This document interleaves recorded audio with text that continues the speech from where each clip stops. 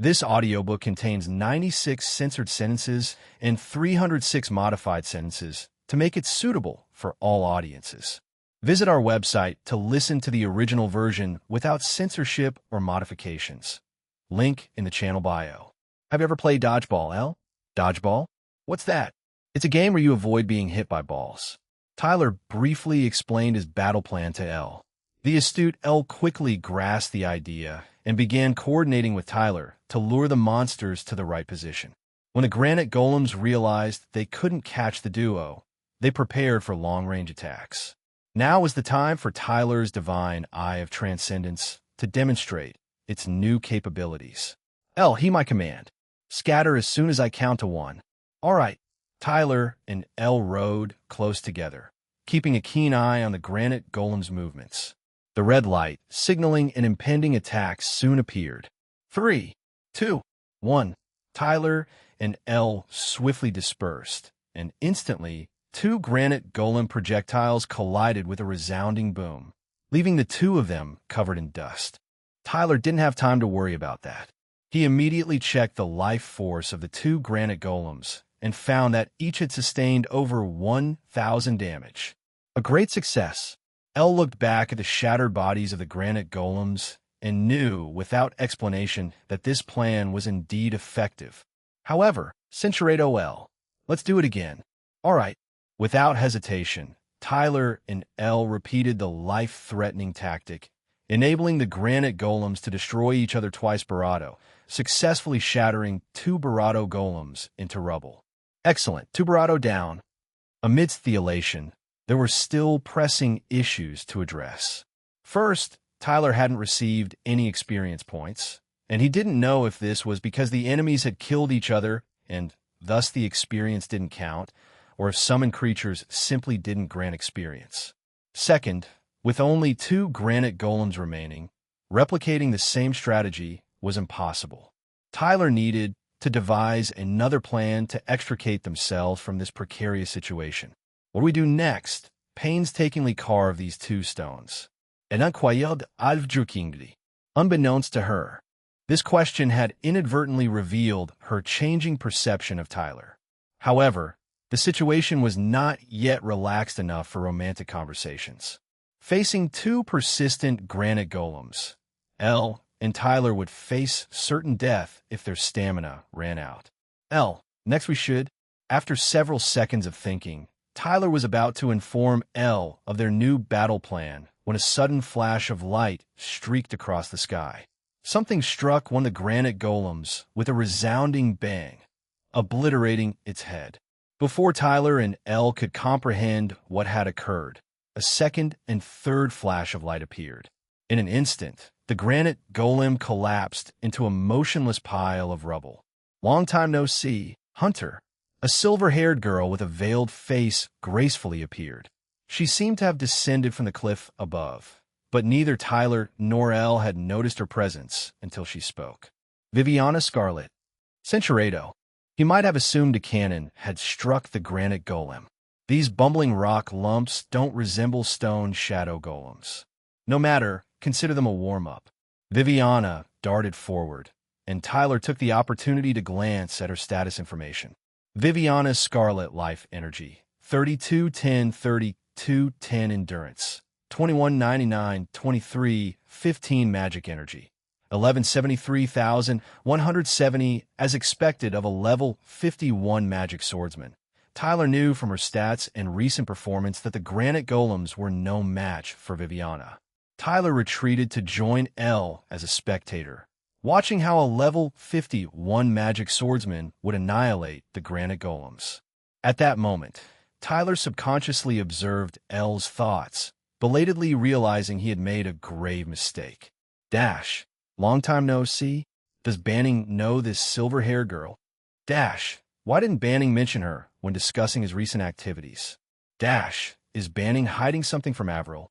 Cold sweat trickled down Tyler Centurato. Tyler quickly found an opportune moment for damage control. Her combat prowess is simply inhuman. Did you know, Elle? She's incredibly strong. I encountered her by chance while hunting in the Luca forest recently. I never thought we'd meet again here, but now we're saved," Tyler casually mentioned, to which Elle simply responded with an "oh" and said nothing more. Anyone else would have panicked at this point. Men know that there's nothing more terrifying than a woman responding with a single "oh," as it's akin to a death sentence. But Tyler could see into Elle's heart, understanding the true meaning behind her "oh." At that moment, Elle was pondering, how can this woman be so strong? How can she control the long sword to fly around like that? How did her sword cleave through stone without chipping? Tyler sighed with relief. Ironically, Avril's expertise as a murderous phantom proved a blessing. Admittedly, anyone witnessing Viviana's combat display would be mesmerized. Viviana was both a conductor and a dancer. With a mere flick of her fingers, the floating crimson swords moved as if alive. Her elegant dance steps amidst her enemies effortlessly evaded their attacks. In just 2 minutes, the remaining granite golems were reduced to rubble, motionless. However, the trio's focus on the seamless battle failed to notice the countless thin, spiderweb-like cracks spreading silently beneath their feet. Chapter 78 Underground Cavern. It's weird. Why are there no magic cores within these stupid stones? Viviana cleaved the granite blocks open, seemingly searching for something. Upon inquiring, Tyler discovered that magical beasts typically possess magic cores, akin to their hearts. These cores are valuable and can be used to create potions or equipment. Tyler surmised that the granite golems might be summoned creatures and shared this information with Viviana. Upon hearing this, Viviana furrowed her brows, her expression fraught with anxiety. Suddenly, the ground began to tremble. To Tyler's astonishment, the earth beneath him and Viviana was instantly enveloped in a crimson light, and a 3-second countdown appeared.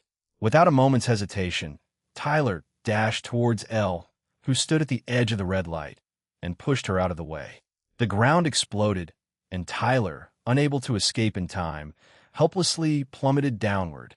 When Tyler awoke, he found himself lying in an underground cavern. The entrance above was sealed by a jumble of stones, presumably from where he had fallen. He immediately examined his body, surprised to find he had only sustained minor injuries. How could I have suffered so little from such a fall? Tyler sat up and saw Viviana standing not far away, using a luminous magic stone to explore their surroundings. He realized that she must have saved him. However, he found it odd that someone as skilled as Viviana would also fall. "My lord, did you save me? You're awake." "It's not quite that I saved you. The earth split was targeting me. I apologize for putting you in danger." Viviana's politeness and humility struck Tyler. Such a kind-hearted noble must be unacquainted with society's harsh realities. "How could I ever blame you, my lady? I am grateful for your life-saving aid." Tyler thanked Viviana, and together they began to explore the cavern. As they did, Tyler assessed his status info. His life energy was stable, and he had sufficient endurance and magical energy. Viviana was unscathed, though her magical energy was slightly depleted. However, someone from a prominent family like hers would surely carry some magical potions, right? Tyler life energy, 3140 endurance, 2942 magic energy, 160-190 Viviana Scarlet life energy, 3210 endurance, 2323 15 magic energy, 670-3170. Following Viviana, Tyler noticed various creatures, such as toads, cave salamanders, and long-antennaed jumping spiders, scurrying away from the light of the magic stone. The presence of these animals means there must be a passage to the outside world. The existence of these creatures reassured Tyler. If they were trapped in an enclosed cave, escape would be difficult. As the tension in his nerves subsided, he recalled the sight of the ground collapsing and the appearance of the red light countdown. It seemed that the earth splitting was not a natural phenomenon, but rather the work of someone with malicious intent. So far, the landslides and ground fissures were likely orchestrated by the same individual. Moreover, Viviana had explicitly stated, "The earth split was targeting me. I apologize for putting you in danger." This implied that she, too, had sensed the attack was from an enemy. Tyler wanted to discuss the situation with Viviana, but he had to be careful not to reveal his abilities in front of a powerful individual. For now, I will take it one step at a time. My lady, I believe we can follow the tracks of these small animals to find a way out of here. After some exploration, Viviana had yet to find anything of note. Tyler timely offered his suggestion, which was consistent with his role as a hunter. Viviana nodded and allowed Tyler to take the lead.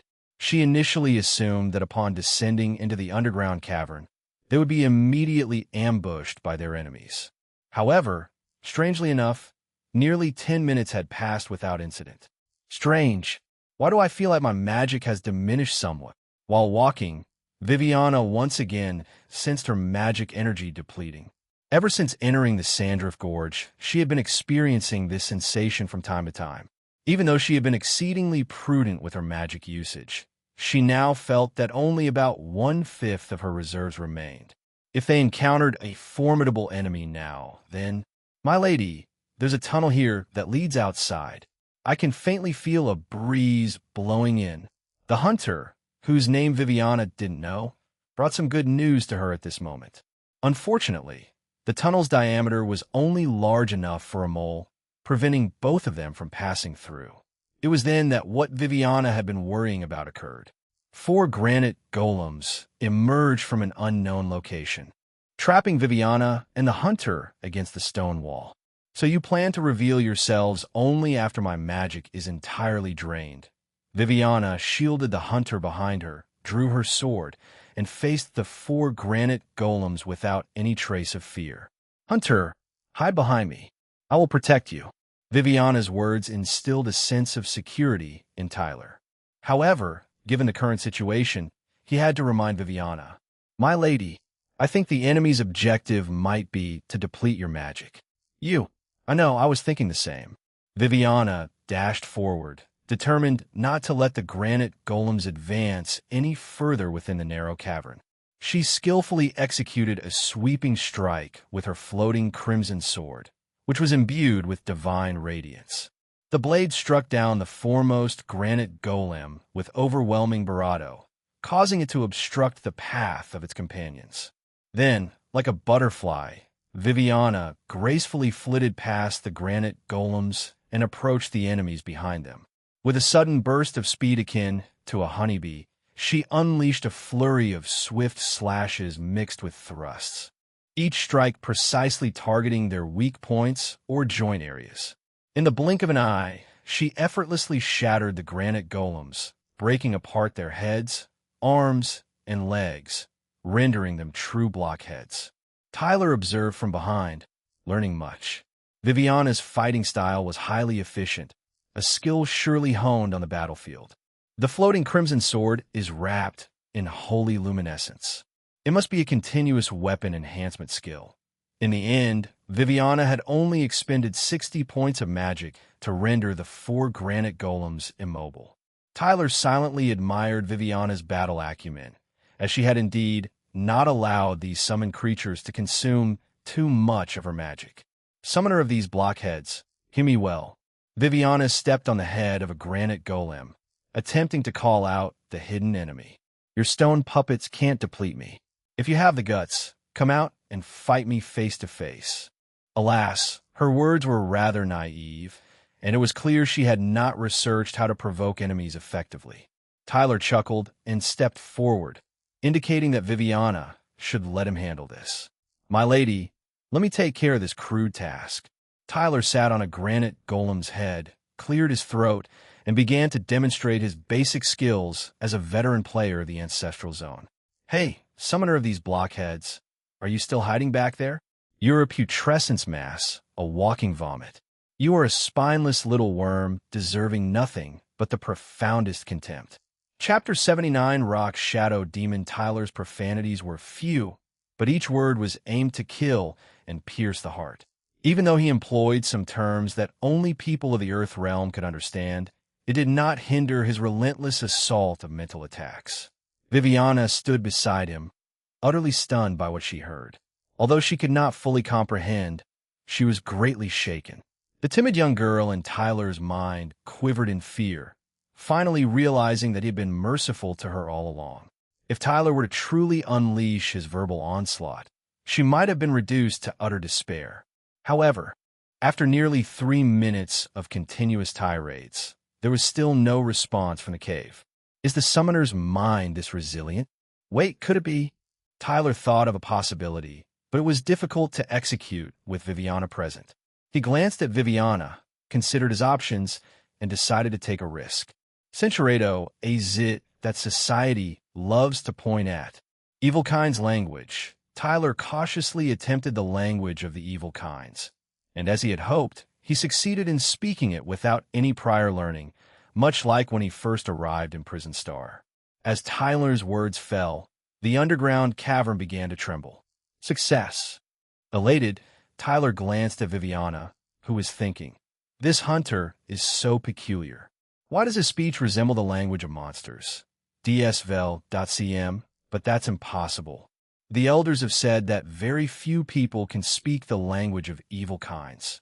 So, is he speaking the language of beasts?" Tyler felt slightly relieved, knowing that as long as he wasn't exposed on the spot, he could find a way to deceive her later. Meanwhile, in the distance of the cavern, something massive was rapidly approaching them, causing the tremors within. Viviana led Tyler to an open area to retreat, where she could fully utilize her strengths in battle. Before long, the colossal creature appeared before them. It hissed, flicking its tongue, its 2 sets of green glowing snake eyes independently rotating and fixating on both Viviana and Tyler. It was a 4-eyed stone serpent, its body tremendously thick, with a diameter of 1 meter and a length exceeding 8 meters, perhaps even 10. This must be the giant snake that infiltrated the camp in the night. Tyler eyed the eerie stone serpent, its information conflicting with his expectations. Granite evil-eyed stone serpent nameless, genderless, 0 years old granite evil-eyed stone serpent. LV48 skill slot. None life energy. 37-20 37-20 endurance. 830-880 magic energy. 430-450 if Tyler's guess was correct. This creature still wasn't the summoner. The traits no skills and magic energy replenishing endurance were too conspicuous. Most importantly, this creature was not called Rock Shadow Demon. Hiss human, what is your background that you can speak our language? Evil Kind's language. The evil-eyed stone serpent began to speak. Censuredo. Hiss. Evil Kind's language. Tyler pretended to be speaking snake language, which would be easier to explain to Viviana later. Humph. Try to infuriate the great Swerik. Hiss wait until you've grown more hair, then speak. Swerik?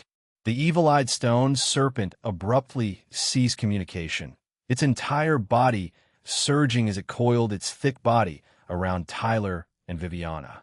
As Viviana prepared to engage, Tyler hurriedly informed her that this evil-eyed stone serpent was also a summoned creature, urging her to conserve her magic energy for battle. Do they still have magic energy to continue summoning? Viviana was astonished. 4 granite golems were on the ground earlier for more in the cavern, and now this evil-eyed stone serpent. If there were only one summoner, its magic energy would rival Viviana's. Though Viviana was skeptical about how this seemingly weak hunter made his judgments, winning the skirmish was more important in the moment. If their plan is to deplete my magic energy, I shall oblige. Floating crimson sword. Viviana swiftly constructed 5 crimson swords in midair. Under her control, the swords formed a spinning circle around the evil-eyed stone serpent's head, rapidly rotating. The swords clanged, severing the serpent's head within seconds. The 5 crimson swords then merged into one longsword. Viviana leaped into the air, gripping the longsword as she pierced the serpent's body, then striking along its stone scales all the way to the tail, delivering a decisive finishing blow.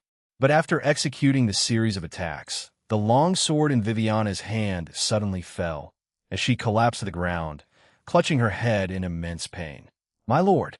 Tyler hurriedly rushed over to Barado Viviana, his expression filled with grave concern. Viviana appeared to have depleted her magic energy, triggering magic exhaustion. At the very least, she would suffer from intense dizziness for 5 minutes, rendering her immobile. At that moment, a shrill voice emanated from the shadows nearby. Hee hee hee hee.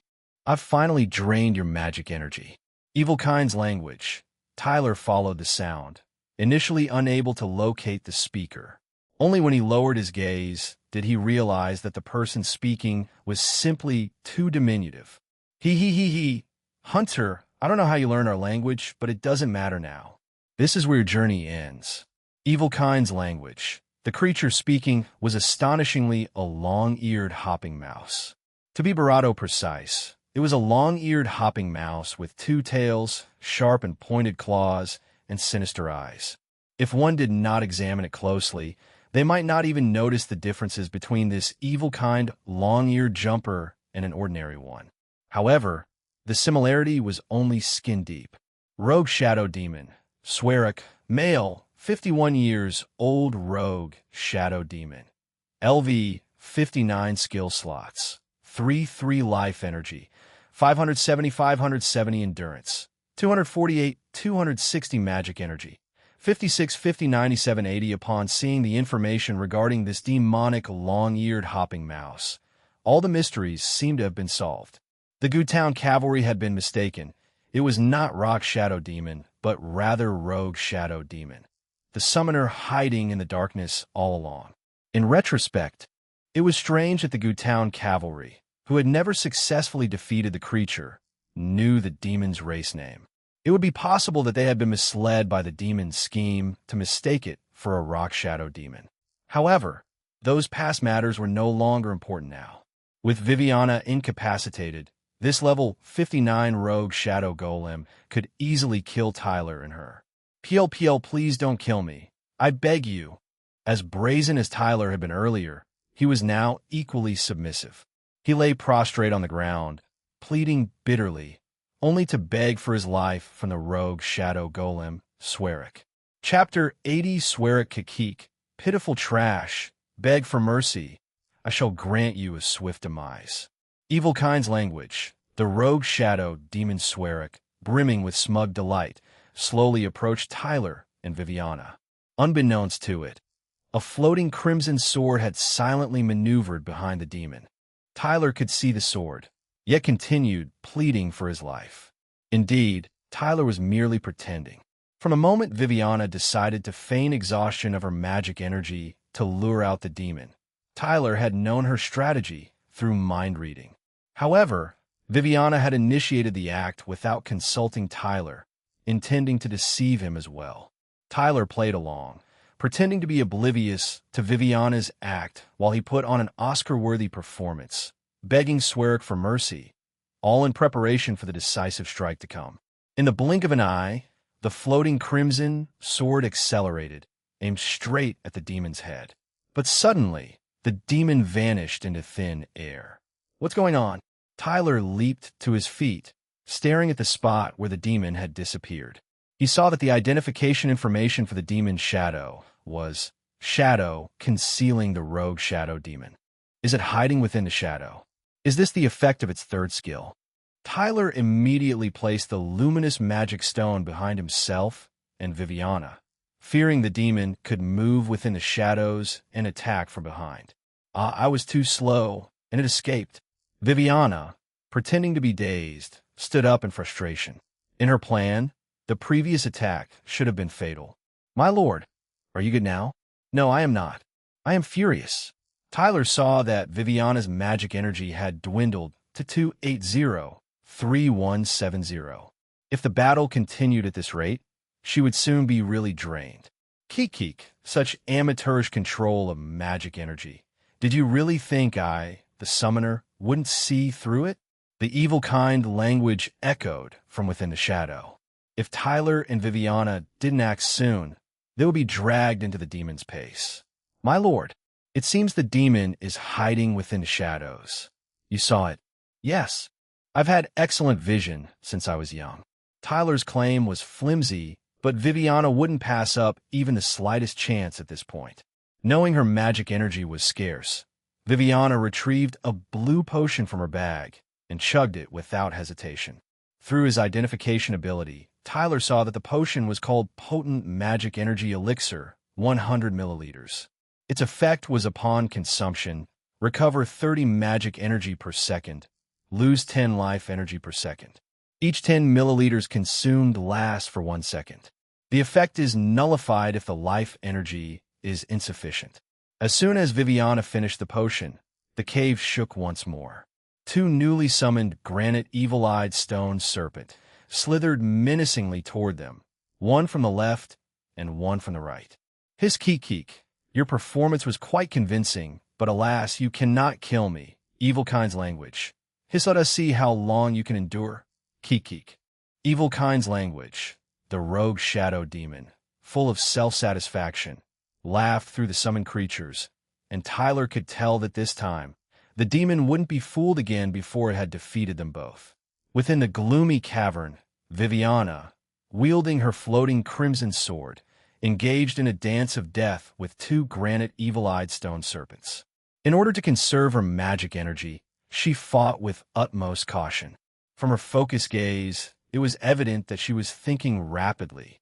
Tyler, on the other hand, racked his brain, for he could see Viviana's status information more clearly than anyone else.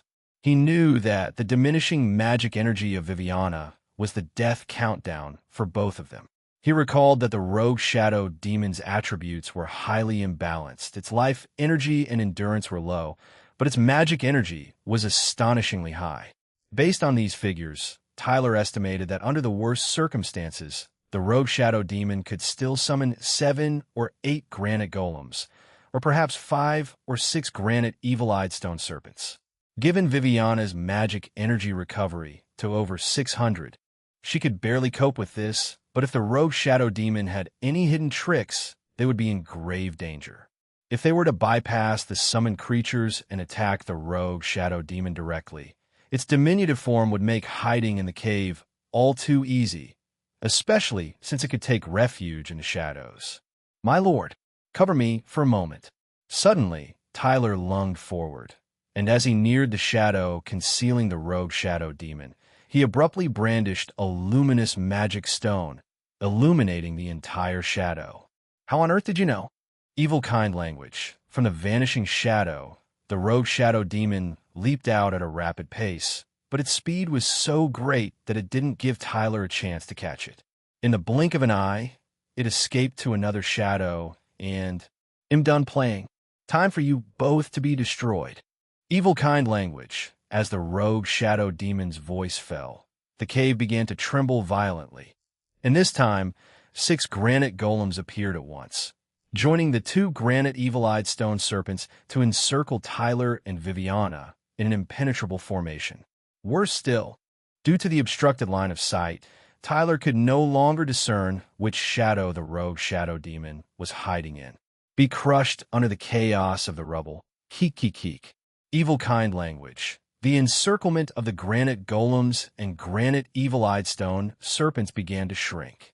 Although Viviana could defend herself, Tyler was in peril. Dash crimson sword array. Viviana plunged her floating crimson sword into the ground, and instantly 7 crimson beams shot out from beneath Tyler's feet, forming a protective ring around him. This move depleted another 300 points of Viviana's already scarce magic energy. If possible, Viviana would have liked to envelop herself within the crimson sword array, but at her current level, it could not accommodate 2 people, and, moreover, if both of them were inside the array, they would be unable to attack the summoned creatures. Do not worry. I will protect you, Viviana assured the hunter, even under this circumstance. In the increasingly confined space, the granite golem demons and granite evil-eyed stone serpents bypassed Tyler and focused on besieging Viviana. Holding her floating crimson sword, Viviana relied solely on her sword skill to combat these formidable stone demons. To avoid depleting her magic energy and succumbing to dizziness, she dared not use any more magic.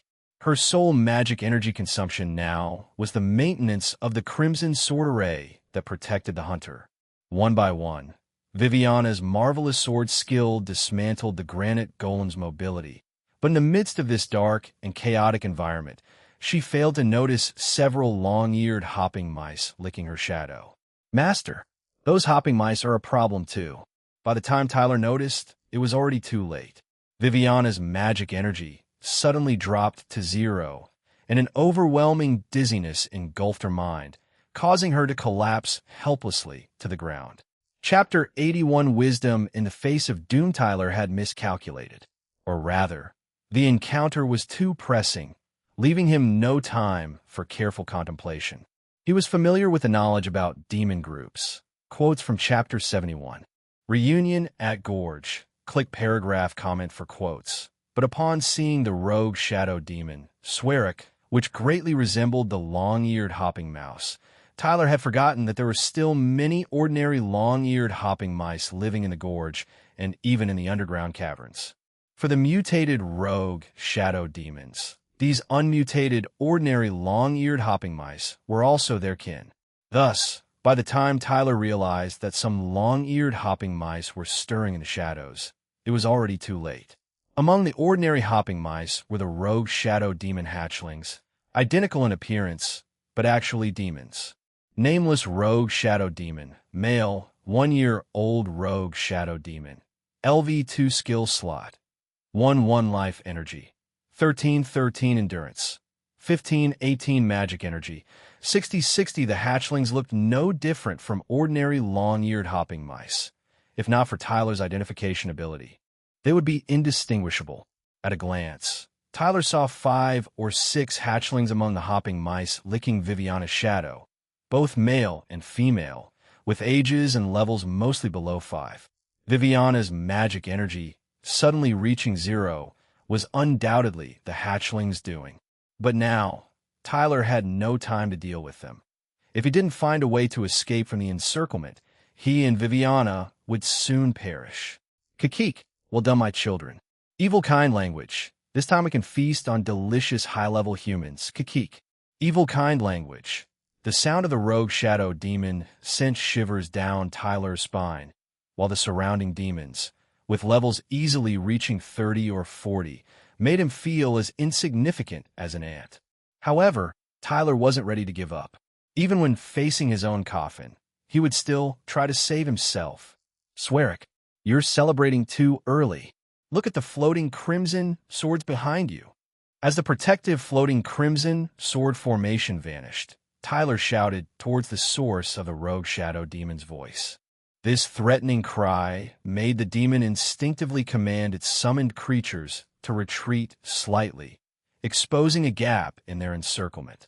Seizing the opportunity, Tyler took out the only 2 smoke bombs from his bag and detonated them. In an instant, the entire cave was filled with smoke, obscuring everything.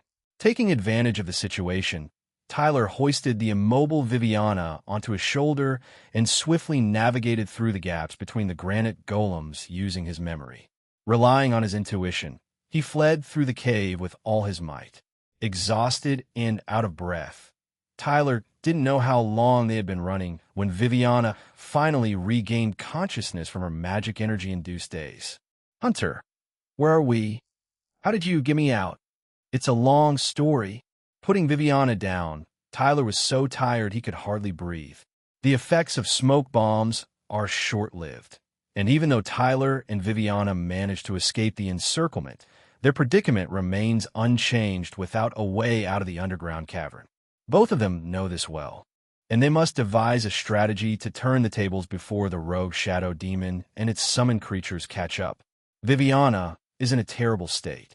As a magic swordsman, her magic energy is the foundation of her damage output, yet she suffers from a debilitating state of magic energy depletion. This state not only causes an intense dizziness for 5 minutes after magic energy reaches 0, but it also prevents the individual from recovering magic energy through sleep or potions for 120 minutes. To Viviana's surprise, the occasional magic energy loss she had experienced since entering Sandrift Gorge was caused by the adorable, furry, long-eared hopping mice. If she cannot recover her magic energy before the enemy catches up, her floating crimson sword, in its current unenhanced state, will not be enough to secure victory. It seems that Viviana is left with only one choice: to trigger the hidden magical seal and summon the Cardinal and Obsidian Elder for assistance. However, she is reluctant to do so, as she would face severe punishment upon her return for disobeying the order to stay in Goo Town. The thought of such a terrifying punishment makes Viviana tremble involuntarily. Meanwhile, Tyler quietly sits and recuperates his endurance while contemplating strategies. He observes the surrounding terrain, Viviana's status information, and considers every available element to his advantage. He firmly believes that there must be a solution to break the current deadlock. "My lord, I have an idea." Hunter, Tyler, and Viviana speak simultaneously. Tyler has thought of a plan, but is unsure if it will work, while Viviana hesitates. "You go first," says the indecisive Viviana, deciding to listen to the hunter's idea. Throughout the battle, she has noticed the hunter's extraordinary qualities. With time running short, Tyler straightforwardly explains his strategy to turn the tables, but still requires some vital items from Viviana's side. Viviana is astonished by Tyler's idea and never thought such a method could reverse the situation. However, she remains hesitant. "Your idea is great, beyond my imagination. But I'm sorry, I have no magic energy left, and I cannot guarantee that I can kill the summoner's main body." Viviana clenches her fists, feeling extremely guilty. She blames herself for not discovering the problem with the hopping mice earlier, which has left them in such a passive situation. "Do you not have any potions to recover magic energy?" "No, and am currently in a state where I can't recover magic energy." Viviana informs Tyler of her magic energy depletion, dousing the hope that had ignited within him. In order to execute their plan, Viviana's powerful strike is indispensable. At this moment, Tyler recalls Viviana mentioning something earlier. "My lord, what did you want to tell me just now?" I wanted to say." Viviana presses her lips together, glances at the hunter's lips, and struggles to find the right words. However, the enemy could catch up at any moment. There's no time left. Even if she doesn't trigger the magical seal now, it will activate automatically if she is severely injured later. Centuredo, Centuredo, Centuredo. She could feel his warmth and heartbeat, as well as her own heart racing uncontrollably. A previously unexperienced affection was born in the depths of her heart. She couldn't describe it, only knowing that this young hunter was beginning to feel special. However, Centuredo regained his senses after the unexpected moment with Viviana. He checked her condition and understood the reason behind her sudden action. It turned out that after falling into magical exhaustion, one could not recover magic energy through sleep or potions, but instead could draw it from another person through kissing. However, Viviana's attempt seemed ineffective. Tyler checked their magic energy values and found no change. At that moment, Tyler recalled a scene from the anime Fate Stay Night and thought there might be similarities. Centuredo, Centuredo, Centuredo, Centuredo, Centuredo. Once they had regained their composure, Tyler was the first to break the silence, and Viviana's tone was noticeably gentler than before. Were it not for the fact that depleting his magic energy would leave Tyler incapacitated, he would have willingly given all of it to Viviana. However, in order to ensure the smooth execution of their plan, Tyler had retained a small reserve of energy, pulling away from the moment. Now, Viviana had 145 points of magic energy at her disposal, while Tyler himself had 15 points remaining. At that moment, the ground of the cave began to tremble slightly, and Tyler and Viviana rose to prepare for battle. The outcome of this fight would be determined by their final gambit. "Keek, you two know how to run, but why aren't you running anymore?" Evil kind language. The voice of the rogue shadow demon, Swerik, approached slowly along with its summoned minions. Tyler scanned the formidable force comprised of 5 granite golems and 3 granite evil-eyed stone serpents. Unable to spot Swerik among them, he deduced that the demon must be hiding within a shadow. "Because there's nowhere left to run in this cave," Tyler replied.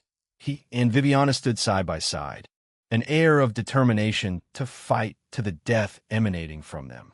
"DS Vel de CM Kikik, You could keep using your little tricks to blind me. I, for one, am incredibly patient. Swearic's smugness was palpable, and as Tyler listened intently to its words, he formed a conclusion in his mind. Overconfident after a minor success, considering himself superior, delighting in dominating others.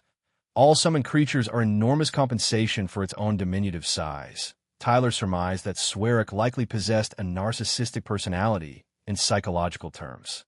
Currently holding the advantage, Swearic needed only a slight nudge from Tyler to launch into a torrent of self-praise. Combat Occupation Skill Deceiver. LV2 has been activated and remains in effect. We've given up on escaping, but as warriors, we'd rather die in combat. Before we meet our end, I have one question. Were you the cause of both landslides in the Sandrift Gorge? Combat Occupation Skill Deceiver. LV2 has been deactivated. Keek, such audacity. Indeed, I caused the landslides, but there's something even more impressive that you don't know, Keek. Swearic had always considered itself a genius, but lacked an audience to boast to. Now presented with an opportunity, it relished the chance to gloat. Recently, there haven't been many high-level individuals in Sandrift Gorge. Be it bandits or cavalrymen, I can't grow stronger by taking down only the weak, so I've been frustrated. However, this time, I finally caught a big fish. And that's you, young lady. Little did you know, you've been under my watch since you entered the gorge. My adorable kin have drained quite a bit of your magic energy. Keek. I'm well aware of the weaknesses of you humans, too. You're depleted of magic energy now, aren't you? It'll be a long time before you have any magic energy to use again. Keek. Enough. That's enough talk. It's time to kill you. Swearic had a tendency to babble on, and to avoid any further delay, it issued the order to kill. At its command, the summoned creatures sprang into action. However, at that moment, two things happened simultaneously. First, Viviana sprinted toward the demons, the floating crimson sword appearing beside her, circling and guarding her as she ran. Second, Tyler removed the hunting bow from his back, smoothly knocking an arrow and drawing the bowstring, ready to release. The arrow sped straight toward the shadow where Swearic was hiding. Through sound localization and his identification skills, Tyler had already pinpointed the demon's location. As soon as Viviana saw the arrow fly, she quickly adjusted her sprint and followed closely behind. In the blink of an eye, the specially crafted arrow emitted a bright light, forcing Swearic out of the shadow and revealing its position. The demon let out an infuriated screech as it was caught off guard. Chapter 83 Master Plan, merely trifling tricks. Evil kind language. Even if Swearic was reluctant, it would be forcibly ejected from the shadows when they disappeared. However, learning from previous experience, it was well prepared this time. Two granite evil-eyed stone serpents stood to the left and right between Swearic and the silver-haired girl, not giving her a chance to get close and attack. Swearic was already about to flee into the newly appeared shadows. But just then, something beyond Swearic's expectations occurred. You want to escape? The silver-haired girl released her magic energy, illuminating dozens of previously set luminous magic stones in the cave. In an instant, the entire cave was as bright as daylight. Unexpectedly, the shadow Swearic was about to enter vanished, and there was no place with shadows around it now. Swearic had no way of knowing that these luminous magic stones were positioned based on the principle of shadowless lamps. It had even less idea that the one who had set this deadly bravado was the ordinary young man it had completely disregarded. Darn it! Left with no choice, Swearic had to rely on its summoned creatures to shield it from the silver-haired girl's attacks. It was extremely puzzled as to why the girl, who had fallen into a state of magic depletion, could use her magic so quickly again. What had the silver-haired girl done during the time it had leisurely pursued her? Dash, but no matter what, she can't possibly recover a large amount of magic in such a short time. Dash, as long as her magic is exhausted, it'll still be the victor. Swearic knew that it was no match for the silver-haired girl in a head-on battle.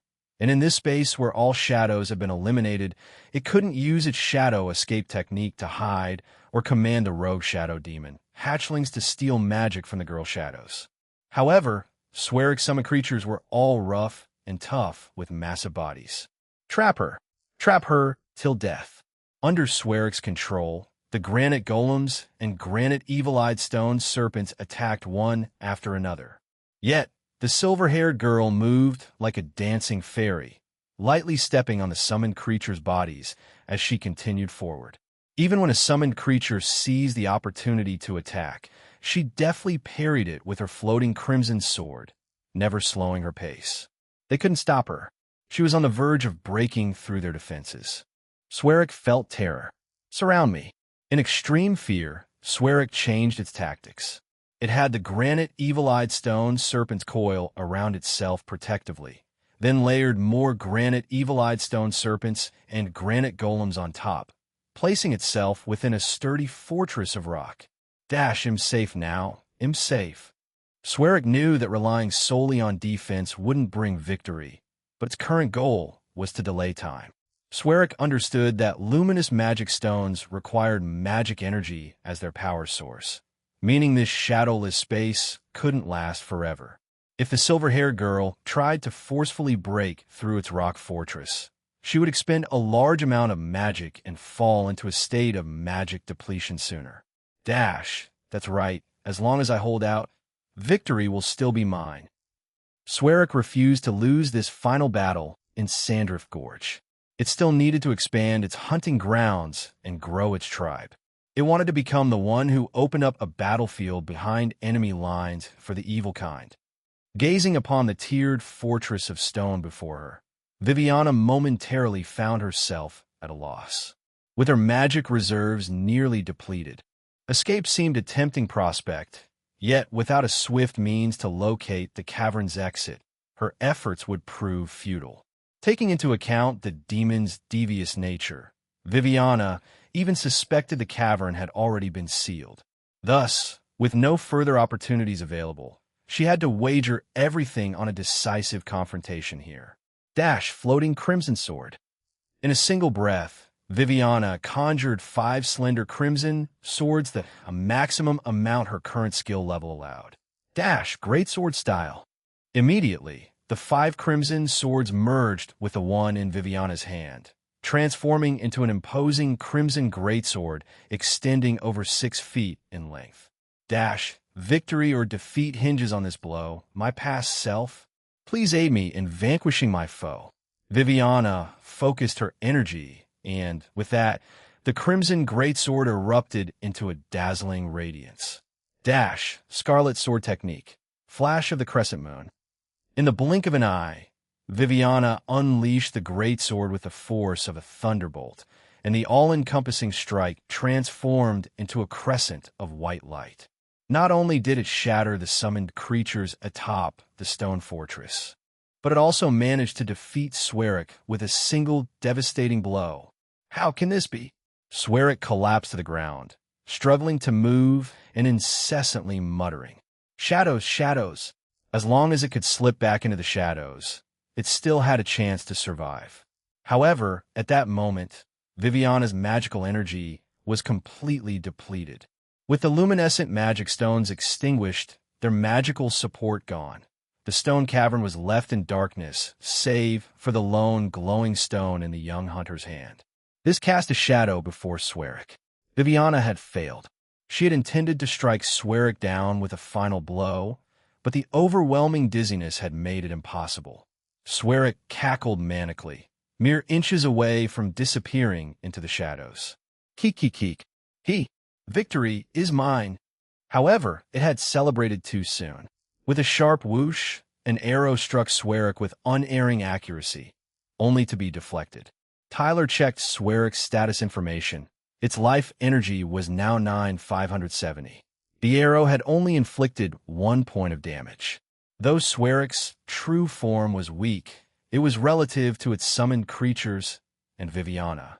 Compared to Tyler's stats, the level 59 Swearick was far sturdier.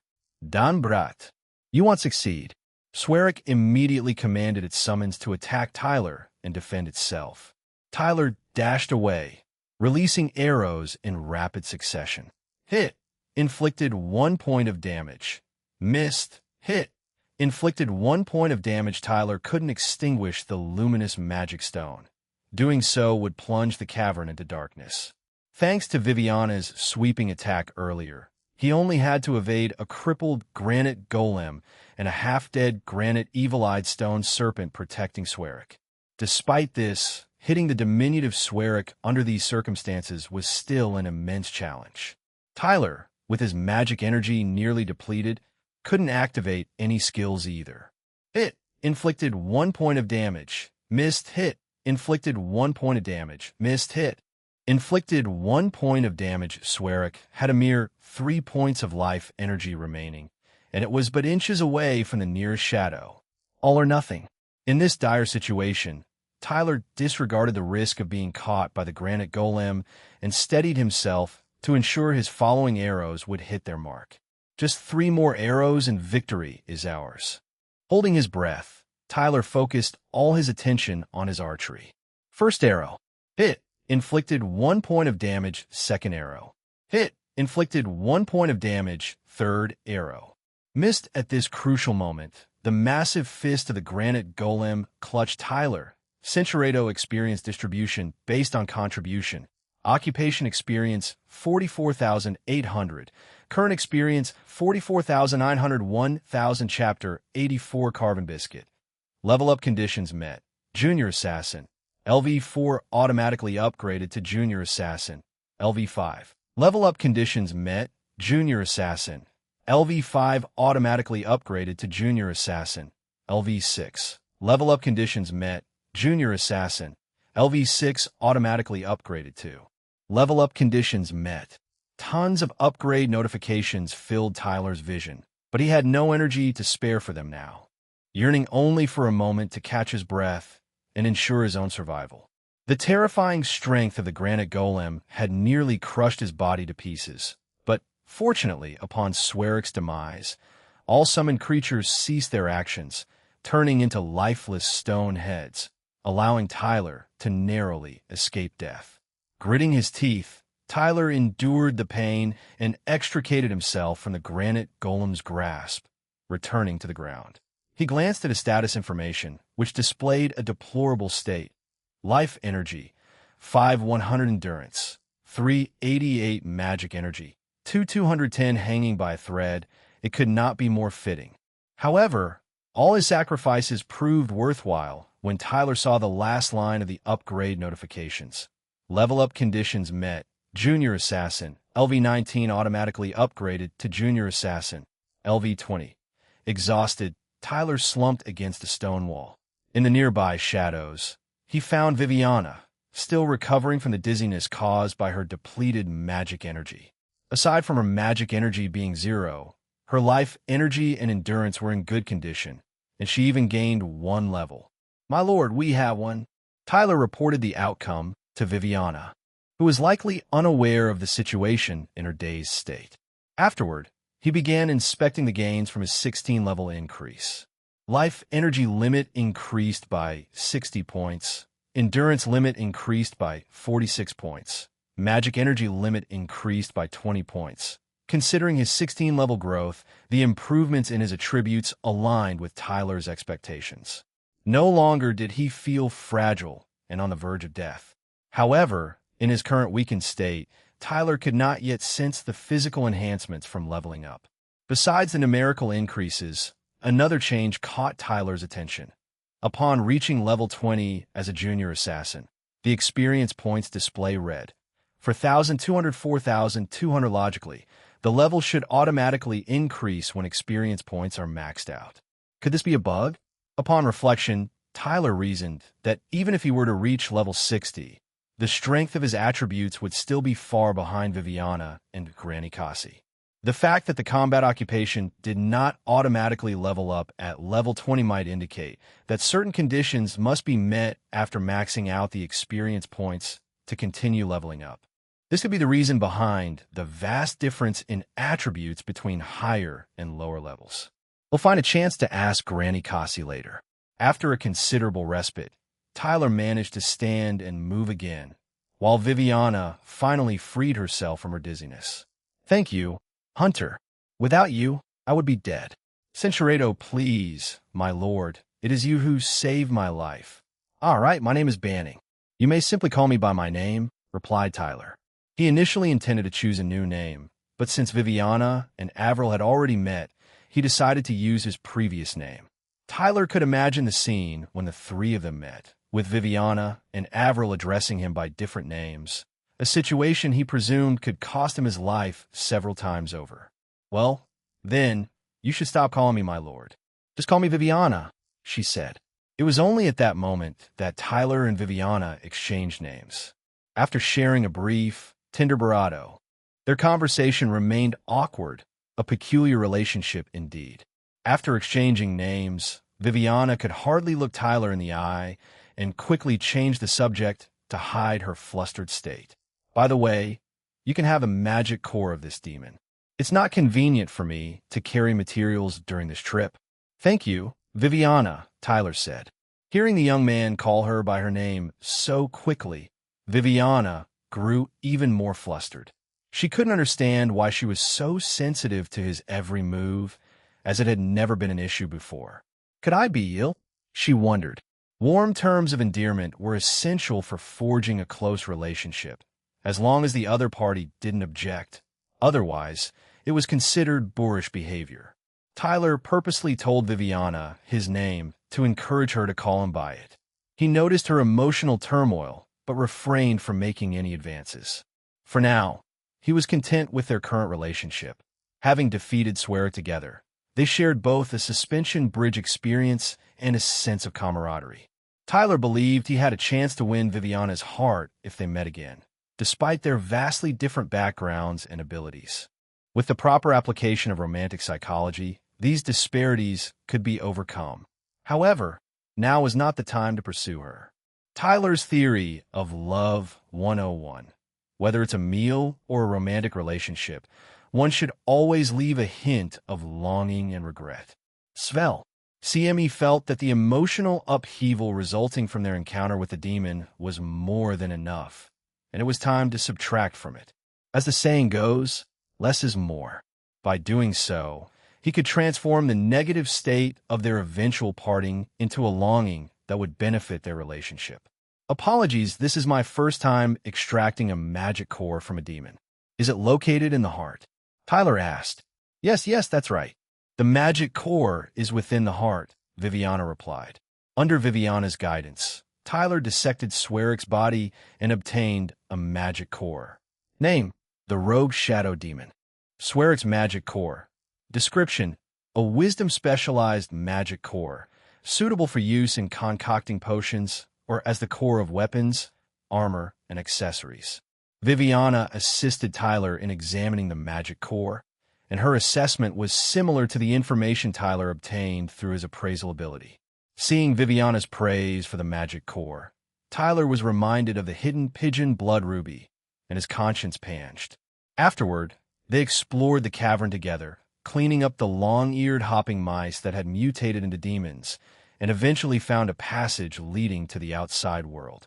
However, the passage was blocked by a large stone.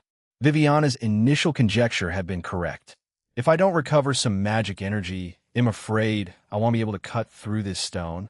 Viviana spoke without thinking much, but after uttering those words, Centuriato. "Let's rest here for a while to regain some magic energy," Tyler said, searching for a flat area nearby to lie down. The speaker's intent did not match the listener's interpretation.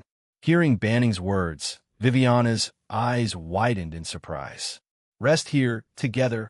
Chapter 85. Back on ground. Good night, Viviana. After saying this, Tyler went to sleep on his own, leaving Viviana with a head full of question marks. Could it be that I'm overthinking this?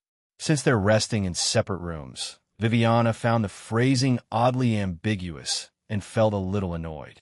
After all, Centuriato, she couldn't bring herself to harm the guy who seemed to be fast asleep beside her. Surely, she couldn't kill him, could she? On countless battlefields, Viviana had slain innumerable demons, yet she had never taken a human life. No, I cannot let him bully me like this. In the silent, jagged cave, faint light glimmered as Viviana stared at Banning, her brow furrowed in deep thought. At last, she devised a cunning plan. Crouching low, Viviana crept stealthily to Banning's side and carefully prodded his stomach to see if the hunter was truly asleep. Once satisfied, she scooped up 2 handfuls of dark soil from the ground and gently smeared them onto Banning's face, painting a bushy beard, making it a clownish visage. "Humph, that'll teach you to bully me." Gazing upon Banning's soil-bearded face, Viviana felt immense satisfaction. At last, to her heart content, she found a spot not too close nor too far from the hunter, and quickly drifted off to sleep. After an indeterminate length of time, Tyler slowly awoke. Utilizing the power of his divine eye, he confirmed he had slept for approximately 3 hours, and his condition had somewhat improved.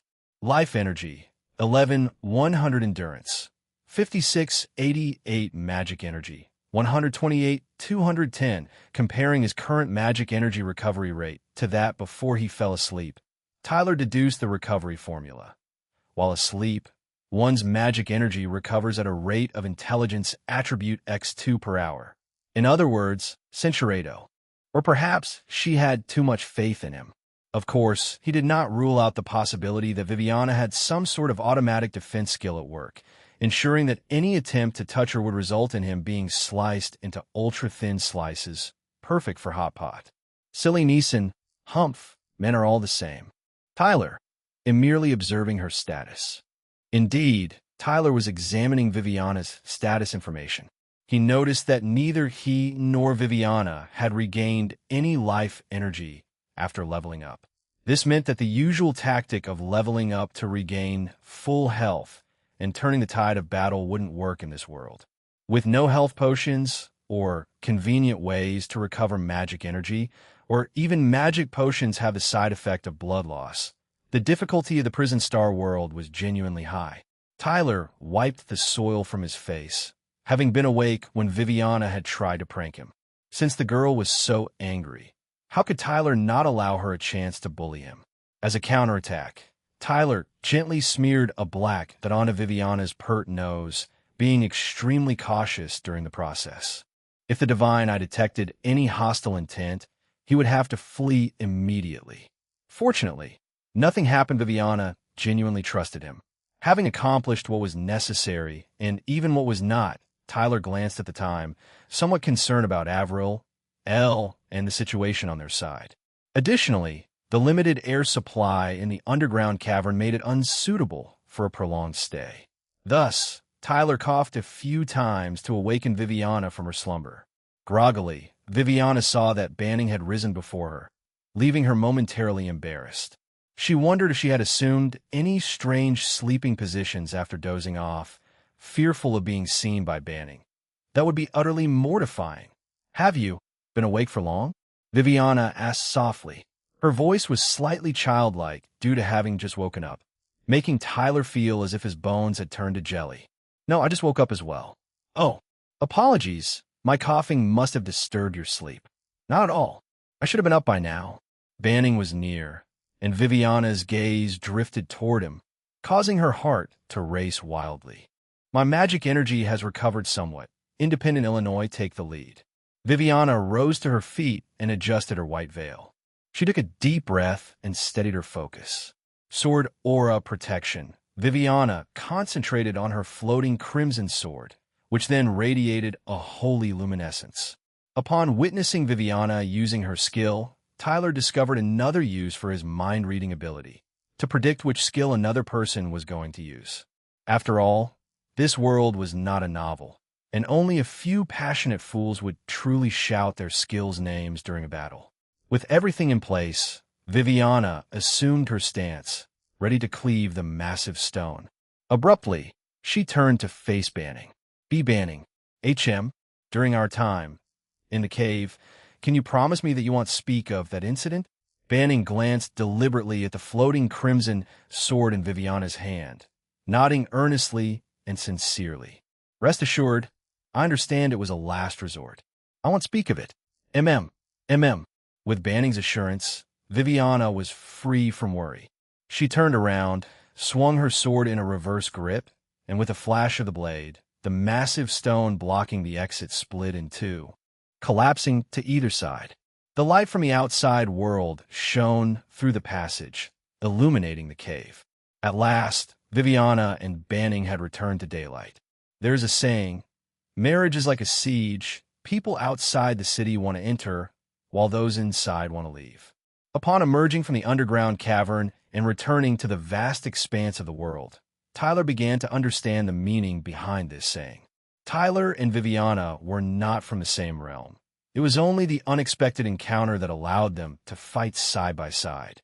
Now, with no more constraints from the cavern, Cinchuredo, you first. After a brief silence, the two spoke simultaneously, just like when they were in the cave. Viviana couldn't help but recall the scene from before, feeling a sudden wave of unexpected emotion as she quietly lowered her head. Chapter 86 Life Regained. The final impression at the time of parting is crucial. The synchronicity between Viviana and Tyler just now was actually a coincidence created by Tyler using mind reading. Where you go next?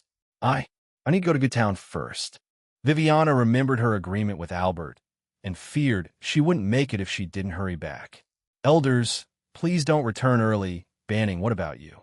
Although Viviana knew she had little time, she was also concerned about Banning's journey. If they parted ways here, they wouldn't know when they could meet again. Viviana thought. Tyler didn't answer immediately, but thought for a moment. His original plan was to rendezvous with Avril and then return to Ira Village to deliver the Sandra flower to Grandma Kana for treatment. However, if he went back to Ira Village, Cinchuredo Tyler felt goosebumps just thinking about what might happen in such a battlefield. I need to go to Sunnytown. After defeating the demon earlier, I feel like there's an energy inside me that's full. I'm not sure if it's the influence of the combat occupation, so I want to ask about it in Sunnytown, Tyler said. Full. Combat occupation. Viviana was somewhat surprised. She had thought Banning was just a hunter, but it turned out he had a combat occupation in addition to his production occupation. You're truly no ordinary youth. Now Viviana understood a bit. Banning's composure in the cave was no accident. If time allowed, she would love to learn everything about Banning. Indeed, defeating such a formidable demon would naturally lead to significant growth. I believe you must be approaching the bottleneck for a combat occupation advancement, Viviana said, her extensive knowledge shining through. Upon hearing this, Tyler's eyes lit up.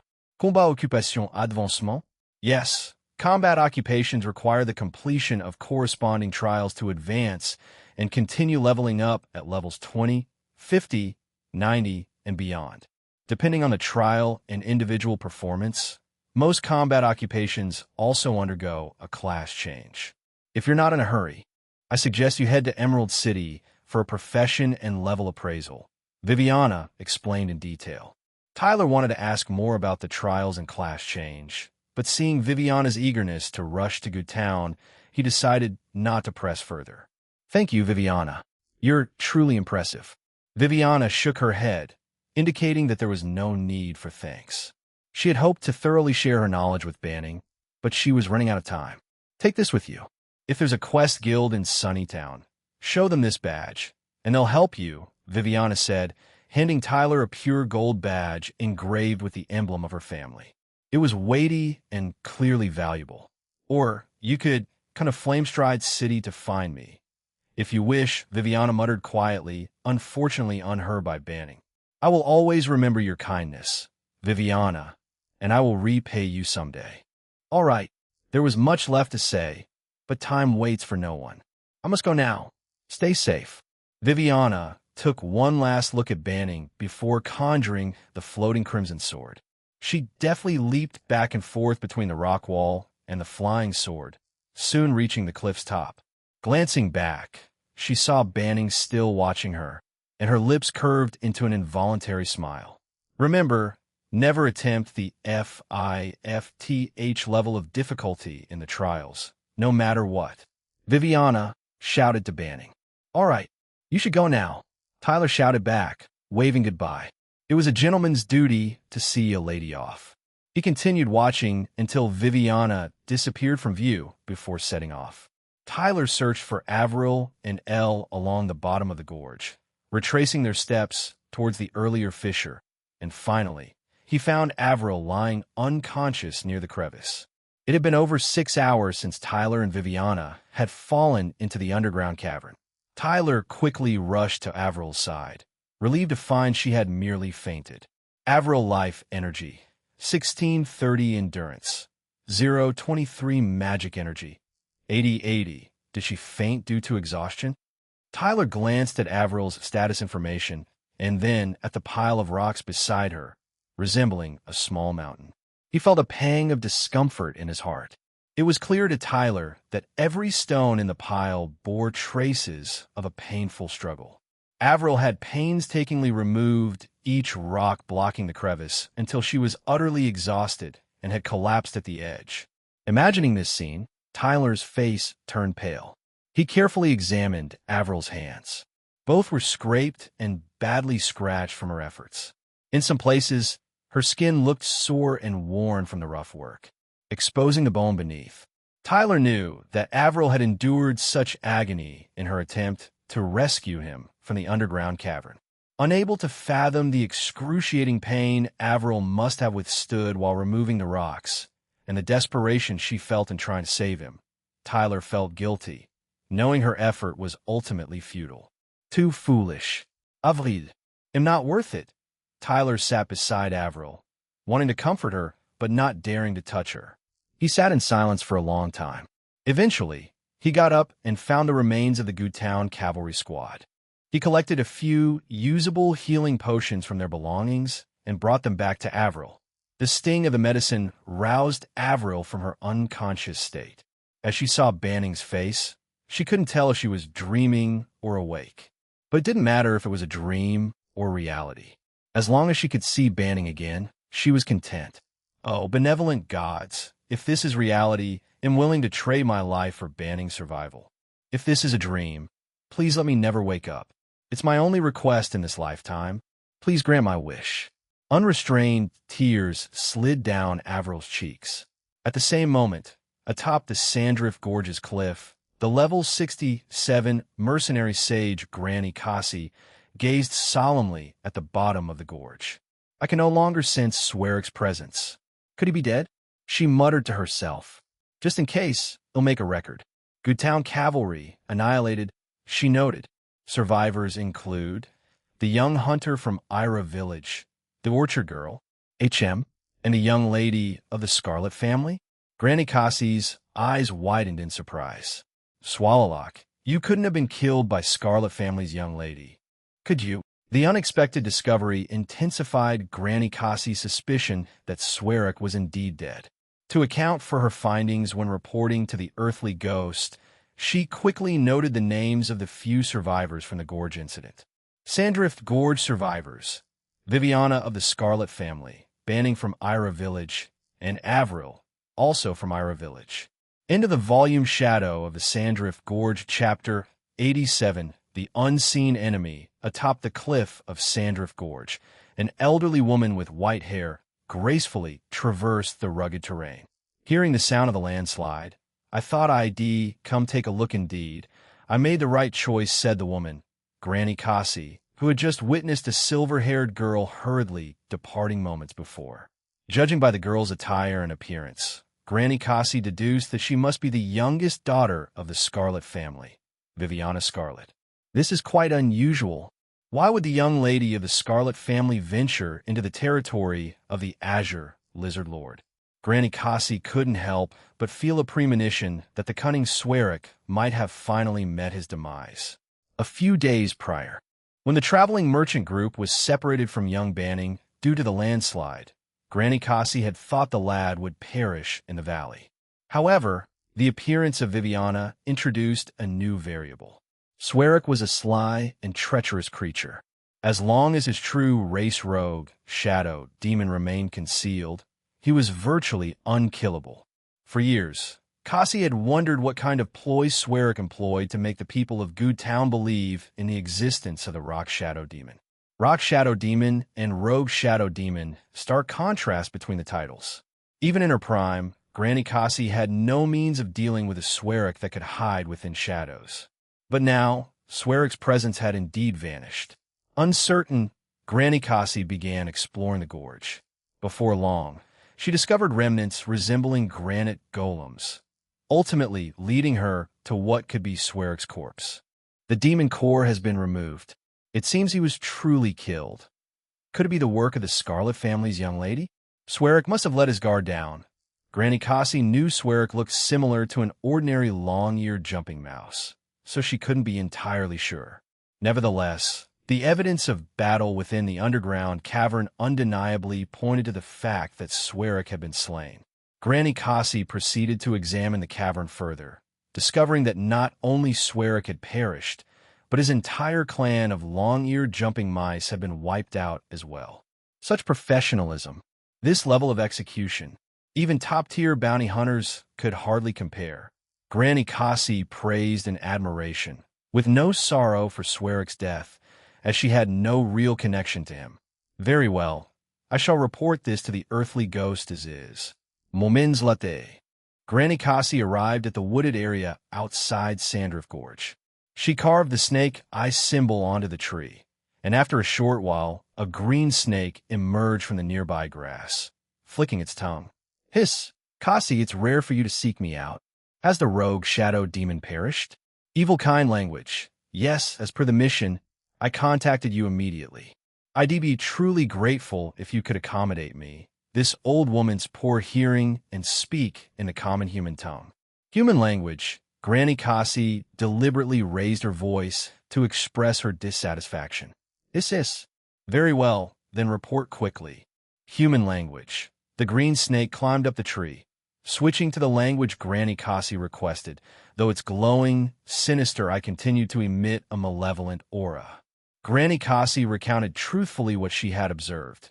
In the Sandrift Gorge incident, the Rogue Shadow Demon and its affiliated long-eared jumping mouse clan were annihilated, with the suspected killer being Viviana of the Scarlet family. Other possible participants included 15 men from Goodtown Cavalry who were all wiped out, Banning, a young man from Ira village, and Avril, a young girl from the same village.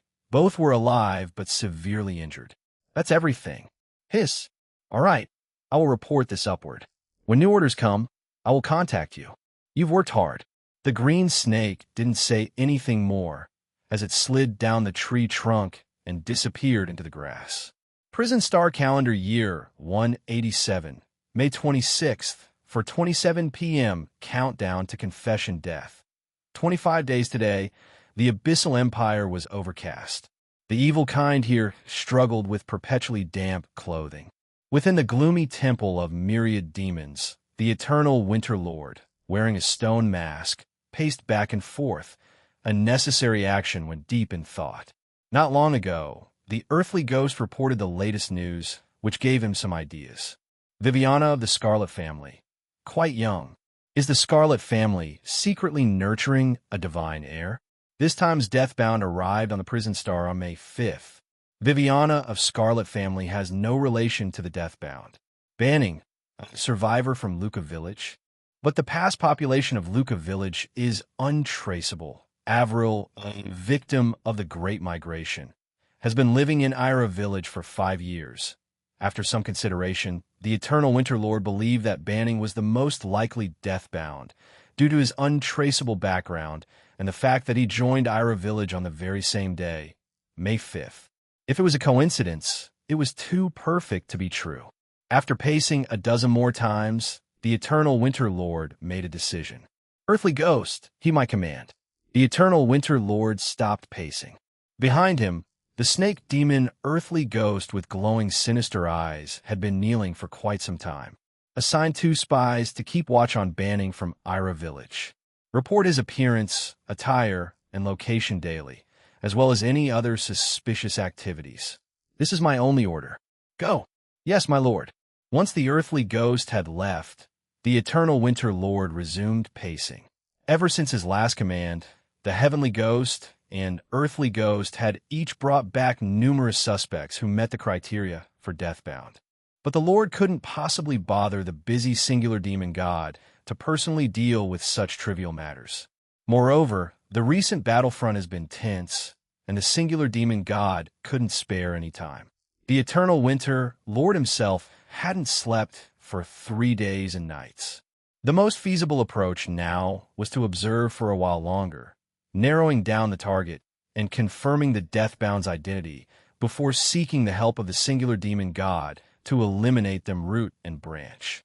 It wasn't that the eternal winter Lord lacked confidence in his own power, or that he had no capable subordinates, but that he had to exert all his might to eliminate the benevolent deity-aligned Deathbound with certainty. As the old saying goes, the eternal winter Lord is a firm believer of using a sledgehammer to crack a nut. Cinchuredo banning from the Ira village was the benevolent deity-aligned Deathbound in question. Chapter 88 Chance to return her battlefield prison star calendar year 187. May 26th, 1:26 p.m. Countdown to confession death.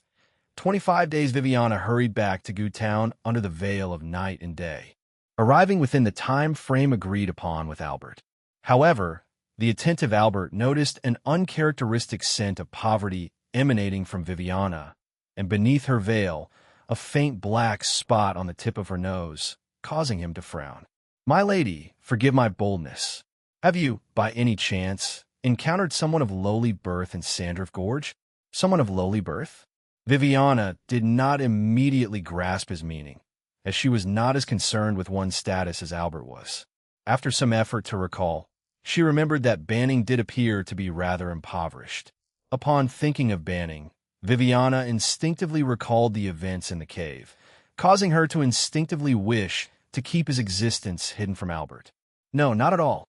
However, there were many people in Sandrift Gorge, such as the Goo Town Cavalry and the likes. Viviana attempted to gloss over the matter, but unbeknownst to her, the black spot on her nose had already betrayed her. "My lady, could that be dirt you accidentally acquired during battle? There's still some on your nose." "Dirt? My nose." Viviana removed her veil, touched her nose, and discovered something was indeed there. How strange. When did that happen? After a moment of reflection, Viviana suddenly realized that Banning must have played a prank on her while she dozed off. No wonder people were smirking at me. I was wondering what they found so amusing. Only now did Viviana notice the masterpiece she had left on Banning's face after waking up in the cave had been meticulously cleaned off. At that time, her attention had been diverted, and she had forgotten about it. "Dash, Banning, you'll pay for this." Viviana grit her teeth in anger, but in front of Albert, she had to maintain her composure and keep the secret. It might have happened during the battle, I suppose. Viviana nonchalantly wiped the dirt off her nose, and with no further evidence, Albert accepted her explanation. "Please be cautious of those of humble birth, my lady. Only the noble are worthy of your company and conversation." "Ah, yes." Viviana let the words enter one ear and leave the other, having long grown accustomed to Albert's admonitions. In Viviana's eyes, Albert was not a bad person. He was incredibly loyal, highly capable, and possessed formidable personal strength, making him an excellent attendant. However, she was well aware of the significant flaws in his character and values, his deep-rooted class consciousness and disdain for the lower classes. Perhaps one day, Albert's prejudices would bring disaster upon him, but Viviana was powerless to change his perceptions. Upon daybreak, the Cardinal and Obsidian elders of the Scarlet family returned to Goo Town. Noticing their enraged expressions, Viviana silently rejoiced at her timely return, narrowly avoiding the brunt of their misplaced anger. Before the elders could speak, Viviana already surmised their failure to capture the divination rabbit. Their furious expressions spoke volumes. Logically, if the divination rabbit could not foresee its own misfortunes, how could it garner fame in this prison star? Yet, why did the rabbit's divination of the pigeon blood ruby fail? This detail eluded Viviana. Cleverly avoiding inquiries about the divination rabbit, Viviana patiently awaited the elder's instructions. Cardinal Elder Rodrigo glanced at Viviana, opting not to discuss the rabbit, and said, Viviana, we found a suitable battlefield for you at the front lines. Prepare yourself to join us. Understood. Elder. Viviana calmly accepted the directive, her heart racing with astonishment. To her delight, she could return to the battlefield without retrieving the pigeon blood ruby. The battlefield was where she could hone her skills. Albert, you won't be joining us. Your task is to continue searching for the pigeon blood ruby in the territory of the Azure Lizard Lord. Centurato. Albert, however, received a less than exciting instruction, never expecting to be separated from Viviana. I obey, honored elder. Albert reluctantly complied, his face betraying no emotion in front of the incomparably formidable elders. Moreover, there is an important issue that we must bring to your attention. With a slight hesitation in his voice, Cardinal Elder Rodrigo cleared his throat, evidently disturbed by the news he was about to share. His demeanor shifted, and it was clear that the matter weighed heavily upon him. From this moment on, the divination rabbit Navina has been officially blacklisted by the esteemed Scarlet family. It is the duty of every family member to report any information regarding the rabbit's whereabouts without delay. Let it be known that our proud clan will neither forgive nor forget the despicable actions committed by this creature, and we will ensure that it pays the price for its transgressions. As Rodrigo spoke with fervor, Viviana couldn't help but notice the trembling of his clenched fist. It was evident that the divination rabbit had caused considerable harm to the Scarlet family, leaving a lasting impact that could not be easily dismissed. Revenge must be taken for enmity, and kindness must be repaid. Finally, Centurato, did I repay his kindness? As Viviana recalled the event, her embarrassment waned. However, a lingering melancholy remained, deepening her longing to see Banning. Viviana still remembered her plea for Banning to keep their secret. His response, "Rest assured, I understand it was a last resort. I won't speak of it. Time was of the essence." So Viviana gave it no further thought. However, in retrospect, she began to worry about potential misunderstandings. Would he think I'd resort to kissing anyone to achieve victory? But that's not true. That was my first kiss. If only I'd told him it was my first. No, I can't. It's too embarrassing to say. Ugh, winky face.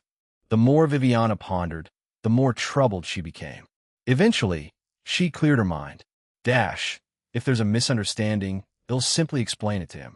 Yes. Determined, the young girl vowed to seek out Banning and clarify matters upon her return from the front lines.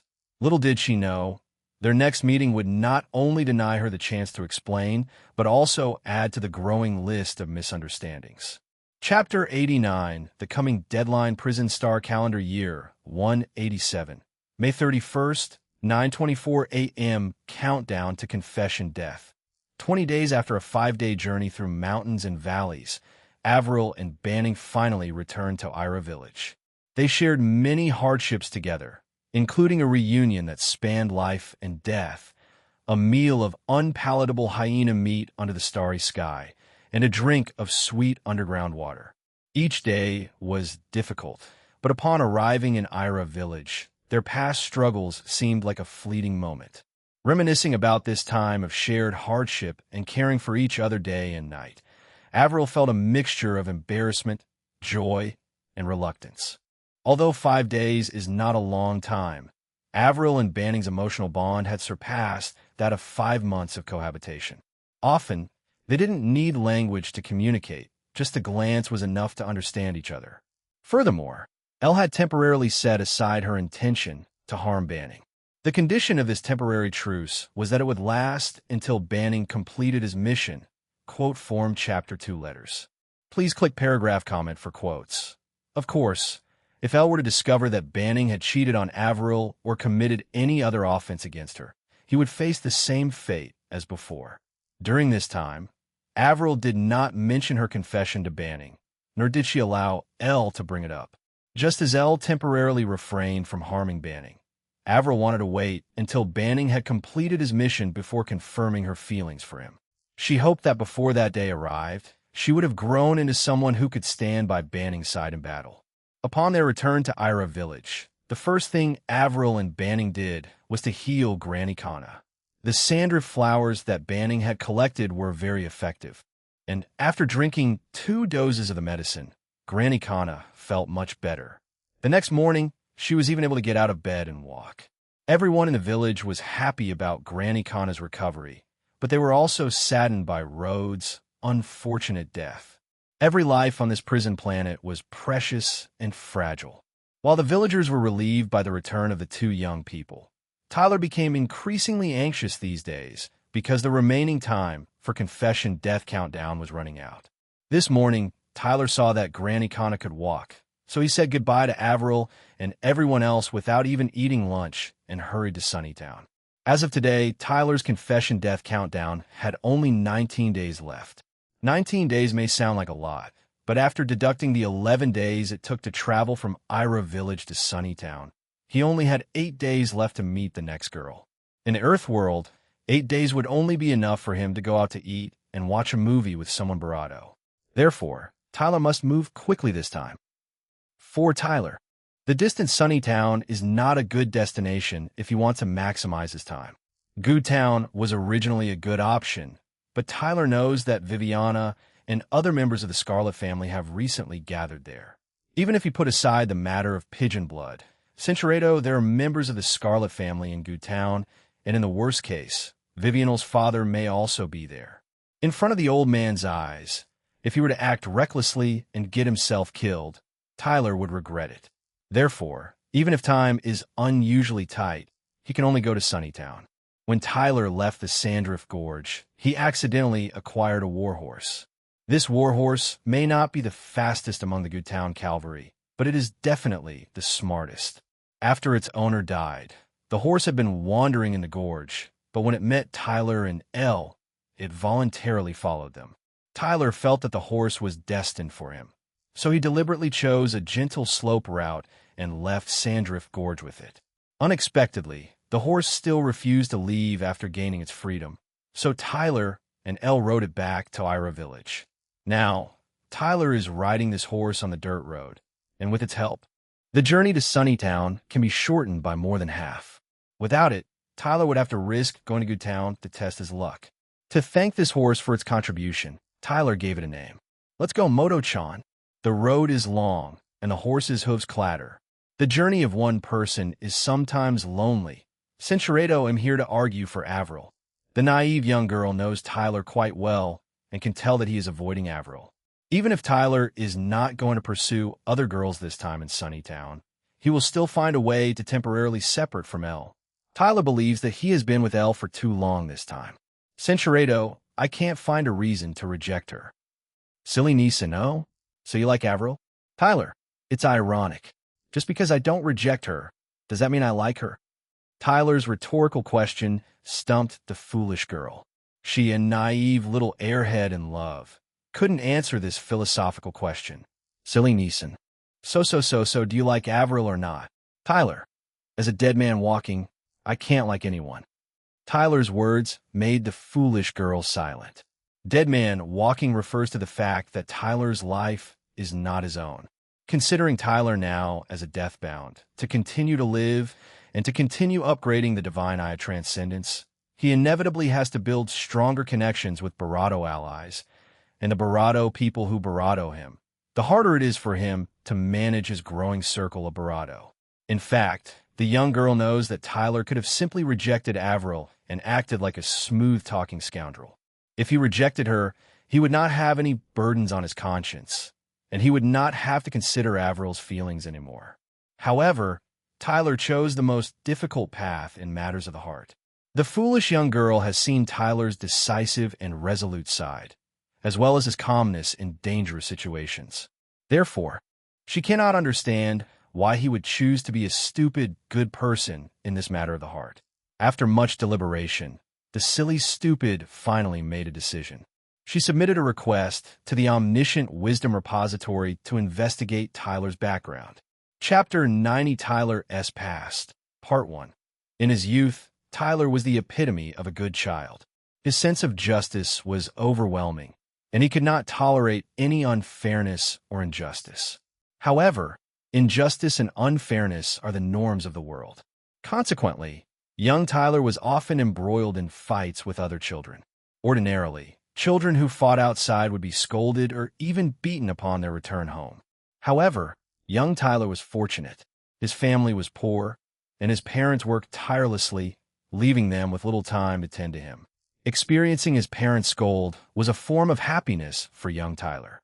Tyler's grandparents passed away early, and his parents were constantly preoccupied with work. It was thanks to the care of his aunts, uncles, and neighbors that he did not starve. As a result, young Tyler frequently stood up for the children of these relatives and friends. One day, he would fight the child from the East Village, and the next day, he would kick the brat from the West Village. Young Tyler's infamy spread throughout the neighboring villages. Later, Tyler attended a local elementary school, where he continued to live a life of brawling. His aggressive approach to life earned him the nickname Tyler the Flammable. Tyler did not care about the nickname. He could not stand children who bullied others because they were taller or who treated other children like slaves because their families were wealthy. However, unlike the children in his village, his school peers did not appreciate Tyler's efforts to maintain justice and fairness.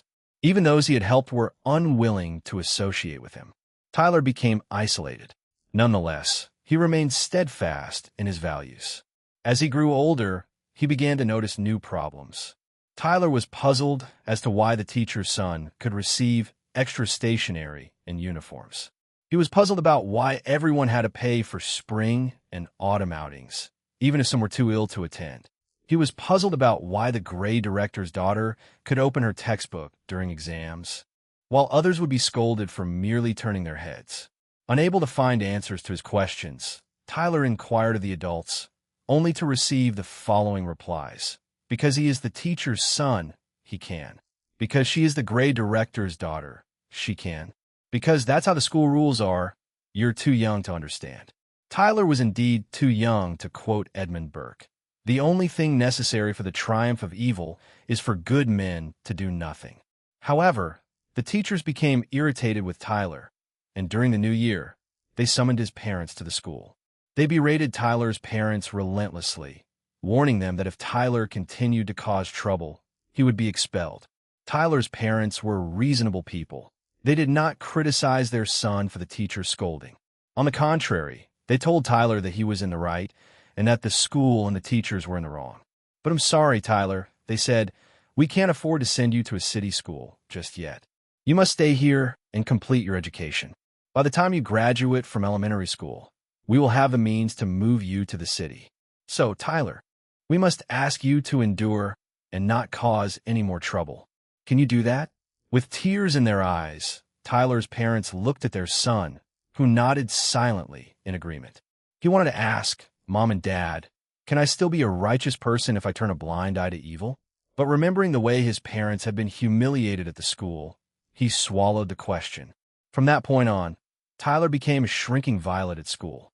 When his classmates threw his books in the trash, he retrieved them. When they hid nails in his backpack, he picked them out one by one, collected a box full, and sold them at the scrapyard. When they put frogs and spit in his water bottle, he washed it out, filled it with water, and drank from it again, all the while making sure the frog is freed for life. His classmates feared Tyler's violence, so they resorted to underhanded tricks and mocked him behind his back. Tyler knew exactly who was behind these pranks, but he had to obey his parents' wishes and avoid causing trouble. As the years passed, playing pranks on Tyler became an unwritten rule at school. Tyler the Flammable, prone to explosions. Mocking rhymes about Tyler could be heard all over the school, but he pretended not to hear. If he could just endure one more semester, he would graduate. But one day, after midterm exams, he saw a group of students surrounding an unfamiliar girl, trying to push her into a quickly flowing stream. It was the flood season. One falling in the water can probably lose his life. Tyler recognized the troublemakers. The ringleader was the principal's son, while the sidekicks were the children of the grade director and other teachers. The rest were small-time bullies who clung to the sidekicks. Tyler had personally experienced their care on more than one occasion. Adhering to his principle of not causing trouble, Tyler turned a blind eye and walked past. However, the girl's scream compelled him to glance back. It was that glance that made eye contact between Tyler and the girl. Dash, if evil takes my bravado, I can steel myself and endure it. Dash, if evil happens beyond my sight, I can pretend not to know. Dash, but if I witness evil and allow it to commit terrible acts, how can I face myself in the future? Tyler's mind went blank for a moment. When he came to his senses, he found himself entangled in a brawl with the young troublemakers.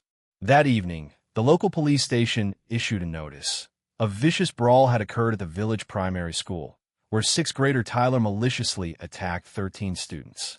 Among them, one drowned and tragically died after unsuccessful medical treatment. 3 others were severely injured and still receiving treatment. The remaining students all sustained varying degrees of minor injuries. Tyler was detained for interrogation by the police. This incident destroyed Tyler's chance of graduating from the local primary school. At the age of 12, Tyler could face a group of 13 assailants without retreating, but he was powerless before school rules, morality, law, and public opinion. In juvenile court, facing the judge, Tyler only had one thing to say: the police notice is incorrect. I didn't kill anyone. That guy drowned after falling into the river on his own. Throughout history, winners have always written the narrative. Thus, with every dynastic change, it is always the righteous new power defeating the wicked old power. In modern times, the truth of a case is determined by those with wealth and influence. Tyler clearly didn't understand this principle. What he should have argued was that he wasn't the instigator of the fight, but had acted out of a sense of justice. What he should have done was ask the girl he saved to testify on his behalf. However, even if he understood this, it would have been futile, as the girl transferred away from the school soon after. She didn't even say a single thank you, let alone testify. Chapter 91, Tyler S. Past, Part 2. Fortunate was young Tyler, for under local laws, individuals under the age of 14 bore no criminal responsibility. Yet luck eluded him, as the stain of manslaughter forever bound him, leaving no school daring to accept him, let alone finding respectable work in society. But for the grieving homeroom teacher who lost a son, this punishment was insufficient. Not long after, Tyler inexplicably found himself confined to a juvenile detention center. Juvenile detention centers exist to educate, save, and reform young offenders. According to regulations, children under 14 should not be admitted, but rules have always constrained those without power. Tyler's parents exhausted all their connections and sought help, but in the end, they could only watch as he was imprisoned in the juvenile detention center. No one knew how the young Tyler endured that time. All they knew was that upon his release, he seemed unrecognizable from his former self. At 14, Tyler no longer resembled a child, his demeanor as experienced and calm as an adult who had weathered the social storms for over a decade. Once expressive, Tyler now rarely revealed his emotions, only allowing an occasional stiff smile when in the company of his parents. Soon, his parents discovered that he hadn't lost his emotions. Rather, he no longer displayed them. Whenever the occasion called for it, Tyler would laugh, scold, or express himself like a normal person, perfectly poised like a masked actor capable of performing any emotion required. When no longer needed, Tyler reverted to an expressionless state, his emotions existing solely for the performance of gauging others' reactions. His parents understood. Their child had grown up, tragically ahead of schedule. Tyler matured, smoothing his rough edges, learning to assess situations and judge people. He no longer pursued so-called justice and fairness. For him, the happiness and safety of his family of 3 were all that mattered. Tyler's parents spent their life savings to move hundreds of kilometers away to a new town, hoping for a fresh start. Tyler, not disappointing their expectations, with excellent performance, gradually returning to a normal academic life. With parents at work and child in school, the Tyler family finally regained a semblance of ordinary life after enduring hardships. Although they had lost everything and had to start from scratch, although their finances were so tight, They couldn't even afford to turn on the lights. As long as they were together, they had the motivation to persevere. 3 years later, the Tyler family gradually escaped extreme poverty. Tyler studied relentlessly, his excellent grades allowing him to skip 2 grades, returning to the level appropriate for his age. Another year passed, and their home began to resemble that of an ordinary family, with Tyler joining the key class, preparing for college entrance exams. But just as everything seemed to be on the right track, fate played another cruel joke on Tyler. His father fell ill. Another graduation season brought unbearable news to the family. The fragile foundation of Tyler's small household was once again pushed to the brink of collapse. Having read Tyler's background information, the young girl finally understood. All the incongruities in this young man now had reasonable explanations. It is often adversity, not time, that fosters growth. The foolish girl had encountered numerous deathbound, who generally held little interest in a second chance at life. Overwhelmed by the hardships of existence, they reasoned that even if granted another opportunity, their lives would remain unchanged. Thus, resigned to their fate, such an attitude was widespread among the deathbound. Yet Tyler was different, determined to fulfill the mission of the benevolent God. From the moment he entered the Prison Star world to the present, he had scarcely slackened his efforts. Anyone could see that the driving bravado behind this young man was not the preservation of his own life, but the bravado to avoid burdening his parents' once bravado. It seemed that the longing for redemption and atonement could surpass even the will to survive. Tyler helped her see things from a new perspective. What astonished her even bravado was that, despite his experiences, he still possessed a fiercely compassionate heart. It is said that those who slay dragons ultimately become evil dragons themselves, an inescapable destiny for humanity. Yet Tyler did not succumb to the selfish nature of grown-ups. Beneath his cold, unfeeling exterior and cunning calculations, traces of the young Tyler remained. Otherwise, he would not have considered Averil's feelings, nor would he have risked the perilous journey to the Sandrift Gauge to gather flowers. After weathering the tempest, the fire within Tyler continued to burn. Within the young man's heart, a flame still endured. Prison Star calendar year 187, June 2nd, 8:16 a.m. countdown to confession death. 18 days in Ira Village. Avril dedicated each day to caring for Granny Kana. Her attentiveness stemmed from genuine concern and a heartfelt wish to fulfill the dying wish of Rode. One ordinary day, as Avril brewed the usual medicine for Granny Kana, the concoction in the bowl adopted a faint holy luminescence. Granny Kana's vision was poor, and Avril paid little heed, both assuming they had merely seen incorrectly. If Tyler had been present, he would have been astonished to discover that Avril had unknowingly awakened the combat occupation of priest-apprentice and even mastered her first combat occupation skill, potion effect amplification. However, Tyler was not there, and the two continued their conversation, oblivious to what had transpired. Granny Kana subtly inquired about the relationship between Avril and Banning, hoping to support their budding connection, but Avril, with her heart set on other matters, skillfully evaded the topic. For days later, Granny Kana had fully recovered, feeling even better than before her illness, and began urging Avril to explore the world beyond their village. "Avril, dear, I suggest you visit Sunnytown. It's a marvelous place. Don't worry if you're not accustomed to it. You can always return here. Ira Village will forever be your home." Granny Kana's incessant chatter all conveyed the same message, urging Avril to journey to Sunnytown and find Banning. Clever Avril understood Granny Kana's intentions, but remained hesitant. Elle, too, supported Granny Kana's proposal and began murmuring in Avril's mind. "Avril, let's go to Sunnytown. Avril, don't you want to grow and learn as well?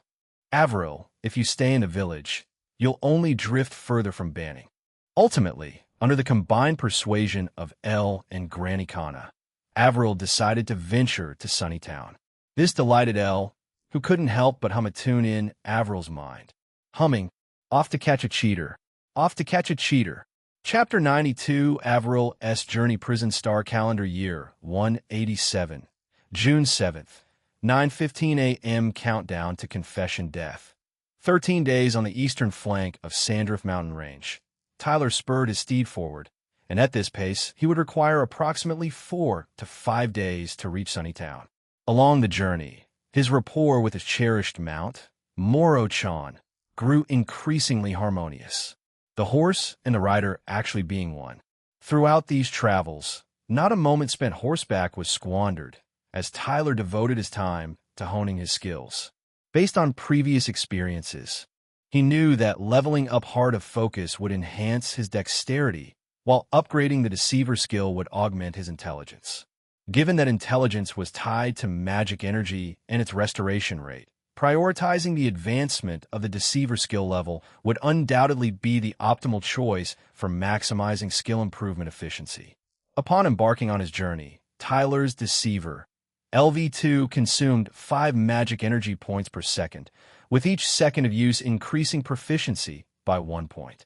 At that time, Tyler's maximum magic energy was 210 points. Deducting 50 points for emergency reserve, he could use Deceiver for 32 seconds, thereby increasing proficiency by 32 points. Then, each night during sleep, Tyler would have his companion awaken him every 4 hours. He would spend about 40 seconds using his regained magic energy before returning to slumber. In this manner, Tyler could increase his skill proficiency by approximately 60 points per day. From June 1st, when he set out from Ira Village, until June 7th, Tyler had accumulated 400 to 500 proficiency points, successfully leveling up Deceiver from LV2 to LV5. In addition to enhancing the skill's inherent effects, the upgrade granted Tyler an increase of 30 intelligence points and 5 dexterity points. Note, during Deceiver LV5 activation, enhance persuasive effects on the target. When persuading, apply a positive modifier of 5. Consume 6 magic energy points per second while active. The anticipated increase in intelligence was complemented by an unexpected gain in agility. Tyler speculated that there might be additional rewards for every 5 levels of skill advancement. After leveling up, Tyler's maximum magic energy increased by 300 points, reaching a total of 510 points. Now, while retaining 100 points of life-saving magic energy, he could accrue up to 140 points of skill proficiency per day.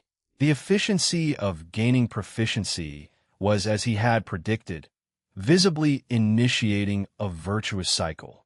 Without the ability to appraise his progress, Tyler would have been unable to exploit this bug-like operation.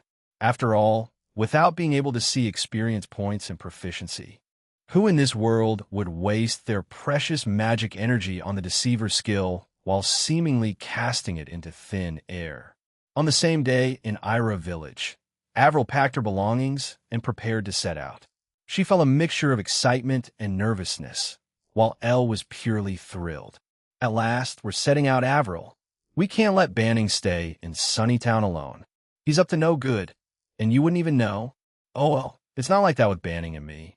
Elle's constant teasing made Avril feel embarrassed. However, she couldn't deny her feelings for Banning. Though her confession that night wasn't rejected, it wasn't accepted either. Thus, Avril didn't consider herself Banning's girlfriend.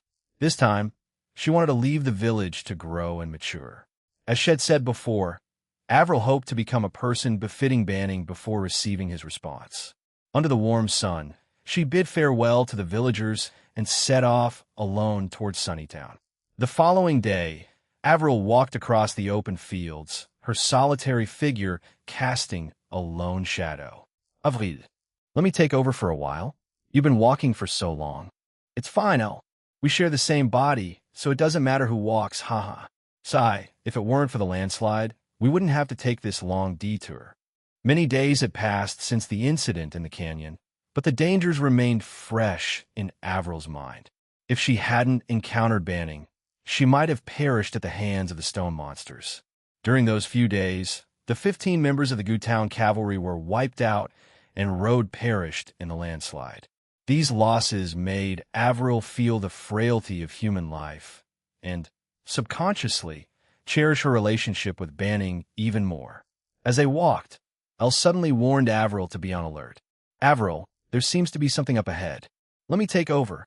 Just as Elle switched places with Avril, something rustled in the bushes about 20 meters away. I finally caught up. My destined goddess, this is our fateful encounter.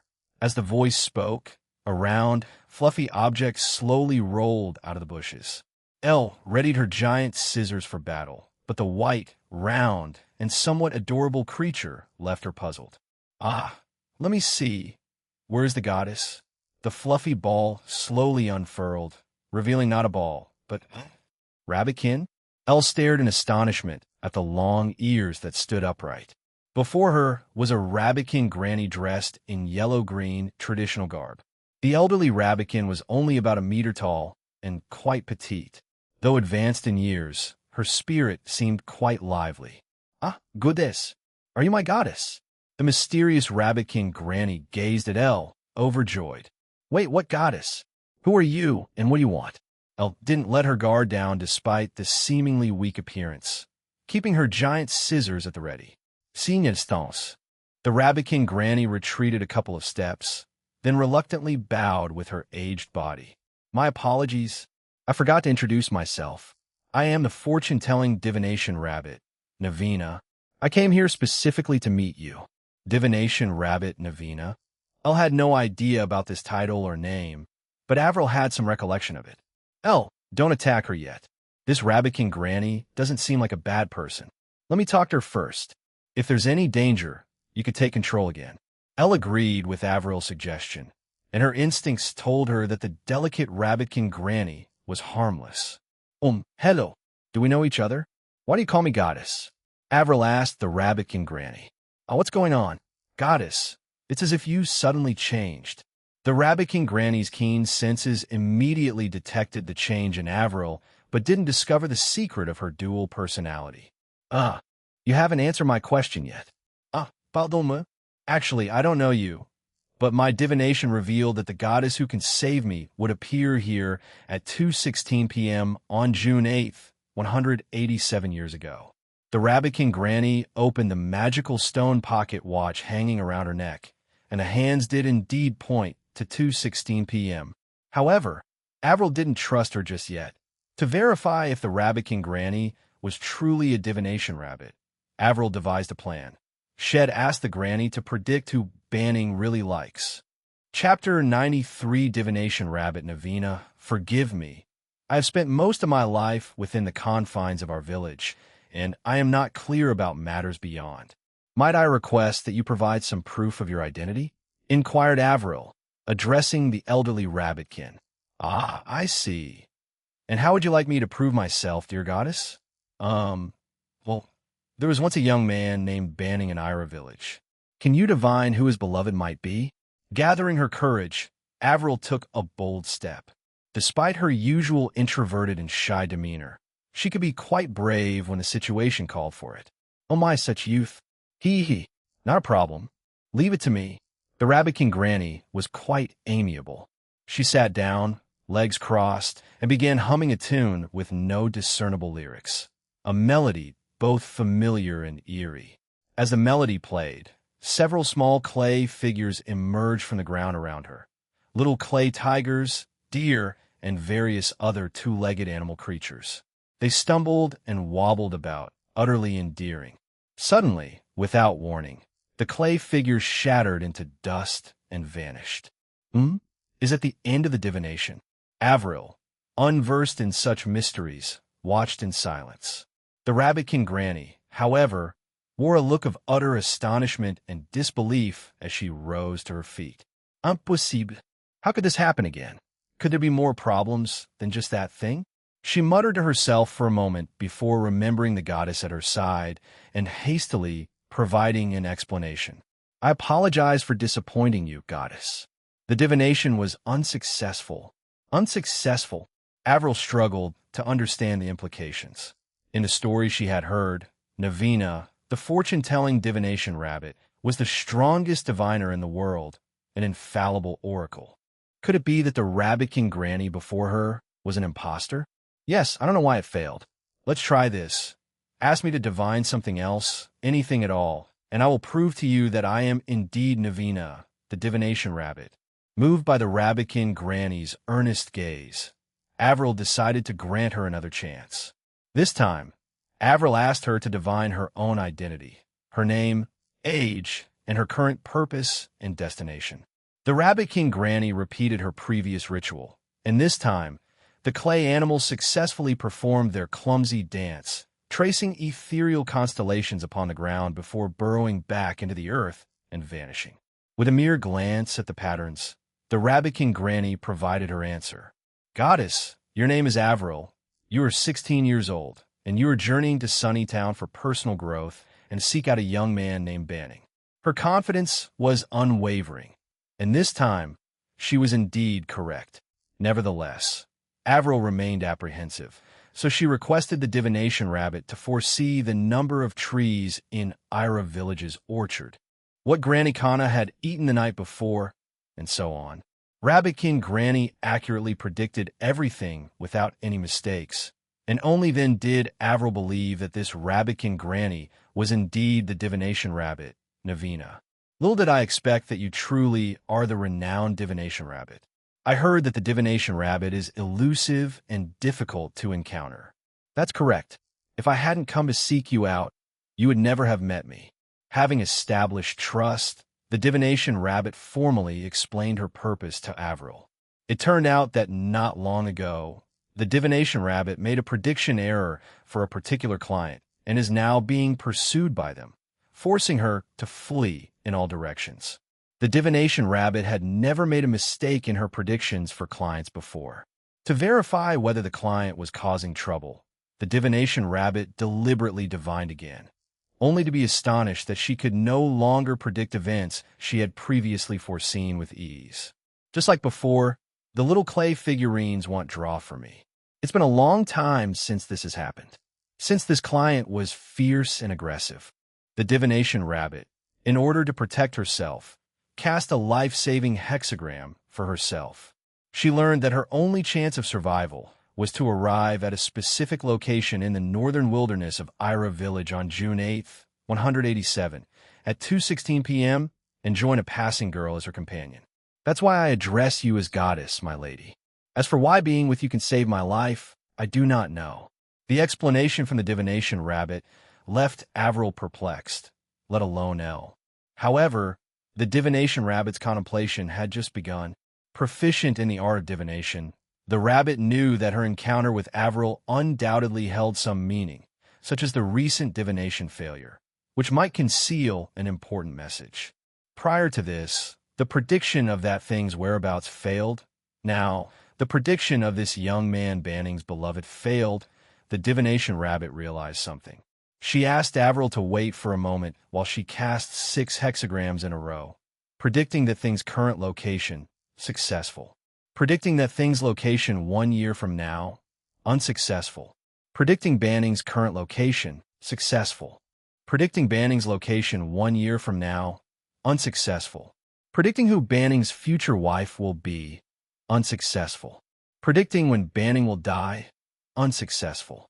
Interesting, truly interesting. DSVEL.cm. The divination rabbit took a breath and, after some contemplation, arrived at 2 conclusions. The first was that Banning's future is unpredictable. The second was that the future location of that thing has a strong connection with Banning and, therefore, is also unpredictable. So, why can't Banning's future be predicted? In her 90-plus years of life, the divination rabbit had only encountered this situation once when predicting her own future. The rabbit could indirectly use divination outcomes to change her future, such as this time when her divination question was, where can I find someone to save the life of the divination rabbit Navina?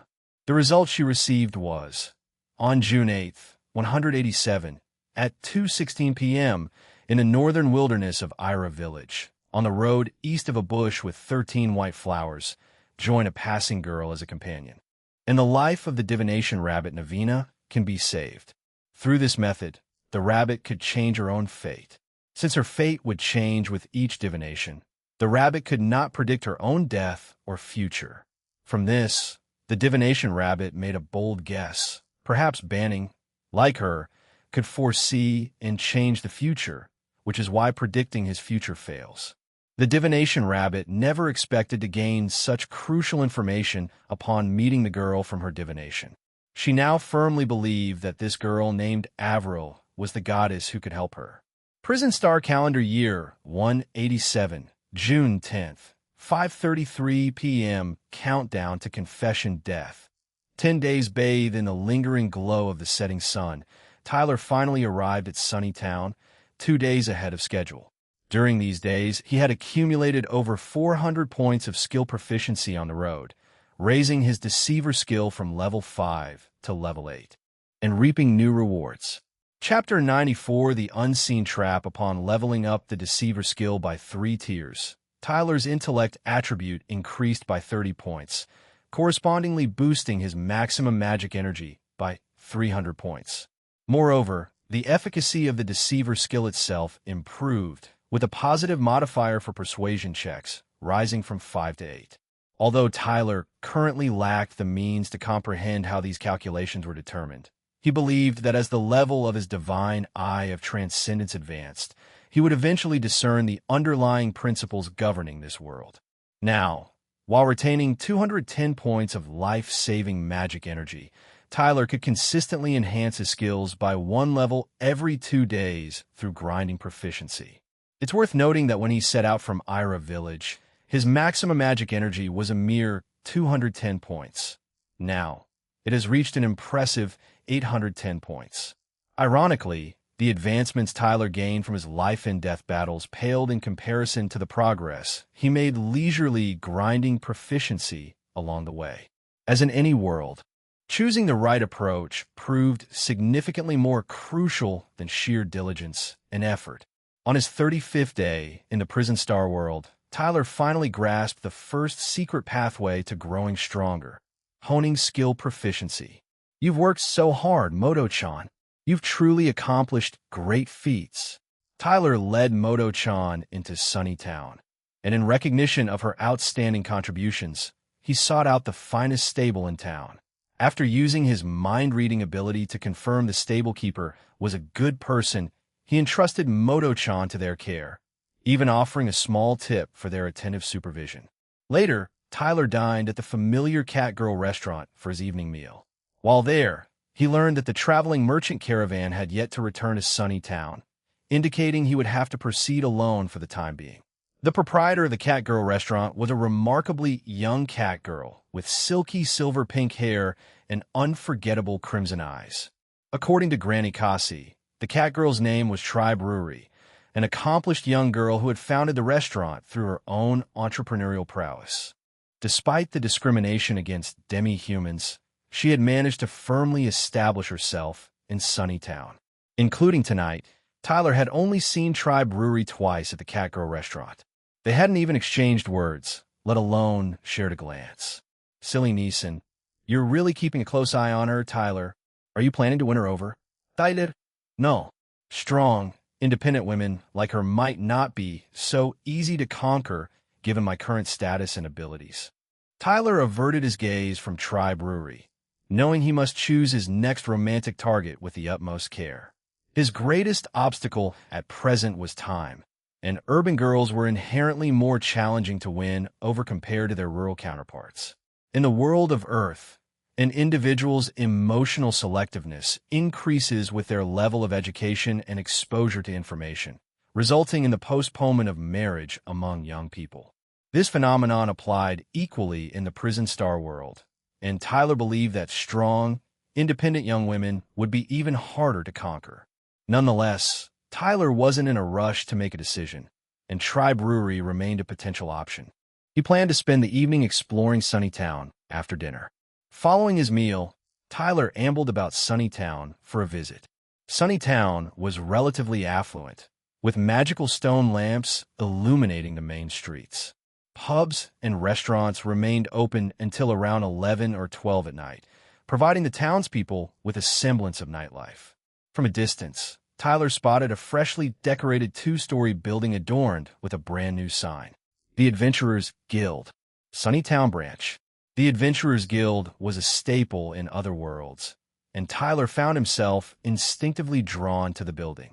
As he walked, Tyler recalled the words Viviana had spoken, and something struck him as peculiar. Take this with you. If there's a quest guild in Sunnytown, show it to them, and they'll help you. Tyler halted in his tracks, doubting that Viviana had mistakenly referred to the Adventurers Guild as the Quest Guild. Viviana suggested I go to the Quest Guild, not the Adventurers Guild. What exactly is the Quest Guild, then? At first glance, Tyler felt their functions seemed to overlap. His inner doubts kept Tyler from entering the Adventurers Guild straight away.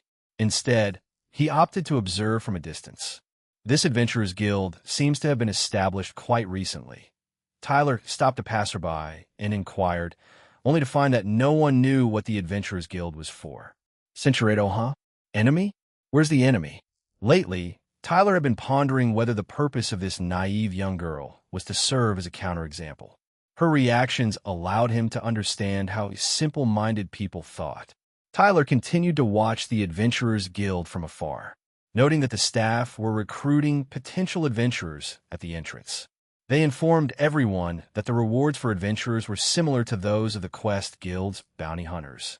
Join the Adventurers Guild now and enjoy a lifetime of Wave membership fees and commissions. Don't miss this one-time opportunity. Sign up as an adventurer and receive a free class identification for your battle prowess. Indeed, some were enticed by the calls and went inside to register, while many others gathered outside to spectate. After observing for a while, Tyler slipped away. During his observation, Tyler had gleaned the true objective of the Adventurers Guild through mind reading. Upon discovering young individuals who were exceptionally strong or weak, the staff would immediately report them. Also, those dressed in unusual attire would be reported as well. To Tyler, it seemed as if they were searching for otherworldly travelers. Although he was unsure why they were doing this, Tyler decided to steer clear of the suspicious Adventurers Guild. He had to protect the secret of his otherworldly identity at all costs. Subsequently, Tyler arrived at the Quest Guild, located just a street away. The Quest Guild was housed in a somewhat aged two-story building.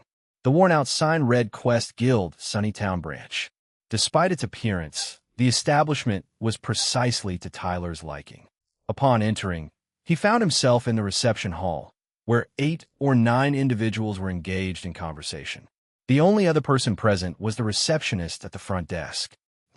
At first glance, Tyler thought his eyes were deceiving him. Astonishingly, the receptionist sported a pair of soft, furry fox ears atop her head, proudly on display. Upon closer inspection, Tyler confirmed that he was not mistaken. The receptionist was indeed a young fox girl belonging to the fox tribe. The little fox maiden possessed a mane of resplendent golden hair, with her fluffy fox ears peeking through. They would occasionally move. The aged guild's reception area was brightened by her presence, her finely sculpted features leaving a memorable impression on anyone who laid eyes upon her.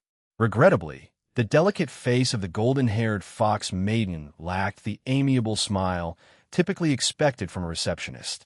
Instead, she stood expressionless, her gaze downcast as she perused the thick book in her hands. Chapter 95 Quest Guild, Sunnytown Branch. Is she of the ice-cold type?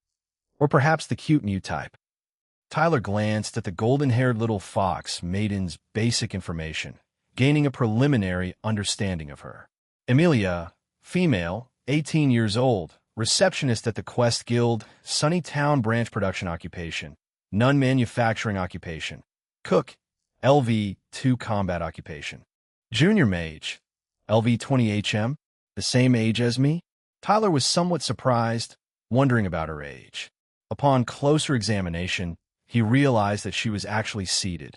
Due to the reception desk obstructing his view, Tyler had mistakenly thought she was standing, thus misjudging her age. With this realization, he could no longer call her a little fox maiden. Tyler made a mental note of her name, Emilia. More than her age, Tyler was intrigued by her combat profession, junior mage, LV20. For a young receptionist, both the type and level of her combat profession seemed to be somewhat of an overqualification. Perhaps that's why, despite being a demi-human, she could work as a receptionist so openly? Tyler thought for a moment, but didn't approach Amelia directly. Instead, he took a walk around the hall first. Those who lingered in the Quest Guild hall tonight were engaged in casual conversations. Tyler listened briefly, discovering that everyone was discussing matters related to the Adventurers Guild. They said that the Adventurers Guild's plagiarism was utterly shameless, and that bounty hunters should unite against them, bringing about a swift collapse of the enigmatic Adventurers Guild. Bounty hunters, the equivalent of adventurers in other worlds, right? It was the right choice not to join the Adventurers Guild. It is indeed a trap. Tyler could now basically confirm that, as an otherworldly traveler, he was still in a state of being hunted, but the hunter could not yet lock onto his identity. Furthermore, this hunter was likely another otherworldly traveler. Otherwise, they couldn't have devised a trap like the Adventurers Guild. With such a strong influence, the other party must have arrived in this prison world many years, or even decades before Tyler. A max-level veteran is going to crush a newbie like me, huh? The towering pillar of fire from that time in Ira Village reemerged in Tyler's mind. The memories of the past reminded him once more that if he didn't hurry to become stronger, he might be suddenly and utterly crushed at any moment. Fear of the unknown adversary transformed into Tyler's drive as he surveyed the hall and roughly grasped the workings of the Quest Guild. At its core, the Quest Guild served as a civilian demand matchmaking platform. Anyone or any organization could submit requests, which would be classified and rated for difficulty by the staff before being posted on the task board. Bounty hunters could then complete these requests in accordance with the rules to earn their reward, which would be paid by the requester. Tasks were divided into two types based on how they could be completed. A. Exclusive quests, which included escort and transport missions. Once someone accepted such a task, no one else could participate unless the person failed or died. B. Competitive quests, typically collection or hunting missions. These tasks would remain on the board until completed, with the competition revolving around who could fulfill the requirements first. For exclusive quests, staff would screen bounty hunters based on the difficulty to avoid unnecessary deaths. As for competitive quests, participants would have to gauge their own capabilities. Having understood the general situation, Tyler approached the front desk. Up close, the fox girl Amelia provided him with a fresh perspective. Centurado, do I register at this desk? Tyler said, rousing Amelia from her literary reverie. HM? Oh, I apologize. I didn't expect anyone new at this hour, Amelia said, startled but quickly regaining her composure. She swiftly closed her book, stood up gracefully, and handed Tyler a form to complete. During this exchange, she moved slightly due to inertia. Please fill out your basic information here, Amelia said, her tone neither warm nor cold. All right. Tyler quickly filled out the form, which only asked for basic information. However, keeping his attention focused on the paperwork proved to be a significant challenge for him. Very well, we have received your information, Mr. Banning. Your registration will be complete tomorrow, and you'll be able to accept exclusive quests from then on. You may participate in competitive quests right away. Amelia's speech was rapid and her work efficient. It was evident she had been a receptionist for quite some time. Tyler appreciated dealing with professional and efficient staff, but he was surprised by the total absence of any emotional response or inner thoughts from Amelia. Thank you. Additionally, I'd like to inquire about the trial. Svel, CM regarding the trial, please consult the trial guide at the neighboring counter during tomorrow's business hours. I apologize, but am only responsible for matters related to requests. Amelia quickly declined. Tyler, however, was prepared for this. Would this not suffice? Tyler took a golden badge from his bag. The Scarlet family's emblem was engraved on it, shining brightly even in the dim hall. I apologize, but I cannot accept anything unrelated to requests. Please cease this behavior. I'm not offering it to you. I just hope that seeing this badge might inform you of my background. Tyler had never imagined he would have to rely on his influence. I apologize, but our Sunnytown branch treats all bounty hunters equally. Please return during business hours tomorrow. If not for the real person standing before him, Tyler might have thought he was speaking with a machine. Even more baffling was the lack of any inner thoughts from Amelia. Is she really so composed? At this point, other bounty hunters nearby were drawn in, thinking Tyler was bullying Amelia. They began to surround him with angry expressions. Please, don't misunderstand. I'm not bullying her. I just wanted to show her this, Tyler said, lifting the golden Scarlet family emblem. The onlookers immediately quieted down. A golden emblem of the Scarlet family? Someone shouted this, and the crowd's attitude swiftly pulled a complete 180-degree turn. They all retracted their menacing expressions, replacing them with smiles, as if fearing that laughing too late might offend Tyler. Unconcerned with the reactions of these onlookers, Tyler looked at Amelia, wondering if the Scarlet family's reputation could elicit even a hint of emotion from her impassive face. Chapter 96 Ways of Occupation Advancement. Mr. Banning, please refrain from causing further commotion. At our Sunnytown branch, we treat all bounty hunters equally. Please return during business hours tomorrow. To Tyler's surprise, Amelia remained completely unfazed. Not only did she maintain her composure on the surface, but she also showed no reaction within her heart. This girl is quite impressive. Amelia was the person with the least internal activity Tyler had encountered since arriving in this world. Tyler had no intention of making himself look like a villain, but from the current situation, he did appear somewhat like a high-handed bully. At this moment, heavy footsteps sounded on the stairs as someone descended from the upper floor. What's going on at this hour? The elderly voice carried an intimidating air. The person had yet to arrive, but the voice preceded them.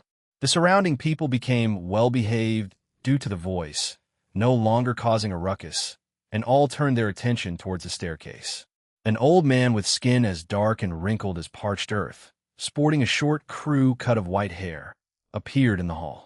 He appeared to be over 70, but his age was incongruent with his well-developed, solid muscles. Mr. Oleg, a newcomer, has a golden badge from the Scarlet family. The bounty hunter closest to the old man took the initiative to explain the situation, and Tyler checked the old man's basic information at this time. Oleg, male, 73 years old, branch chief of the Quest Guild, Sunnytown branch production occupation, farmer, LV-12 manufacturing occupation, stonemason, LV-15 combat occupation, professional mercenary, LV-50. No wonder he has such strength, being the branch chief. After getting to know Granny Kasi, Tyler was no longer easily surprised. Although branch chief Oleg was formidable, there was still a gap between him and Granny Kasi, a 67-year-old, level 67 mercenary sage. A golden badge from the Scarlet family? Oleg strode up to Tyler. Young man, I'm the branch chief here.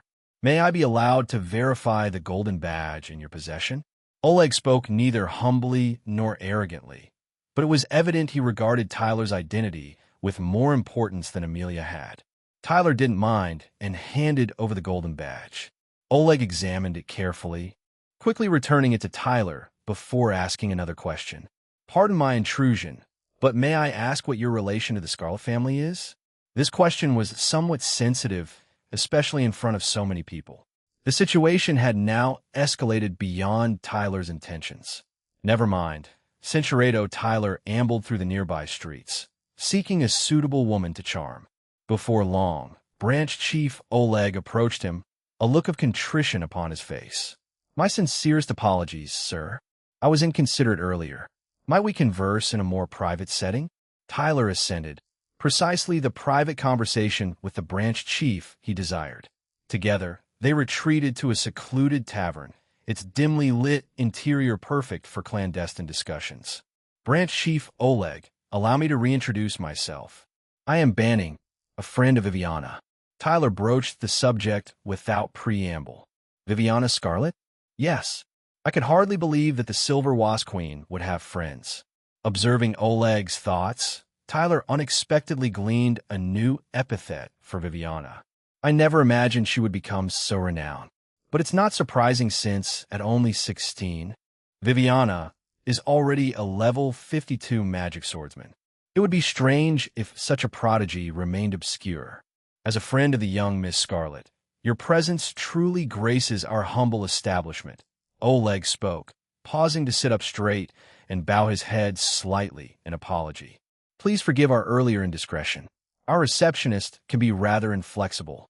Oleg's apology was both appropriate and genuine, lacking any ulterior motive. Tyler now understood why Viviana had recommended this place. No matter. Treating everyone with impartiality is an admirable quality. Ha ha ha, you flatter me. Now, how may I be of assistance? With misunderstandings cleared, they could address the true matter at hand.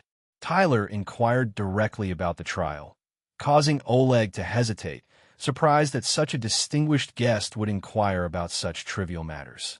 What would you like to know about the trial? The number of trials currently overseen by our guild? Please begin with the basics, Tyler said. Very well. Oleg demonstrated his professionalism, thoroughly explaining the concept of the trial to Tyler. The so-called trial refers to a naturally formed magical space amidst the fluctuations of magical power. This space manifests as a glowing cube, appearing anywhere. Anyone who enters the glowing cube is instantly transported into the magical space. Hence, the glowing cube is also known as the Gateway of Trials. Within the magical space, powerful monsters dwell. One must defeat these monsters and destroy their magical cores to leave the magical space. Those who successfully conquer the magical space will be rewarded. And among the rewards is the lifting of the level restrictions for one's current combat occupation. The corresponding level restrictions are as follows: 20, 50, 90, 140, and so on. Challenging the magical space is the sole method to break the level restrictions, yet the risks involved are extremely high. Firstly, only one person can enter the Gateway of Trials at a time. Once someone enters, Centuredo, each color represents a different difficulty level, with white being the easiest and purple the most challenging. Nonetheless, even the easiest white trial has a death rate of 20 to 30%. As a result, the magical space is aptly called the trial. One of our responsibilities at the Quest Guild is to manage the gateways of trials that appear near towns, preventing unsuspecting individuals from accidentally entering, Oleg explained. How high is the death rate for the purple trials? Tyler inquired. Hearing the young man's question, Oleg thought to himself, truly the recklessness of youth, not even alarmed by a 20 to 30% death rate.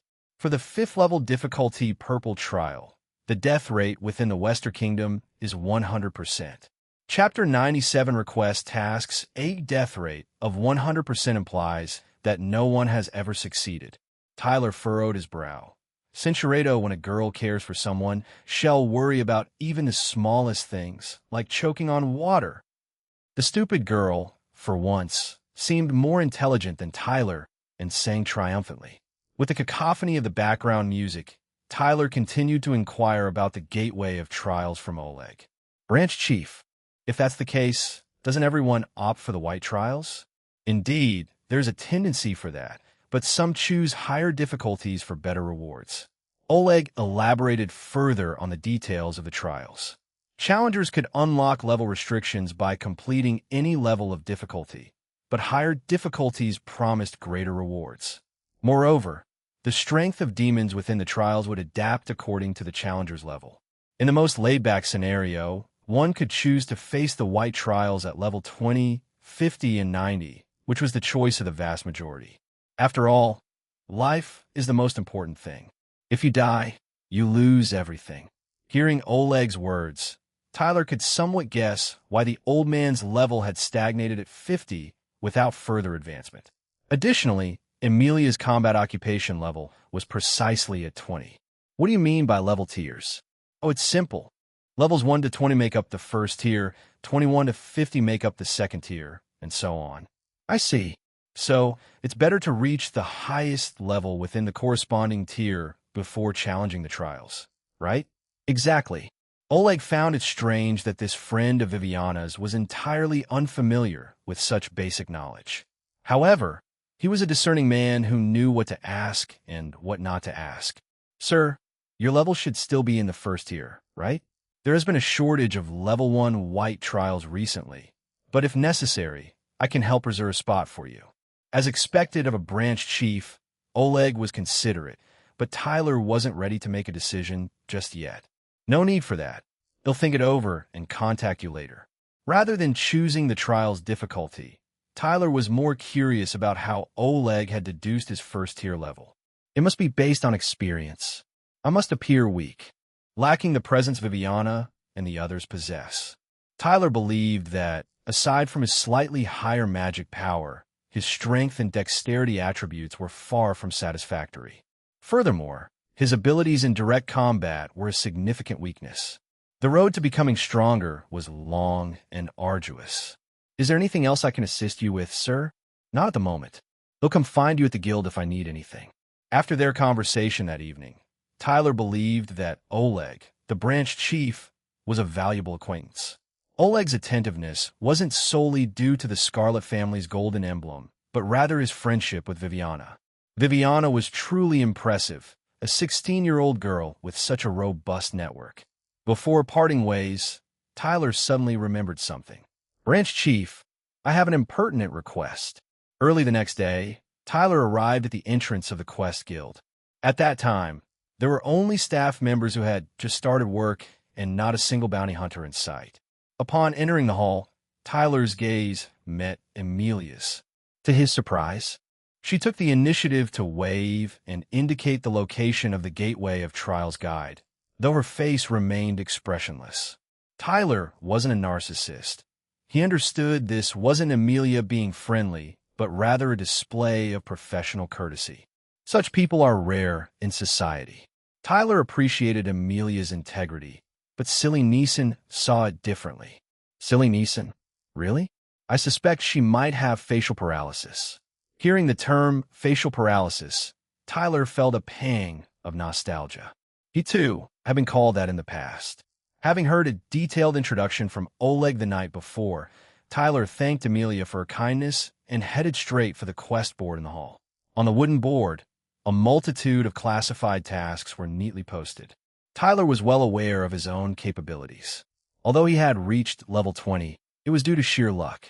In terms of combat ability and experience, he was still far from proficient. There would be no one to rely on in the trial, and once inside, there would be no option to flee. In this world, there were no potions to restore health or magical elixirs readily available. Challenging the trial at his current strength would be tantamount to suicide. Thus, before attempting the trial, he had to be fully prepared. This was why he had come to view the tasks.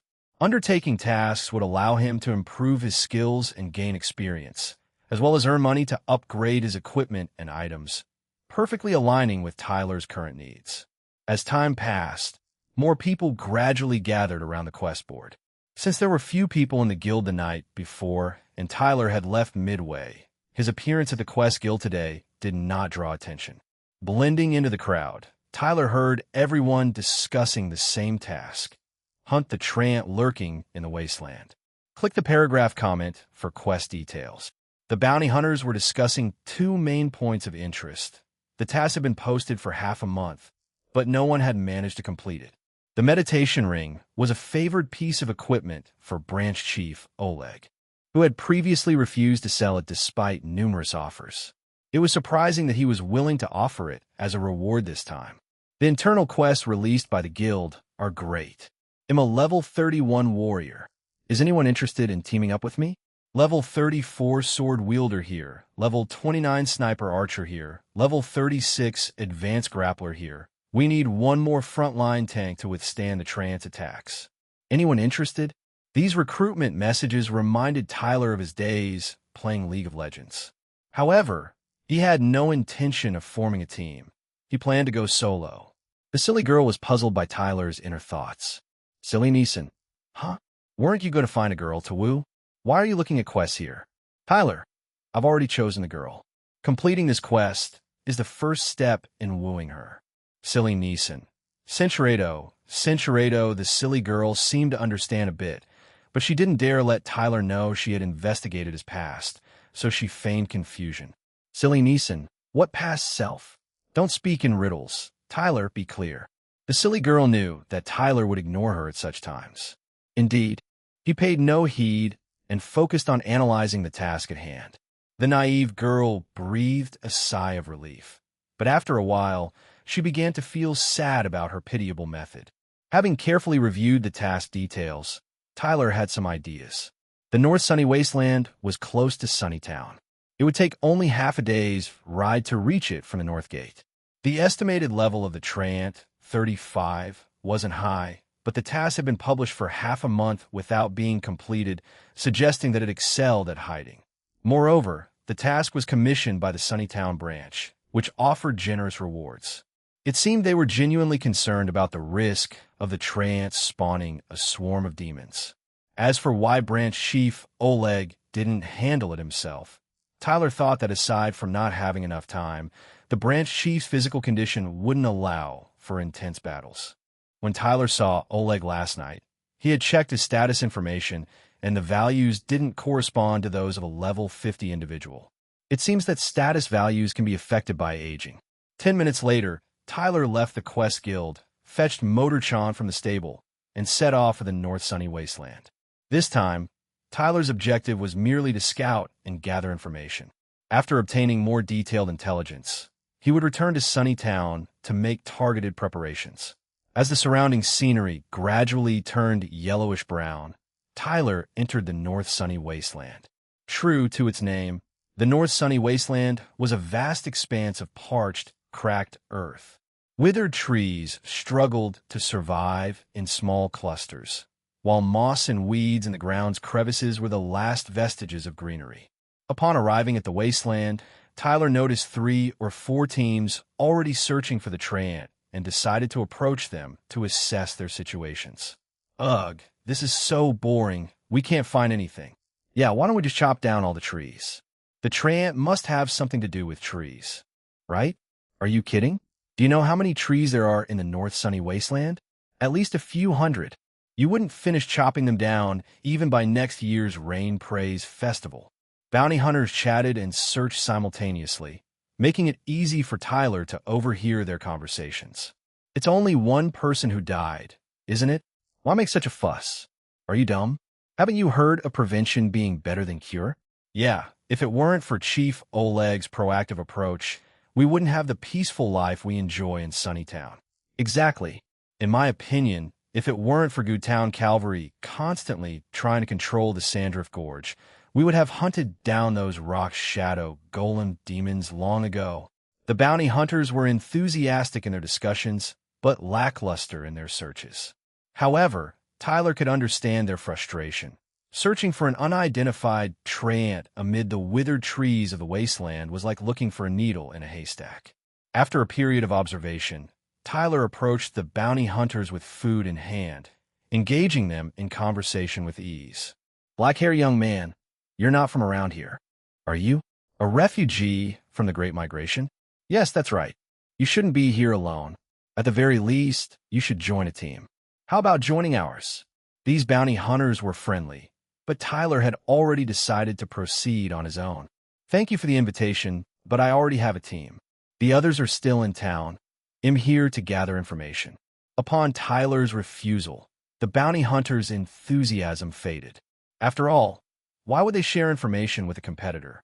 Nonetheless, Tyler came prepared. With the help of his deceiver's skill and mind-reading ability, he quickly assessed the situation. Several small teams had searched the North Sunny Wasteland for the Trant for half a month without success. The only clue came from 2 passers-by who were attacked by the Trant. One died, and the injured survivor brought back a Trant branch to the Quest Guild. Despite multiple searches, the guild could not find the Trant, so they estimated its level based on past records. Everyone suspected that the Trant could camouflage itself as a withered tree, but there were too many such trees in the wasteland. It wasn't feasible to search each one individually. Tyler concluded that the Trant was a cunning and opportunistic creature. Once the wasteland was empty, it would surely reveal itself to prey on the vulnerable. After bidding farewell to the bounty hunters, Tyler roamed the wasteland while daylight remained. He spotted an unusual status information on a withered root and immediately picked it up. a severed root from a fur treant. His divine eye once again proved invaluable. Despite searching the area again, Tyler found no further clues. On his way back, he hunted a spotted antelope and a white-tailed deer, earning 350 professional experience points, leaving him just 50 points away from leveling up his hunter profession. He needed to hunt new species to continue leveling up in this new region. Ultimately, Tyler returned to Sunnytown before nightfall. Upon returning to Sunnytown, Tyler quickly began preparing for battle.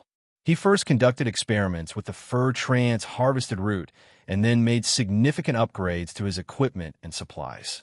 First, he replaced his old stone-tipped arrows with 40 iron-tipped arrows.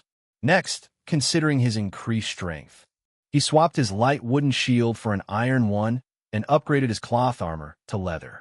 Lastly, he skillfully crafted 5 smoke bombs, purchased 4 barrels of oil, a large bag of cotton, 3 sets of flint, and a new luminous magic stone. With these preparations complete, he was ready. Instead of rushing out, Tyler slept for a while. Only when all other teams had returned to Sunnytown from the North Sunny Wasteland in the late night did he leisurely set out once more. Tonight, he was determined to capture the elusive treant. Chapter 99, Hunting the Treant. Prison Star Calendar Year 187, June 12th, 1:13 a.m. Countdown to Confession Death. 8 days. Tyler arrived at the North Sunny Wasteland in the early morning. Under the cold moonlight, even in summer, this desolate land permeated with a subtle, eerie atmosphere. However, compared to the gloomy chill he had once felt in Averl's basement, Tyler deemed the North Sunny Wasteland to be far more hospitable. Compared to other bounty hunters, Tyler possessed a natural advantage.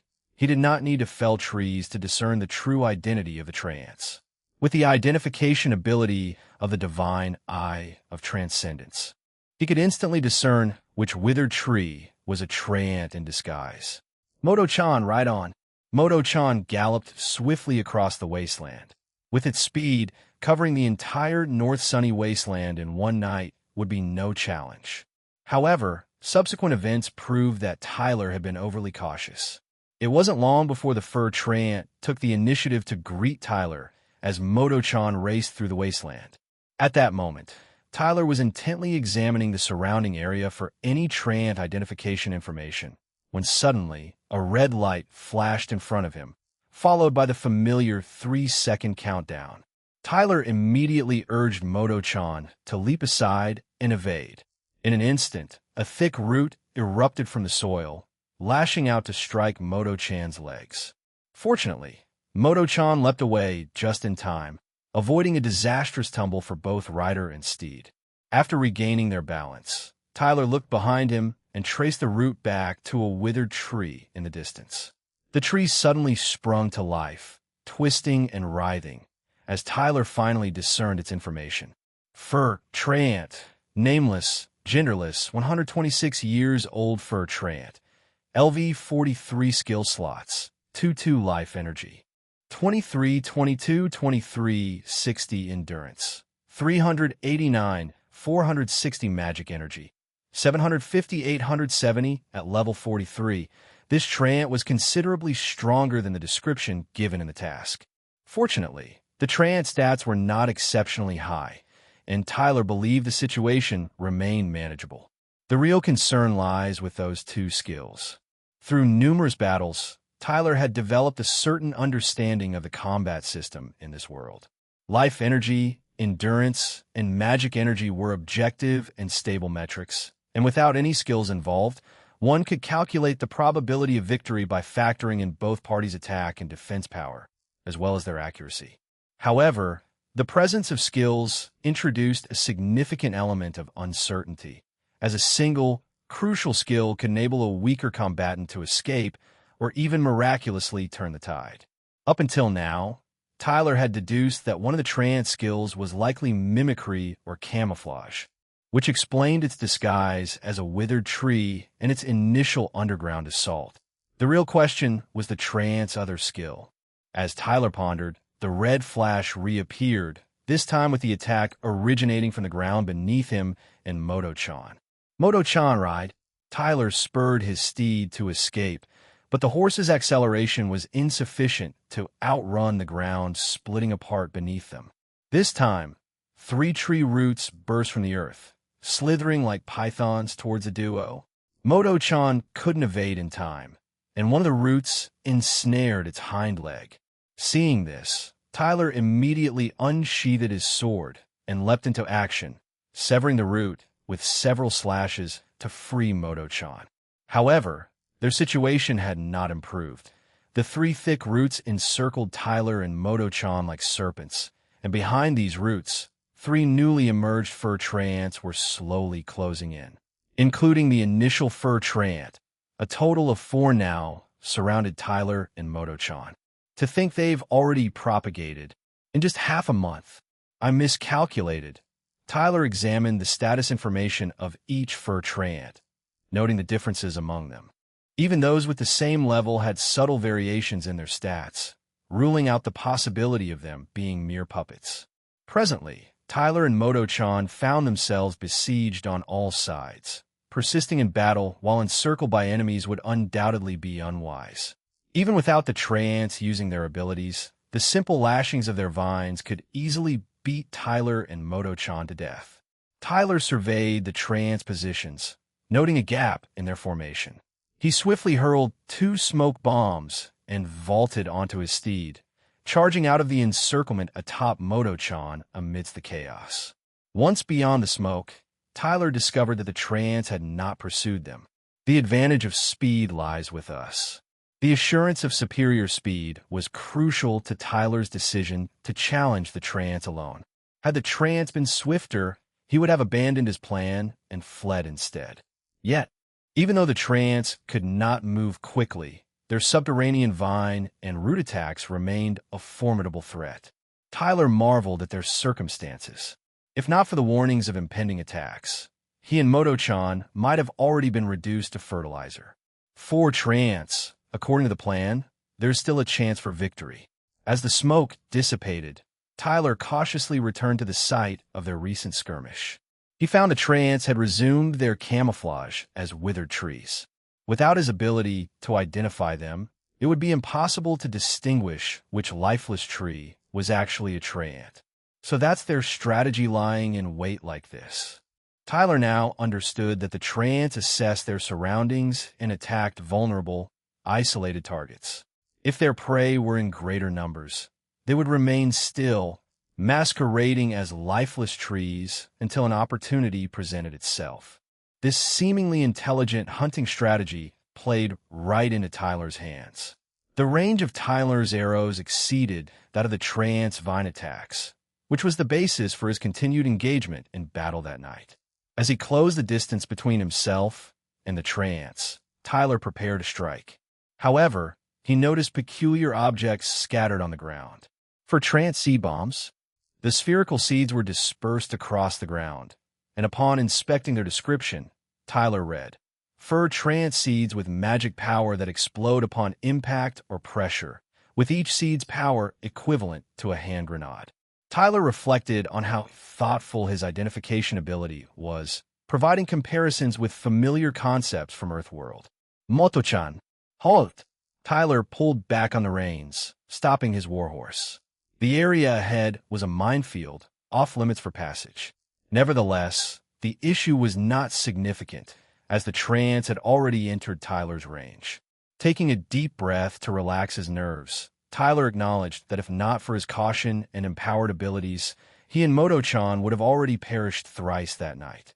Maintaining focus while also staying relaxed in the heat of battle was a skill that required finesse, and Tyler's current state was just right.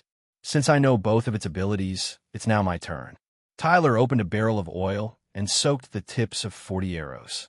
He had prepared these arrows with a special modification before departing, wrapping cotton around each arrowhead. With the cotton now saturated in oil, all that remained was for Tyler to transform the arrows into flaming projectiles. Chapter 100 Triumph. The moment to witness the results of the experiment has arrived. Tyler had conducted experiments in Sunnytown using the fur treants' severed roots. The wooden nature of the treants could indeed be ignited. Now that it was combined with oil, a flammable substance. There was no reason it shouldn't catch fire. Under the moonlight, Tyler took out a flint and ignited the first arrow. Hardly any wind tonight, and the terrain was open with clear visibility. The enemies obediently stayed motionless within range, making them perfect live targets. Combat Occupation Skill Heart of Focus. LV2 has been activated and remains in effect. Tyler shot the first arrow, its flame drawing a beautiful trajectory in the night sky before landing on the fur treant's crown. That's a hit. Strangely, the flame flickered for a moment before extinguishing. Surprised, Tyler fired another 3 flaming arrows, this time genuinely igniting the treant's crown. But just as Tyler thought he had succeeded, the fire burned for a short, while only to gradually die out. How odd. Is there too much moisture in the leaves and branches? Tyler deemed this unlikely, given the wasteland's dry environment and the treant's lack of green leaves and cracked branches. Instead, the unnatural fluctuations in the treant's magic energy raised Tyler's suspicion. Why would the treant's magic energy decrease without any actions? Tyler clearly saw that whenever he ignited the treant's crown, its magic energy decreased, but its life energy remained unaffected. Could it be Svel? CM Tyler fired another 3 arrows to ignite the treant, then immediately fired new ones to rekindle the flame whenever it started to weaken. In this relentless arson relay, the treant's magic energy was depleted in just 2 minutes. Soon after, the treant was engulfed in raging flames. Combat Occupation Skill Heart of Focus. LV2 has been deactivated. So that's how it is. Without magic energy, the treant's life energy dropped rapidly. Unable to endure the searing pain of the flames, the treant could no longer masquerade as a withered tree. It uprooted itself, crawling and rolling on the ground in a futile attempt to extinguish the fire. Regrettably, its efforts were in vain. Before long, the ferocious fire consumed the treant's life energy, leaving only its burning corpse. Successfully defeated Fur Treant. LV43. Occupation Experience 0. Current Experience 4,200-4,200. Upon witnessing their comrade being burned alive, the other Fur Treants ceased hiding, simultaneously uprooting themselves and moving about. Tyler watched from a distance, taking in every detail of the treant's movements. The remaining 3 Fur Treants attempted to flee or fight Tyler, but with their sluggish speed comparable to that of an ordinary person, their fate was sealed. Let's go, Moto-chan. Tyler spurred his horse into a gallop, keeping the treants at bay with the steed's swiftness until they were all reduced to charred remains. Successfully defeated Fur Treant. LV41. Occupation Experience 0. Current Experience 4,200-4,200. Successfully defeated Fur Treant. LV39. Occupation Experience 0. Current Experience 4,200-4,200. Successfully defeated Fur Treant. LV42. Occupation Experience 0. Current Experience 4,200-4,200. With all 4 Fur Treants vanquished, Tyler finally breathed a sigh of relief. This encounter may have seemed like a one-sided, overwhelming rout, but even a slight misstep could have turned the tide against Tyler. Since his combat occupation experience was already maxed out, the experience gained from defeating the 4 Fur Treants went to waste. However, Tyler was unfazed, as he gained something far more valuable on that night: real combat experience, which was far more important than a mere numerical level. Tonight, Tyler overcame insurmountable odds, and the thrill of victory filled his heart. It had been a long time since he last felt this way, back when he challenged the Malenia Blade of Miquella in Elden Ring as Enresh. Reflecting on his past gaming experiences, he realized the protagonists always triumphed against overwhelming odds. However, Tyler's predicament was far more perilous than that of any game character. While game characters could restart upon death in practice countless times against bosses, Tyler wouldn't have had a second chance if he lost his life. Through this battle, Tyler realized the importance of mobility, as the key to triumphing over a stronger adversary lies in unparalleled evasive capabilities. In extreme cases, even if one cannot defeat the enemy, they can still choose to flee. However, apart from his steed Moto-chan, Tyler lacks any exceptional means of movement, a shortcoming he desperately needs to address. "Thank you for your hard work, Moto-chan." Tyler dismounted and allowed Moto-chan to graze and rest for a while. As a warhorse, Moto-chan's abilities are indeed extraordinary. Its composure remained unshaken even when faced with demons, making it a reliable partner. Among the remains of the fur treants, Tyler excavated 4 intact magic cores that had not been destroyed by the fierce flames. Additionally, he found 2 thick branches that had not been burned, which seemed to be the essence of the fur treants. He took them with him, thinking they might be useful for crafting a new hunting bow at a weapons shop. During the cleanup, a pack of Barato hyenas was attracted to the firelight, growling and looking to make Tyler and Moto-chan their midnight snack. Tyler showed no mercy, using his last 3 fire arrows to take down 2 of them, effortlessly driving the rest of the pack away. Successfully defeated Barato hyena. Occupation experience 100, current experience 600. Upgrade conditions satisfied. Hunter, LV2 automatically upgraded to Hunter, LV3. With this, Tyler's night hunt comes to an end. The following day, Tyler arrived at the Quest Guild around 10 in the morning, having slept in to recover his magic energy. Many bounty hunters was still discussing the Treant quest in the hall, unaware that Tyler had already slain the creatures overnight. "Hey, don't bother when my brother Nasser returns. He'll be able to handle this sort of thing in no time." Yeah, if Nasser hadn't gone to the Goo Town, the Treants wouldn't have lasted so long in the wasteland. I'd really like to learn some monster hunting skills from Nasser someday. The bounty hunters had all been talking about a man named Nasser, but Tyler paid no mind. Carrying the fur Treant magic cores, he went straight to the front desk, unexpectedly noticing that Amelia seemed quite interested in this Nasser person as well.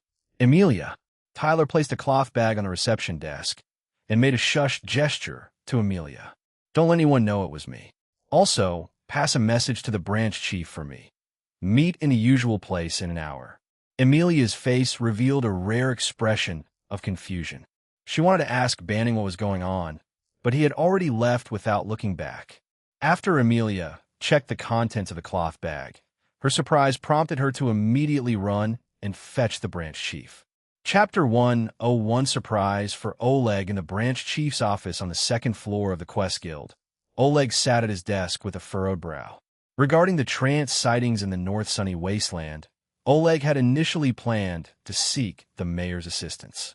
If Sunnytown were willing to dispatch a patrol team of about 20 people, and the Quest Guild could organize another 30 or so, they should be able to complete a search of the North Sunny Wasteland within a day, locating and eliminating the Treants. However, Oleg had previously disagreed with the mayor on the matter of trial management, so this time his request was denied twice. Concerning trial management, the mayor had proposed an idea to charge fees for level 1 difficulty, white trials. This would generate revenue for the town and address the issue of the white trials being hard to come by, while yellow, orange, red, and purple trials run rampant. Oleg disagreed with the mayor's proposal, believing that it would merely force the poor to their doom. As a result, the two developed a grudge. Oleg's current plan was to wait for Nasser's return and have him risk his life as bait in the wasteland, luring out the Treants. Then, the other ambush bounty hunters could swarm and eliminate them. Nasser was indispensable because he was the 2nd most powerful bounty hunter in Sunnytown, only behind Oleg. At 26 years old, he was already a 36th level sword wielder. Considering Oleg's advanced age and inability to engage in intense combat, Nasser was essentially the town's #1 fighter. Only by doing so could they ensure that the person acting as bait would not lose their life. Nasser should be back the day after tomorrow. I hope the Treants don't reproduce too quickly. Branch Chief. As Oleg was troubled, a golden light hurriedly entered from outside the door. It was Amelia. What's the matter, Amelia? You're out of breath. It's about the Treant task. Emilia placed a cloth bag on the table and then turned to close the room's door. Were these magic cores? Oleg opened the bag and took out its contents. Based on his experience, he could tell that these 4 spherical objects were likely Tier 2 demon magic cores, but a professional appraiser would need to determine exactly what they were. Tier 4 magic cores. Emilia handed an appraisal report to Oleg, who took it with disbelief. He read it 3 times before confirming he hadn't misread. Great. Which team hunted them? Did Nasser come back early? No, it wasn't. It was a newcomer named Banning who hunted them. He also asked me to tell you to meet him at the usual place in an hour. Huh? Banning? The young man who came with the Scarlet family's golden emblem? Yes, it's him. I never would have expected. Oleg pondered for a moment, many thoughts racing through his mind. However, he prioritized checking the time to ensure he could meet this incredible young man. Emilia, did Banning say anything else to you? He told me not to talk about it. Oh, Oleg nodded, appreciating the young man's low-key demeanor. Emilia, I'm stepping out for a bit. You can remove the Treant task from the hall's mission board. Understood. Oleg had not visited the tavern in broad daylight for quite some time. The monotonous days in Sunnytown made him feel that his heart might give out before his body succumbed to old age. However, Banning's arrival rekindled his long-lost excitement. A first-tier warrior, below level 20, single-handedly defeated 4 Treants, level 30 or higher. Such madness. What strategy had Banning employed? Undoubtedly, he used fire, the most effective weapon against Treants, but ordinary flames wouldn't suffice. Most Treants possessed a certain resistance to fire, and the majority of people would give up before they could truly ignite them. Banning appeared rather young. Did he have experience in this area? Furthermore, the Treants' roots and vine attacks were exceedingly lethal. If one were not a heavily armored warrior, a first-tier warrior would face certain death upon being struck, akin to dancing on a knife's edge. The more Oleg pondered, the more curious he grew about Banning's methods. Amidst his anticipation, he finally greeted Banning's arrival. Branch Chief, I didn't expect you to arrive so early. After hearing about your exploits, I simply couldn't sit still. Oleg stood up to shake Banning's hand, and upon doing so, felt more confident in his assessment. Banning's hands were those of a seasoned warrior. After sitting down, Oleg handed Banning the task reward and the meditation ring as a bonus, asking if there was anything else he could do for him. Banning was straightforward and requested Oleg's help with 2 matters. Regarding my defeat of the Treants, please keep it a secret, Branch Chief.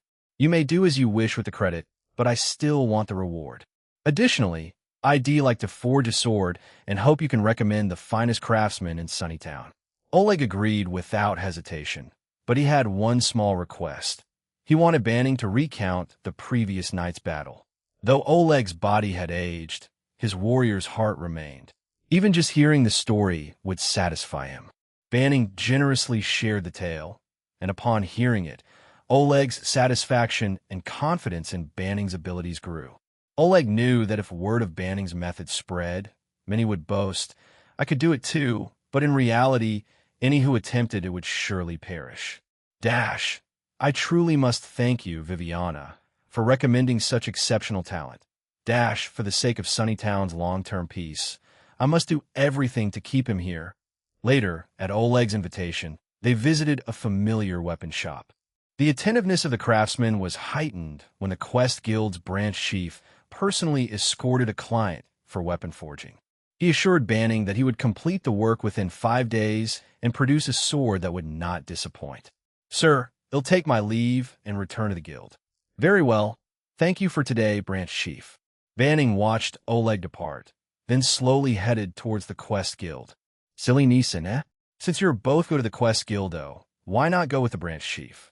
Tyler, it's because I have some clandestine business to attend to. Chapter 102 Emilia, Part 1.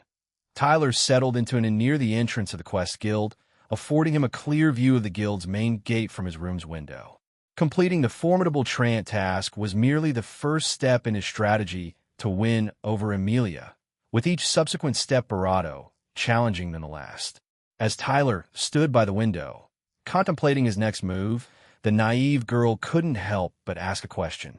Silly Neeson, Bodia Tyler, Imavito Kenders Tyler. Silly Neeson, is Amelia still our target? Oh. Tyler, yes. Silly Neeson, Centurado. Are we waiting here to invite her to dinner after she finishes work? Tyler was rendered speechless by the naive girl's inquiry for some time, lamenting that having her by his side for a month had been fruitless. Tyler, Priscilla Neeson, you are truly the most obtuse person I have ever met. Silly Neeson. Tyler, tell me, what is the first rule of winning a girl's heart? Silly Neeson. I remember. It's not about chasing. It's about attracting. Though the clueless girl recalled the lesson, she remained unsure about how to attract Amelia from within the inn. Tyler, too weary to continue enlightening her, took action. He arranged the materials he had purchased beforehand on the table and soon crafted an adorable paper golden fox with a beaming smile. Next, Tyler affixed the small fox to the external wall outside the window. In this position, Centurado remained silent. Meanwhile, Tyler finished attaching the fox and sat down to review the rewards for this task. Item name, Meditation Ring. Item effects, Wear requirements, Strength 9, Dexterity 9, Intelligence 9. No effect if wearer's attributes do not meet requirements. When wearer's attributes meet requirements, all attributes increase by 5 points, and magic recovery rate increases by 1 point minute during sleep. While the attribute boosts are negligible, the increased magic recovery rate is quite useful. It's a shame it's a fixed value rather than a percentage. To Tyler, the ring's effects were average at best, but the underlying rules provided valuable insights. This was the first time he had seen equipment with wear requirements, and he surmised that other gear likely had similar prerequisites. The reason his own weapons and armor didn't display such conditions was their lack of wear requirements. In the future, Tyler could gauge the quality of equipment through his appraisal ability. Once the divine eye of transcendence evolved further, he might even discern attack and defense values. DSVEL.cm Tyler donned a meditation ring and pulled a chair to the window to sit down. Combat occupation skill Heart of Focus. LV1 has been activated and remains in effect. After the battle with the fur treant, Tyler altered his strategy for training his skills.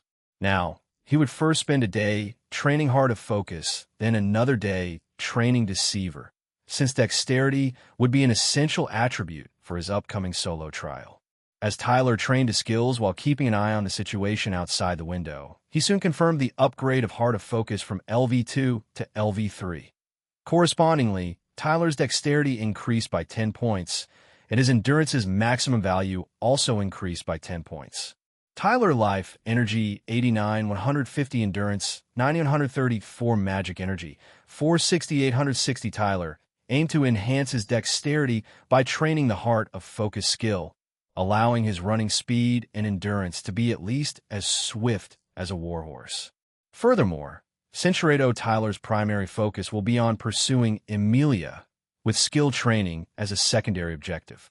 Once he obtains Amelia's confession, he will determine the difficulty of the trial based on the precognitive death scene results.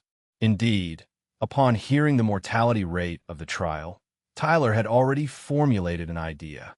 If he doesn't perish in the trial in the precognitive death scene, it means he can pass the trial. The application of precognitive death scene is not limited to avoiding death. However, obtaining Amelia's confession now is no easier than passing the trial. Tyler has only 8 days left.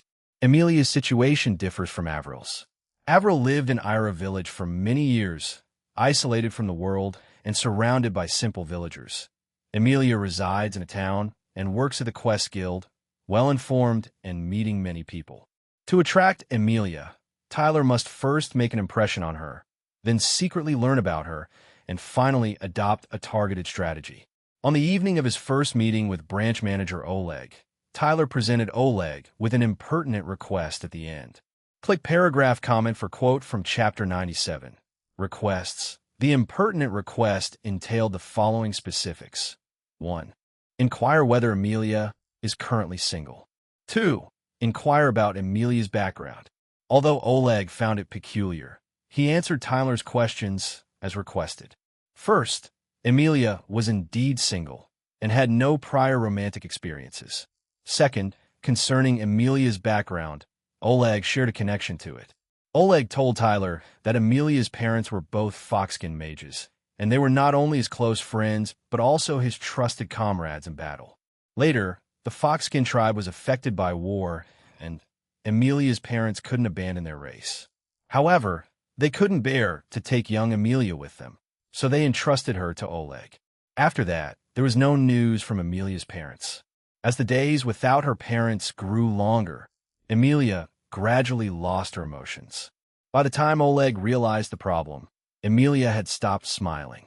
Eventually, Oleg heard rumors that the Foxkin tribe had been razed to the ground by evil kind forces. He couldn't bring himself to tell Emilia.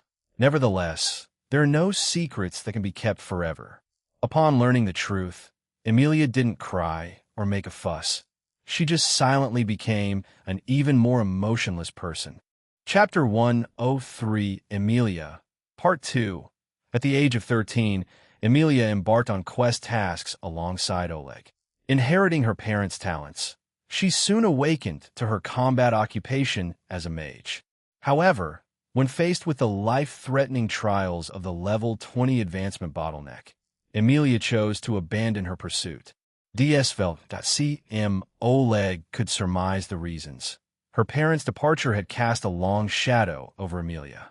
Her fear of perilous battles and death was understandable. As it happened, Oleg had just retired from the front lines to become the branch chief of the Quest Guild, so Emilia decided to follow him and take up a position as a receptionist. At that time, the bounty hunters were somewhat hostile towards Emilia's demi-human identity, but under Oleg's protection, no one dared to harm her. Eventually, through her outstanding professional skills and increasingly polished appearance, Emilia not only dissolved others' hostility, but also gained the support of Sunnytown's bounty hunters. To this day, if an outsider sought to trouble Emilia, the guild members would stand up to protect her. This is the story of Emilia. In the end, Oleg casually reminded Tyler of something he still remembers vividly. There's a young man named Nasser who is ardently pursuing Emilia. Tyler knew that Oleg was hinting at something.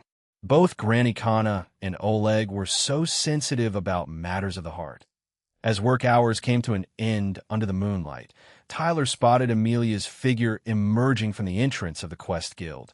He hurried downstairs to follow her, watching her fluffy tail sway back and forth as she walked, feeling a bit curious about it. Afterward, Tyler trailed Emilia as she went grocery shopping, chatted with elderly folks, watered a wilting flower on the roadside, and finally returned home. This round of surveillance yielded Tyler two crucial pieces of information. Emilia was accustomed to cooking for herself. Emilia's home address. As for what Emilia did at home, that was beyond Tyler's purview. Having concluded the surveillance, Tyler took advantage of the night and ventured to the outskirts of Sunnytown to hunt. Relying on his appraisal ability, he bagged a floral rat and a wolverine within 3 hours, earning 160 points of production occupation experience and returning with a bounty. Production occupation, Hunter LV3 experience, 50,160,800 the next morning. As per his routine, Tyler used some of his magic power to level up his Deceiver skill to level 9. Intelligence attribute, 8610 magic power maximum value. 860-100 Tyler had a premonition that something different might happen when the skill reached level 10. However, for now, he needed to hurry to Emilia's house, as he planned to start tailing her from the moment she left home. It is worth mentioning that Master Tyler did not endorse such shadowing methods, for they were neither ethical nor entirely legal. If it weren't for the pressing time constraints, he would have been reluctant to resort to such extreme measures. Prison Star Calendar Year 187, June 13th, 6:13 a.m. Countdown to Confession Death. 7 days Tyler believed he had arrived quite early. Yet Emilia had set out even earlier than he had anticipated. Fortunately, he caught sight of her figure on the street and promptly followed her. At the crack of dawn, Amelia first visited a tailor's shop, where she stayed for about half an hour. When she emerged again, Tyler noticed that her tail had lost a significant amount of its fluffy fur. The tailor then handed her a bag of money at the door. She had sold the fur from her tail. Having received the money, Amelia proceeded to the market and purchased a generous amount of long-lasting foods. She then walked alone to a remote residential area. As Amelia arrived, Tyler observed women and children emerging from the houses in the neighborhood.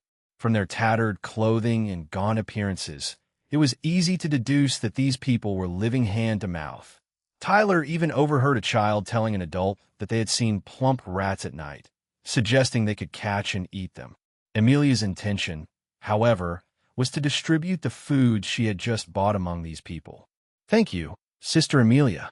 Sister Amelia, can you pat my head?" "Me too. Me too." The children were all very fond of Amelia, and she smiled, hugging them. Indeed, Amelia smiled, a sight Tyler had never seen before. He realized that her smile was her most beautiful expression. "She's just like I was before. Her true heart hasn't died." Tyler cautiously moved closer, just far enough to confirm the identities of these impoverished people using his identification ability. As he had suspected, they were all demi-humans disguised as ordinary humans. Among them were deerkin, catkin, snakekin, and others who appeared to have banded together to help each other through adversity. The branch chief probably doesn't know about this, does he? If they sought the branch chief's help, perhaps these people could find stable employment and support themselves. Why doesn't Amelia do that? With lingering questions, Tyler continued to follow Amelia. After providing aid to the impoverished demi-humans, she went to the Quest Guild as scheduled, and Tyler returned to the inn to observe and refine his skills, also affixing a second little fox to the window. When Amelia finished work, Tyler resumed his surveillance. Her day unfolded just like yesterday. Shopping for groceries, engaging in casual conversations, and returning home to cook. Silly Neeson. My goodness, doesn't she have any hobbies or interests? Surely she doesn't spend every day like this. The young woman was dumbfounded, and Tyler found Amelia's monotonous daily routine somewhat perplexing. However, Tyler believed that no one could live without hobbies, and that if he kept observing, he would eventually discover something different. The problem was, time was growing increasingly scarce. That night, Tyler visited the Catgirl restaurant as usual, already well acquainted with the place. As he was about to sit down, someone called out to him from behind, "Banning." This voice is Tyler turned around, and it was Merrick, the leader of the traveling merchant caravan. "Mr. Merrick, when did you arrive?" "We just arrived tonight. I didn't expect to run into you so soon."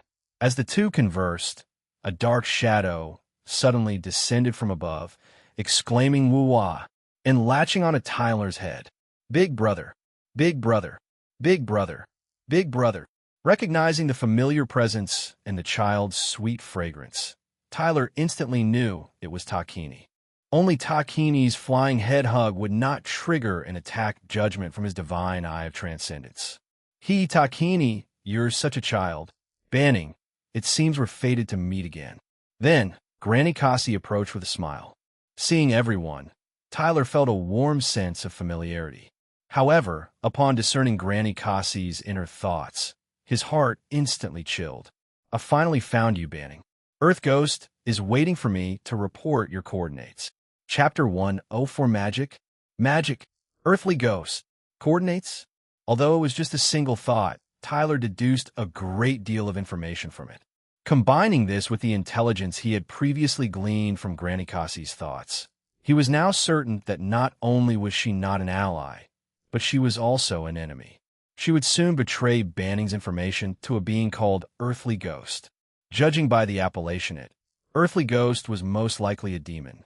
No, it should be one of the evil kinds, an intelligent one. Tyler considered all the deductions he had made thus far to be reasonable. The only part he found questionable was, why had Granny Cassie been investigating him without cause? To be more precise, why were the evil kinds investigating him? Is it because of the Sandrift Gorge incident? No, the person who defeated the rogue shadow demon was Viviana, If they wanted to investigate someone, it should be her, not me. After much thought, Tyler believed there was only one possibility. His identity as a crosser, or to say otherworldly traveler, might have been exposed, or was at least under suspicion.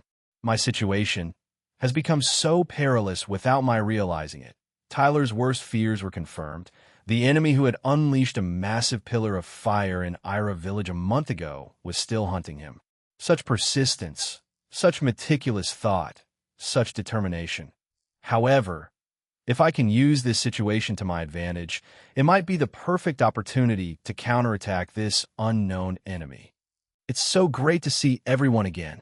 Takini, have you been eating meat every day? Now is not the time for contemplation. Tyler displayed his usual superb acting skills, enthusiastically greeting the members of the traveling merchant caravan. Reporting to Big Brother, Takini doesn't eat meat for a day if she doesn't see Big Brother. So Takini hasn't eaten meat for many days now. You little bunny, how can you blame me for not eating meat? It's obviously because you don't like to eat it yourself. As long as Takini was present, the caravan would never lack a cheerful atmosphere.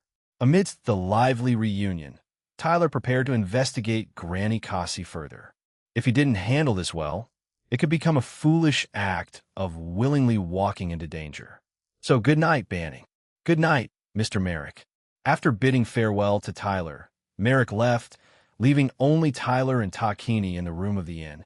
Tyler could not have imagined that his ambitious aspirations, established just an hour earlier, would be quickly undone at this moment because Takini insisted on staying in the room with him no matter what. For Tyler to deceive Takini and secretly follow Granny Kasi, it would not be an easy task. However, Tyler had actually been considering giving up on tracking Granny Kasi. In Tyler's view, Granny Kasi was a level 67 mercenary sage with 3 unknown skills. To recklessly follow her would be pointless if too distant and risky if too close. If discovered late at night, it would be difficult to explain. Thus, Tyler believed it would be safer to gather intelligence through a combination of mind reading and the deceiver's skill. Cinchuredo, she fell into a sweet slumber. At that moment, Tyler quietly got out of bed and slept on the floor. It wasn't out of guilt or his weakness. It was just that in the heat of summer, sleeping with the fluffy Takini was unbearably warm. Prison Star Calendar Year 187, June 14th, 5:50 a.m. Countdown to confession death. 6 days on the following day, Tyler arrived earlier than before, waiting in the vicinity of Amelia's residence. As for Takini, she rose even earlier than Tyler, since the traveling merchant caravan was set to purchase goods throughout Sunnytown. Tyler later learned that Takini was not merely a mascot for the caravan. Her playful bargaining technique had actually contributed significantly to the profits of the traveling merchant caravan. After a while, Tyler spotted Amelia emerging from her home. Today, Amelia had her long hair tied up in a high ponytail, donning a white round-neck blouse and khaki straight-leg trousers. Coupled with her usual expressionless visage, she exuded an air of coolness. Tyler trailed Amelia and discovered she entered a bookstore, not an ordinary one, but a magical bookstore. Given the store's small size, Tyler chose not to follow her inside and opted to wait outside instead. Through the window, Tyler noted the bookshelves Amelia lingered at, and once she had left for work at the Quest Guild, he entered the magical bookstore to investigate. Welcome. What type of magic book do you need? The bookstore owner was a disheveled, ruddy-faced old man who struggled to speak clearly. Seeing his untidy clothes and the empty alcohol bottle on the counter, Tyler deduced the old man had yet to sober up from his drunken stupor. No need, I'll find it myself. Tyler headed straight for the bookshelves Amelia had perused earlier, hoping to find an entry point to winning her heart. Tier 1 Fire Magic. Tier 2 Fire Magic. This entire bookshelf was filled with fire magic-related books. It seemed that although Amelia had changed her career to being a receptionist, the heart of a mage still lingered within her. When it came to fire magic, Tyler couldn't help but think of something like Blast Reality. Burst it into shreds. Oh no, that was a mistake. You should be thinking of a certain red demon mage who could only use explosion magic and always concluded her incantations with explosion. What is Amelia's actual level of magic proficiency? I'd love to witness it if I had chance. Tyler took out a copy of Tier 1 Fire Magic, Fireball to skim through, only to realize that all the magic books had been locked with chains. Certainly, if they weren't locked up, people could read them without buying. Tyler inquired about the price, and a copy of Tier 1 Fire Magic. Fireball cost a staggering 15 silver coins, equivalent to an ordinary person's monthly living expenses. The old man appeared drunk, but was actually quite astute. In the end, Tyler successfully bargained the price down to 7 silver coins using his mind-reading ability and his deceiver skill, reluctantly purchasing a copy. If buying a magic book allows one to master the magic, then this price is actually fair. Back at the inn, Tyler, as usual, affixed a new little fox to the external wall outside the window, then excitedly opened Tier 1 Fire Magic, Fireball, while keeping an eye on the Quest Guild. Upon opening the book, Tyler was dumbfounded. Why were all the pages in the book blank? An entire tome of wordless pages? It couldn't be. Had he been deceived? Chapter 105 Bonus Forethought. Tyler, being unconvinced, flipped through the entire book and finally discovered the secret on the back cover. On the back cover was a line of text. Please infuse magical energy to generate your exclusive spell and magic circle. It turns out that magic books require an infusion of magical energy to reveal the magic construct and corresponding magic circle. Tyler imagined the sensation of releasing his skill and successfully infused magical energy. A few seconds later, a line of text emerged on the first page of the book. Exclusive content generated for you. Tyler flipped through a few more pages, and indeed, there was now text and illustrations. So that's how it works. Once infused with magical energy, the book becomes exclusively mine, as it contains exclusive magic constructs and magic circles. Stealing the book would be pointless for others. Such a sophisticated design made Tyler marvel at the thorough protection of magic in this world. However, he soon realized he had misunderstood. Knowledge is priceless, but the cost of pirating textual content is extremely low. Since there are magic books, there must be publishing houses and distributors. The protective mechanisms in magic books are actually designed to prevent the cheap piracy or even free dissemination of magic books. Nevertheless, this had nothing to do with Tyler. Having accessed the content of the magic book, all that was left was verification. As a junior assassin, could he use magic? Tyler couldn't wait to find out. Over an hour later, Tyler concluded his exploration of magic. Up until now, his conclusion was that he could use magic but not entirely. Centuredo. Once all of this was completed accurately and precisely, Tyler successfully ignited the magic circle in his hand and launched the generated fireball into the sky outside the window. The fireball disappeared without a trace after flying a certain distance, causing no harm to any innocent airborne creatures. Centuredo, according to the magic book, the automatic incantation skill, depending on the level, could record incantations for up to 10 spells, freeing mages from the constraints of books and incantations. Secondly, the automatic incantation skill also came with an incantation acceleration effect. Centuredo, until Tyler found an alternative to automatic incantation, he was temporarily disconnected from magic. No wonder it's a world of impossible difficulty. It's truly hardcore. That very afternoon, the atmosphere outside the Quest Guild suddenly became lively. Tyler peered from the window and noticed that a young man named Nasser had returned. Nasser, male, 26 years old, the Quest Guild, Sunnytown branch, cadre production occupation, none manufacturing occupation, none combat occupation, sword wielder, LV 36, 26 years old and level 36. Not bad. He is considered quite promising in Sunnytown. Tyler stayed in his room at the inn, from where he could clearly observe the situation at the Quest Guild. This young man called Nasser was tall and burly, a cheerful and lively lad. He greeted everyone with a warm smile, easily engaging in friendly banter, and others were more than happy to converse with him, proving his excellent interpersonal skills. If one were to write a novel set in Sunnytown, Nasser would undoubtedly fit the role of the male protagonist. At least, that was Tyler's initial assessment. There's a young man named Nasser who is ardently pursuing Emilia. Tyler was grateful that Emilia was a rather aloof girl. If she were an ordinary girl, she would have been Nasser's girlfriend by now. Now, with only 6 days left and Nasser as a rival, Tyler's situation was becoming precarious. Silly Neeson. Tyler, how can you still remain so calm? I feel like we might be running out of time this time. Tyler, can anxiety solve the problem? Tyler's retort left the foolish girl speechless. A simple truth, since Nasser has been pursuing Emilia for so long without success, is highly unlikely that he would suddenly succeed in the next few days, unless something extraordinary occurs. And now, with Tyler keeping watch in Sunnytown, such extraordinary events would be even less likely to happen. In matters of romance, as long as the couple hasn't gotten together, there's no such thing as first come, first served.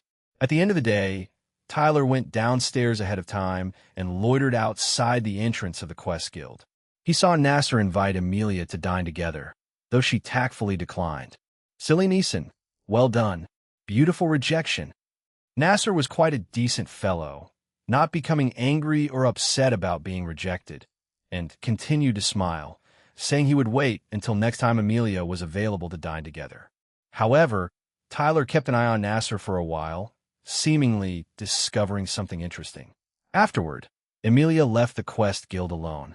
As she stepped outside, she glanced up at the inn, noticing that another little fox had been added to the exterior wall, a detail that Tyler, of course, observed. Unfortunately, Emilia's inner thoughts were too few, and Tyler couldn't capture any of her feelings. That evening, while dining at the Catgirl restaurant, Tyler initiated a conversation about recent events with the members of the traveling merchant caravan. From Merrick, he learned that after the caravan was separated due to a landslide in the gorge, they had taken a detour around the Sandrift Gorge to reach the southern exit, hoping to meet up with him there.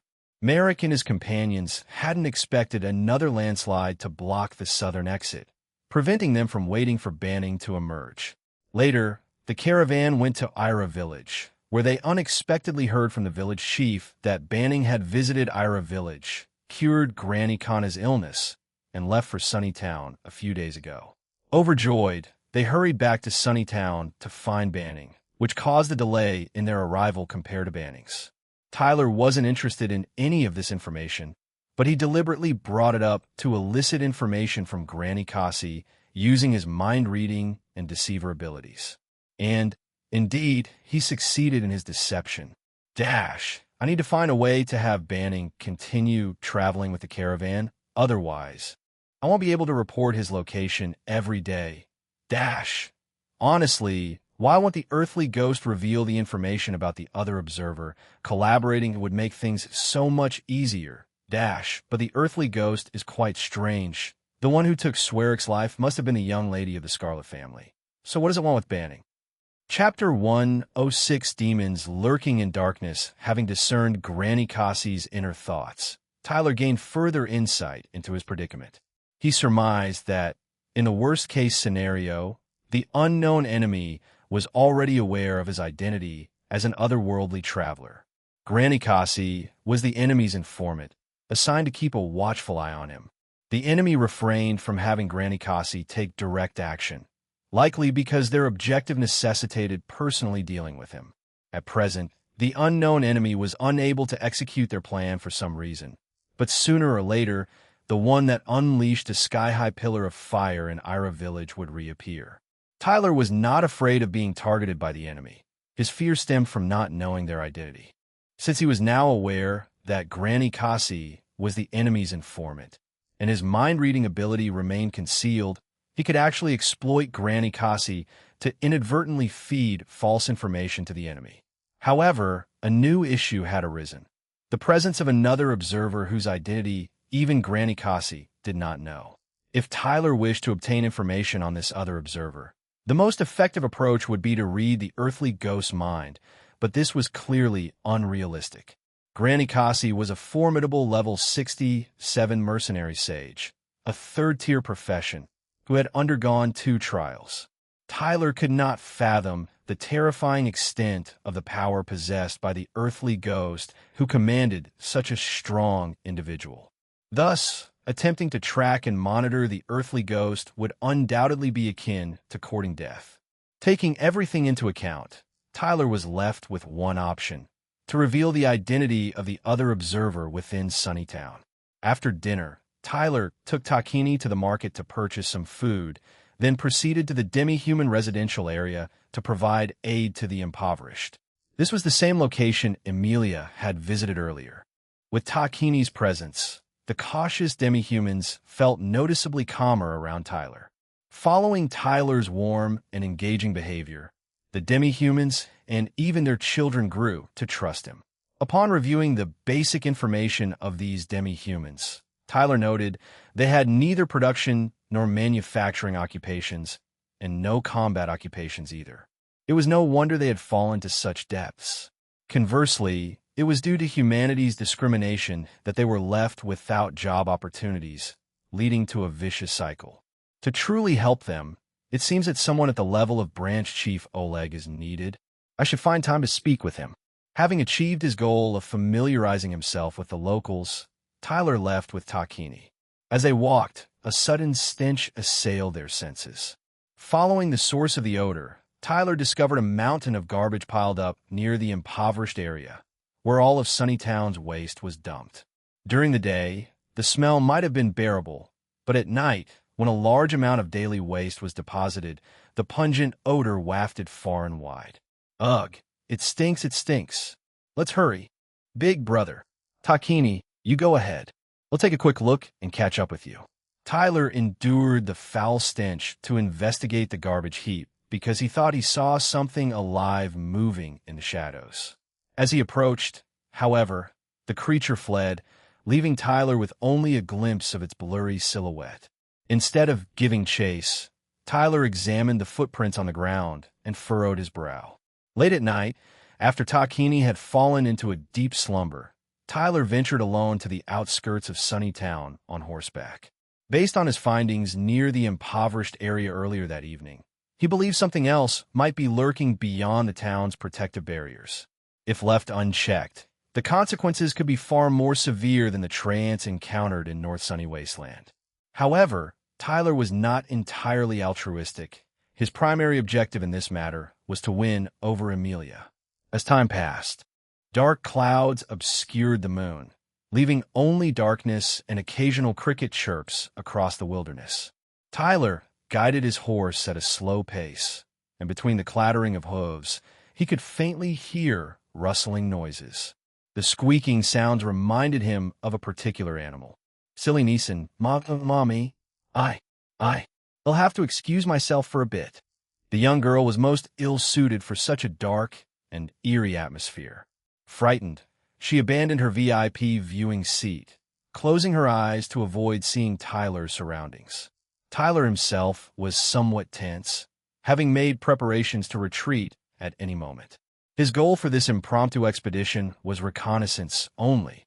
He had no intention of engaging in combat. Amidst the normally crisp air, a subtle whiff of decay crept in. As Tyler continued to advance, the putrid scent grew increasingly potent. In the darkness, he could vaguely make out red points of light flickering and moving about. I can't get any closer. Sam Tyler knew that by the time these creatures launched an attack, it would be too late. He marked the location on his map and temporarily retreated to Sunnytown. Prison Star Calendar Year 187, June 15th, 5:45 a.m. Countdown to Confession Death. 5 days the next day, Tyler did not continue to follow and observe Emilia. Instead, he went early in the morning to purchase a large number of oil barrels, haystacks, and a new quiver, increasing the number of arrows he carried to 80. Afterward, he bought some fresh food and returned to the impoverished area. With the favorable impression from the previous night, the demi-humans warmly welcomed Tyler, even though he was alone. Thank you, young man. There's a kind-hearted girl named Emilia coming at noon today. Would you like to meet her? Yes, yes. Amelia works at the guild. She can help introduce you to tasks. The demi-humans accepted Tyler's favor and wanted to repay him in any way they could. Tyler smiled in gratitude, saying he would return at noon, and then left. However, he did not go far, instead venturing alone to the garbage heap. Under the bright sunlight, the heap, over 10 meters tall, resembled a 3- or 4-story dark tower, an impressive sight. At the base of the tower, Tyler could clearly see 3 hidden underground cave entrances. During the day, they indeed don't seem to come out as much. Tyler tied a cloth around his mouth, approached the garbage heap, and noticed numerous footprints on the ground. The identification information matched the footprints of carrion rats he had found the previous night. Continuing cautiously, he spotted a dark figure moving on the garbage heap. He immediately activated focus and shot an arrow, which hit the target with a thwack. A pitch-black lump covered in thin hairs rolled to the ground.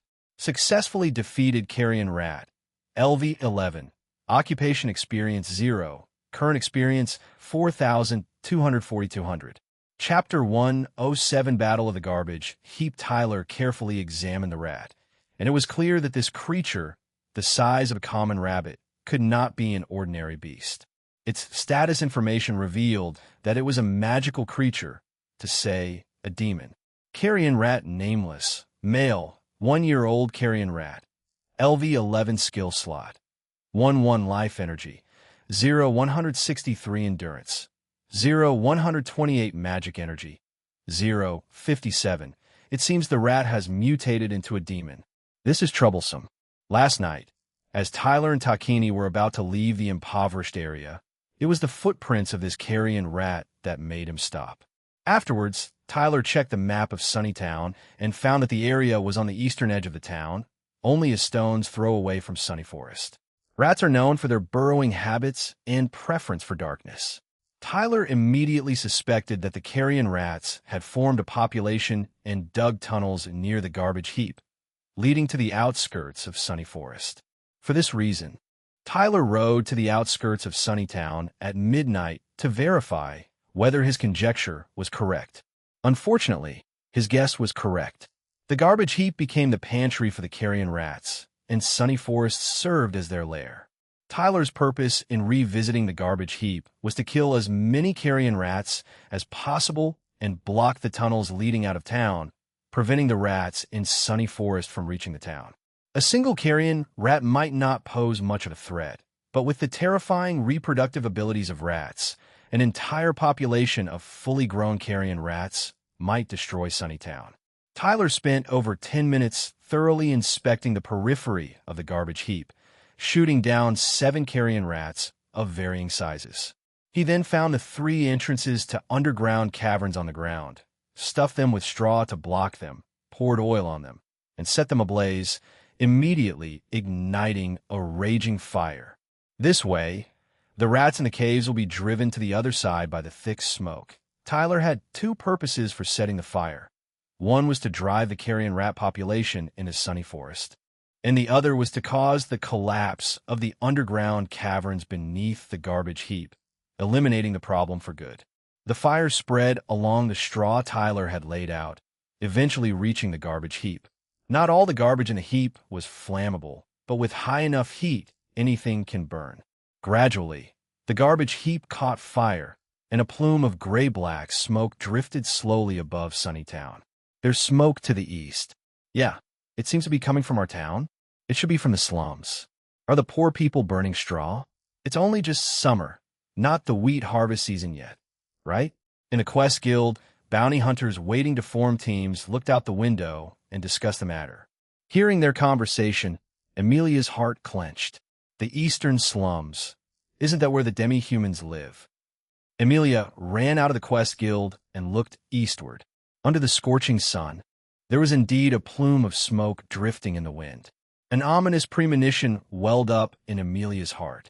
In her haste, she didn't bother asking the branch chief for leave and headed straight for the slums. In the impoverished area, Tyler held his hunting bow, ready for battle. Under the dual assault of the raging fire and thick smoke, carrion rats occasionally emerged from the underground caverns, risking their lives.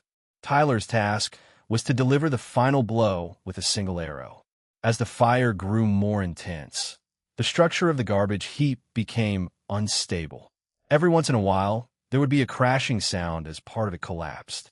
The impact of the collapse was transferred to the ground, and after several impacts, 2 of the 3 entrances had already caved in. Only one was left, which would completely block the path of the carrion rats. "Mom, look! I told you there were big fat rats. Stay back. It's dangerous." "It's not dangerous. That kind-hearted brother is chasing away the rats." The commotion Tyler caused attracted the demi-humans nearby. Fortunately, these demi-humans who had experienced hardship knew the importance of self-preservation and quickly took the children away. Some of the younger, stronger demi-humans volunteered to help Tyler, but he refused them all. He didn't want any casualties among the demi-humans, as it would diminish the positive effect of this incident on him winning over Amelia. The burning garbage heap emitted a loud explosion. After another collapse, the last entrance was blocked, and Tyler's heart finally settled. However, at that very moment, a thunderous crash resounded as a colossal shadow leaped from the summit of the garbage heap. With a piercing screech, it lunged toward Tyler. In the critical instant, Tyler raised his iron shield in the direction of the red light warning. The shadow collided forcefully with the shield, sending Tyler flying several meters away. Screech! Immediately, Tyler scrambled to his feet and sprinted without a second thought. Despite his hand feeling numb, he clung to the iron shield, his only means of defense. Screech! The enemy shrieked and pursued Tyler. Glancing at the periphery of his vision, Tyler discerned the true nature of the shadow. Giant carrion rat nameless. Male, 3 years old giant carrion rat. LV32 skill slot. 2-2 life energy. 451 623 endurance. 278 452 magic energy. 137 195. Ah, I see an evolved carrion rat. No wonder it possesses such strength. The giant carrion rat was considerably larger than the carrion rat, its size comparable to a wolfhound. Its teeth and claws had grown significantly, as if armed with over a dozen dagger-like blades. However, the true challenge for Tyler was its speed, the very reason he had hesitated to attack the rat swarm the night before. Unless he could maintain distance, Tyler's bow and arrow would be useless. Screech! As the giant carrion rat lunged for him again, Tyler's left hand remained numb and immobile. He had no choice but to raise his guard with his sword. At that moment, Tyler noticed the rat's magic energy decrease significantly, and an ominous purple-black glow emanated from its claws. Tyler hastily discarded his sword and rolled away. Immediately, he heard the sound of his sword being cleaved in two. As the giant carrion rat landed and readied itself for another attack, Tyler, with his back against the wall, hurled 2 oil barrels from his waist, aiming straight for the enemy's forehead. The giant carrion rat's reaction was swift. It shattered the barrels with a swipe of its claws. However, the oil from the barrels drenched its body as they broke. Combat occupation, skill, heart of focus. LV5 has been activated and remains in effect. Tyler, separated from the giant carrion rat by the raging fire of the garbage heap, fired 3 consecutive arrows. The arrows pierced through the flames, igniting as they went, and became flaming projectiles that struck the giant carrion rat, setting its oil-soaked body ablaze. Screech! Accompanied by the agonized screams of the giant carrion rat, the flames engulfed its entire body, turning it into a burning fire rat. Yet, the giant carrion rat did not fall. Instead, it charged even more frantically toward Tyler. Chapter 1081 Good Turn deserves another. The desperate struggle of a dying beast is even more fearsome than that of a ferocious predator during the hunt. Tyler's 3 arrows had inflicted a mere 32 points of damage upon the giant carrion rat. Once ignited, the demon would suffer an additional 43 points of burning damage per second. In 10 seconds, Tyler swiftly calculated the outcome. If he could withstand the giant carrion rat's assault for 10 seconds, victory would be his. Squeak, squeak, squeak. Alas, the four-legged giant carrion rat was already faster than Tyler. Agonizing pain only served to further enhance its speed, closing the gap between them in an instant. 8 seconds. Tyler had no choice but to raise his shield and brace for impact. With a resounding clang, he was sent flying once more. The shield cracked deeply, rendered useless. The fractured shield fell to the ground, and Tyler's left hand, which had barely regained sensation, was paralyzed again. In a split-second decision, he ignited a smoke bomb at his feet. 6 seconds. Amidst the thick smoke, the giant carrion rat charged forward with a resounding squeak. Its keen sense of smell remained unhampered by the smoke. Devoid of defensive measures, Tyler abandoned his guard, focusing intently on the red light indicators within his field of vision. And then the indicators appeared.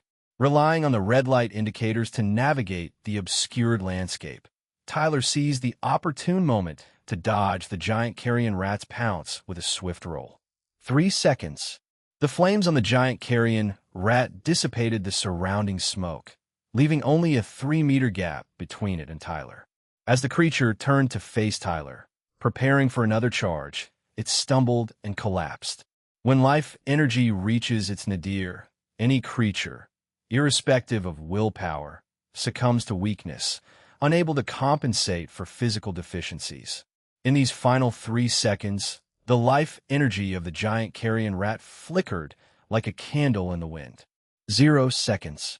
With its life energy depleted, the giant carrion rat could no longer support its own weight. It let out a soft, mournful cry before succumbing to the scorching flames. Successfully killed giant carrion rat, LV-32. Occupation experience 0, current experience 4,200. As the giant carrion rat collapsed, so too did Tyler. During the final, lethal 10-second struggle, he had forgotten even to breathe. The experience of close-quarters life-and-death combat differed greatly from that of long-range battles.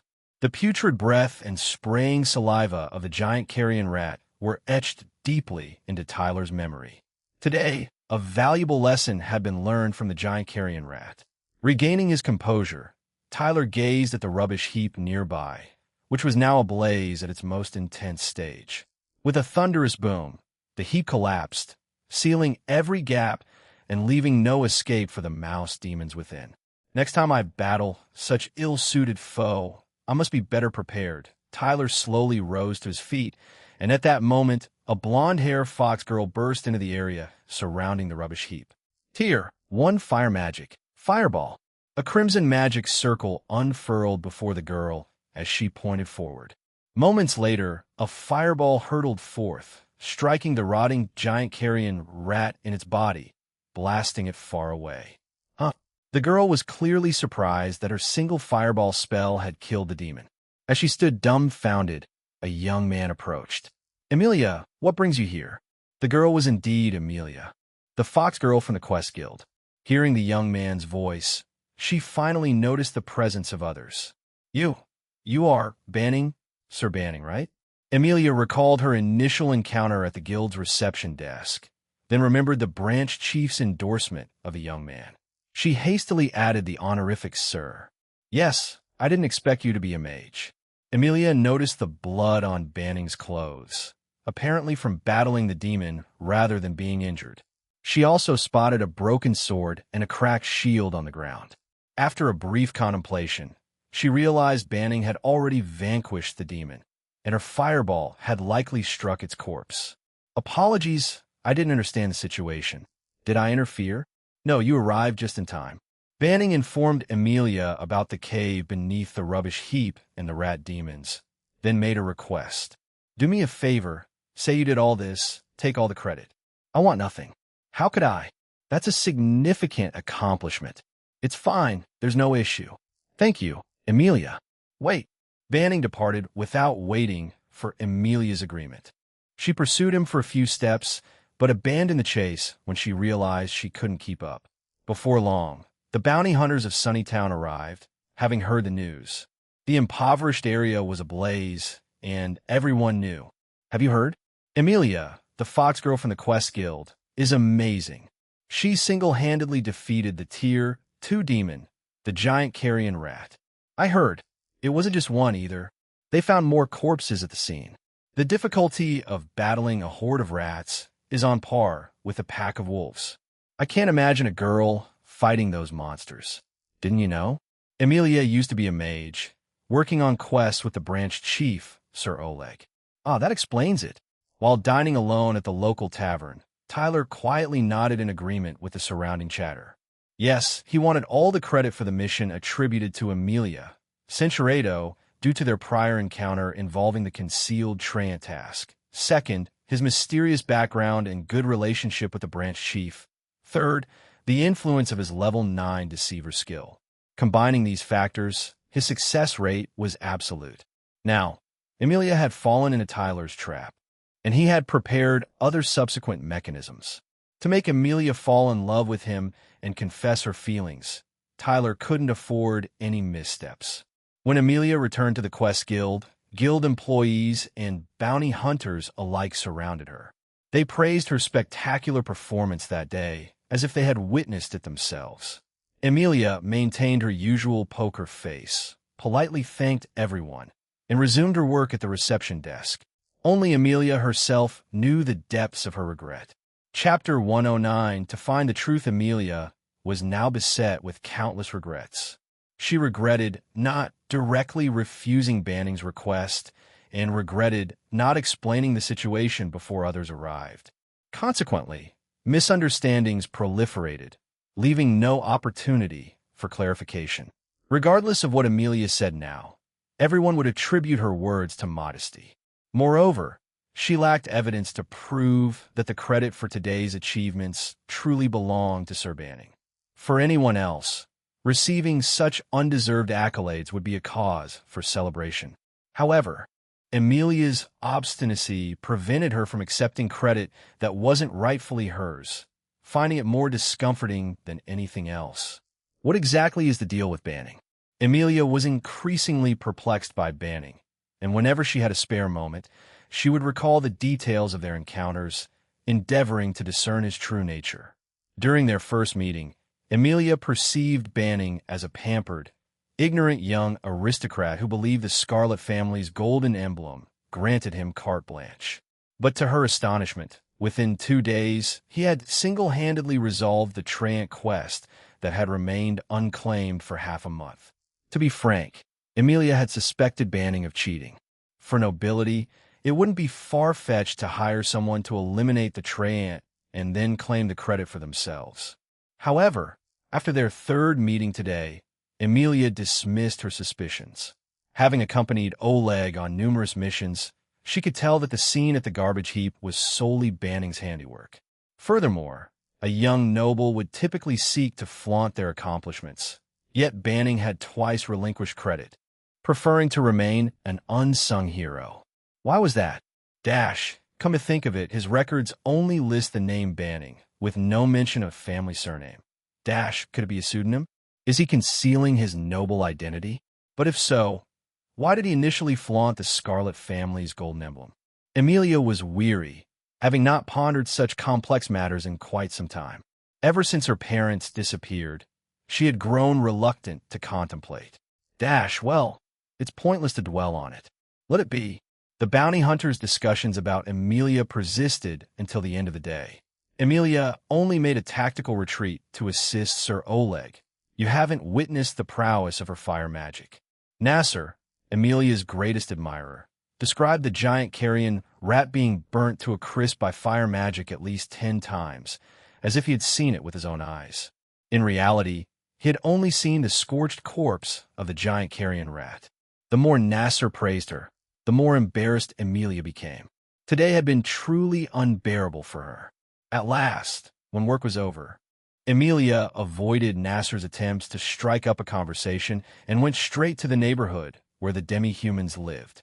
After asking the demi-humans, Emilia finally confirmed her suspicions. Banning had indeed taken on the rat demons alone and had even refused the demi-humans' help. As a Quest Guild worker, Emilia knew full well the horrors of carrion rats. A complete carrion rat group would consist of lower-level carrion rats, mid-level giant carrion rats, upper-level raging carrion rats, and the top-level carrion rat commander, the poison blade rat king. Such a complete crow group would include at least 100 elder rat demons. If they attacked en masse, one could be devoured in minutes, leaving nothing but bones. Banning had detected the carrion rat's traces before the Quest Guild received any information and eradicated the threat before the situation worsened, truly making him a hero of Sunnytown. Now, however, the hero's credit was placed on Emilia's head, and she was overwhelmed with embarrassment. Brother Banning is a good person. He brought us food these past 2 days. One child said. Yes, yes. There was also a rabbit girl with him. They're both good people. Another chimed in. Rabbit girl. Hearing the demi-human children's words, Emilia was even more astonished. She hadn't expected Banning to be so kind, and in this day and age, not many humans would associate with demi-humans. I'd like to ask you all for a favor. After much thought, Emilia decided that the only way to give credit back to Banning was to have the demi-humans help clarify the situation. However, as she looked at the ragged demi-humans, she couldn't bear to ask for their assistance. Yes, if the truth could have been clarified, they would have done so at lunchtime today. Before clarifying the truth about the garbage heap incident, the social issues of the demi-human community needed to be addressed. Emilia, you've helped us for so long. Don't be so formal with us, one of them said. Yeah, if there's anything we can do to help, just tell us. Seeing their enthusiasm, Emilia's heart ached even more. If Banning comes by next time, could you pass along a message for me? I'd like to invite him to the Quest Guild for a chat. The Quest Guild was exceptionally quiet at night, and typically, no one would come here after work hours, unless they had a specific purpose. Nasser, whose face was usually filled with sunshine and smiles, now approached the entrance of the Quest Guild with an emotionless expression. After ensuring that no one was around, he inserted his key, quietly opened the door, and walked in. How much longer do I have to endure this degrading job? Nasser glanced up at the branch chief's room on the second floor. What he saw should, in theory, be located there. However, Nasser had already infiltrated the guild at night 3 times without success. This evening, Nasser sneaked into Chief Oleg's room once again, thoroughly searched every corner, but still came up empty-handed.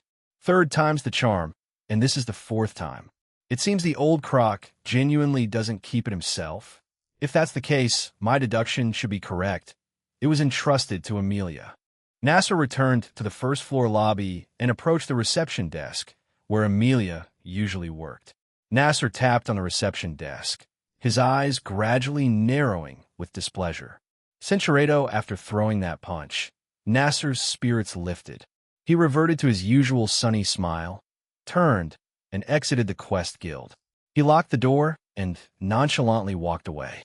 A while later, a cloaked figure in black emerged from the Quest Guild's window. Crouching down to examine Nasser's footprints on the ground, the figure followed the direction in which Nasser had left with swift steps. Chapter 110's secret on the outskirts. Tyler had been waiting for Nasser to expose his true intentions.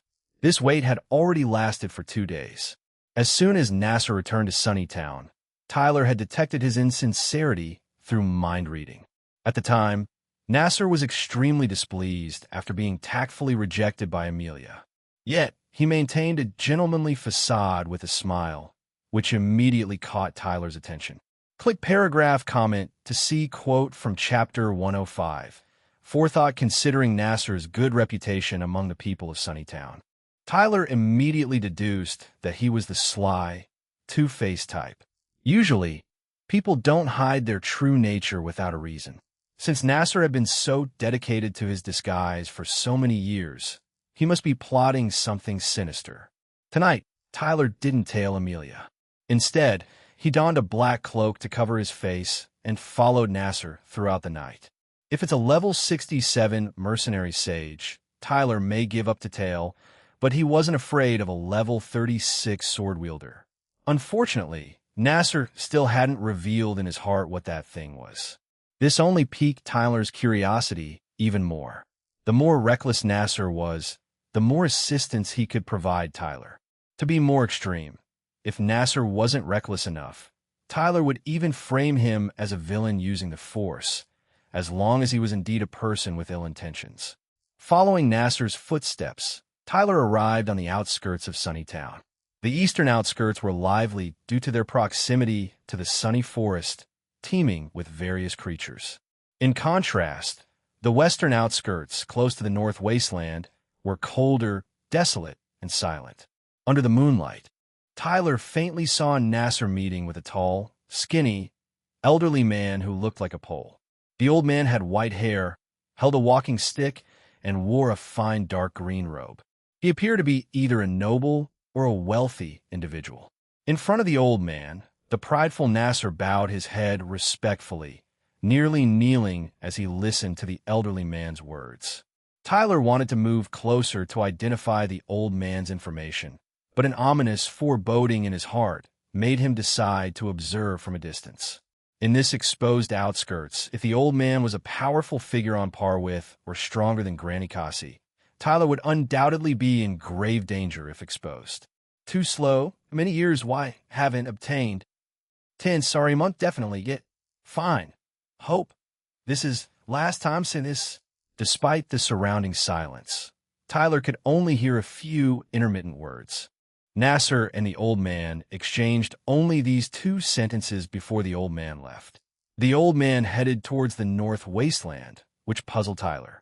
Was there a secret residence in the wasteland that the old man was visiting so late at night? As for Nasser, after watching the old man disappear into the distance, he turned back towards Sunnytown, his heart filled with dissatisfaction. After some thought, Tyler decided to continue following Nasser. The old man emanated an aura of immense danger. It was unwise to get too close for now. Nasser returned to Sunnytown and went straight home. Tyler rested for the night and went to the magic bookstore early the next morning, pretending to browse books while waiting for Amelia to arrive. That day, Tyler saw Amelia lingering in front of the fire magic bookshelf for a long time. He guessed that she must be hesitating about whether to buy a certain book. There could be 2 reasons for Amelia's hesitation. 1, she didn't have enough money. 2, her own abilities didn't match the book. Regardless, this showed that the spirit of a mage in Amelia's heart had not been extinguished. Tyler still remembered the fireball spell that Amelia had demonstrated the day before. It was evident that her magic skills were not rusty. "Excuse me, are you also interested in fire magic?" The previously drunk shop owner was quite sober today. "Also, besides me, who else is interested in fire magic?" Tyler asked back. "Ha, you're quite observant. There's a girl from the Quest Guild in town who's quite obsessed with fire magic." Oh, Tyler didn't reveal his thoughts, but decided to probe the shop owner for more information about Amelia. Combat Profession Skill Deceiver. LV9 has been activated and remains in effect. Centuretto multiple small fireballs. Tier 2 fire magic. Flame Spear. Tier 2 fire magic. Flame Vortex. Tyler quietly took notes, now knowing Amelia's magical capabilities. Combat Profession Skill Deceiver. LV9 has been deactivated. It should be a closely guarded secret what magic a mage can use. If an enemy knows a mage's magic in advance, it would put them at a significant disadvantage. However, the versatility of a mage's combat abilities is undoubtedly stronger than most other combat occupations. If possible, Tyler would love to partner with Amelia in battle. As they were talking, the bookstore door opened with a dingling sound. Tyler glanced over and saw Amelia's blonde hair. He quickly walked to a corner and signaled the shop owner to attend to the new customer. The shop owner was quite cooperative and promptly greeted Amelia. Tyler took the opportunity to secretly observe what Amelia was doing in the bookstore. He saw her skillfully refuse the shop owner's recommendations and head straight to the fire magic bookshelf. She picked up a copy of Tier 3 Fire Magic, Wall of Flames, and seemed deep in thought, as if she couldn't bear to put it back. After a while, she picked up another book, Tier 3 Fire Magic, Pillar of Flames, and was equally reluctant to let it go. Tyler quietly pulled the shop owner aside and asked if the young lady had come to look at these 2 books several times before. The shop owner confirmed that she had.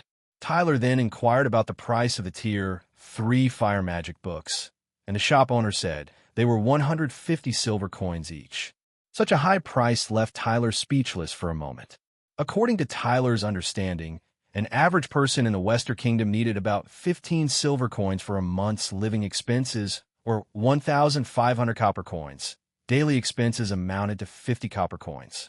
150 silver coins equaled 15,000 copper coins, nearly a year's worth of living expenses. No wonder Amelia couldn't bring herself to buy the books after so many visits. Considering that Amelia was also supporting the demi-humans in the slums, she likely didn't have enough money.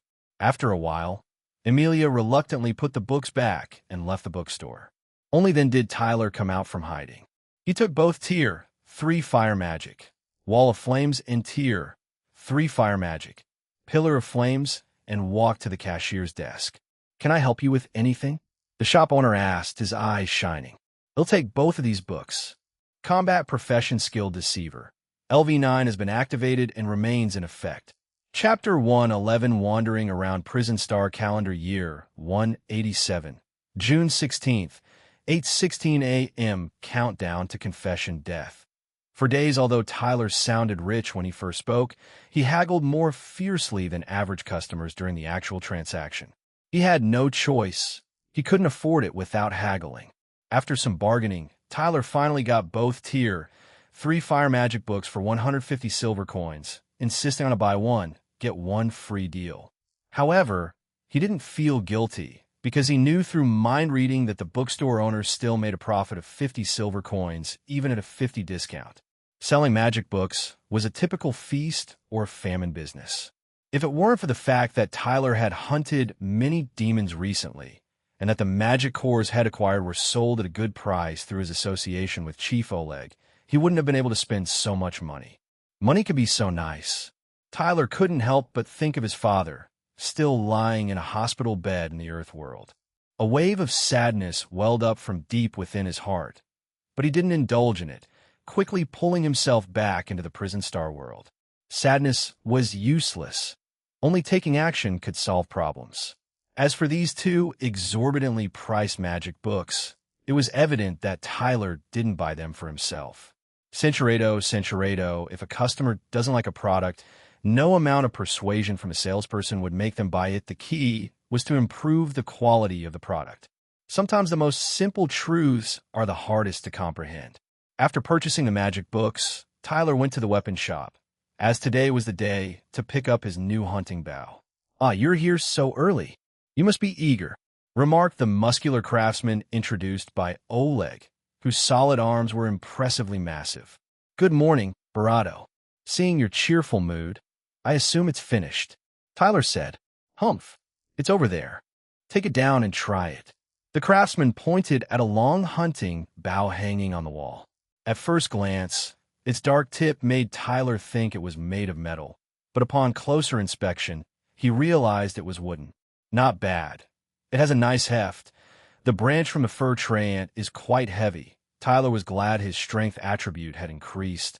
Otherwise, he might not have been able to lift the long hunting bow. "I used a tendon from a bull's spine for the bowstring, which matches the fine wood you provided.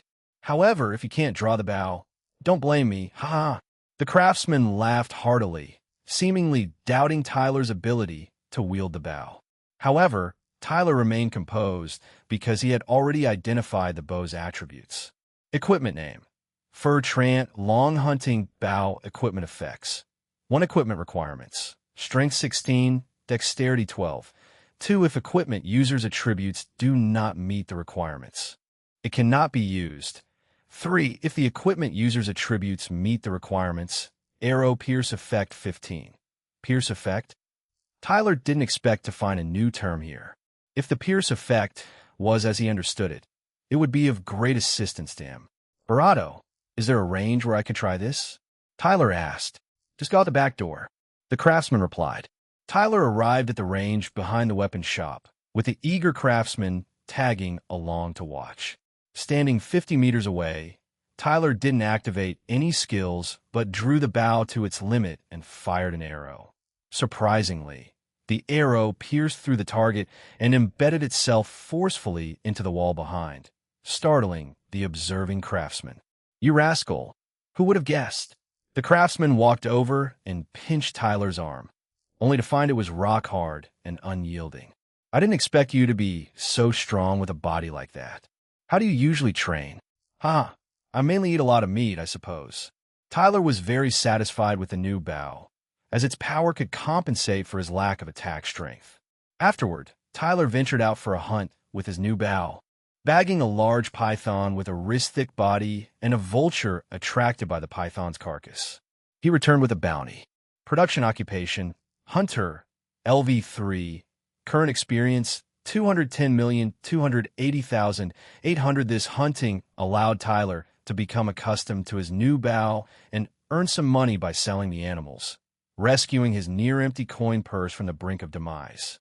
Subsequently, Tyler purchased a protective hand sword and an iron-round shield, replenished his arrows, and crafted 2 smoke bombs, bringing his total inventory back to 5. Thus, his equipment returned to its standard state. Unforeseen battles could arise at any moment, so Tyler made sure he was always fully armed and prepared. Once everything was in order, Tyler checked the time and realized it was only a little past 2 p.m. Amelia still had some time before her shift ended, so he decided to wander around Sunnytown to see if he could spot Nasser's whereabouts. While walking, Tyler inadvertently noticed the town's mayor inspecting the surroundings with a group of people, checking for any damage to the protective barriers. It seemed that the incident at the garbage heap the day before had somewhat raised their vigilance. However, the mayor's appearance: Nasser does resemble him quite a bit. Sunnytown was small, so Tyler wouldn't be surprised if Nasser had some connection to the mayor. It would be quite normal for someone as confident and flamboyant as Nasser to have some influential background. Continuing his stroll, Tyler saw a figure strikingly similar to Nasser, acting furtively and glancing around every few steps, highly suspicious. What could he be up to in broad daylight? Tyler quickly followed and discovered another clever use of his divine eye identification ability. Even if he could only see someone's back, as long as he was close enough, he could identify their identity. This shady figure was indeed Nasser. Tyler trailed him silently and saw Nasser arrive at a small house. He rhythmically knocked a few times on the door, and after a brief moment, a narrow gap opened, allowing Nasser in before immediately closing, without giving Tyler a chance to see who was inside. However, that hand that opened the door, with such fair skin, it must belong to a young woman, right?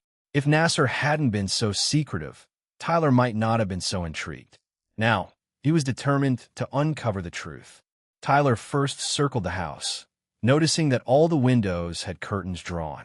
Through the walls, he could faintly hear some movement inside. So, Tyler devised a plan to climb onto the roof, and to his surprise, he found an open skylight. Chapter 112. Back against the wall, Tyler carefully examined the area around the skylight, ensuring it wasn't a trap, and then peered inside through the opening.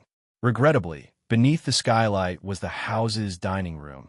Cinchuredo, he's not as innocent as he seems, Tyler thought as he heard the sound of movement from the room, realizing what was going on. Nasser would certainly not want such a thing exposed, especially in his pursuit of Amelia. It was evident that his feelings for her were far from genuine, as a loud noise echoed through the house. The strange noises abruptly ceased. Really? That wasn't even 5 minutes, Tyler mused, smirking as his perception of Nasser shifted bravado.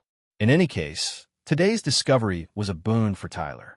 He appreciated Nasser bravado and bravado, considering him an excellent pawn to be used. Well done, Nasser. Keep up the good work, Tyler thought as he noted the house's location before leaving. Having caught Nasser in the act, Tyler headed straight for the Quest Guild. However, he didn't intend to snitch to Amelia. Using Nasser as a simple pawn would be a waste. Glancing at Amelia, Tyler saw that she was busy, which suited him perfectly. He approached the front desk, swiftly placed a note for her, and left just as quickly. By the time Amelia realized what had happened, Tyler was long gone. After pondering for a while, Amelia recalled that the person who had left the note seemed to be Banning. She picked up the note and read it, confirming her suspicion. The content instructed her to tell Branch Chief Oleg to meet at the designated location in half an hour. Banning had signed the note, but it made no mention of Amelia. Amelia was frustrated, not because her name was absent from the note, but because Banning seemed to disregard her. What's with Banning? Does he think I'm just a messenger? She thought indignantly. Despite her annoyance, Amelia took a deep breath and returned to her calm working state. Not wanting to delay important matters, she dutifully went upstairs to relay Banning's message. This kid is really full of himself. Always wanted me to go out and find him. Doesn't he know my office is on the second floor? Branch Chief Oleg was busy and quite annoyed with Banning's demands, making it seem like I have nothing better to do, telling me to be there in half an hour, as if I don't have any dignity. Oleg was so agitated he stood up, seemingly ready to tear the note and stand Banning up. However, after standing for 2 seconds, he hesitated and sat back down quietly. Forget it, just this once. Amelia, I'm going out for a bit. Despite his irritation, Oleg was well aware of Banning's importance. The young man wouldn't be in such a hurry to find him if there wasn't something urgent. That's what Oleg thought. Neither Oleg nor Amelia realized that they were, to varying degrees, already being manipulated by the newcomer. A half hour later, Oleg encountered Banning in the tavern, where the young man was already waiting for him. Branch Chief, time is of the essence, so I will be direct. What is your opinion of Nasser? Nasser? Oleg was taken aback. He could not fathom why Banning would inquire about Nasser with such urgency. Nasser is a fine young man. Although he lacks some ability in overcoming difficulties, he is still quite proactive in various matters concerning the guild. What do you mean by lacking some ability to overcome difficulties? It's not a big deal, really. When he initially challenged the trial, I thought he could pass the level 2 difficulty yellow trials. However, he chose to be conservative and ultimately opted for the level 1 difficulty white trials. Oleg still felt a sense of regret for Nasser as he recalled the past. Oh, what do you know about Nasser's family background? Banning seemed uninterested in Nasser's trial and continued to inquire about his background. Nasser's family? Although it's a single-parent household, there's nothing particularly special about it. Oleg was growing impatient and couldn't understand why Banning was asking these questions. Lord Banning, may I suggest that you speak your mind? My apologies, they'll get straight to the point. Banning did not hesitate, and the words that followed completely exceeded Oleg's expectations. Secret rendezvous in the western outskirts at night. An old man with white hair, leaning on a walking stick and wearing a dark green robe, and an item hidden within the Quest Guild. When Banning mentioned these matters, Oleg's entire body tensed with anxiety. Impossible. It can't be. Could it be that Nasser joined the guild to obtain the secret saber, Blaze Steed? But then again, Banning wouldn't fabricate stories. He's even less likely to know about the existence of the Blaze Steed than Nasser. Speaking of which, Nasser's recent actions have indeed been somewhat different from his usual behavior. Furthermore, there's the white-haired old man Banning mentioned, the person who knows about the existence of the Blaze Steed and can't forget about it. It could only be Splurt. This immortal monster. Branch Chief? Did you hear what I said, Branch Chief? Banning's voice seemed to come from a great distance, and upon hearing it, Oleg snapped out of his deep contemplation. Ah, yes. No, I'm sorry, I didn't hear. What did you say just now, Lord Banning? I was asking if you recall the item that Nasser was trying to steal, and if you could think of anyone who might be the mysterious old man, Banning inquired. Faced with Banning's question, Oleg hesitated. Lord Banning, first of all, I want to thank you for telling me all this. However, this information is too sudden, and I need to investigate further. After much deliberation, Oleg ultimately decided not to disclose the Blaze Steed and secret item to Banning. Firstly, he had not entirely trusted Banning, and secondly, if Banning were indeed a good person, Oleg would not want him to be involved in this dangerous situation. If Nasser is truly a traitor, he is hiding it very well. The mere thought sent shivers down Oleg's spine.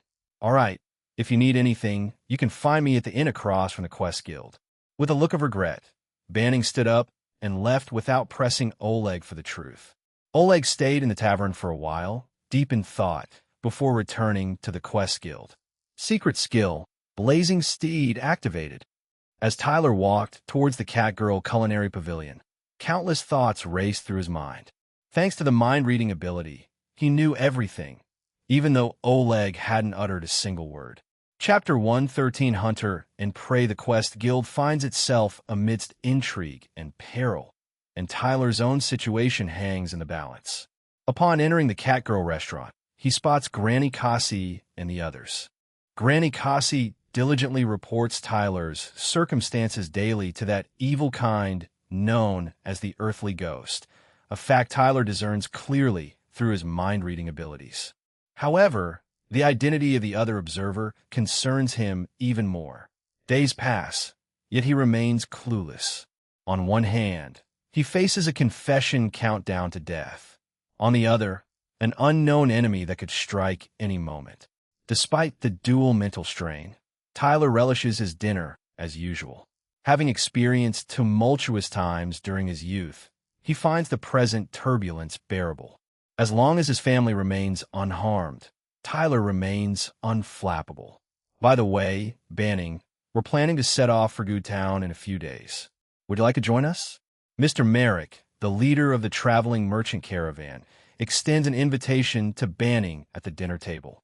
Brother, let's go together, let's go. Takini bounces over and wraps her arms around Banning's, adopting a clingy demeanor.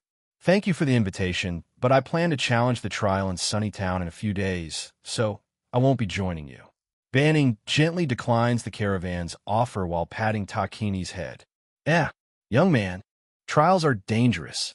Have you thought it through? Granny Cassie's eyes widen, her gaze filled with concern for Banning. On the surface, she appears to care for him, but in reality, she frets over unable to monitor him if they part ways. Yes, I've considered it, Banning replies with composure. You're truly a fearless calf. Banning, what level of difficulty will you be attempting in the trial? Lawrence of the traveling merchant caravan becomes intrigued by Banning's challenge, as trials always draw attention. Passing a trial signifies unlocking the gateway to the next stratum, and one's power ceiling immediately elevates. In the realm of combat occupations, even a single rank difference can be as vast as the heavens and the earth. The first level of difficulty, the White Trial. I heard that Sunnytown has a limited number of White Trials. Yes, he'll find a way. Lawrence chats with Banning enthusiastically, while Granny Cassie listens silently beside them. She knows deep down that persuading Banning to join them is impossible now. Initially, Granny Cassie had hoped to coax Takini into helping her convince Banning, but Takini now cheers for Banning's trial instead, not only failing to aid Granny Cassie, but even unintentionally thwarting her plans. Left with no choice, I shall feign illness and stay in Sunnytown alone. After dinner, Tyler purchased some discounted dishes at the Catgirl restaurant and headed alone to the impoverished area to visit the demi-humans. Although the crisis of carrion rats had been halted, ordinary rats still pervaded every crevice. The intermittent squeaks echoing from the shadows were a testament to the poverty of the slums. Is anyone here? I brought some food. The area lacked luminous magic stone, so Tyler lifted the bag in his hand and called out. Soon, demi-humans emerged from their homes. Just as Tyler began distributing the food, a familiar blonde figure appeared. Lord Banning, what brings you here? Amelia also held something in her hands, apparently coming to aid the demi-humans this evening. Gazing at Amelia's feigned nonchalance, Tyler knew she would be here tonight, partially to ambush him. I brought some food for our friends here. Takini told me that everyone here is kind-hearted, Tyler answered calmly. In this situation, it seemed as if Tyler had fallen into Amelia's trap, but in reality, Amelia had fallen into Tyler's. What Tyler wanted to see was Amelia becoming aware of his presence without her realizing it. Amelia and Banning stood among the demi-humans in a harmonious atmosphere. If not for the encouragement of her demi-human friends, Amelia might not have dared to be alone with Banning. After a brief moment of brewing, Amelia initiated the purpose of her ambush tonight. Lord Banning, may I ask you a question? Please do. Why do you repeatedly reject merit? Amelia's goal for the evening was to convince Banning to accept his due credit. Banning hesitated slightly before replying. I have social anxiety and dislike the feeling of being the center of attention. Eh? Amelia was taken aback by this unexpected answer. However, upon re-evaluating Banning, she noticed he indeed appeared to be a loner and had few friends in Sunnytown. But this was not enough to dispel her doubts. Why did you give the merit to me instead of someone else? Amelia asked again. That's a second question. Amelia was again at a loss for words. Is Banning really that difficult to get along with? Lord Banning, I'm troubled by this undeserved credit, and I'd like you to at least help me clear things up. Amelia decided to be clearer, determined to express her grievances tonight, as she didn't know when she would have another opportunity to confront Banning. Isn't merit a good thing? Why are you troubled by it? You may think fame and reputation are desirable, but I don't. I'm extremely troubled. As they spoke, the atmosphere between Amelia and Banning grew increasingly tense. Mother, it seems that Sister Amelia and Brother Banning are arguing. Hush! What do children know? Leave adults alone. The demi-humans nearby tactfully withdrew to a distance. They enjoyed the meal brought by Amelia and Banning, and gleefully watched the unfolding drama. Amelia and Banning debated a while, but due to their differing values, they could not reach a consensus. At this moment, Banning proposed a solution. All right, I can help you with this, but I can't do it for free. Does he mean he wants payment? Amelia thought it over and decided that as long as the price was reasonable, she could accept it. Name your price. Unbeknownst to Amelia, she was somewhat muddled at this point. If someone were to help her sort it out, they would realize that Amelia had initially gained undeserved credit, and now, unwilling to accept it, she was about to pay for it, making this a rather unprofitable deal for her. Name a price. Taking money would be too uninteresting. I've been wanting to learn potion making lately. Help me buy some beginner's books on the subject. Okay? Surprisingly, Banning's request was quite reasonable. Upon hearing this, Amelia thought it over and had a vague feeling that she might be at a loss. Books on potion making, though not as expensive as magic books, were still not cheap. May I ask, who will cover the cost of the books? Inquired Amelia. Chapter 114, Amelia's soft spot costs. I'm short on money lately. Banning glanced at his withered purse, and Amelia suddenly had a bad feeling. Centuredo, which were only used for magic books. What excited her even more was that the chains binding these two books were silver. Silver chains meant that these books were at least tier 3 magic books. No, it can't be. Amelia's hands trembled slightly as she took the books. The weight and unique scent of the pages made her think she was dreaming. Tier 3 Fire Magic, Wall of Flames. Tier 3 Fire Magic, Pillar of Flames. Amelia felt as if she was about to lose consciousness. These were the very books she had yearned for over the past 2 years.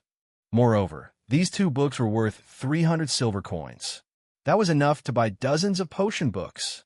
What's the matter? Is it not enough? Amelia's long delay in responding prompted Banning to question. How could it not be enough? He's giving too much. No, it's not that it's not enough. Amelia strongly suppressed her agitated heart, telling herself to calm down. Money doesn't grow on trees, and there's no such thing as a free lunch in this world. Amelia guessed there might be an issue with the books, so she carefully examined them. To her surprise, not only were both magic books used and uninfused with magic power, but they were also in excellent condition, as if they had just been taken off a bookstore shelf. Amelia was on the verge of fainting from the sheer luck she had encountered, but a shred of conscience remained within her. She told herself she couldn't accept these 2 books because that would be taking advantage of Banning, and she would feel guilty. These 2 books are too valuable. I can't accept them. They'll find the potion books for you. As for the cost, you can pay me when you have the money. I'm not very well off either, so please try to raise the funds as soon as possible. Amelia forced herself to say these words. However, much to her surprise, Banning insisted on giving her a bargain. No, that's too much trouble. Since I've given you these books, just accept them. if they exceed the value of the potion books. You can help me with something else I need to buy later. No, I can't accept this. If you don't take them, they'll burn these books. I'm not a mage. Carrying these books is too conspicuous. Banning took out a flint, frightening Emilia, who quickly accepted the 2 books. She had been yearning for these books for 2 years. If not for lack of money, she would have bought them long ago. How could she let them be burned by Banning? That's better, see? You should have accepted them earlier. Banning chuckled, put away the flint, and prepared to leave. Emilia, tomorrow morning, bring me a beginner's potion book at the inn where I'm staying, right across from the Quest Guild. Ask the landlady, and she'll tell you my room number. Having said that, Banning left nonchalantly. Emilia, holding the 2 magic books, reveled in the satisfaction that filled her entire being. She felt her heart brimming with happiness, leaving no room for anything else. Even though Banning had ordered her to do something the next morning, she found it acceptable for the moment. A contented smile finally graced the young girl's face after a long time. Prison Star Calendar Year 187, June 17th, 7:15 a.m. Countdown to Confession Death.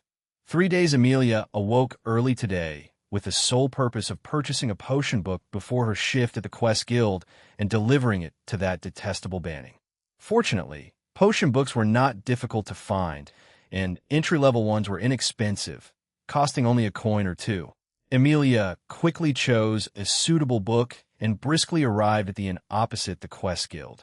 Upon entering the inn, Emilia noticed an additional paper golden fox on the outer wall and couldn't help but gaze at it for a while.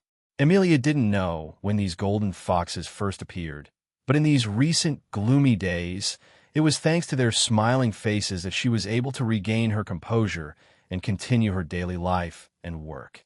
The person who created these little foxes must be kind-hearted. Emilia found Banning's room with the innkeeper's help and knocked on his door. Lord Banning, it's Emilia. I have brought you the book. Come in, the door is unlocked.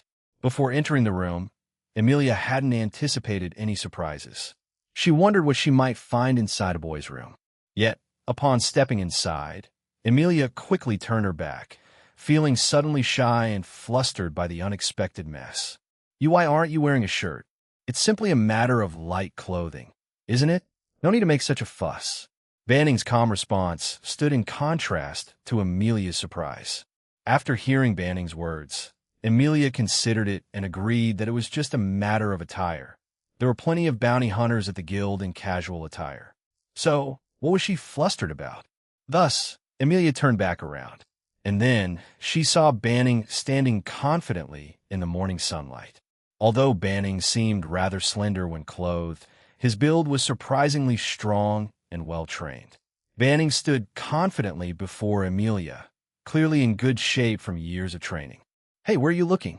Banning suddenly blocked her view with his hand, startling her. I wasn't looking. Feeling flustered, Emilia handed the potion book to Banning, her mind still somewhat hazy. For some reason, she found it hard to focus. Beginner's Guide to Antidote Formulation and Preparation. Banning read the book's title aloud and started flipping through the pages. Emilia, unsure of what to do and keeping her gaze averted, began wandering around the room. While doing so, her eyes landed on a half-finished golden fox on the table. How can this be?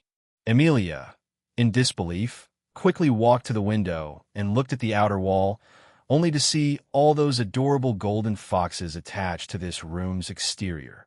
Could it be that Banning was the creator of these golden foxes? Chapter 115 Old Karmic Ties. Emilia hesitated, wanting to inquire Banning about the golden foxes, but feeling as if asking would mean admitting defeat. Emilia, can anyone create potions by following the recipes and methods in this book? Well, theoretically, but the actual outcome varies depending on one's aptitude and skill, and the potion might even fail in the worst case. Banning's question momentarily redirected Emilia's attention to the matter of potions. Emilia felt a strange attraction to Banning, who was otherwise an annoying fellow, when he seriously discussed matters with her. Watching Banning's earnestness, Emilia reminisced about her early days learning magic. It was as if immersing her whole being in an ocean of knowledge. Why do the recipes only list the ingredients' names without specific weight ratios? I'm not quite sure, but I've heard it's because the quality of the ingredients obtained by pharmacists varies. A smaller quantity is needed for good quality ingredients, whereas more is required for poor quality ones. Before she knew it, Emilia became serious as well, engaging in a focused exchange on potion-related knowledge with Banning. Although her major was magic, she had some knowledge of potions. When she couldn't afford magic books, but desired to learn, she would buy inexpensive potion books to read. Emilia informed Banning that most potions only alleviate or halt negative physical conditions, such as poisoning, dizziness, and drowsiness. To accelerate healing from injuries, one would have to seek treatment from the clergy. The prayers of the clergy were a powerful force, but they could only be performed within the church and were ineffective outside. It seems there's no church in Sunnytown, right? Banning asked. Yes, churches are only in large cities. The closest one to Sunnytown should be Emerald City. After their long conversation, Emilia's opinion of Banning had improved somewhat. At that moment, she remembered the half-finished golden fox on the table and casually inquired, "Lord Banning, did you make the little foxes on the table and those attached to the outer wall?" "Yes, I did," Banning replied frankly. Emilia was puzzled, unable to fathom Banning's motivation for doing so. Why did you? I noticed that you always seem deadpan, so I thought these little foxes might cheer you up a bit." Deadpan?" Emilia was taken aback, her emotions momentarily complicated. Emilia knew that Banning meant no harm. If anything, it was well-intentioned. However, there were reasons for her emotional fragility, which stemmed from a past she was unwilling to revisit. "You needn't trouble yourself with such meaningless gestures," she said inadvertently, uttering hurtful words. Are you upset? I didn't mean to offend." "No, I'm not upset." Emilia felt as if Banning were merely amusing himself at her expense, and she no longer wished to remain in his presence. "Lord Banning, I have fulfilled your request. I will take my leave for today." Emilia stormed out of the room, and as she left, Banning only said, "Remember to bring the second book tomorrow morning," without attempting to retain her, which made Emilia even more determined to leave. Only upon entering the Quest Guild and taking her seat did Emilia's emotions begin to settle. She felt as though her reaction had been somewhat excessive. Banning was likely just trying to be kind, considering he knew nothing of his own past. Emilia thought so. Furthermore, how would Banning know about my often expressionless face unless he had been paying attention? Emilia glanced out the window at the inn, suspecting that both the inn and the room had been carefully chosen by Banning. To go to such lengths just to cheer me up? Why? Emilia could not fathom the reason, nor did she want to dwell on it any longer, as such concerns did not suit her temperament. With time to spare, she engrossed herself in her current treasure, Tier 3 Fire Magic, Wall of Flames. Meanwhile, on the second floor of the Quest Guild, Branch Chief Oleg was troubled. Ever since Banning informed him of Nasser's potential issues, Oleg had been anything but at ease. At 73 years old, Oleg should be enjoying his twilight years. However, due to the lack of a suitable successor, he still occupied the position of Branch Chief. In recent years, Nasser's growth had been evident.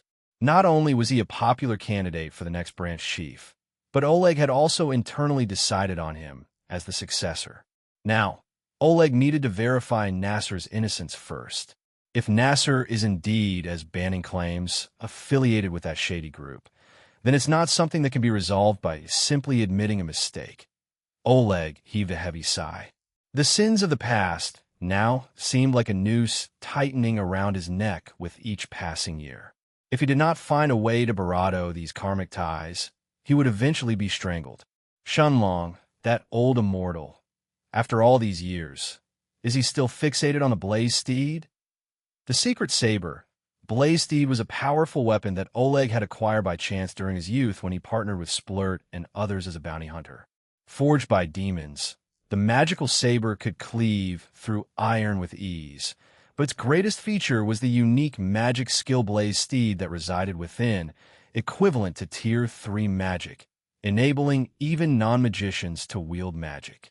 However, equipment forged by evil kind often carried curses, and the secret saber, Blaze Steed, was no exception.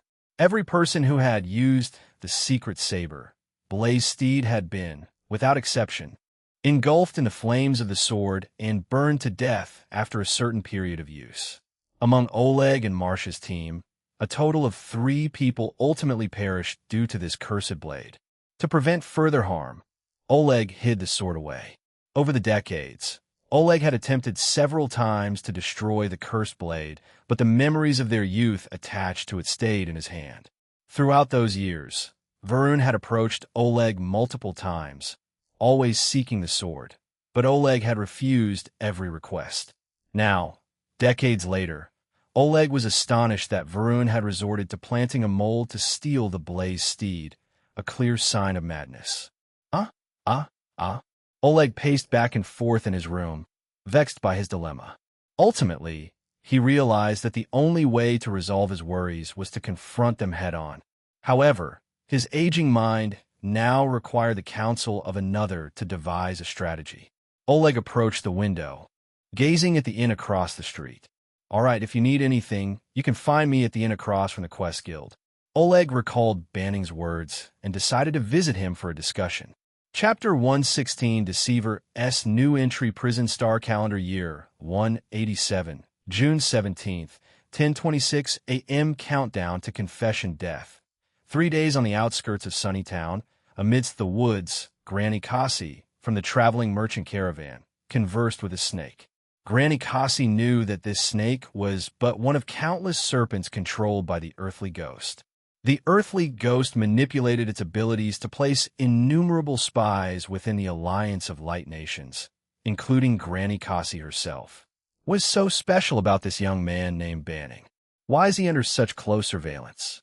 After completing her daily report, Granny Kasi inquired with curiosity of the earthly ghost.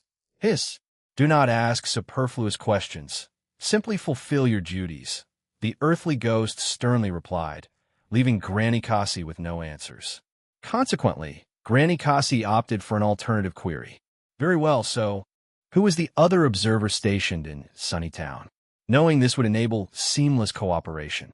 This time, the snake disdainfully regarded Granny Kasi. "If you were in their position, Hiss, would you want your identity as an observer revealed?" Granny Kasi was left speechless. "Hiss, I reiterate, merely perform your duties diligently. Given your age, have you not heard the saying? Hiss, the more you know, the sooner you die." Leaving these words behind, the snake slithered down from the tree branch and vanished into the depths of the woods. "Dash, humph, so mysterious, acting all high and mighty," Granny Kasi murmured to herself. Were it not for being compelled, she would not have become a spy for the evil kind. Drawing upon her 68 years of life experience, Granny Kasi surmised that Banning must harbor a significant secret, perhaps one threatening enough to jeopardize the earthly ghost's safety. At the same time, in the inn of Sunnytown, Tyler had just bid farewell to branch chief Oleg. Oleg is rather benevolent. If it were me, I wouldn't even give Nasser a chance. Tyler had initially provided Oleg with a foolproof plan, but due to the long-standing camaraderie with his old friend, Oleg ultimately chose to leave room for clarification and the opportunity to mend one's ways. Since Oleg was insistent, Tyler refrained from saying more. Glancing out the window, Tyler noted that it was still early, so he ventured out to purchase the necessary materials and began practicing concocting potions in his room. A basic antidote. Let me see, a small amount of white bane, an appropriate amount of cocklebur, a small amount of purple heart. Tyler had given Amelia 2 Tier 3 fire magic books, primarily to have her indebted to him, while seeking potion books was a secondary objective. However, Tyler didn't simply give Amelia busy work. He genuinely wanted to develop his potion crafting expertise. Ever since he learned of Granny Kasi's profession as a pharmacist, Tyler had been intrigued by the occupation. Regardless of the skills he would acquire as a pharmacist, the attribute rewards that came with skill advancement were crucial to Tyler. Furthermore, even if the skill effects themselves were useless in battle, The concocted potions would definitely be beneficial. In order to pass the trial, Tyler needed to develop any and all abilities that might prove useful. Thus, Tyler studied the methods of concocting basic antidotes while simultaneously honing his deceiver skill. After some time, Tyler received an upgrade prompt for his deceiver skill. Upgrade conditions satisfied. Deceiver, LV9 automatically upgraded to Deceiver, LV10, Dexterity, 84-5, Meditation Ring, 5 Intelligence, 91-5, Meditation Ring, 13 Max Endurance, 189-5 Max Magic Energy, 960-130. The attribute and numerical increases were within Tyler's expectations, and he even gained an additional 5 points in Dexterity and 3 points in Intelligence. What truly surprised Tyler, however, was the appearance of a new entry in the skill effects. Click paragraph comment for skill effects. Is this charm effect the one I'm thinking of? If it is, then it's quite formidable. Though there are level restrictions on the applicable targets and other stringent conditions, Tyler still considered this new effect to be extremely powerful. Assuming that as the Deceiver skill level increased, the charm effect's applicable target level also increased, the potential of this skill could be described as terrifying. As the saying goes, make hay while the sun shines, and there's no time like the present. Tyler immediately ventured to the town and outskirts to conduct experiments. After 2 or 3 hours, the experiments concluded. Tyler was highly satisfied with the results he had verified. As the sun gradually set, Amelia's day of work was nearing its end. This evening, Branch Chief Oleg had found Amelia and informed her that he had already negotiated with Banning. Tomorrow, the guild would issue an announcement clarifying that the garbage heap incident was Oleg's achievement, and Amelia had merely assisted. Amelia was surprised by this, as she hadn't expected Banning to keep his word and act so swiftly. This made her feel slightly less annoyed with him. After work, Amelia's first stop was the magic bookstore. Usually, she would visit the magic bookstore before starting work in the morning, but this morning, due to her obligation to deliver potion books to that detestable Lord Banning, she had to reschedule her visit till after work. The thought of having to deliver potion books to Banning again tomorrow morning made Amelia's head begin to throb. Now, she needed to immerse herself in the ocean of magic books to find solace. Welcome, welcome. Upon seeing Amelia, the bookstore owner grinned and halted his welcoming stride, allowing her to leisurely explore the world of magic books. As Amelia browsed, she was unexpectedly swept ashore by a mysterious wave and became stranded. At the bookshelf's corner, Amelia encountered Banning face to face. For a moment, the surrounding air seemed to freeze. In such a confined space, it was impossible for Amelia to pretend she hadn't seen him. Well, what a coincidence! Banning broke the silence first, forcing Amelia to respond. Yes, I didn't expect to find you here. Why? Am I not allowed here? Banning seemed to discern Amelia's reluctance, and his rhetorical question carried a barb. Dash, what's with him? Why is he so confrontational right off the bat? Of course you are. I won't disturb you any further. Amelia didn't want her sanctuary to be tainted. Although she couldn't provoke Banning, she could at least avoid him. Today's visit to the magic bookstore would end here. Just as Amelia turned to leave, Banning called out to her again. Amelia, have you had dinner yet? Dash, is he schizophrenic? Why the sudden change of attitude, inviting me to dinner? Amelia had no desire to dine with Banning. If she were to share a meal with him, even the most delectable dishes would become difficult to swallow. Thank you for your kind offer, but I've decided to go home and cook for myself. What offer? Banning appeared perplexed, then laughed helplessly. Ha ha ha. You've misunderstood. I wasn't inviting you to dinner. With that, Banning pulled out his shriveled purse and showed it to Amelia. Actually, I'm worrying about not having enough money for dinner. Since you're going home to cook, could you make an extra portion? He'll join you at your place. Chapter 117. Light at night, gazing upon Banning's unapologetic demeanor. Amelia was utterly astonished. Surely, no one in this universe should have the audacity to behave so shamelessly. Apologies, but I am unaccustomed to cooking for others, so I must decline, Emilia declared, adamant that she would not prepare a meal for Banning. I believe I left 2 books with you. However, Banning's words undeniably held Emilia's neck to the blade. Emilia, you wouldn't want to take back those 2-tier, 3 fire magic books, would you? Banning's follow-up remark had Emilia clenching her fists, only to release them moments later. Now, Emilia considered that perhaps preparing a meal for Banning wasn't entirely out of the question. After all, the portions for 1 person and 2 weren't significantly different. Some dishes would even be easier to manage if cooked in larger quantities. But this will be the only time. Emilia warned herself, determined not to give Banning another opportunity. Lord Banning, do you have any particular requests for dinner? Please make them known so that I may accommodate. Hearing this, Banning offered a faint smile. I'm not picky. Whatever you eat, I shall eat as well. Observing Banning's smug grin, Emilia could hardly resist the urge to unleash a tier 3 fire magic pillar of flames upon his face. Emilia increasingly believed that Banning was sent by the heavens to torment her. Otherwise, how could such an unashamed person exist? If it weren't for the 2-tier, 3 magic books, she would never cook for him. Nevertheless, while she resisted, Emilia adhered to a principle. Either she wouldn't cook, or she would cook to the best of her ability. In order to ensure her culinary skills were not underestimated, she poured her heart into preparing a lavish dinner for 2 that night. Appetizer, lettuce with black vinegar dressing. Soup, cream of chicken soup. Main course, pan-fried chicken with mushroom sauce.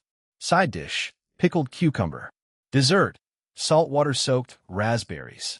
To prove her culinary prowess, Emilia spared no effort that evening. While the material wealth of Sunnytown was somewhat better than that of the neighboring villages, it had not yet reached the point where one could eat meat at every meal. Emilia had used all of her meat rations for the week, as well as her most treasured seasonings, to prepare that night's feast. Curiously, throughout the meal, Banning remained silent, offering no commentary. The only consolation for Emilia was that he had consumed every dish entirely. It wouldn't be an exaggeration to say that the plates hardly needed washing. Only after he had finished eating did Banning finally speak. My apologies. I didn't want to be distracted by conversation, as it would be disrespectful to the dishes you prepared. Emilia, you're an artist who can create masterpieces and perform symphonies with ingredients. Tonight's meal was absolutely delectable. Upon hearing this, Emilia momentarily thought she was hallucinating. The sun must be rising in the west for Banning to offer such eloquent praise. Emilia had initially assumed that Banning would be difficult to please, nitpicking her cooking after he had finished eating. If he dared to do so, I would add a poisonous leaf to his meal next time. Unexpectedly, Banning's words were filled with extravagant praise. Flattery like this using ingredients to paint and perform was something Emilia had never heard before. A faint blush spread across her cheeks as she bashfully averted her gaze. It's not as exaggerated as you've made it sound. You only think so because you don't know how to cook. Emilia quickly regained her composure, refusing to let Banning see her flustered. Banning offered no rebuttal, instead courteously clearing his used dishes and placing them on the stove. I truly believe that, without any exaggeration. With that, he sat down and began reading a book on potions. Emilia didn't respond, merely watching him in silence for a moment before starting to clean up. Her home was enveloped in a peculiar tranquility. Banning sat engrossed in his book, while Emilia cleared the table. The room filled with the sounds of running water, clattering dishes, and the occasional rustling of pages. The cozy atmosphere evoked memories of home for Emilia. When she was a child and her parents were still alive, her home was just as serene and peaceful every evening. Dad, Mom. Upon tidying the kitchen, Emilia suddenly realized an issue. Banning had come for a meal, yet after finishing, he showed no signs of leaving. Could he be planning to stay the night? Emilia grew anxious. Although she was deeply enthusiastic about the magic books, she had her limits. Coughing intentionally, Emilia approached the living room. Finished cleaning, have you? Perfect timing. I'd like for you to demonstrate your magic for me. Emilia had been planning to ask Banning to leave, but he unexpectedly made a new request. I apologize, but I cannot perform magic. Emilia quickly lied without a second thought. I saw you use a fireball spell just the other day, right there at the garbage heap. Banning countered, catching her in a lie. Well, I used a flint to create that fire. Is that so? I happen to have a flint right here. Can you show me how you used it to create that fireball? Banning took out 2 pieces of flint, nearly shoving them in Emilia's face. Regardless, I will not indulge you. Magic is not a tool for amusement. Oh, I remember I left 2 books at your place. Very well, what type of magic would you like to see? Emilia now genuinely regretted her decision. Had she known, she would not have accepted those 2-tier, 3 magic books as a gift. Now, she found herself in a truly passive and difficult situation. However, if the same event were to happen again, Emilia suspected she would still be unable to resist the allure of tier 3 magic books. With no other choice, Emilia led Banning to an open space outside the house. Amidst the night's darkness, she raised her right hand towards the sky, her fingertips pointing forward while her fingers slightly spread apart. Tier 1 fire magic, fireball. As Emilia's words fell, a red, glowing point of light shot from her fingertip. In an instant, a magic circle composed of red light trails materialized before her right hand. The magic circle's light gradually intensified, and at its peak brightness, a rotating fireball emerged, whirring as it soared far into the night sky before eventually disappearing.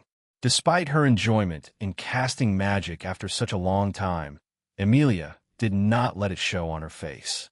5 seconds. Banning mumbled something under his breath. What did you say? No, it's nothing. I just wanted to ask if you always cast magic like this, without the need for a wand or something similar.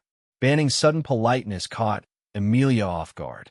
Moreover, she noticed that during her magic casting, Banning had observed her intently, making her feel somewhat embarrassed by his unwavering gaze. Chapter 1, 18 Tentative Inquiries. Emilia could see clearly that Banning's attitude toward magic was even more serious and focused than when they discussed potions in the morning. Observing his earnestness, Emilia felt as though she saw herself when she first began learning magic.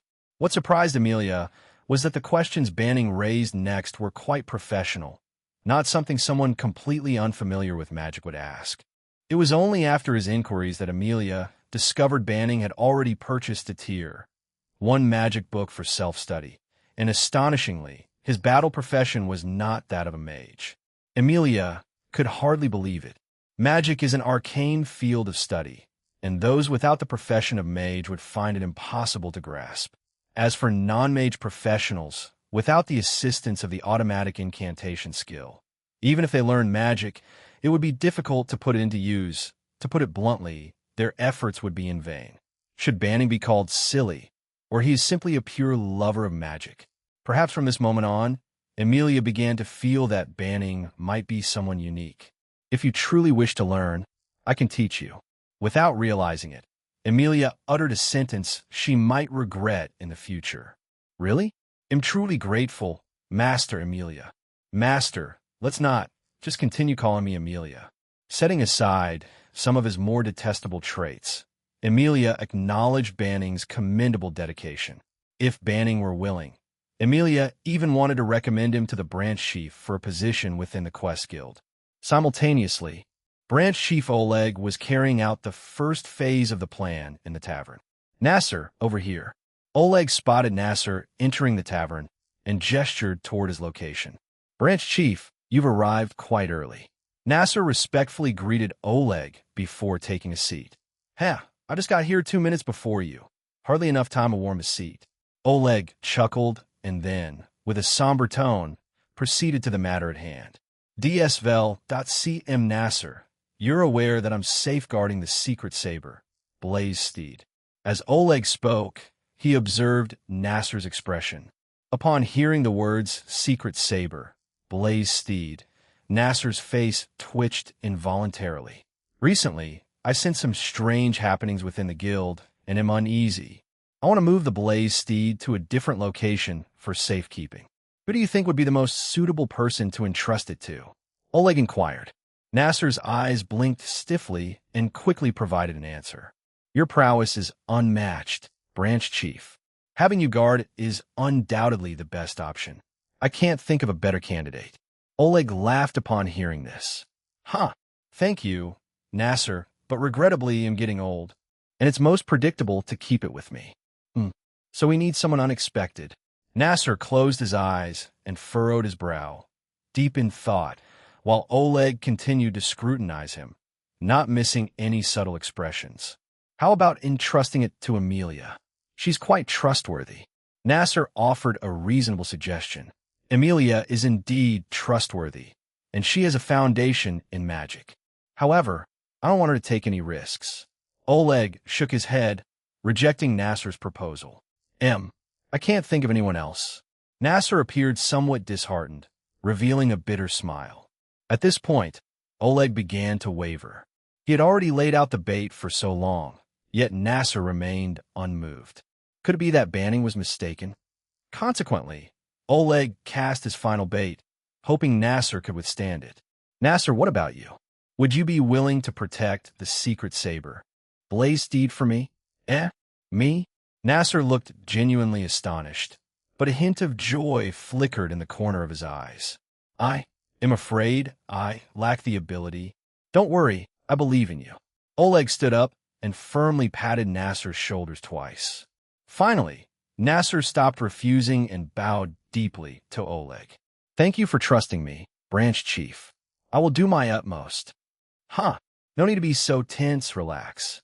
And remember, tomorrow night, same time, wait for me here. As you command. After leaving the tavern, Oleg was lost in thought. The evening's conversation had been pleasant, and Nasser's performance raised no major issues. However, perhaps due to Oleg's preconceived notions, Nasser seemed suspicious. The 73-year-old Oleg had met countless people, but tonight, he truly couldn't discern Nasser's true intentions. With things as they were, all he could do was proceed to the second phase of the plan and test whether Nasser could withstand the trial. Nasser, don't blame me for testing you like this. If you're innocent, there will be no harm. Oleg didn't forget his old friend, but he truly didn't want to see Volkov's greedy visage again. Prison Star Calendar Year 187, June 18th, 8:02 a.m. Countdown to Confession Death. 2 days at the break of dawn on the following day, Emilia arrived with books as per Banning's request, bringing a book on dispelling paralysis today. Approaching the inn, her gaze was instinctively drawn to the outer wall, where she noticed a new golden little fox, involuntarily gracing her lips with a tender smile alongside the grinning fox. Suddenly, Emilia turned around, only to be startled by the sight of Banning already standing downstairs. Frightened, her smile quickly faded, her heart filled with worry, unsure if Banning had witnessed her foolish expression moments before. Hey, raise today's potion book. All right, thank you. Banning promptly accepted the book, unusually refraining from making any sharp remarks today. Are you heading out so early today? Emilia did not know why she asked, firmly believing she had no interest in Banning's affairs. Perhaps it was merely an attempt to alleviate the awkwardness, akin to remarking on the pleasant weather. Banning did not immediately reply. Instead, with arms crossed, he pondered for a few seconds, as if deciding whether to share with Emilia. The Branch Chief told me. Nasser has been acting suspicious lately. He asked me to investigate, so I'm on my way now. Nasser? How could he? Emilia was taken aback, unaware of anything peculiar about Nasser. As it was still early and curiosity got the better of her, Emilia took the initiative to join Banning on his mission. I'd like to accompany you and see for myself. Are you sure? This is not going to be a pleasant task. At this point, Emilia had yet to perceive the hidden implications in Banning's question. I'm sure. I want to witness it with my own eyes. Very well, but don't slow me down. You can rest assured. Chapter 119 Secret Investigation. Banning strode ahead, with Emilia following closely behind. In no time, They arrived at a residential area near the west wall of Sunnytown. After taking several turns, Banning led Amelia to a small white house and gestured for her to hide. Excited and curious, Amelia had never been involved in such a clandestine investigation before. At this moment, she was unaware of the offensive words she was about to hear. After hiding for more than 10 minutes, Centuredo, the woman said, pushing Nasser away with obvious displeasure. I've heard all about it. You've been chasing that fox woman at the Quest Guild for years. Don't bother coming back to me. Oh, baby, you don't understand. This thing with that fox woman is just for show. If it wasn't for the mission, I wouldn't even bother with her, Nasser replied, pulling the woman into a hug. She waved him off half-heartedly for a moment before giving up. Just for show? I think you're putting Barato effort into it than you do with me, she retorted. Ah, come on, darling. How could you even compare yourself to that fox? She reeks of animal odor, Nasser said, prompting the woman to burst into laughter. Meanwhile, Amelia's clenched fists were trembling with anger. I love hearing that. The stench of that fox can be smelled from 2 streets away, the woman said. Exactly, Centuredo. Dolly, Bubby, they'll have that thing by tonight. Then, even if that fox comes begging on her knees, I won't spare her a glance. Hee ha ha ha. Nasser cackled as he bid the woman farewell and headed towards the Quest Guild. In the shadows, Amelia and Banning remained hidden, unable to emerge for the time being. Now, Amelia understood why Banning had initially said this investigation wouldn't be a pleasant task. She hadn't expected Nasser's actions to be nothing but an act, one convincing enough to deceive everyone. Before today, Amelia had considered Nasser a worthy successor to the branch chief. As for his interest in her, Amelia had thought that if he genuinely liked her, she might consider giving him a chance. Now, she felt incredibly foolish for being deceived so thoroughly. Her sole consolation was that she had maintained her distance from Nasser and never let him take advantage of her. Phew! Amelia took a few deep breaths to calm herself down. She then noticed that Banning was watching her intently. What's the matter? Amelia asked, stepping back a little. Her heartbeat quickened when she realized how close she was to Banning. I thought you'd be very angry, Banning said. I am quite angry, but there's no point in getting angrier now that it's already happened, Amelia replied, her words also meant as a reminder to herself. After experiencing the loss of her parents, she had become good at controlling her emotions. That makes sense, Banning agreed, nodding. Then he whispered, we're quite alike. Both of us are people without. Sorry, you said we're alike in what way? Amelia didn't catch his words clearly. Never mind. Banning shook his head and then summarized their secret investigation. As expected, Nasser is infiltrating the Quest Guild to complete a mission, and he's close to accomplishing it. Amelia, has your guild ever had any enemies? I don't think so. In Amelia's memory, the Sunnytown Quest Guild hadn't offended anyone other than having a tense relationship with the town's mayor. All right, then please relay a message to Branch Chief. Meet me at the usual place in half an hour, Banning instructed. Okay, Amelia agreed instinctively, only realizing afterward that she had gotten used to Banning's boldness. Darn it. I've told him before that I'm not a messenger. But compared to the two-faced Nasser, Banning's straightforwardness was far more likable. Half an hour later, Oleg met Banning at the tavern. Seeing Banning was the last thing Oleg wanted to do today, but it was inevitable. I heard Nasser say that his mission will be completed today, and he'll get that thing tonight, Banning began without preamble. Oleg sighed, but didn't reply immediately. Branch Chief, if you don't trust me, you can confirm with Amelia. She was there today as well, Banning added. I know. She told me everything when she relayed your message, Oleg replied. He didn't know if Amelia's involvement was a coincidence or Banning's intention, but her testimony eliminated any lingering doubts he had about Nasser. As a result, the agenda for tonight shifted from testing Nasser to severing ties with his treacherous comrade, Sprant. That means tonight is crucial, Branch Chief, Banning said. Yes, Oleg replied, his mood heavy and reluctant to chat with Banning. Branch Chief, have you prepared that thing Nasser wants? Banning asked. Yes, they'll give it to him according to the plan tonight, Oleg confirmed. So what exactly is that thing? I'd like to know before the plan starts. It might be beneficial for both of us. Banning eventually asked the question, which Oleg had anticipated. Oleg hadn't informed Banning about the existence of the cursed magic sword, Flame Steed, because he knew the potential harm it could cause. Although Banning might not be tempted by the cursed sword, Oleg still believed it was better to keep him in the dark. It's better for you not to know. Trust me. It's for your own good, Oleg insisted. All right, then what about other preparations? Banning asked, giving up easily. Oleg appreciated his ability to let go.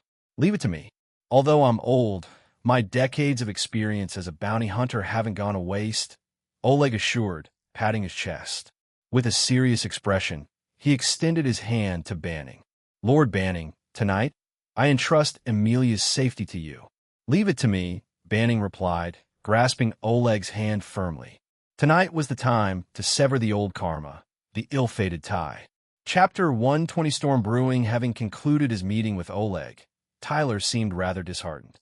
Obsessive as he was, he had hoped for Oleg to thoroughly explain the combat plan. But alas, their relationship was not that of a superior and subordinate. The fact that Oleg trusted him so much was already quite an honor. This trust was largely due to the gold emblem of the Scarlet family.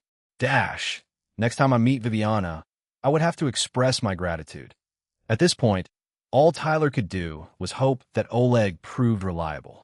A person who could serve as branch chief should not be too far off the mark. Since he couldn't change others, Tyler focused on preparing himself as best as possible for battle.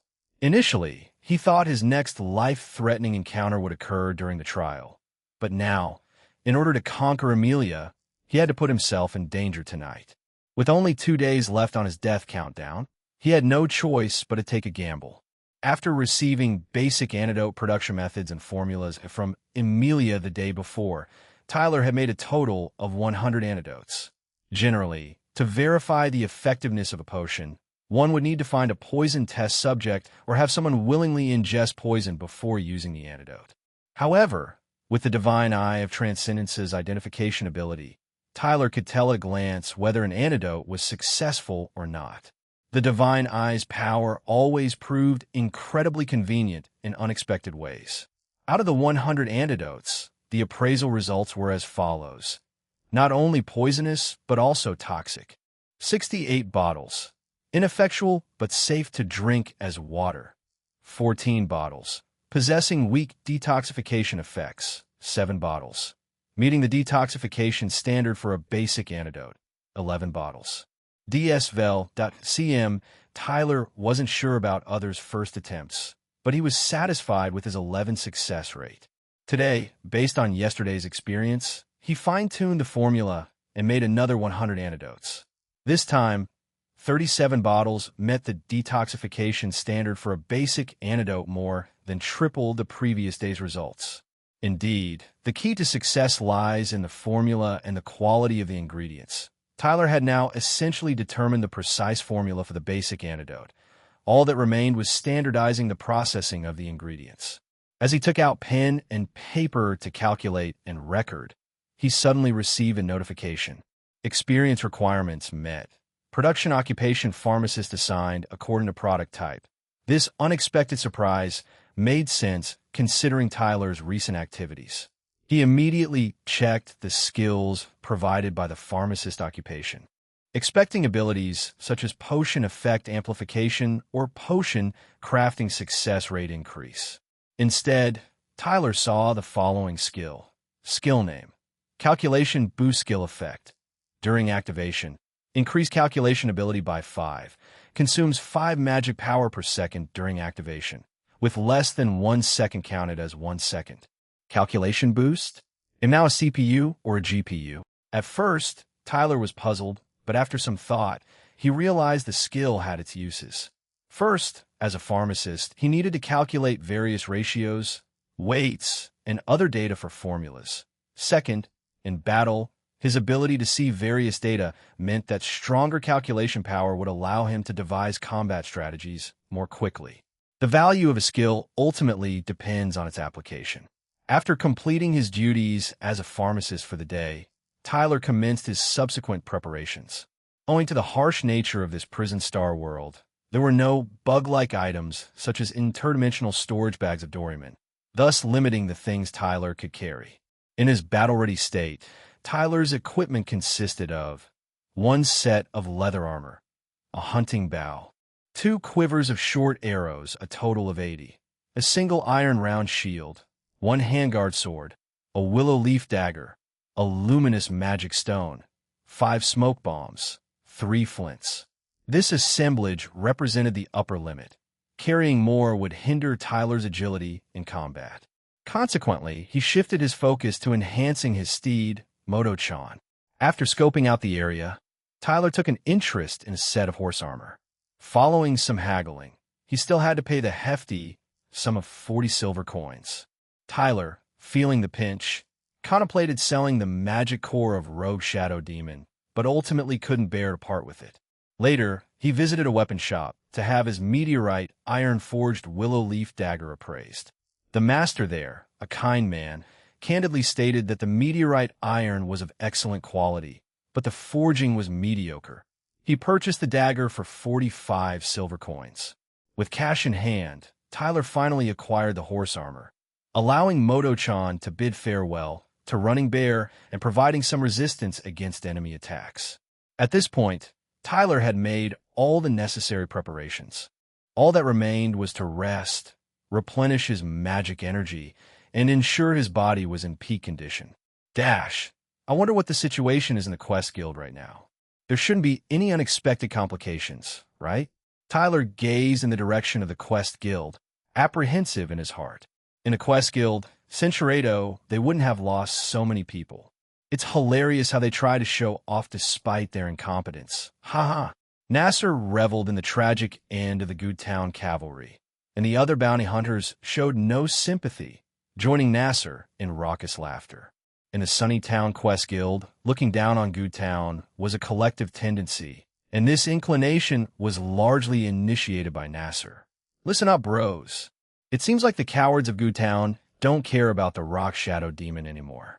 Next month, let's form a team and take it down. Let them see the power of our Sunnytown Quest Guild. Oh yeah, Nasser, you're the man. Take me with you when the time comes. Nasser. Nasser relished the feeling of being praised by everyone. He glanced at the reception desk, hoping to see if Amelia was attracted to him. But to his disappointment, Amelia didn't look his way at all. What a stuck-up woman, acting like she's deaf. Keep playing coy, you sly fox. Once I secure the Blaze steed tonight, you'll be of no use to me. As the sun set and darkness fell, Nasser waited early in the tavern, anticipating the arrival of the branch chief Oleg with the Blaze steed. 5 minutes before the agreed-upon time, branch chief Oleg appeared early, holding a long wooden box in his hands. Just by looking at the length of the box, Nasser knew that the secret saber, Blaze steed, must be inside. Chapter 121 Undercover of Darkness Branch Chief. Hush! Nasser, unable to contain his excitement, stood up to greet Oleg, but Oleg urged him not to draw attention. Sit down first and speak. Well, at Oleg's direction, Nasser joined him in the most secluded spot in the tavern. Once seated, Oleg did not immediately place the long wooden box on the table, but began with a stern admonishment to Nasser. Nasser, you're aware of the curse of this, correct? Oleg whispered. I am. Good. Remember that this is entrusted to you not for use, but for safekeeping. Do you understand my meaning? I do. Branch Chief. Nasser, suppressing his eagerness, maintained a semblance of composure. Lastly, the fewer people who know about this, the better, including your family and lover. You must not mention it to anyone. If they were to find out, it would only bring harm to them. Understood? I understand, Branch Chief. Had Nasser been level-headed, he might have detected the flaw in Oleg's words. Nasser had never revealed that he had a romantic companion. Regrettably, Nasser's sole focus was to obtain the secret saber, Blaze steed, which had eluded him for years. He could neither see nor hear anything beyond the long wooden box. After enduring Oleg's lengthy admonitions, Nasser finally saw the box placed on the table. Oleg pushed it toward him. The rest is up to you. Be cautious and discreet. He'll leave now. Wait half an hour before departing. Understood. Nasser restrained his joy from showing on his face. At last, the long-sought-after secret saber, Blaze Steed, was in his hands. TSK, Oleg is overly cautious, making everything so secretive. Nasser harbored some discontent, but it was not yet time to confront Oleg. He had to play his part diligently. Once Oleg left the tavern, Nasser immediately opened the wooden box to inspect its contents. Inside lay a long, black sword with a faint, dark red pattern on the blade. An evil-kind inscription adorned the cruciform hilt, which also featured a brilliant crimson gemstone. Nasser had never seen the genuine secret saber, Blaze Steed, but upon seeing this sword, he was convinced it was the real thing. All he wanted now was to rush to the North Wasteland with the sword, deliver it to Stroud, and complete his mission. However, the cunning Stroud had his own demands on Nasser, who couldn't simply go directly to him. Sigh, surely not waiting half an hour won't matter. Nasser glanced at the time. Only 10 minutes had passed, but he could wait no longer. Soon, Nasser made up his mind. Since the secret saber, Blaze Steed, was now in his possession, he would not adhere to Oleg's half-hour stipulation. It was time to act. Thus, Nasser carefully placed the Blaze Steed back into the long wooden box and slung it over his shoulder. He donned his cloak, concealing the box beneath it, and nonchalantly exited the tavern. Upon leaving the tavern, Nasser was initially apprehensive, fearing that some mishap might occur if he failed to wait the full half hour as Oleg had instructed. However, after traversing the streets without incident, he gradually gained confidence. His stride grew lighter, and he soon returned home. Indeed, Nasser did not head straight to the North Wasteland. Centuredo, the North Wasteland, was located to the north of Sunnytown, and Nasser's southward journey was entirely in the opposite direction. But he had no choice, as this was also the commander's directive. Nasser had to first wander around the southern outskirts. Centuredo, following special markings on the trees, Nasser eventually reached a simple, single-story wooden cabin. The cabin was pitch dark, showing no signs of life within. Knock, knock, knock, knock, knock, knock. Nasser rapped on the door in the agreed rhythm, and after a while, a voice emerged from within. Even the mightiest have a lifespan. Nasser heard the words and promptly replied, "The serpents shed their skin to gain eternity." In a short while, the wooden door opened, revealing a tall, thin, white-haired old man standing before Nasser. "Nasser, if you're visiting me this late, you'd better bring good news," the old man said, his face stern and his cane pointed at Nasser. "Lord Marvin, don't be angry. I've acquired the secret saber, Blaze Steed." Nasser couldn't conceal his elation, beaming triumphantly. Upon hearing Nasser's words, the old man, named Marvin, immediately widened his eyes. "Where is it? Hand it over quickly. You weren't followed, were you?" As Darren reached out to Nasser, his eyes nervously scanned the surroundings. "Rest assured, sir, I've checked. I wasn't followed. Let's go inside and talk. There are too many prying eyes outside." Nasser's smug demeanor left Darren fuming. With a harumph, he turned and entered the cabin, lighting the luminous magic stone within. Nasser hurried in after him, closing the door behind him. It was clear that the cabin had been hastily constructed, containing only a bed and a table and chairs. Nasser's gaze swept around the room, noting a pile of snake carcasses in the corner. He shuddered inwardly, thinking that Splurt's moniker of Serpent Mage was indeed well-earned. "All right, now that you're here, quickly show me the Blaze Steed," Splurt demanded, tapping his cane on the table with no patience for waiting. At this point, however, Nasser arrogantly sat down in a chair. He was about to start bargaining. "Lord Vane, this is not what we agreed upon. Didn't you promise to help me obtain the identity first?" Nasser even propped his feet up.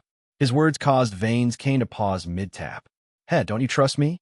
Casting a glance at the strange shape beneath Nasser's cloak, Rylan knew the thief must have hidden the Blaze Steed within. Chapter 122. Old comrade for Rylan.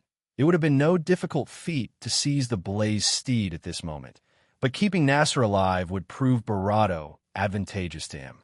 Under Nasser's watchful gaze, he penned a letter sealed with his own handprint and seal and handed it to Nasser. You've seen the contents already. Deliver this letter to the mayor, and he will acknowledge your identity. Afterward, Wells sees an opportunity to dispose of his eldest son, and you'll become the legitimate successor to the mayoral throne. The man narrowed his eyes. While it seemed he was assisting Nasser, it was in truth a mutually beneficial arrangement. Nasser's hands trembled as he accepted the letter, which represented years of meticulous scheming to infiltrate the Quest Guild and attain a leadership position. With Lord Sable's influence and status, the mayor would undoubtedly show him due respect. Enough. I've written the letter. Bring forth the blaze steed. As you command, Lord Sable. Nasser excitedly removed his cloak and placed the long wooden box he had been carrying on the table.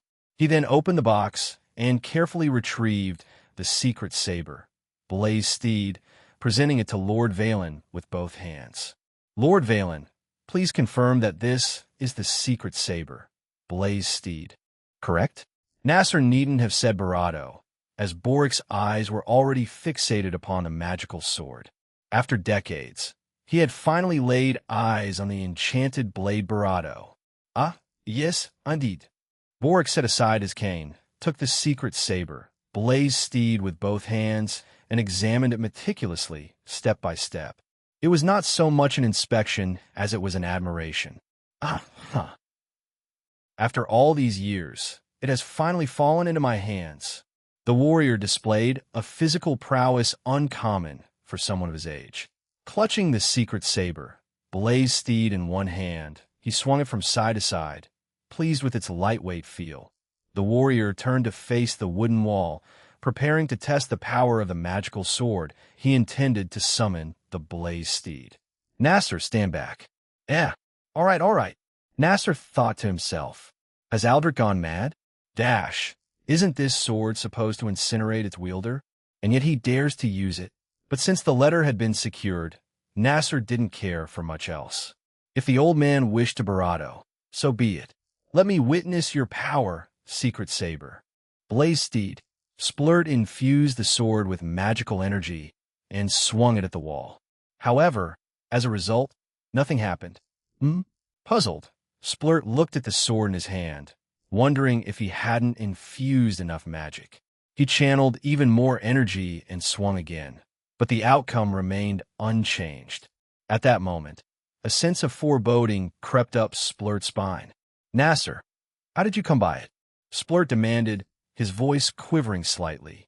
Oleg entrusted it to me for safekeeping. Is there a problem with the sword? Nasser sensed Splurt's anger and retreated to the wall, frightened. Oleg willingly gave it to you? Splurt seemed to understand something, his teeth clenched in fury. Yes. Fool. Upon hearing Nasser's response, Splurt threw the Blaze Steed to the ground in a fit of rage. You've been deceived by Oleg, Nasser. Splurt picked up his cane, which was actually his wand, Centurado. I didn't know it was a fake. Please don't kill me. I can still help you. Silence. Oleg won't give you another chance.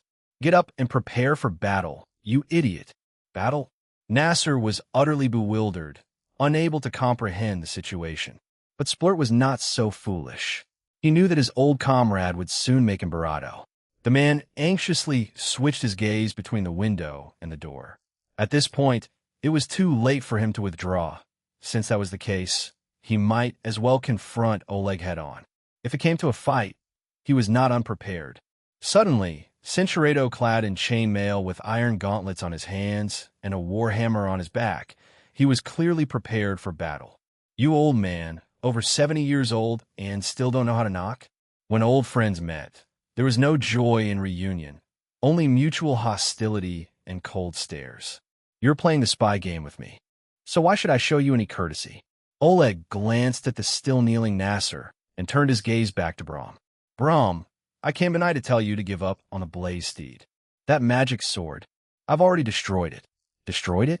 Brahm scoffed, not believing that Oleg could be that ruthless. Do you think ID believe your nonsense? Then how did you manage to forge the counterfeit that you had Nasser bring over? Don't tell me it's for commemoration, making several copies to keep as samples. Whether you believe it or not is up to you. Otherwise, ask Nasser. See if he found any clues about the Blaze steed during his many years infiltrating our quest guild.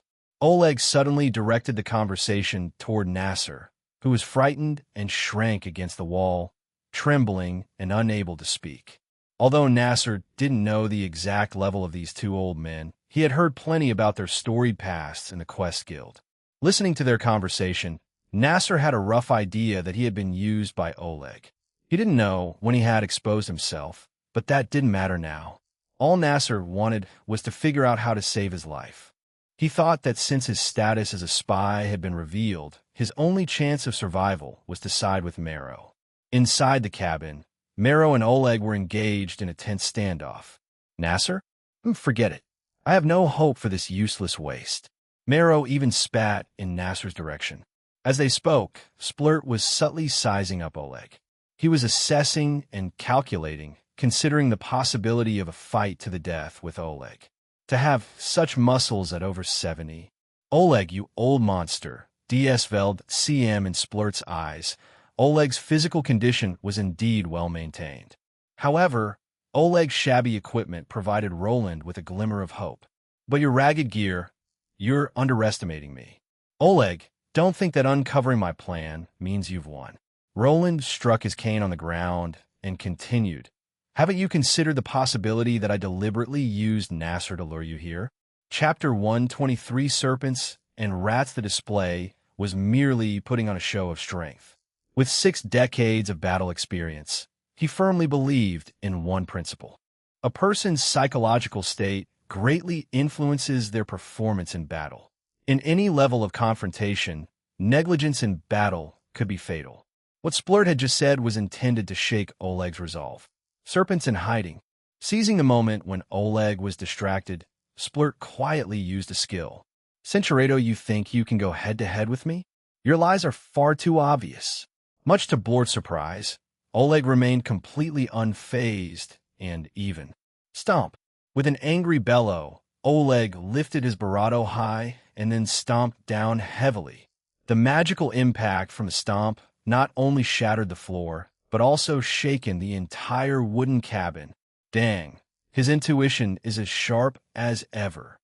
Forced to reveal his summoned snake swarm prematurely, the serpents formed from solidified magical power emerged from the floor, continuing their assault on Oleg. Meanwhile, the rogue stealthily retreated, planning to escape from the cabin first. Fighting in such a confined space was far too disadvantageous for him. Don't think you can escape. However, Oleg showed no fear of the encircling snake swarm. He swung his fists, swatting the venomous snakes lunging at him, forcefully breaking through the swarm and charging towards Splurt with lightning speed. Gazing at the ferocious Oleg, who was just as formidable as before, Blaze once again lamented how his combat occupation was severely countered by Oleg. Presumably, Oleg knew Blaze's weakness in close combat, which was why he continued to advance recklessly despite the risk of being bitten by venomous snakes. Left with no choice, Blaze had to use his second skill prematurely. Serpent King's Call, Phase 1. Splurt slammed his cane onto the ground once more, and immediately, a swirling, deep purple summoning circle appeared beneath his feet. A gigantic snake's mouth shot out from the circle, swallowing Splurt whole in a single gulp. Then, an enormous snake's body continuously surged from the circle, and the colossal serpent ferociously burst through the cabin's roof, making its way outside. Oleg, who was a moment too late, attempted to hammer his fists onto the snake's body several times to little effect. He then turned around and withdrew from the wooden cabin. Beneath the moonlight, the once small wooden cabin within the withered grove lay in ruins. Nasser crawled out from the wreckage, eager to escape amidst the chaos. However, the sight outside the hut shattered any hopes of fleeing. Nasser saw a figure standing there, somehow emerging from the serpent's barato, confronting Oleg across a distance of about 30 meters in the clearing of the withered grove. Perplexingly, countless mouse demons surrounded the trio. How? How could there be so many carrion rats? Nasser gasped, but upon witnessing the warrior's confident demeanor, Cinchuredo Vexer is responsible for the carrion rats roaming Sunny Town? Nasser shuddered, realizing that the carrion rats were Vexer's backup plan. The cunning old man intended to unleash the demons upon Sunny Town if Nasser failed to obtain the secret saber, Blaze Steed. Seizing the opportunity to steal the magical sword amidst the chaos. Dash, what kind of monster have I allied myself with? Nasser fell to his knees, powerless and unsure of what to do. His future no longer belonged to him. His fate would be decided by the victor between the lawn and Oleg. Ah, but you didn't expect this, Oleg. This trap was set especially for you. Surrounded by a multitude of carrion rats, Splurt gloated triumphantly. No wonder Sunny Town has seen an increase in rats over the years, all orchestrated by you, old man. Oleg's expression was grave, but unflustered. Oleg, in consideration of our past, I'll give you an opportunity. Hand over the Blaze Steed, and I'll spare your life. Varn continued to pressure Oleg, but in truth, the surrounding horde of carrion rats was not a bravado, but a standard defensive measure to protect himself. As an elderly individual living alone in the withered grove, he couldn't leave himself defenseless. How ridiculous, Squeak! Do you really think you and these rats can stop me? Oleg raised his fists, appearing as if he could crush any number of carrion rats. At this point, Soren could have commanded the carrion rats to attack, but he wanted to stall for bravado time. Oleg, don't be so arrogant. Over these decades, I've undergone a complete transformation. Let me guess, even now, you haven't dared to challenge the trial, have you? Io resti level 50. During his years of hiding outside Sunny Town, Blaze had investigated Oleg and learned that after advancing to the second-tier profession, Oleg never challenged the trial again, and his physical condition had deteriorated with age. Blaze, however, was different. He had challenged and succeeded in the trial. In the current battle, Sparrow, as a third-tier professional, was fighting against a second-tier opponent. Even though Oleg's occupation countered his, as long as Sparrow gave his all, victory would likely be his. Confronted with Sparrow's taunt, Oleg exposed the old man's cunning intentions with a single sentence. What does being level 50 matter? You think I don't know your personality? If you were confident about winning, you would have stepped on my head by now. Do you really think I haven't noticed you're stalling for time to prepare something? Although Oleg saw through his plan, his opponent remained unshaken. He knew Oleg understood him well, and it was only a matter of time before the stalling tactic was discovered. What Sable was waiting for was the maximization of his second skill, Demon's Control. With each passing minute, the number of carrion rats under Sable's control would increase by 10. His verbal sparring with Oleg aimed to maximize the number of controlled rats. As for being exposed, Sparrow didn't mind, knowing Oleg would prefer negotiation over confrontation when faced with the uncountable carrion rats.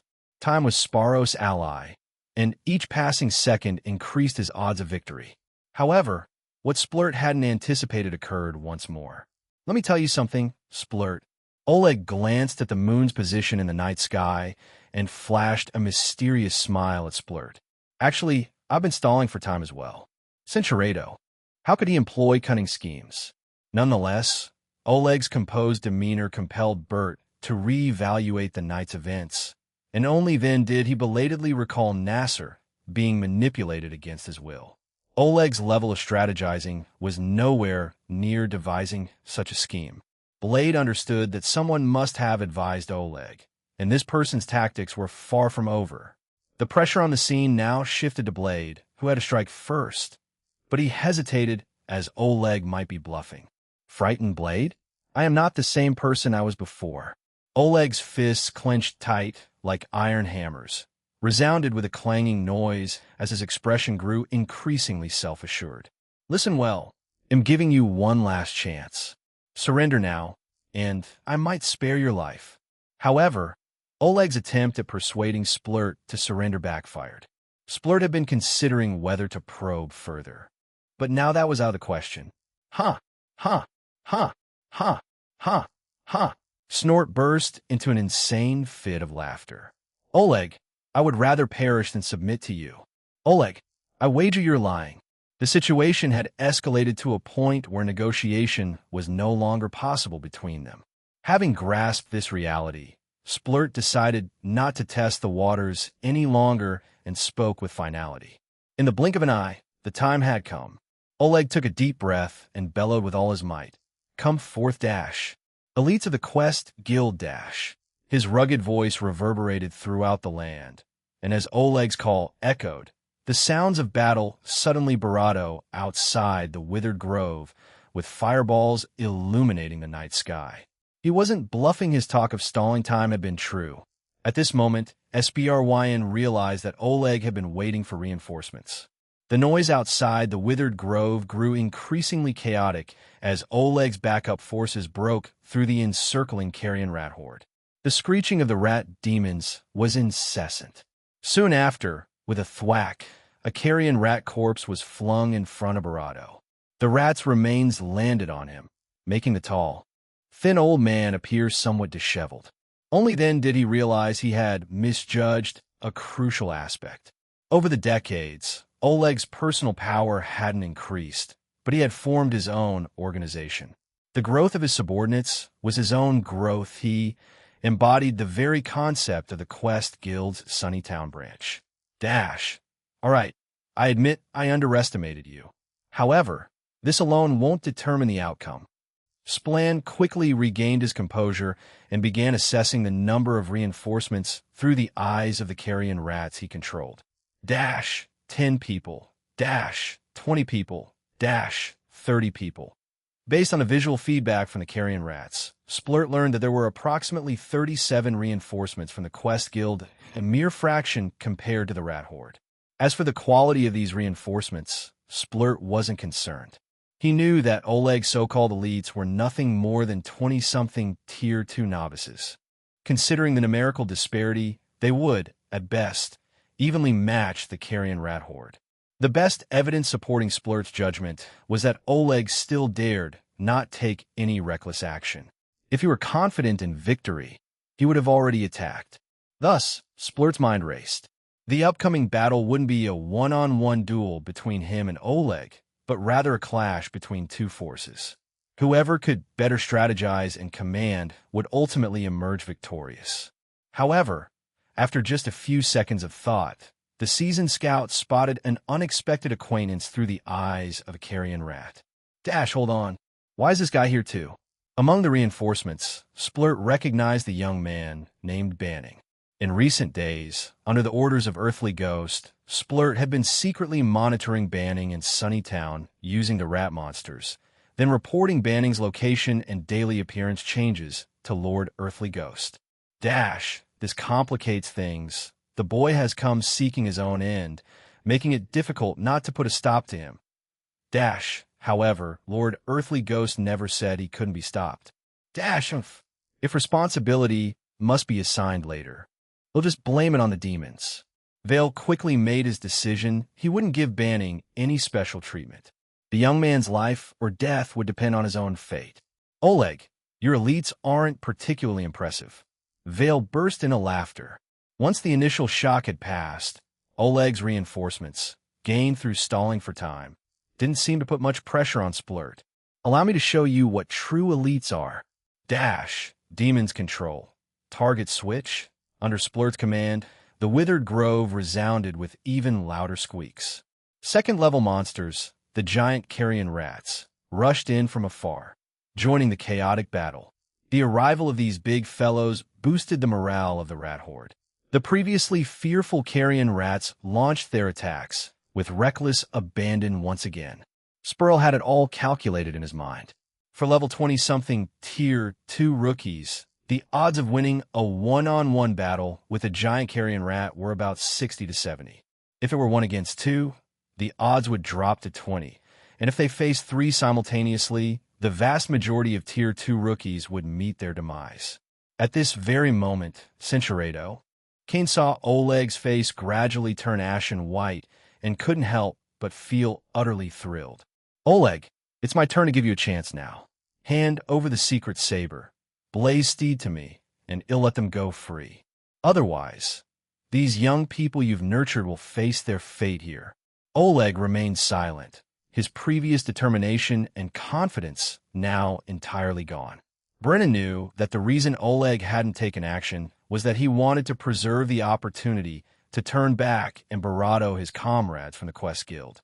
If the two of them were to fight, it would be a Barato situation with no room for maneuvering. Or are you capable of eliminating me and turning the tide in a single blow? Splurt even boldly took 2 steps closer to Oleg, using his safety as bait to entice Oleg into a desperate gamble. Finally, Oleg could no longer hold back and roared as he charged at Splurt. Dash, Oleg, you truly are a musclehead. Unfazed, Cinchuredo. His sole hope now was that Banning could lead the others to break through the encirclement of the demon rats. If they could concentrate their power on Splurt, there might still be a chance to turn the tide. Dash, Lord Banning, I wouldn't have made it here tonight without your strategy. Cinchuredo still had the advantage. As the distance narrowed to less than 10 meters, Oleg prepared to use his skill, but noticed that the old man's cane struck the ground unnaturally. He instantly understood that the old man was up to some trick and leaped into the air with a single kick. Stomp dash. As expected, Cinchuredo knocking away numerous snakes as he charged unstoppably towards the rogue. Just as Oleg was about to catch the rogue, the scene in the wooden cabin repeated itself. The giant snake summoned by the rogue snatched him away from Oleg's grasp again.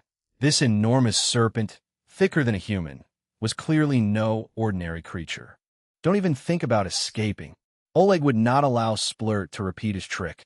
He spread his arms wide, hugging the snake's body tightly, and was carried along with it to the other end of the battlefield. However, Splurt seemed to have anticipated Oleg's actions. Before the serpent released him from its mouth, it twisted violently on the spot and thrashed its tail several times, causing Oleg to lose his grip and be flung away. Oleg, did you think you were the only one familiar with me? I know you just as well. Vorn emerged laughing from the serpent's barato as the creature, having fulfilled its command, disappeared into the magic circle. But the wizard immediately summoned it back. Go, my Serpent King. This time, defeat this old man for me. The snake lunged at Oleg, its forked barato flicking, as the wizard hid behind it, eagerly anticipating victory over his old comrade. Cinchuredo, as Oleg's old friend, Stark knew full well the extent of Oleg's leadership abilities and prestige. With him at the helm, the bounty hunter's combat prowess would rise by at least 50. Dash, foolish Oleg. In this strategic battle, I am the victor. Simultaneously, in the withered grove, the battle between the bounty hunters and the demon rats had reached a fever pitch. The demon rats had once gained the upper hand, but the tide was subtly shifting, all thanks to a young man named Banning. Black-armored knights, advance with your group. Red-robed mages, provide support from your position. The youth rode his warhorse, issuing commands and occasionally shooting arrows to assist others. Under his active leadership, the 37 bounty hunters managed to withstand the onslaught of 200 to 300 demon rats, with no casualties thus far. However, at the beginning of the fight, the bounty hunters had little regard for Banning. Their thoughts were that the newcomer was too young and did not appear strong enough to command them. The bounty hunters merely humored Banning out of respect for Branch Chief Oleg and Amelia, to see if he could offer any valuable advice. Yet, as the battle truly commenced, Banning's command performance astonished the bounty hunters.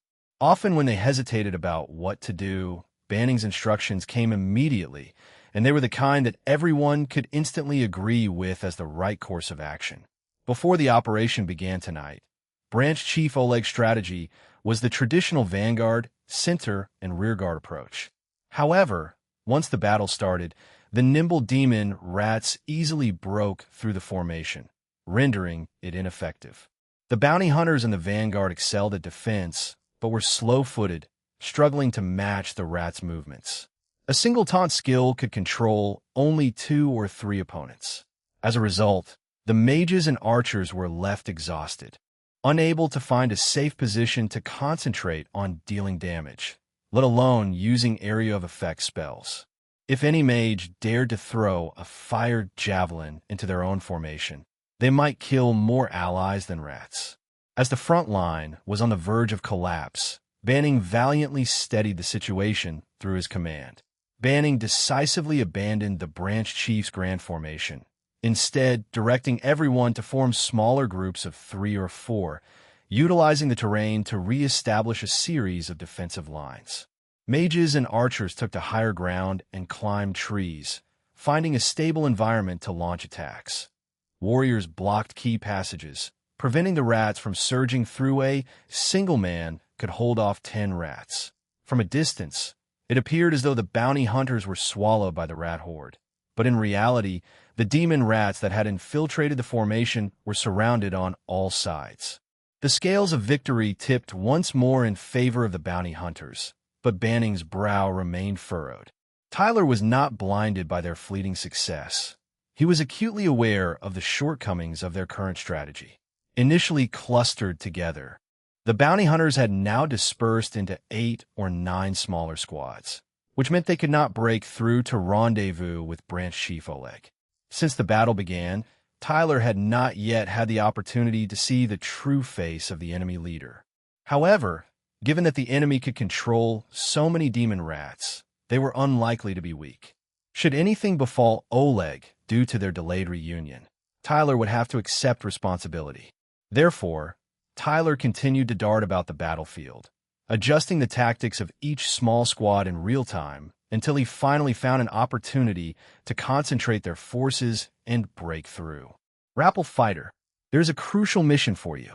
Tyler sought out the fastest Rappel fighters among the bounty hunters, ordering them to split into 3 groups, lure the demon rats away, and then seize the opportunity to shake off the enemy and regroup. Only by scattering the enemy could the numerically disadvantaged bounty hunters find a chance to break through. However, as the Rappel fighters began their diversionary tactics, a series of loud booms resounded from not far away, clearly the sound of something massive slamming the ground with great bravado. Branch Chief. Chapter 126 Responsibility of the Branch Chief. After several near misses from the Ash Serpent's tail strikes, Oleg was left breathing heavily. The 73-year-old Branch Chief had to admit that age was taking its toll. Facing the Ash Serpent summoned by Splurt, he had yet to inflict any significant damage. The serpent's body was covered in scales as tough as iron armor, and Oleg's iron fists and warhammer had failed to breach its defenses. On the defensive end, Oleg's chainmail could not withstand the bravado of the serpent's tail strikes. A single hit would likely knock him unconscious. Furthermore, the venomous bravado in the gaping maw of the Ash Serpent posed a lethal threat. The too sturdy, razor-sharp bravado could easily pierce Oleg's chainmail. A single injection of venom would spell the end of his life. Unable to penetrate its defenses or withstand its attacks, Oleg's only option was to bypass the Ash Serpent and directly target Splurt, which had been his intention all along. However, with the colossal body of the Ash Serpent providing cover, Oleg had no chance to approach Splurt. At this rate, it'll exhaust my stamina first, Oleg thought, casting a quick glance towards the bounty hunters. If they could join forces, their magical attacks should be able to damage the Ash Serpent with its incredibly high physical defense. But Oleg was still several hundred meters away from the bounty hunters, who were likely too preoccupied with the relentless assault of the demon rats to lend a hand. Desperate times call for desperate measures. Deciding that it was better to gamble on a wild idea than to fight a losing battle, Oleg maneuvered around the Ash Serpent and launched another attack towards its head. Stomp! Utilizing the skill's counterforce, Oleg leapt high into the air. The Ash Serpent, however, had already seen through his tactics and greeted him with a swift tail strike, accurately hitting Oleg, who was unable to dodge midair. Indestructible. In the nick of time, Oleg activated his second skill, significantly increasing his bonus hardness. He managed to withstand the attack almost unscathed, but was sent flying. Success. This was precisely Oleg's plan, to use the force of the Ash Serpent's attack to propel himself towards the bounty hunters in one fell swoop. Just then, the bounty hunters who had been engaged in chaotic battles with the demon rats initiated a rallying charge led by Banning, the very person upon whom Oleg had pinned his hopes. Dash! Perfect timing, Lord Banning. Oleg rejoiced as he saw this unfold midair. However, his trajectory was slightly off, and his landing speed was too fast, causing him to roll a considerable distance before finally coming to a stop. Branch Chief. The bounty hunters gathered around, deeply concerned for his safety. With their help, Oleg managed to stand up, his expression pained. It took a few seconds before he felt slightly better. Oleg's pain stemmed from the impact of the landing. The duration of Indestructible was limited, and its protective effect could not cover the moment he hit the ground. Lord Banning, I cannot express my gratitude for your assistance tonight. Oleg promptly sought out Banning, but upon seeing Oleg, Banning's expression turned rather somber.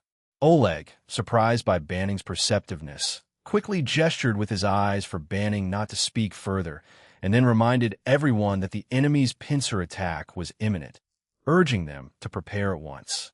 I shall deal with the Ash Serpent. Lord Banning, I implore you to take command and hold the line against the rats. Oleg's rallying cry greatly bolstered everyone's morale, and they swiftly resumed their formations. Banning, however, continued to scrutinize Oleg with a serious gaze. Branch Chief, there must be more to your presence than these few words. Am I right? Banning's words struck a chord within Oleg's heart. You truly see everything. But fear not, I have a plan. Oleg reassuringly patted Banning's shoulder, his unspoken words dwelling within the gesture. Banning, sensing the situation, refrained from further inquiry, simply bidding Oleg to take care before returning to command the front lines. Tier 1 Earth Magic. Rock Wall. Tier 1 Wood Magic. Venezone. Tier 1 Water Magic. Icy Thorns. The echoes of mages casting spells resounded behind him, but Oleg knew he needn't worry about demon rats attacking from the rear. His primary task was to confront the rapidly approaching Ash Serpent. To accomplish this, Oleg had to break through his own limits, a resolve he had come to terms with when the Ash Serpent first cast him aside. Emilia! Oleg strode towards Emilia, and without needing words, she willingly handed him the sword sheath. This was Oleg's last resort that he had carefully planned before the battle. Branch Chief. Oleg saw the same look in Emilia's eyes as he had in Banning's, a blend of respect for his decision and heartfelt concern. Do not worry, child. I still plan to attend your wedding day. Oleg laughed heartily, patting Emilia's head before accepting the sword sheath and making his way towards the Ash Serpent. Dash, it's ironic. The one who was most opposed to using your power now must rely on it. Oleg unsheathed the jet-black sword while walking. The blade shimmered with a pulsating red glow, as if urging Oleg to wield it against his enemies. Dash, but even if your flames consume me in the end, it's better than handing you over to him. That man has fallen too deeply into darkness. Oleg gripped the hilt and drew the sword in one swift motion. Instantly, a searing wave of magical power surged from the blade, nearly causing Oleg to drop the sword. However, the heat quickly subsided, replaced by Oleg's own magic power being siphoned into the blade. Dash, so this is the true power of a cursed sword. Show me your strength. With a steadfast heart, Oleg tossed the sheath aside, clutching the sword with one hand as he charged the Ash Serpent. The Ash Serpent hissed menacingly, feigning an attempt to bite Oleg, only to abruptly twist its body and convert its forward momentum into a powerful tail swipe. Its thick tail once again hurtled towards Oleg. Dash! Oleg gripped the sword with both hands, roaring as he leaped into the air, evading the tail strike and slashing the serpent's tail in the process. The blade, which had reached several hundred degrees at some point, not only failed to be repelled by the steel-like scales, but also left a long, deep gash in the serpent's flesh. The Ash Serpent writhed in agony. Seizing the opportunity, Oleg pressed his attack. Disregarding the danger, he leaped onto the serpent's body, Driving the blade into its barato, he dragged the cursed sword as he raced along its length. The magic overflowing from the sword ignited the blade, which in turn set the ash serpent ablaze. After decades of absence, the secret saber, Blaze Steed, once again revealed itself to the world. Chapter 127 Manic of Valor in his wildest dreams. Valor never imagined that the conservative old Oleg would bring the Blaze Steed to the battlefield. That was the coveted secret saber, Blaze Steed he longed for. There could be no mistake. Those sinister flames, that blade hot enough to slice through iron armor. He clutched his hands together, trembling like a madman. Since the Blaze Steed had appeared, there was no need to capture hostages to threaten Oleg any longer. All that remained was to seize the Blaze Steed for himself. His strategy suddenly simplified. He had originally planned to capture that young girl named Emilia, who was said to be regarded as a granddaughter by Oleg. Now, seizing the blade was precisely what he enjoyed. You've worked hard, Serpent King. Rest now. With a wave of his wand, Soren dismissed the ash serpent, conserving his magic energy. However, as a consequence, Oleg immediately charged towards Soren, brandishing the Blaze Steed. Blaze Steed is wasted in the hands of someone like you. Serpents in hiding. Slyth summoned dozens of venomous snakes to slow Oleg's advance, and during this opportunity, he located Nasser, who had been planning to flee. Don't run, Nasser. Aren't we allies? With a grin, Slyth barato Nasser's hand, and at that instant, a venomous snake sprang from Slyth's sleeve. Cinchureto, by the time Splurt finished speaking, Nasser had become completely limp and powerless. Incapable of speaking, he was lifted like a puppet by Splurt and used as a human shield. Only then did Oleg arrive, the 73-year-old's energy nearly spent after the intense battles. What a pity, Oleg, Cinchureto. This fellow is the illegitimate son of the mayor of Sunnytown, you know? Barato threw another bargaining chip into the mix. Taking advantage of Oleg's halted steps and wavering heart, Barato hurriedly added, the mayor is planning to give Nasser a proper status. If you remove him from the picture as well, Cinchureto, Serpent King's call, Phase 1.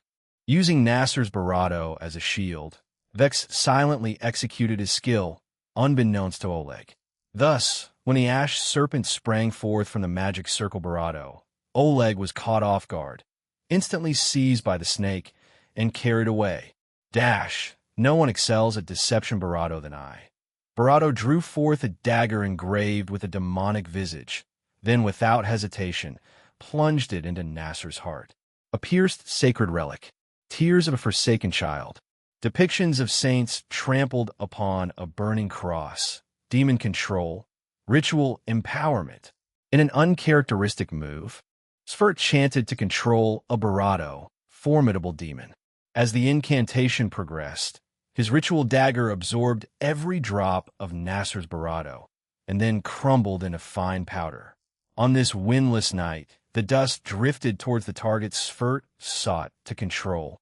Speha uerte. Oleg roared, enraged by Sphurt's madness. In the brief moment prior, he had already slain the ash serpent, now charging furiously at Splurt. With this, Splurt had no more serpents to summon. Oleg, I suggest you worry about Emilia and the others before getting any angrier. Merely hearing Emilia's name from Splurt's lips left Oleg momentarily stunned. You should know, I have two ways of controlling demons. One is summoning them with magic, like the snake swarm and the ash serpent. In this case, defeating me would end the snakes as well. The other way is merely attracting nearby creatures and issuing commands. The rats swarm around us is an example. Barato's words clearly had a hidden meaning, suggesting that stopping him might not save the young adventurers. Finally, Barato revealed his trump card. Here is some good news for you, hee. Just now, I used Nasser's remaining energy to summon the Poison Blade Rat King from the depths of Sunny Forest. Splurt's twisted grin grew wider as he spoke of the Poison Blade Rat King, the top-ranking monarch of the rotting rat hordes. If it arrived, everyone present would surely perish. You'd better hurry and lead your team to evacuate Oleg. Splurt's laughter became more gleeful, knowing that Oleg could only choose to save his comrades rather than kill him. Splurt, you madman! Oleg spat with fury, then turned and sprinted toward his guildmates. However, Splurt's scheme was far from over. If he allowed Oleg to successfully rescue everyone, how would he sleep at night? No matter what, Soren was determined to seize the secret saber, Blaze Steed, that night. To do so, he needed to possess equivalent combat prowess to face Oleg, who wielded the Blaze Steed. Now that Oleg was preoccupied, Soren could calmly execute his ultimate skill, Serpent King's Call. Phase 2. Centurado, never once pausing in his relentless ritual until the dark artifact was driven fully into his Barado. Dash, even the mightiest have a lifespan. Dash, the serpents shed their skin to gain eternity. Dash, descend upon me, Crimson Serpent King. A swirling, dark purple magic circle unfolded beneath the warrior's feet. His body liquefied into sludge, merging with the circle. Once it had absorbed his entirety, the Crimson Serpent King, covered in flaming scales, burst forth from the magic circle, its deafening roar echoing through the night. Chapter 128: Serpent's second arrival. Upon Oleg's hasty return to the bounty hunter's positions, he was astonished to find that they had nearly eradicated the 200 to 300 rat demons. Fighters, don't let the small ones escape. Heavy-armored soldiers, continue releasing taunt skills in sequence. Mages, cease fire and rest. Warriors, advance and crush the restrained enemies. Oleg noticed Banning, who was riding back and forth between the divided battlefields, issuing commands with unwavering decisiveness. It became clear to him that this young man was responsible for quickly gaining control of the situation. Dash, Viviana, you truly brought me a savior. However, Oleg knew it was not yet time to celebrate. He had to get everyone out of there immediately. Otherwise, once the Poison Blade Rat King appeared, no one would survive its deadly grasp. Everyone, listen to me. We must withdraw at once. Oleg shouted, immediately drawing the attention of the bounty hunters. Lord Banning, I leave the organization of the retreat to you. They'll cover the rear. As he spoke, Oleg targeted a gathering of rat demons and swung his sword without hesitation, unleashing the skill Blaze Steed of the sword. As the magic sword was swung, a blaze in the air transformed into a fiery stallion, which charged into the midst of the rat demons with a neigh. The rats, struck by the flame stallion, were instantly incinerated by the high temperature, while those farther away couldn't escape their fiery fate. Oleg was initially reluctant to use the magic sword skill because it was said to hasten the user's fate of backlash. However, he had no time for such concerns now, as he needed to ensure everyone's swift withdrawal. Yet, strangely, the bounty hunters seemed not to understand his words. Instead of retreating, they all stared at him in terror. What are you waiting for? If we don't run now, the Rat King will arrive. Oleg hadn't wanted to utter that phrase, fearing it would incite panic and chaos. However, it seemed necessary now in order to emphasize the urgency. As expected, his words stirred up the crowd, but still, no one moved to retreat. As Oleg stood in confusion, everyone shouted for him to look behind himself. Dash, behind me. Oleg glanced back and immediately understood the strange reactions. An ash serpent had appeared without notice, its Barado raised high as it slithered quickly toward him. Dash, oh! Is that you? Gazing upon the colossal serpent, estimated to be 20 to 30 meters in length, Oleg deemed its danger level to be on par with the Poison Blade Rat King, or at least, it would not be inferior in terms of individual strength. Furthermore, the demon's crawling speed was remarkably swift, and it wouldn't take long for it to catch up with the bounty hunters who were not on horseback. If no one could stop the serpent, the retreat would prove futile. Branch Chief, it'll lure it away while you lead everyone to safety, Banning proposed, riding up to Oleg at this critical moment. Oleg was deeply moved by his offer, but he couldn't possibly accept. Thank you for your kindness, but this is my personal vendetta, and I cannot let a young man with a future like you take my place." Oleg waved his hand in gratitude, then leapt onto a large rock and issued his final command to everyone. "Listen up.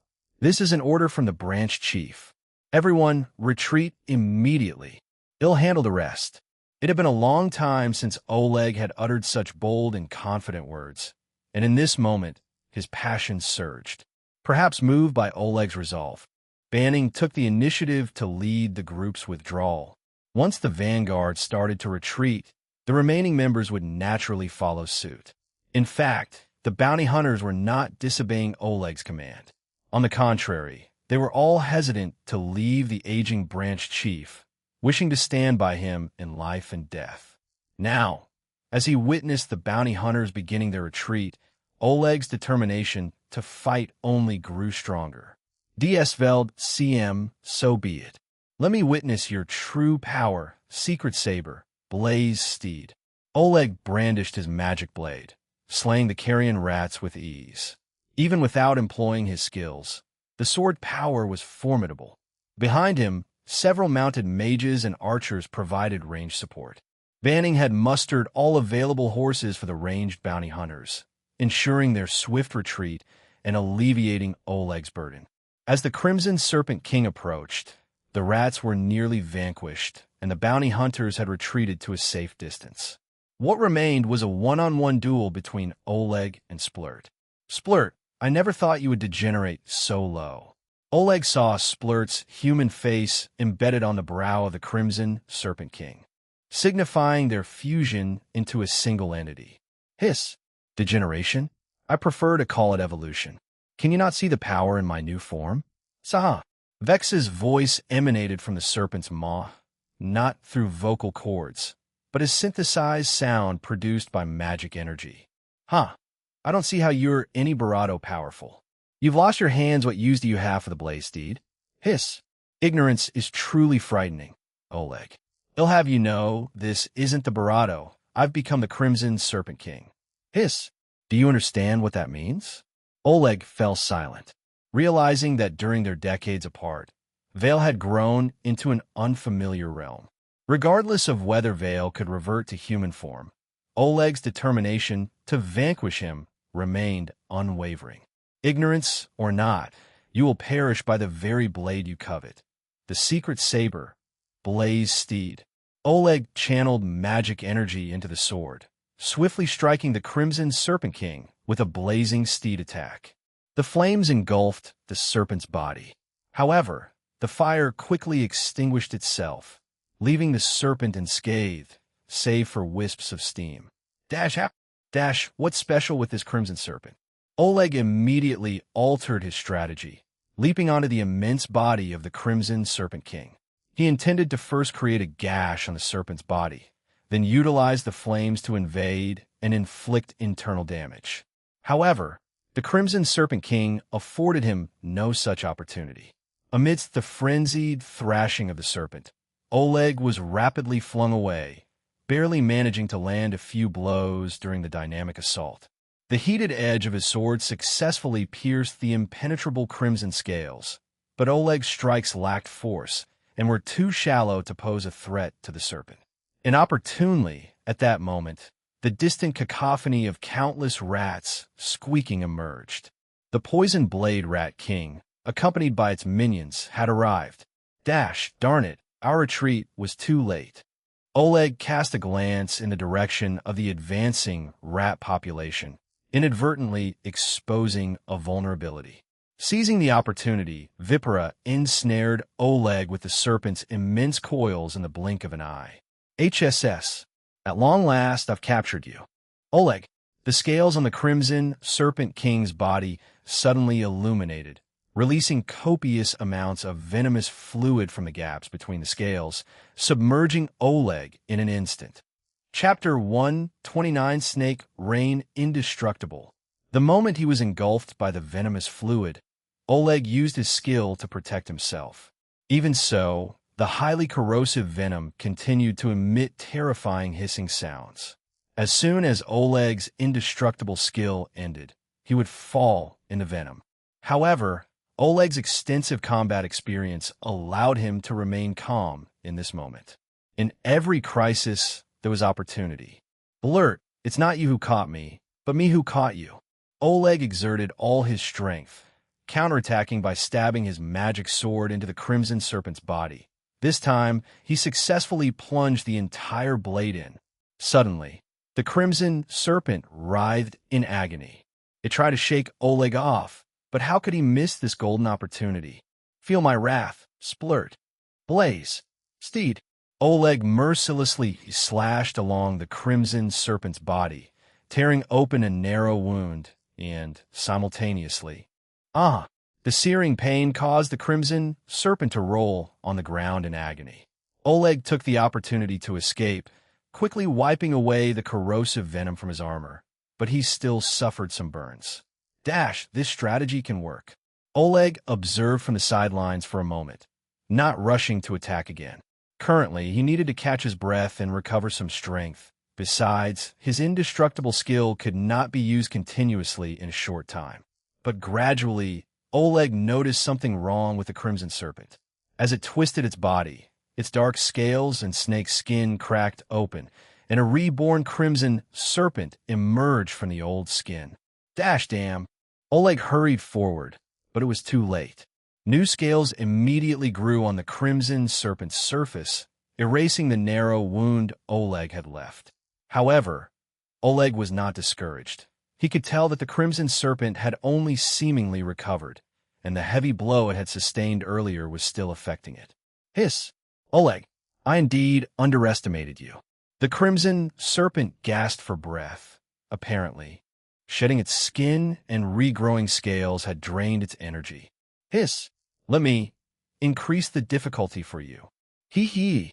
As its words fell, the Crimson Serpent's body suddenly swelled into a spherical shape. It raised its head high and violently spat out a bizarre orb into the air, which flew towards the bounty hunters. The strange orb quickly disintegrated in the air, and Oleg finally saw that it was composed of countless venomous snakes. As the orb dispersed, a snake rain was about to descend upon the bounty hunters. The snake rain itself posed limited danger, but it would significantly slow down everyone's escape. In this way, the Poison Blade Rat King would quickly catch up to them. Squeak's cunning tactics enraged the already exhausted Oleg, who could no longer hold back. Centuredo, a sharp-eyed archer, detected an anomaly in the night sky and immediately shouted for everyone to brace themselves for defense. Tyler looked up, spotting the elongated objects descending all around, and upon closer inspection, determined they were venomous snakes, not demons.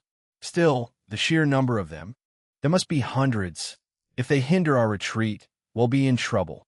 At that moment, Tyler thought of the mages. Compared to the archer's pinpoint attacks, the mage's area of effect spells would be more suited to efficiently eliminate the airborne serpents. However, the night's prolonged battle had left the mages with depleted reserves of magic, rendering them unable to follow Tyler's command. Tier 1 Fire Magic, Ring of Flames. To Tyler's surprise, the mages bravely stepped forward on their own accord. The first to unleash her spell was Emilia. As Emilia's incantation echoed through the air, a swirling circle of flames rapidly ascended, immediately incinerating many of the serpents. The other mages followed suit, casting their own spells in succession. Tier 1 Fire Magic, Multiple Small Fireballs. Tier 1 Lightning Magic, Forked Lightning. Tier 1 Water Magic, Frost Breath. Various rapid casting spells illuminated the night sky. Some mages, drained of their magic power, collapsed in a stupor, but their comrades quickly scooped them up and carried them onward. Witnessing this display, Tyler felt a profound sense of respect. These elites, handpicked by Oleg, may be considered novices within the ranks of second-tier occupations, but their aptitude and combat prowess were befitting of their elite status. Even more valuable was their unyielding camaraderie and unity. We can do this, we can escape. The immediate danger of the snake rain was averted, and the bounty hunters resumed their sprint, aiding one another. However, It wasn't long before the darkness enveloped them again, as a chorus of squeaks echoed from all directions at an even faster pace. An indeterminate number of carrion rats, varying in size, had caught up with them. Among them lurked a gargantuan figure, comparable to an elephant in size. Défensive formation. Everyone switched to defensive formation immediately. Tyler's voice grew hoarse as he shouted. The immense silhouette was undoubtedly the Poison Blade Rat King, as described by the branch chief. The bounty hunters would suffer countless casualties if caught in their current disarrayed formation by the swarm of rats. Just 5 minutes ago, Tyler believed they could escape, but that optimism was shattered in an instant. What do? If we just defend, we might not be a match for the Rat King and its minions. Forcing our way through won't work, as we don't have the advantage in terms of speed and will be surrounded again. Is there really no other way out? Tyler glanced in the direction of the branch chief, where Oleg was still locked in fierce combat with the Crimson Serpent King, the sky above illuminated with a fiery glow. It was impossible to wait for the branch chief to return and provide support. Tyler had to find a solution on his own. Countless thoughts raced through his mind, including the idea of escaping alone and avenging his comrades later. However, Tyler didn't choose that path. He gazed at the character T etched on his palm and spurred his steed toward the Poison Blade Rat King, ready to confront it head-on. Garbage-eating Rat King, if you've got the guts, come and kill me first. Evil kind language. Tyler fired an arrow straight at the Poison Blade Rat King, then ignited the magic stone in his hand, luring the rat horde to chase after him. Chapter 130. Brave Heart in the Darkness of Night. Tyler, who lit the magic stone, drew the attention of all the rat demons. The curses he uttered in the evil kind language only served to enrage the Poison Blade Rat King. Squeak, squeak, squeak, squeak. The rat demons screeched in anger, and under the command of the Poison Blade Rat King, most of them charged at Tyler from all directions. Charge! Tyler swung his handguard sword and iron shield to fend off the rat demons, while his warhorse, Moto-chan, neighed and exerted its full strength, breaking free from the swarm, thanks to the protection of its armor. At this moment, Tyler was free from enemies. He looked back and saw countless rat demons chasing him like a tide. This terrifying scene would stay with him forever if he survived this crisis. Using the light from the magic stone, Tyler glimpsed the situation behind the swarm. The most numerous were the weakest, the carrion rats, with levels ranging from 10 to 20. Next were the giant carrion rats, about a dozen of them, with levels around 30. Then came the first ever seen raging carrion rats, with 3 in total at levels 45, 46, and 48. These 3 powerful rats followed the Rat King. Lastly was the Poison Blade Rat King, with the size of an elephant but surprisingly fast. Each of its strides caused the ground to tremble. Poison Blade Rat King, Gray Male, 121 years old. Poison Blade Rat King, LV 69 skill slots, 3 life energy, 75, 58, 75, 61 endurance, 40, 37, 45, 17 magic energy, 1568, 1568. After checking the status information of the Poison Blade Rat King, Tyler felt oddly happy. His arrow had struck the Rat King's forehead earlier and had been deflected, but it had dealt a massive 3 points of damage. When he faced the 59-level rogue Shadow Demon, swear previously, his arrow could only deal 1 point of damage. Based on the current damage calculation, Tyler only needed to shoot the Rat King with 2,520 more arrows to defeat it. Yeah, at times like this, I really wish I had a Gatling gun. The unrealistic thoughts in his mind reflected how difficult Tyler's situation was. The usually talkative, foolish girl had also fallen silent. Tyler looked towards the distant blazing light, where the Crimson Serpent King and Oleg, the branch chief, were. Taking the Rat King there to disrupt the battlefield seemed like a good choice. Tyler believed his enemy didn't possess the ability to control the Poison Blade Rat King, and their only power was to lure it. Charge, Moto-chan! Tyler tugged on the reins and darted towards the Crimson Serpent King. He had made up his mind to let Moto-chan go once he had led the rat swarm far enough away.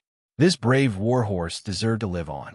However, as Moto-chan was running, it suddenly turned its head, snatched the luminous magic stone from Tyler's hand, and clamped it tightly in its barato. Immediately after, before Tyler could react, Moto-chan turned sharply, tossing Tyler off its back, then raced away without looking back.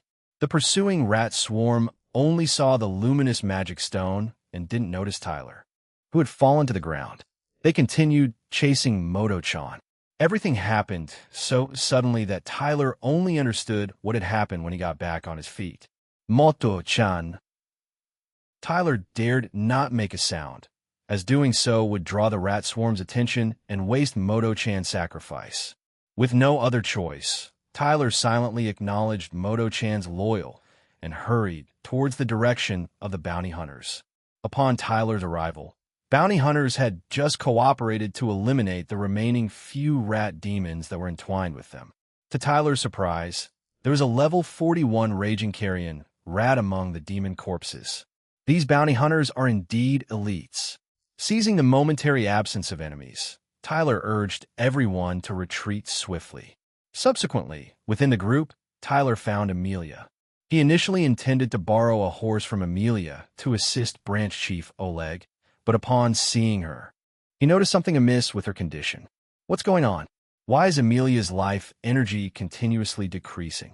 Amelia life energy 77, 158 endurance, 32, 96 magic energy, 16, 561. Amelia's life energy was diminishing at a rate of about 1 point per second. Tyler immediately inquired about her injuries, and Amelia replied that she had been struck several times by the carrion rats, but was now fine. Trattino, fine? If she's fine, why is her life energy still decreasing? Noticing Amelia's cyanotic lips, Tyler surmised she had likely been poisoned. Hence, he promptly activated his deceiver skill, and only after persistent questioning did Amelia admit that she had been bitten by a snake during the recent snake rain. You really? Why didn't you say so earlier? Tyler, rarely irritated, quickly located the bite wound on Amelia's lower leg, thankfully a fair distance from an artery. Quick, drink this.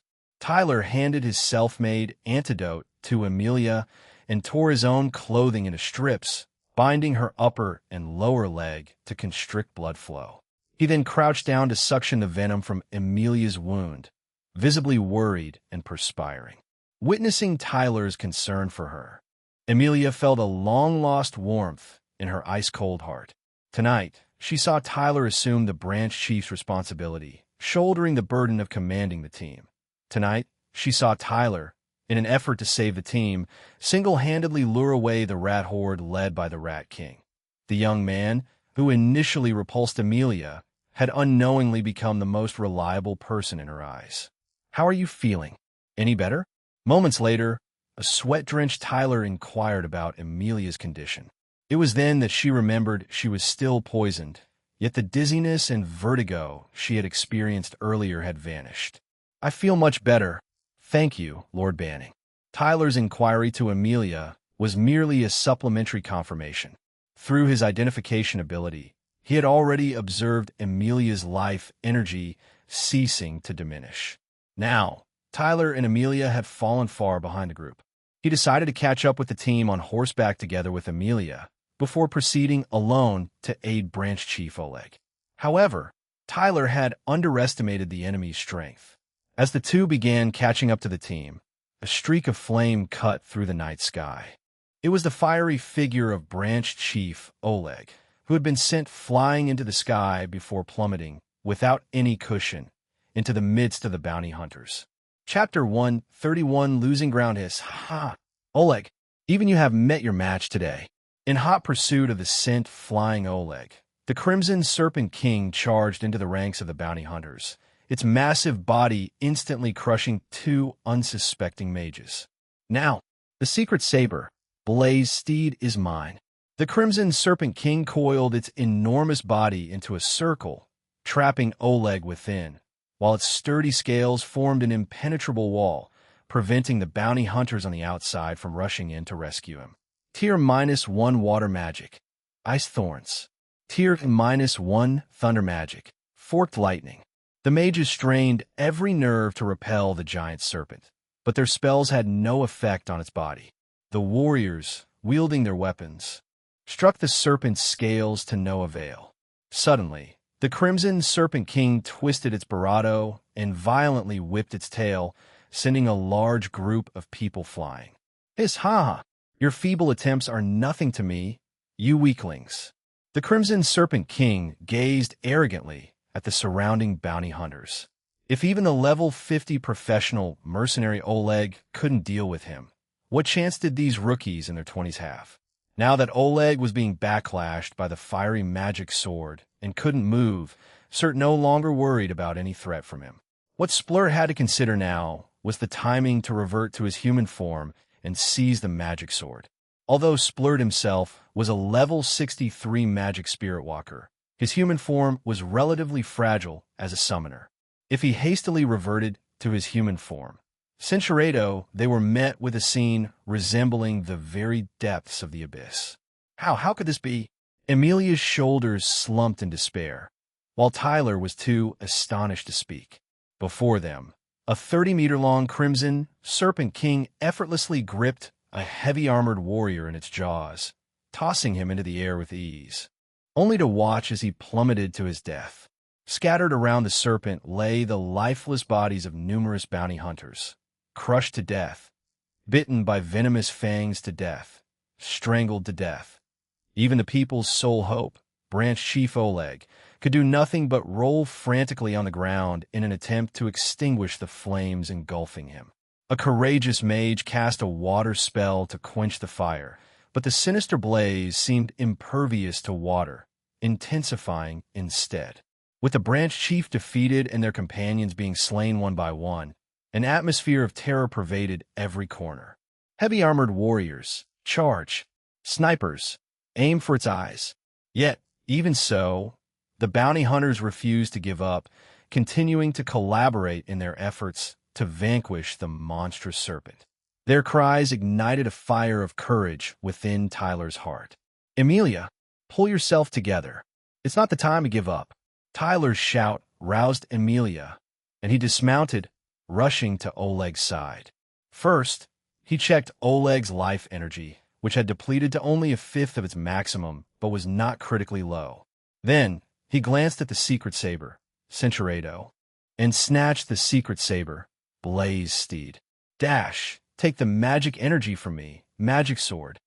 As soon as Tyler grasped the sword, he felt a significant drain of his magic energy. However, once the energy was absorbed, the flames that had been spewing from the blade abruptly ceased. Emilia, take care of the Branch Chief. Tyler patted the approaching Emilia, informing her that a water spell could now extinguish the flames on the Branch Chief. Immediately after, without time to offer further explanation, Tyler remounted his horse and charged forth with the secret saber, Blaze Steed in hand. Hey, idiot serpent, you want this sword, don't you? If you dare, come and take it. Tyler's taunt instantly caught the Crimson Serpent King's attention. It had nearly cleared the area when it noticed the sword being carried off by another, enraging the demon. You insolent brat, you want to escape. The Crimson Serpent King pursued Tyler in a frenzy, granting the hunted bounty hunters a temporary reprieve. Seizing this brief respite, Emilia and the other mages collaborated to finally extinguish the flames engulfing Branch Chief Oleg. However, the Branch Chief was now severely burned and unable to speak from weakness. Gazing at the pitiful Oleg and then at Banning, who had led the Crimson Serpent King away, Emilia felt an unbearable pain in her heart. The bounty hunters, who had been alive and well earlier that day, talking and laughing in the Quest Guild, now lay lifeless around her. Overwhelmed by grief, Emilia struggled to breathe. The thought of Banning potentially never returning tore her heart apart. But, Emilia knew she couldn't wallow in sorrow. If she didn't seize this opportunity to act, Banning's sacrifice would be in vain. Everyone hold on. Emilia cast off her usual expressionless demeanor, shouting with all her might to rally the crowd. In that moment, she broke free from the shackles of her emotions, returning to her former self before losing her parents. The seriously injured should ride the horses. Uninjured, help the lightly injured. We must evacuate before the enemy reappears. Emilia's cries revived the people's fighting spirit, and they momentarily set aside their grief to work together in retreating to the safety of the town. Dash, Banning. You must return alive. Tyler galloped through the withered forest on horseback, pursued closely by the Crimson Serpent King. Initially, Tyler had hoped the barren trees would somewhat impede the serpent's speed, but the demon paid no heed to the obstacles, bulldozing its way through the forest. Dash, can I truly defeat it? Tyler glanced at the secret saber, Blaze Steed in his hand, doubting even the theoretical possibility of victory. A direct confrontation was out of the question, as he lacked the ironclad resilience of Branch Chief Oleg. To claim victory, he had to rely on his wits. However, before Tyler could devise a plan, the Crimson Serpent King initiated its attack. The serpent momentarily paused, only to expel a gargantuan orb. Tyler had witnessed the reign of snakes once before. This time, the serpentine onslaught targeted him alone, a relentless barrage falling from the sky. In anticipation of danger, Tyler hastily consumed an antidote. Yet, he had not foreseen the horse beneath him, which lacked Moto-chan's valor, toppling to the ground in fright as the rain of snakes descended. Consequently, Tyler was thrown off as well. Dash, dang it! Tyler promptly raised his protective sword and round shield, repelling and slaying the encroaching venomous snakes. As he was occupied with the snakes, the Crimson Serpent King caught up and devoured the fallen horse in one gulp. Hiss, ha ha! Thought you could run? Try running now, hiss. Let's see if you can outrun me. The Crimson Serpent King, Vespernath, was brimming with confidence. Bereft of his steed, the youth had no chance of outpacing him. Although the night was riddled with unexpected events, the secret saber, Blaze Steed, would soon be his prize. Upon closer inspection, Splurt was astonished to find that the youth who almost ruined his plan was none other than Banning, the very person the Underworld Master had ordered him to surveil. Dash, Humph, you're just unlucky. Dash, neither the Underworld nor the Heaven Barado can save you now. For the sake of the secret saber, Blaze Steed, Cyrus was willing to pay any price. He wouldn't give up when victory was so close at hand. Chapter 132, The Ultimate Battle of Wits. Dash, dang it. Tyler promptly raised his protective sword and round shield, repelling and slaying the encroaching venomous snakes. As he was occupied with the snakes, the Crimson Serpent King caught up and devoured the fallen horse in one gulp. Hiss, ha! Thought you could run? Try running now, hiss. Let's see if you can outrun me. The Crimson Serpent King, Visara, was brimming with confidence. Bereft of his warhorse, the youth had no chance of outpacing him. Although the night was riddled with unexpected events, the secret saber, Blaze Steed, would soon be his prize. Upon closer inspection, Slick was astonished to find that the youth who almost ruined his plan was none other than Banning, the very person the Lord Earthly Ghost had ordered him to surveil. Dash, Humph, you're just unlucky. Dash, neither the Earthly nor the Heavenly Ghost can save you now. For the sake of the secret saber, Blaze Steed, Valiant was willing to pay any price. He wouldn't give up when victory was so close at hand, having just repelled a wave of venomous snake attacks. Tyler had no choice but to deal with these minions first, even with the Crimson Serpent King nearby. To quickly escape the snake's relentless attacks, Tyler risked using the secret saber, Blaze Steed. He ignited the surrounding dry grass with the sword's scorching blade, creating a ring of fire that deterred the venomous snakes from advancing further. Only then did Tyler have a luxury to concentrate on the towering Crimson Serpent King before him. This 3-story-tall snake demon exuded the most oppressive aura of any magical creature he had encountered thus far. With a commanding voice, Tyler declared his intent as a male warrior. 72 years old, Shadow Serpent Society lower-level executive production occupation, none manufacturing occupation, None combat occupation. Magic Spirit Walker, LV 63 skills. 3-3 life energy. 2257 897 6572 endurance. 965 568 2367 magic energy. 21 26 65 23 at a glance. Tyler noticed something peculiar about the enemy's status information. Those values with plus signs likely represented the attribute bonuses gained from their transformation into the giant serpent. Admittedly, the Crimson Serpent King boasted a terrifying appearance, but beneath that exterior, its various values had suffered significant depletion. This indicated that Oleg's desperate struggle had not been in vain. More importantly, Tyler had a clear insight into the thoughts and considerations of the Crimson Serpent King, Splurt, from earlier. Tyler quickly glanced at the edge of the withered forest, noticing a light approaching from a distance. Consequently, he decided to take a gamble. Ahem. Pal, I ran because I didn't want to embarrass you. Combat Occupation Skill Deceiver. LV-10 has been activated and remains in effect. Tyler sheathed his weapon, calmly meeting the gaze of the Crimson Serpent King's eyes, fearless. The Crimson Serpent King was momentarily surprised to hear its own name. Hiss. You know my name? That old man Oleg has a loose tongue. You're mistaken. Oleg didn't tell me. Your name was given to me by Lord Earthly Ghost. The Crimson Serpent King initially dismissed this claim, but the youth immediately followed up with a name that shocked him even more. Hiss. This is illogical. How could Lord Earthly Ghost possibly tell you? And how could you know Lord Earthly Ghost? It's natural for you to be surprised. Lord Earthly Ghost had you surveil me as a test, a trial to see if you still possessed loyalty towards the organization. The youth appeared remarkably composed, not at all like someone facing death, and his words seemed logical and consistent with the details. Blaze shrank back, realizing that he had indeed neglected his loyalty to the organization, the Serpent Shadow, over the past few years, focusing instead on obtaining the secret saber, Blaze Steed.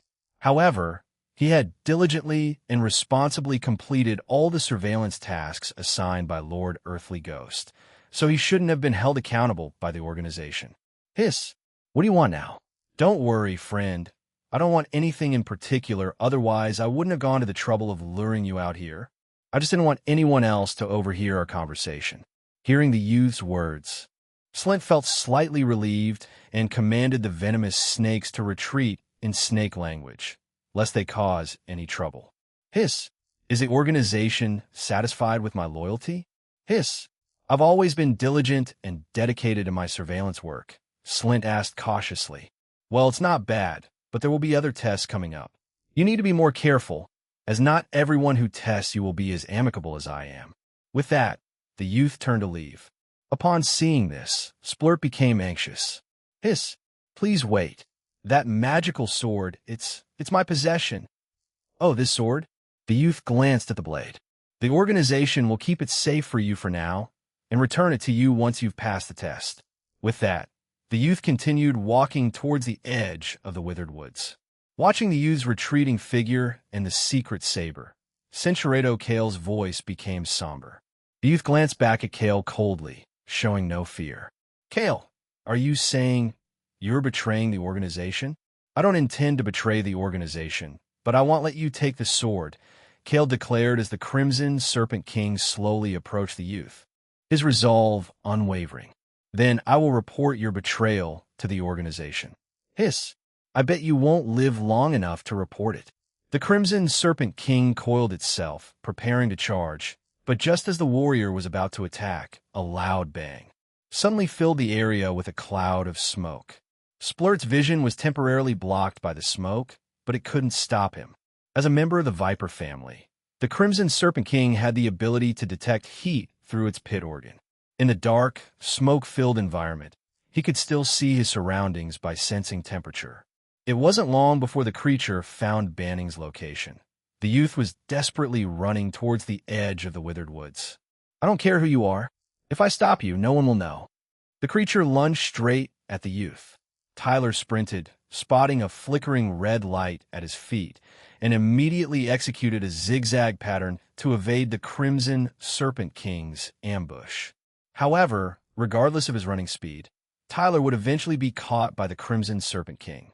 To escape, he had to find another means of evasion.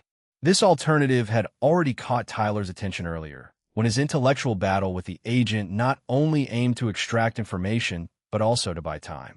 Now, the life-saving means of escape was charging at full speed toward Tyler. This mysterious light, shimmering in the darkness of the night, was the beacon of hope that could save him. Chapter 133 Game on the Wasteland. Clatter, clatter, clatter. The rapid hoofbeats drew nearer and nearer to Tyler, accompanied by a bright light.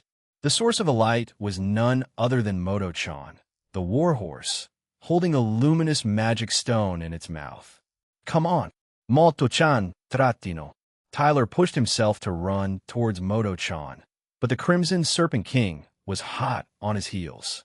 Just as the Crimson Serpent King was about to launch another attack, Moto-chan arrived in the nick of time. Tyler leaped onto the horse, and Moto-chan galloped away at full speed, narrowly evading the serpent's enormous maw. Moto-chan, you're alive. Tyler emotionally embraced the warhorse's neck, and Moto-chan responded with a spirited neigh. Tyler could hardly believe he had the chance to fight alongside Moto-chan again. Now that Moto-chan had appeared, it meant that the horse had managed to shake off the Poison Blade Rat King, opening up the possibility for a new tactic. Moto-chan, to the left. Following the timing of the red light in his field of vision, Tyler guided Moto-chan to dodge the Crimson Serpent King's successive assaults. In terms of mental strength and performance in battle, Moto-chan was incomparable, a true champion among horses.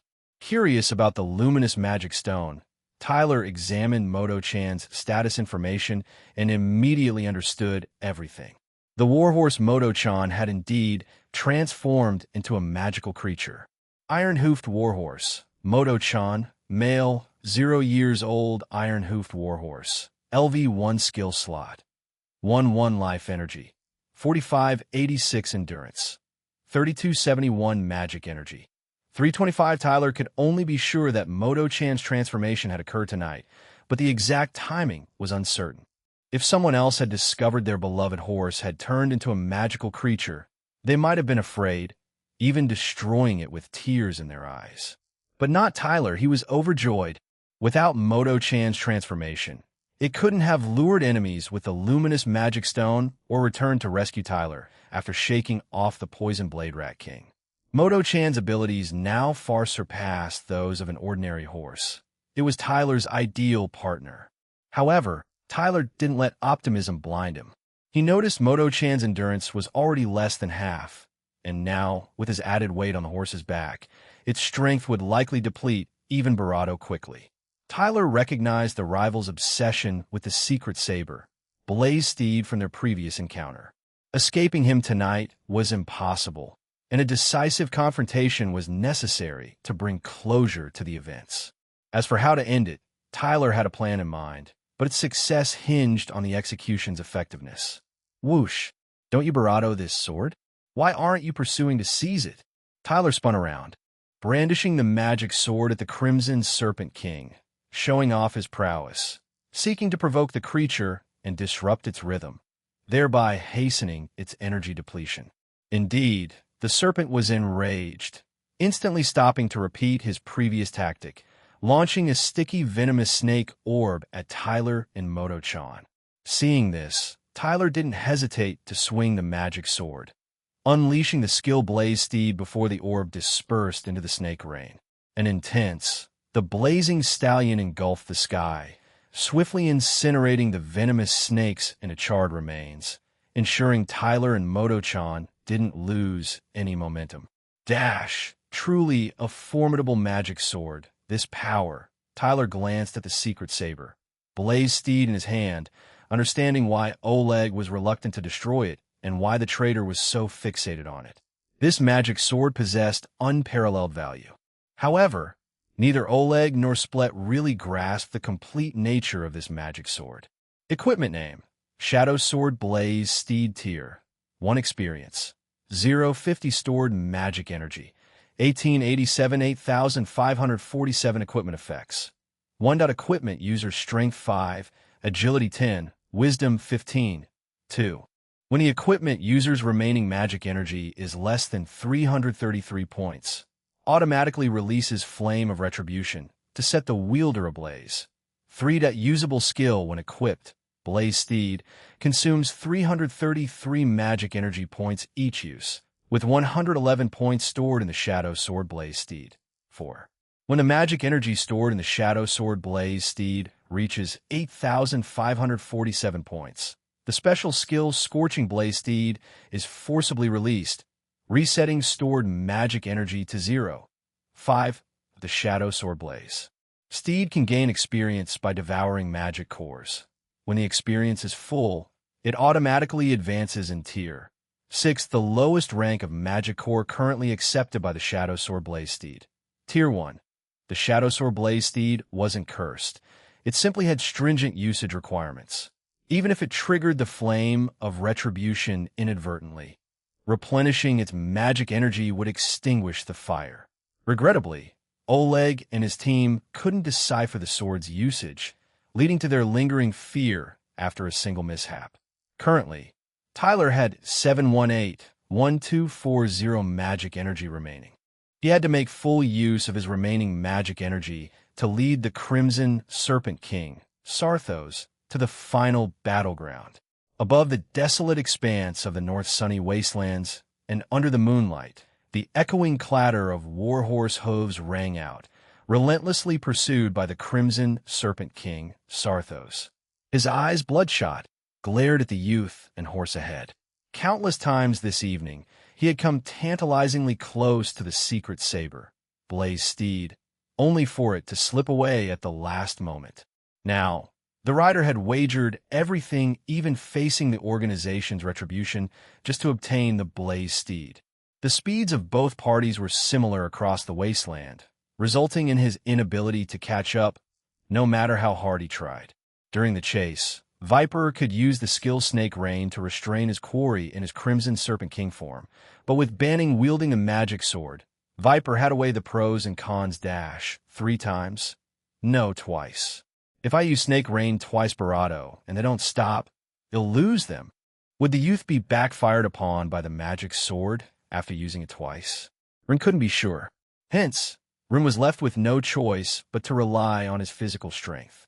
He believed that the warhorse, bearing a rider and running at full speed, could not endure for long. At this moment, the Serpent Lord began to miss his flock of rats. If he could control the rats to launch a pincer attack, they could easily subdue the youth and horse. Unfortunately, in his Crimson Serpent King form, he was unable to utilize any other skills of the Magic Spirit Walker. During the pursuit, the scouts suddenly spotted a glimmer of hope. Following Banning's current trajectory, it wouldn't be long before they reached the river outside Sunnytown. Once there, if they were to change direction, they would inevitably lose speed. Furthermore, if they attempted to ford the river, it would provide the perfect opportunity for Barado to strike. Even if Barado failed to eliminate them at the river, the warhorse's speed would be useless within the dense, sunny forest, a battleground where the serpent held the advantage. Dash, brat. Fortune favors the bold. Dash when the time comes. Don't expect me to grant you a swift death. Chapter 134, the final tactic. As Tyler sprinted on, a torrential river loomed ahead. He had intended to steer the steadfast Moto-chan along the course of the river, but Moto-chan had other ideas. With unyielding determination, Moto-chan accelerated, convincing Tyler that the river would not sway its course. As the distance to the river diminished, Moto-chan kicked up another gear and, with astounding grace, leapt across the water, landing securely on the opposite bank and continuing its gallant charge. This performance, far exceeding that of any common horse, Cinchuredo defying the current as he swiftly crossed the water. Once ashore, he pursued Tyler into the depths of sunny forest. There, he knew, he would reign supreme. Banning would be his, one way or another. Upon entering the forest, Tyler began searching for a particular trace. He had previously discovered related clues on the outskirts of Sunnytown during a nocturnal excursion. Click paragraph comment from quotes from Chapter 106. Little did he know that discovery would prove invaluable tonight. Moto-chan, you hide somewhere else. Evil kind language. As they neared the final battleground, Tyler dismounted, unwilling to burden Moto-chan further. Unexpectedly, Moto-chan refused to leave. The steed even gripped Tyler's arm in its mouth, urging him to remain astride its back. Very well, let's face life and death together, side by side. Tyler smiled warmly, filled with courage as Moto-chan accompanied him. Moments later, Tyler and Moto-chan arrived at the final battleground, ready for the decisive confrontation. Soon, the Crimson Serpent King's hissing drew nearer. Tyler glanced at the T carved into his palm, then hurled every remaining smoke bomb he possessed. In an instant, the forest was enveloped in a dense fog, obscuring all sight. His ha-ha! Banning, did you really think such a simple trick would work on me? The voice of the Crimson Serpent King echoed nearby as it slithered closer, forked tongue flickering. Whether it works or not isn't for you to decide. Tyler fired a blind arrow towards the source of the serpent's voice, only to hear the crisp sound of it being deflected. Hiss, that barely tickles. Is that really your last resort? Are you so afraid of the magic sword's backlash that you dare not use it? Splurt's mocking words continued, but Tyler remained unfazed. Everything was going according to plan. With a sharp twang, Tyler loosed another arrow, striking the Crimson Serpent King once more. Again, it merely glanced off, but Tyler could tell from the sound that his foe was drawing nearer. Dash, the serpent's progress is slow. It claims the smoke has no effect, but I believe otherwise. Hiss, hey, is this really your final struggle? Is this all you've got? As a fellow member of the Shadow Serpent Society? The Crimson Serpent King's position was now even closer. Tyler could discern its massive form amidst the fog. Just then, a gust of wind swept through the forest, dissipating the haze and leaving Tyler exposed. Hiss-ha-ha! Do you see? Even the winds are aiding me. The Crimson Serpent King roared with laughter, now a mere 100 yards from Tyler. At such proximity, the colossal serpent could lunge at Tyler, ending the battle in an instant. Yet Tyler remained calm, even stowing his bow and meeting Barato's gaze directly. Is it truly a cause for celebration? A simple gust of wind? Tyler inquired. Hiss, stop pretending. I know you're trembling in fear. Hiss, ha-ha. The Crimson Serpent King continued to inch closer. You're the one who should be worried, buddy. Tyler flashed a mocking grin, utterly devoid of fear. Ah, you persist in your delusions, even as death looms near. If you could slay me, why would you wait until now? I sought to grant you an opportunity for redemption. Serpent, Tyler gazed solemnly at the Crimson Serpent King, observing its stealthy approach. He refrained from hindering or retreating, hoping Spike would draw nearer. Heedlessly, you squander this chance in the afterlife, you fool. Spike continued to inch forward, just 3 Barato feet, and he would be able to strike the detestable Banning in 2 seconds. Just then, Banning raised his hand, signaling Spike to halt. Spike, if you proceed, only death awaits you. This is my final warning. Combat Occupation Skill Deceiver. LV-10 has been activated and remains in effect. Oh, my gratitude. Ignoring the caution, Vex advanced and surreptitiously readied his ambush. However, before he could complete his preparations, the enigmatic Banning suddenly shouted, Hatchlings, slay this serpent. Evil kind language. Instantaneously, a multitude of carrion rat hatchlings emerged from the shadows, frenziedly leaping upon the Crimson Serpent King and gnawing at its scales. The creature was taken aback, aware that the sunny forest was carrion rat territory, but ignorant of the sheer number of hatchlings present. The revelation that Banning could manipulate demonic creatures, potentially a demon tamer or beastmaster, further astounded him. Despite this, he dismissed the threat. Cinchureto, if I were you, I wouldn't harm another's offspring in their lair. Pointing behind Splurt, Banning struck fear into his heart. No, impossible. I lured the Rat King to the northern wasteland.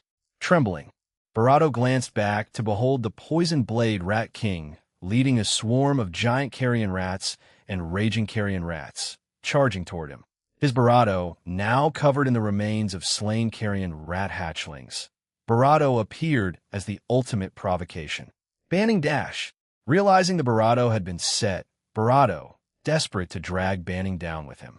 He looked ahead only to discover that, in the brief moment he had turned away, Banning had already mounted his horse and fled. All that awaited the stranded traveler was a dark, tidal wave of carrion rats. Chapter 135 Bloody Return. The sunny forest was the domain of the carrion rats, home to their nests. For a long time, they rarely encroached upon human settlements, divided by rivers, and humans seldom dared to enter their territory. However, in recent years, some rat tribes had mysteriously vanished, yet this was not a matter of great concern for the vast rat population. On this night, a Crimson Serpent King brazenly intruded upon their land, an unforgivable act of aggression. To the rats' fury, it not only invaded their territory, but also trampled the nests where their offspring were bred. Moreover, it audaciously slaughtered the rat pups in the presence of the Poison Blade Rat King. This enmity was beyond reconciliation. Facing the incessant waves of rats assaulting from all directions, the warrior had no escape and was forced to fight. He wanted to transform back into human form and use his demon's control skill to incite infighting among the rats. But they gave him no opportunity. Transforming back required time, as did using the skill, and during that time, SLYPH would be bitten to death by the rats. Therefore, all SLYPH could do was maintain the form of the Crimson Serpent King and fight the rats to the bitter end. This, alas, became the last thing he did in his life. At about the same time, Tyler, who had escaped the danger, sat quietly on the opposite bank of the river.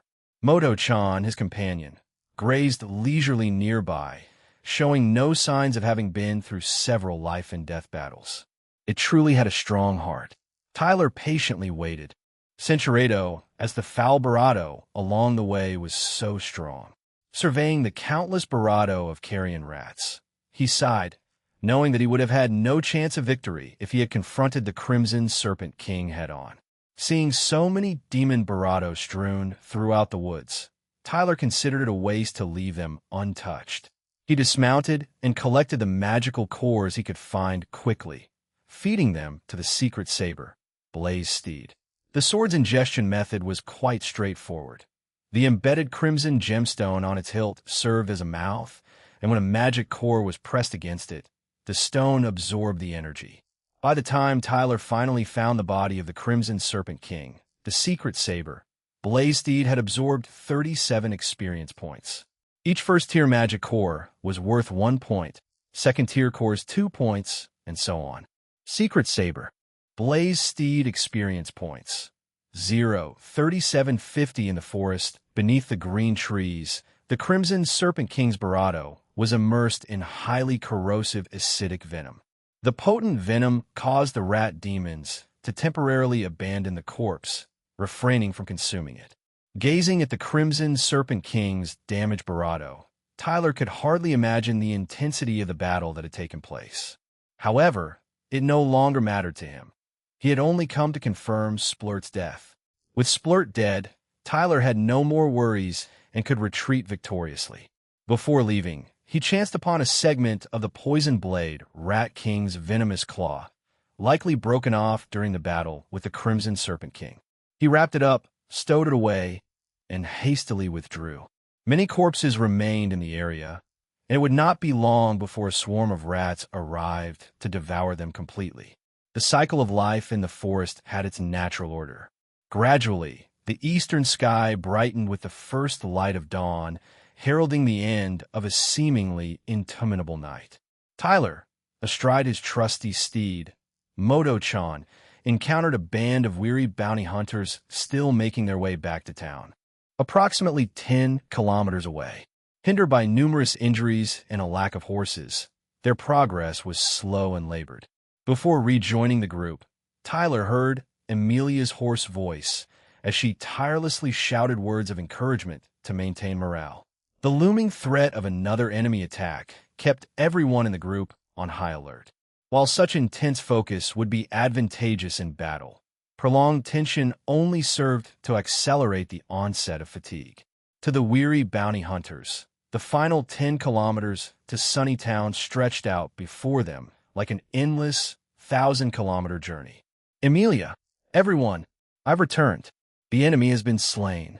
There's no need to worry any longer, Tyler called out, waving a luminous magical stone as he approached the group. His arrival rekindled a spark of life within the disheartened ranks. Good heavens, it's Banning. What? Banning is actually alive? Did he kill the giant snake? Impossible. How could Banning? How could a newcomer accomplish what even Mr. Oleg couldn't? But he really did come back. Maybe he just ran away? Don't be ridiculous. Who could escape from that snake? Exactly. And if he had just escaped, wouldn't the demon be chasing him? While a majority of the bounty hunters remained skeptical of Tyler's claims, a small faction staunchly defended his actions. Regardless, Tyler paid no mind to their doubts. He simply wished to avoid drawing attention to himself. His earlier words were solely intended to inject a much-needed boost of energy into the precarious group. His primary concern now was Emilia's well-being. Finding her quickly, Tyler saw that she was utterly exhausted from her efforts to lead the group and care for the injured. Her tattered shoes failed to protect her battered feet, leaving a trail of bloody footprints with each agonizing step. She had not even had a moment to tend to her own injuries. Emilia! Without a moment's hesitation, Tyler lifted Emilia onto the back of his horse. Too weak to resist, she could barely muster the strength to stand. Only once she was safely settled did she realize that it was Banning who had come to her aid. But hadn't he gone to lure the enemy away? Was Banning truly alive and returned to them? Was this all just a dream? An overwhelming sense of relief swept through Emilia. Merely gazing upon the young man's face brought her immense comfort. Finally, her tightly coiled nerves snapped, and she slumped onto the horse's back, losing consciousness. Prison Star Calendar Year 187, June 19th, 7:13 a.m. Countdown to Confession Death. One day, DS Veld CM, when Emilia awoke, she felt groggy and suffered a splitting headache. She believed she had just endured a terrible nightmare. In this dreadful dream, Oleg, the branch chief, had been badly burned and lay unconscious. Countless young bounty hunters from the guild had been defeated or wounded.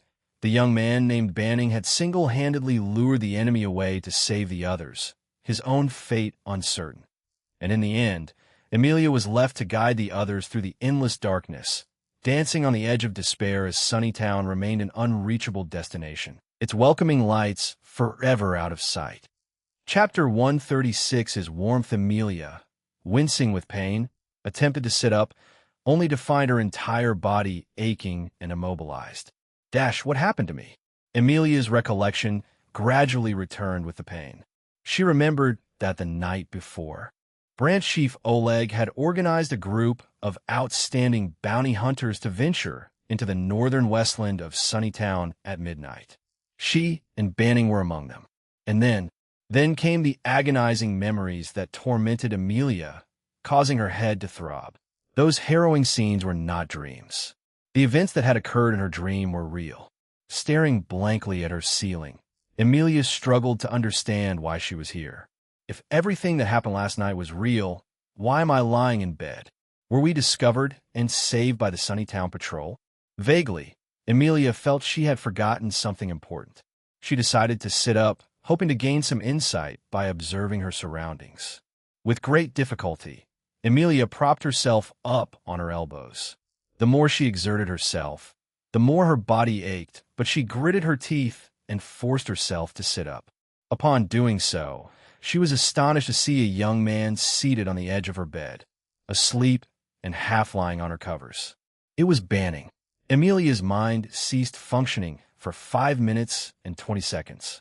Subconsciously, she wanted to touch Banning's face, but was jolted awake by the pain from her injuries. Banning was alive. It was such a relief. In an instant, her heart swelled with joy. She even prodded herself, enduring the slight sting, to see if she was dreaming.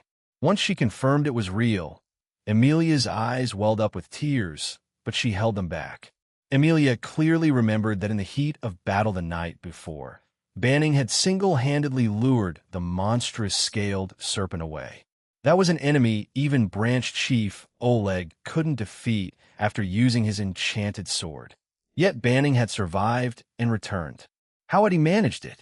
Observing Banning's filthy, mud-streaked clothing and numerous injuries, Emilia knew he had endured more hardships than anyone else in the battle. Now that Banning was here, it meant that in the end, he had been the one to bring her home. She hadn't expected that they would need Banning's help, even after fleeing from the battlefield. Emilia felt a deep sense of shame. As peers and fellow first-rank bounty hunters, she felt she had fallen far behind Banning. At some point, perhaps after meeting Banning, Emilia had gradually reignited her motivation to participate in battle and not just delve into the magic books. Now, she could somewhat understand her parents' feelings. When faced with danger, people could dedicate their lives to protecting what was dear to them. Understanding her parents, Emilia was finally able to break free from the emotional shackles of the past. Dad, Mom. Years of suppressed emotions surged forth as the chain shattered. Emilia's heart ached, and she couldn't hold back her tears, which came cascading down. As her sadness intensified, Emilia began to sob uncontrollably, but she tried her best to stifle her cries for fear of waking Banning. At that moment, Banning awoke, sat up, and saw Emilia struggling to hold back her tears. Embarrassed, Emilia wanted to hide, but she found it difficult to move, and there was nowhere to hide on the bed. She watched as Banning stood and approached her. Moments later, Banning offered her gentle reassurance and comfort, much like an older brother comforting his little sister. Emilia felt the strength and warmth of Banning's body, along with the beat of his heart. She could not recall the last time she had been held so gently. In her memory, only the hazy figures of her parents remained. The memories of days gone by had become a distant past. Emilia's emotions crumbled, and she wept uncontrollably. "It's all right, Emilia. It's all in the past now."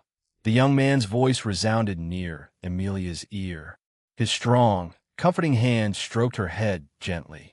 In the young man's arms, Emilia found a sense of home. She now understood that in his arms, she could return to her original self. Emilia cried for a long time, only stopping when she was utterly exhausted. After her tears subsided, Banning carefully wiped them away with a towel, then handed her a handkerchief to blow her nose. Having released her emotions, Emilia felt considerably lighter, though her physical pain had yet to subside. "Shall I help you up?" Banning inquired. As Emilia was about to agree, she suddenly remembered she was in bed and that Banning had brought her back the night before. Could it be? Emilia immediately looked down at herself, her anxiety momentarily causing her to forget to breathe. Fortunately, she was still dressed in the clothes she had worn during the previous night's battle in the wasteland, and they had not been changed. "What's wrong?" Banning asked. Nothing," Emilia replied. Emilia could never mention her thoughts for moments before. Her cheeks flushed, and she gratefully accepted Banning's help, allowing him to assist her to the dining table. It was only then that Emilia began to wonder what Banning was planning, but her astonishment grew when she saw him take up a knife and cutting board. Could it be? Was Banning going to cook? Wouldn't he burn down her kitchen? Emilia wanted to intervene, but her body wouldn't allow it. So she decided to watch for now, resolved to step in if Banning took any outrageous actions. To her surprise, merely half an hour later, Banning presented a steaming bowl of vegetable, lean meat, and egg drop soup before Emilia. It seemed quite appetizing. Emilia was reluctant to praise Banning, but the aroma of the soup enticed her stomach to betray her with a hunger-induced growl. Banning smiled faintly, scooping up a spoonful, blowing on it, and bringing it to Emilia's lips. "Eat up. I can do it myself." Emilia insisted, but her attempt to lift her arm resulted in a pained whimper. "Don't push yourself. You should act like an injured person," Banning gently chided, tapping Amelia's forehead before offering the spoon again. This time, Amelia obediently took a sip. How could it be so delicious? Amelia's eyes widened, unable to believe the turn of events.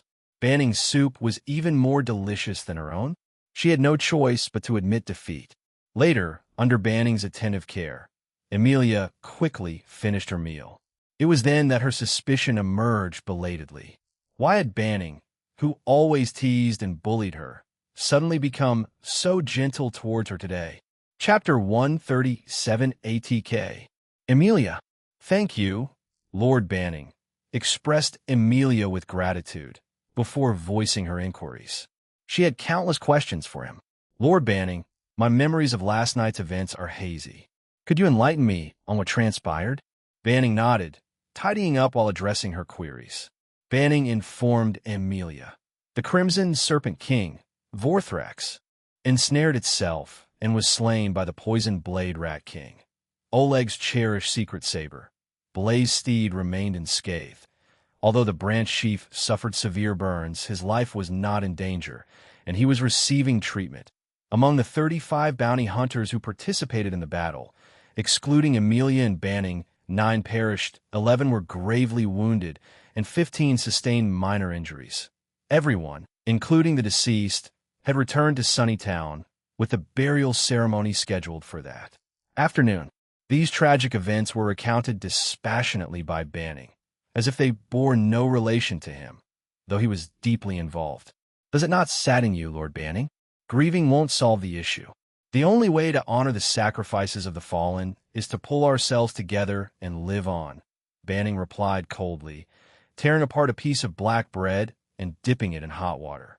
Only then did Amelia remember that she had been too preoccupied eating and had left nothing for Banning. How could I be so shameless? Blushing furiously, Amelia stammered, struggling to find the right words to apologize. She wished she could knock her head on the table and perish from the impact. Don't worry, I only prepared a single serving of potato soup. I intended to eat the black bread from the beginning, Banning added, deepening Amelia's embarrassment. Lord Banning, why do you take such care of me? Amelia covered her face, unable to look at Banning. She owed him so much. Isn't it my duty to tend to the wounded? Banning replied indifferently.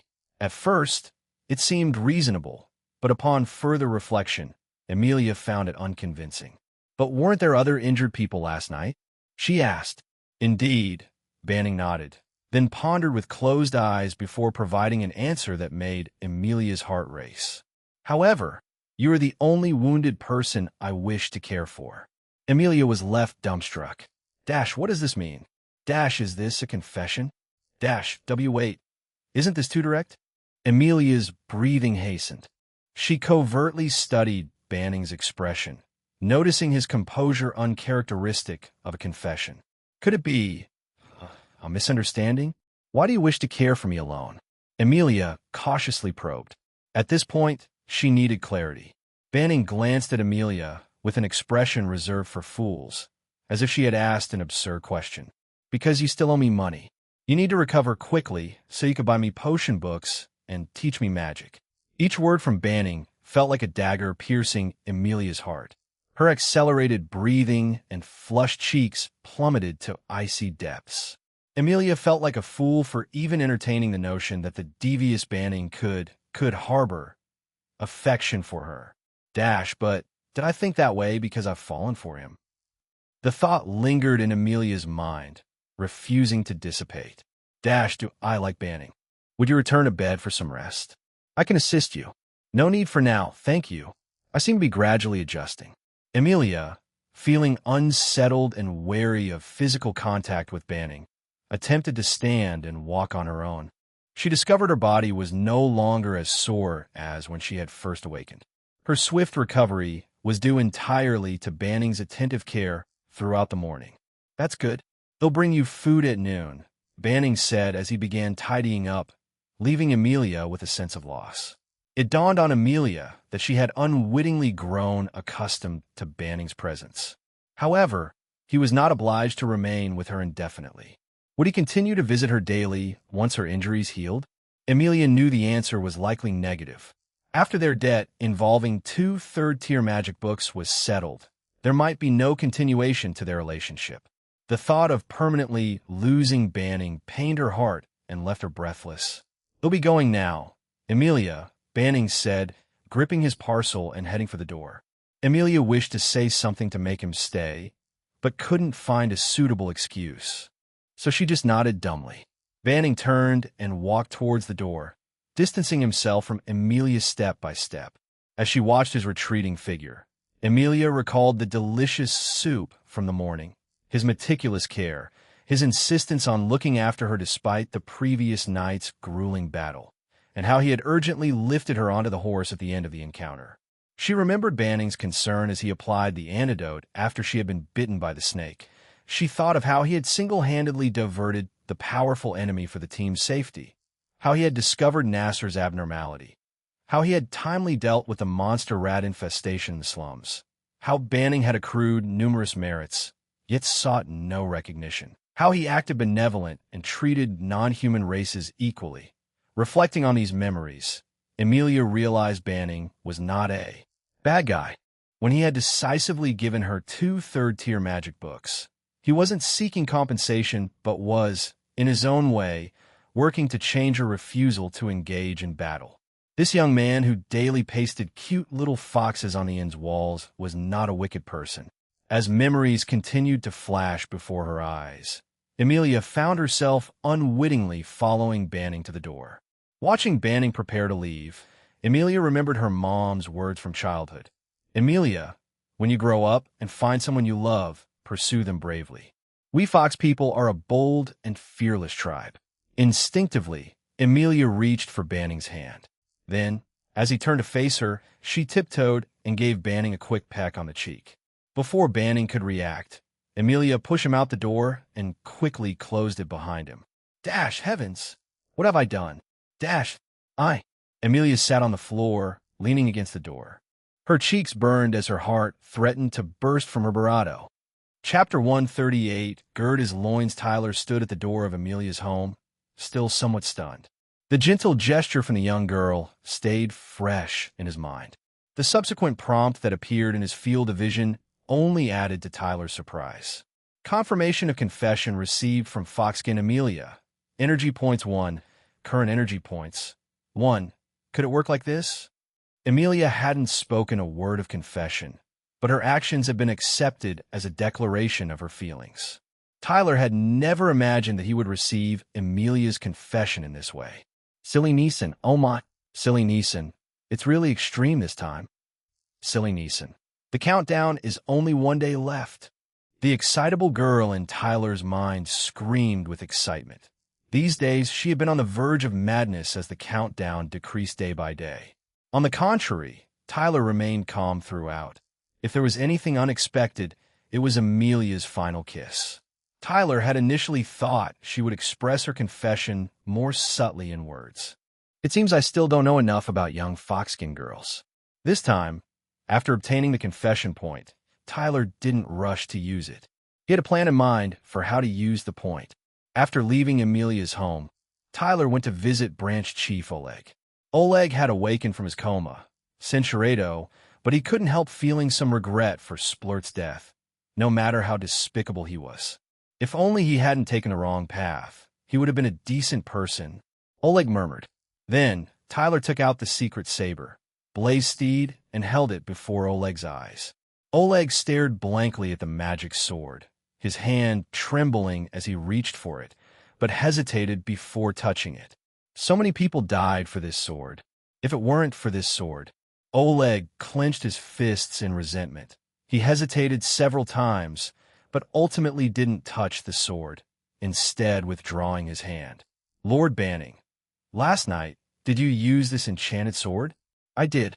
What do you think we should do with it? I've tried to destroy it before, but I couldn't bring myself to do it. Tyler understood Oleg's unspoken meaning, and the branch chief's thoughts were already quite clear. Oleg wanted to take this opportunity to completely destroy the magic sword and truly put an end to this tragic affair.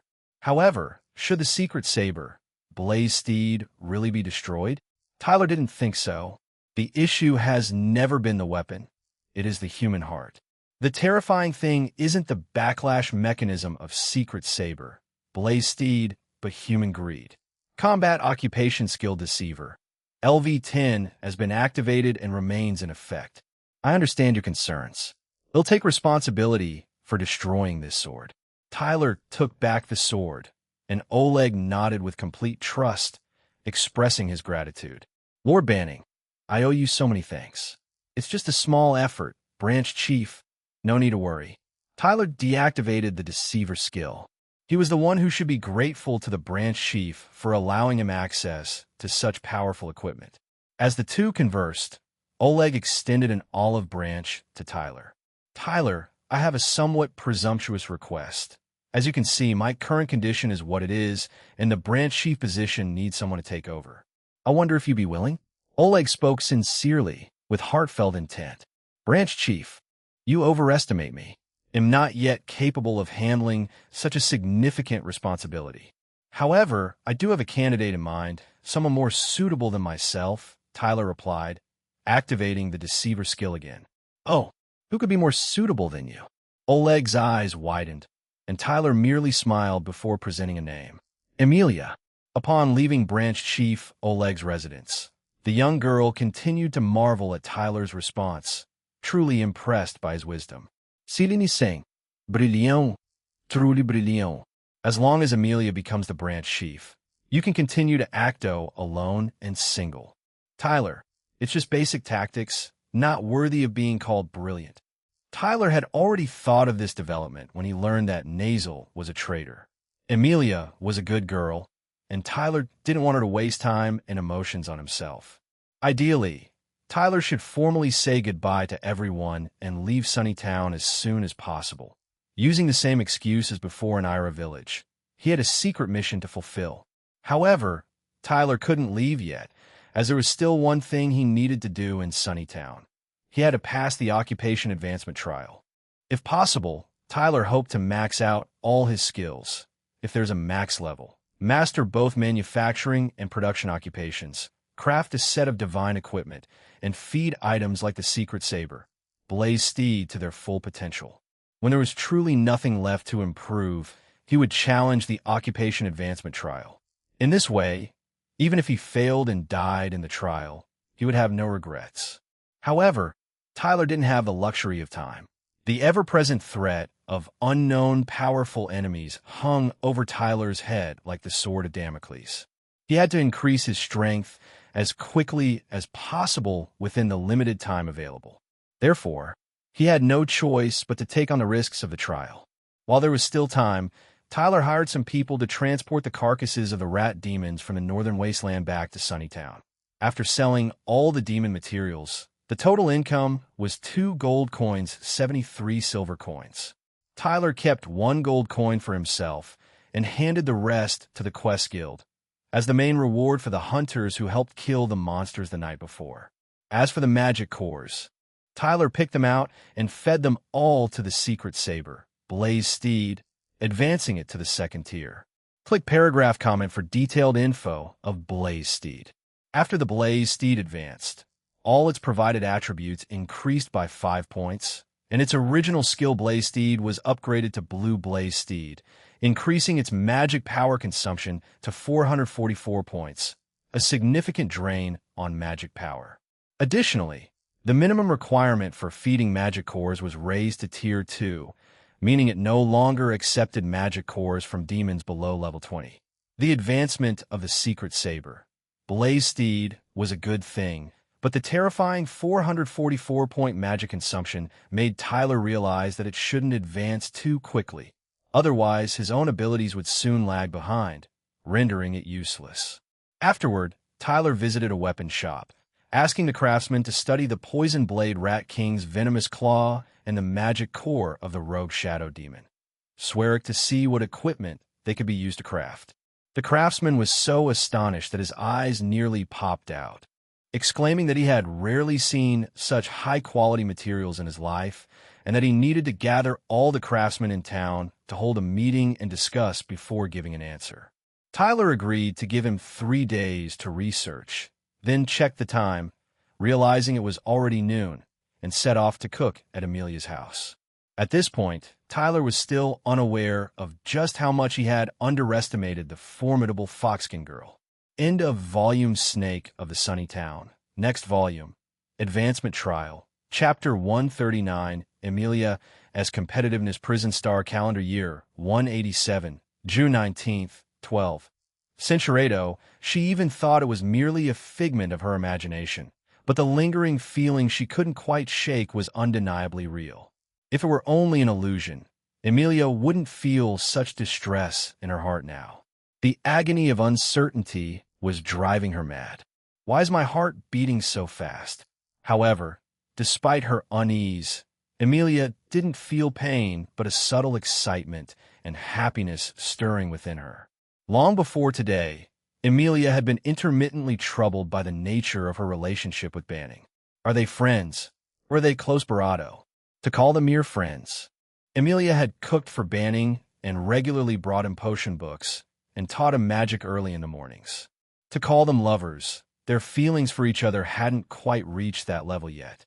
This ambiguous state between friends and lovers often left Amelia at a loss. But now, the problem was resolved, for Amelia had taken the initiative to kiss him. Though she hadn't confessed her love yet, Banning would surely understand the meaning behind that kiss, as long as he wasn't obtuse. What Amelia had to do next was to heed her mother's teachings wholeheartedly. Amelia, when you grow up and find someone you love, pursue them bravely. We Fox people are a passionate and fearless tribe. Amelia believed that Banning must harbor feelings for her. Had he not cared, he wouldn't have treated her so kindly, even risking his life to save her. Nevertheless, the incident with Nassar had cast a shadow over Amelia's heart. Amelia had considered whether Banning's kindness was driven by ulterior motives. But Banning was a man, not seeking fame or fortune, and his indifference to material possessions left Amelia unable to discern any ulterior motives. Upon reflection, Amelia felt ashamed for her unwarranted suspicions. Lost in her thoughts, Amelia spent the entire morning daydreaming. As the sun climbed higher, Amelia grew expectant. Banning had said he would return at noon. Amelia swiftly rose, intending to cook lunch with Banning, so she could showcase her best side to him. Additionally, as a level 2 cook, a hint of competitiveness stirred within her. Now, the prospect of sharing lunch with Banning made Amelia's wounds feel less painful, invigorating her entire being. While searching for ingredients, Amelia inadvertently discovered a gift left behind by her parents, a bottle of exquisite apple wine. She recalled her parents telling her that once she found someone she loved, they should drink the wine together, and they would live happily ever after. That's how your father and I got together. After sharing the apple wine, remembering her mom's words, Amelia took out the apple wine. She uncorked the bottle and took a whiff, detecting a sweet, pleasant aroma, which tempted her to inhale it several times more. As she continued to sniff the wine, Amelia felt a little lightheaded, unsure if it was due to the lingering fatigue from the night before. Hastily, she recorked the bottle and placed it on the table, taking great care not to accidentally break it. Before long, Banning arrived, knocking on the door. Upon seeing Amelia moving about with ease, his mouth hung agape, surprise evident on his face. Do not strain yourself. Since I am here, allow me to cook, and you may sit and rest. Banning grasped Amelia's shoulder, attempting to guide her to a chair, but she insisted on cooking alongside him. Unable to dissuade her, Banning permitted Amelia to lend a hand. Though it was their first collaboration, their synergy was seamless. Amelia felt as if Banning could read her thoughts. He always provided the optimal response to her actions. This scene reminded her of her parents, who lovingly cooked together when they were alive. Lovingly, it's still early for that. Amelia quickly shook her head, casting away such romantic notions, lest her face burn with embarrassment. In this moment, Amelia simply wished to savor the tranquility and joy within the kitchen. As for the peck on the cheek during their morning parting, both Amelia and Banning tacitly avoided mentioning it. Some 10 minutes later, their combined efforts produced a simple yet appetizing lunch. Amelia suggested trying some apple wine. Banning hesitated briefly before agreeing. Could it be Banning is not a drinker? Amelia secretly felt a tinge of excitement at the thought. Though she had never consumed alcohol, she knew the Foxkin people had a high tolerance for it, boasting a naturally strong ability to metabolize alcohol, a capacity unmatched by most humans. If Banning were to become intoxicated, he would inevitably have to sleep at Amelia's residence. Amelia simply hoped Banning would be comfortable staying at her home for the night. You've always teased me, but now it's my turn. Amelia stifled her glee, maintaining a neutral expression, lest Banning discover her ulterior motives. Lord Banning, thank you for saving me and everyone at the guild. Emulating the branch chief's manner of offering toasts, Amelia lifted her cup and emptied it in one gulp. The sweet taste of apple wine was the first sensation Amelia experienced, followed swiftly by the burn of alcohol spreading through her throat. The fiery sensation nearly brought tears to her eyes, but as it subsided, the wine's mellow flavor emerged, leaving her to savor it. Indeed, this is fine wine. Banning, seated across from Amelia, also drained his cup in one swig, though his reaction was not as intense. Amelia assumed Banning was trying to preserve his dignity. Last night's battle saw me receiving aid from many hunters, so I must also thank you, Amelia. Banning refilled their cups and reciprocated with a toast. Undaunted, Amelia matched his gesture, emptying her cup once more. After that, Amelia could recall nothing else. Chapter 140, Putting Money Away for a Rainy Day. Sigh. You should not persist in drinking if you cannot handle alcohol. Tyler helplessly ruffled his hair as he looked at Amelia, who had collapsed on the table after finishing her second drink. Tyler had trained his alcohol tolerance, and despite appearing to down his drink in one go, he had actually taken many small sips. In contrast, since Amelia had proposed drinking apple wine, so Tyler initially assumed she had some tolerance for alcohol. Moreover, he had seen her thoughts that Foxkin have a high alcohol tolerance, and thus didn't stop her, curious to see just how impressive the Foxkin's alcohol tolerance was. As it turned out, she couldn't handle more than 2 drinks. Being drunk wasn't the problem. The problem was having to take care of a drunk person. Tyler had encountered many individuals who became unruly when drunk, so he could relate deeply to the situation. Right now, he just hoped that Amelia would be the type to fall asleep quietly after getting drunk. Bon Ning. Are you drunk? Why? Are you lying down? Ha ha. However, Amelia, who had collapsed on the table, was now speaking nonsense with half-open eyes. It was as if his fears had come true. Tyler sighed, and, while Amelia was still only in the stage of talking nonsense, quickly finished his lunch. Cinchuredo finished eating first. Amelia's words were slurred, but Tyler didn't pay much attention to what she was saying. He attempted to lift her, but couldn't manage. So, Tyler decided to pick her up horizontally to carry her to bed. However, as soon as he lifted Amelia, she suddenly reacted with surprise. Her soft, fluffy fox tail brushed lightly past Tyler's side, and she wrapped her arms around his neck, nuzzling him like an affectionate kitten seeking attention. There was no soup for lunch. How can there be soup now? Amelia playfully trailed her way up, eventually reaching Tyler's ear, where she whispered a quiet comment and gently rested her chin on his barato. Cinchuredo, Cinchuredo, Cinchuredo.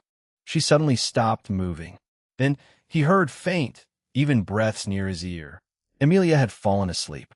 Tyler, upon falling asleep, Amelia's tail naturally loosened its grip.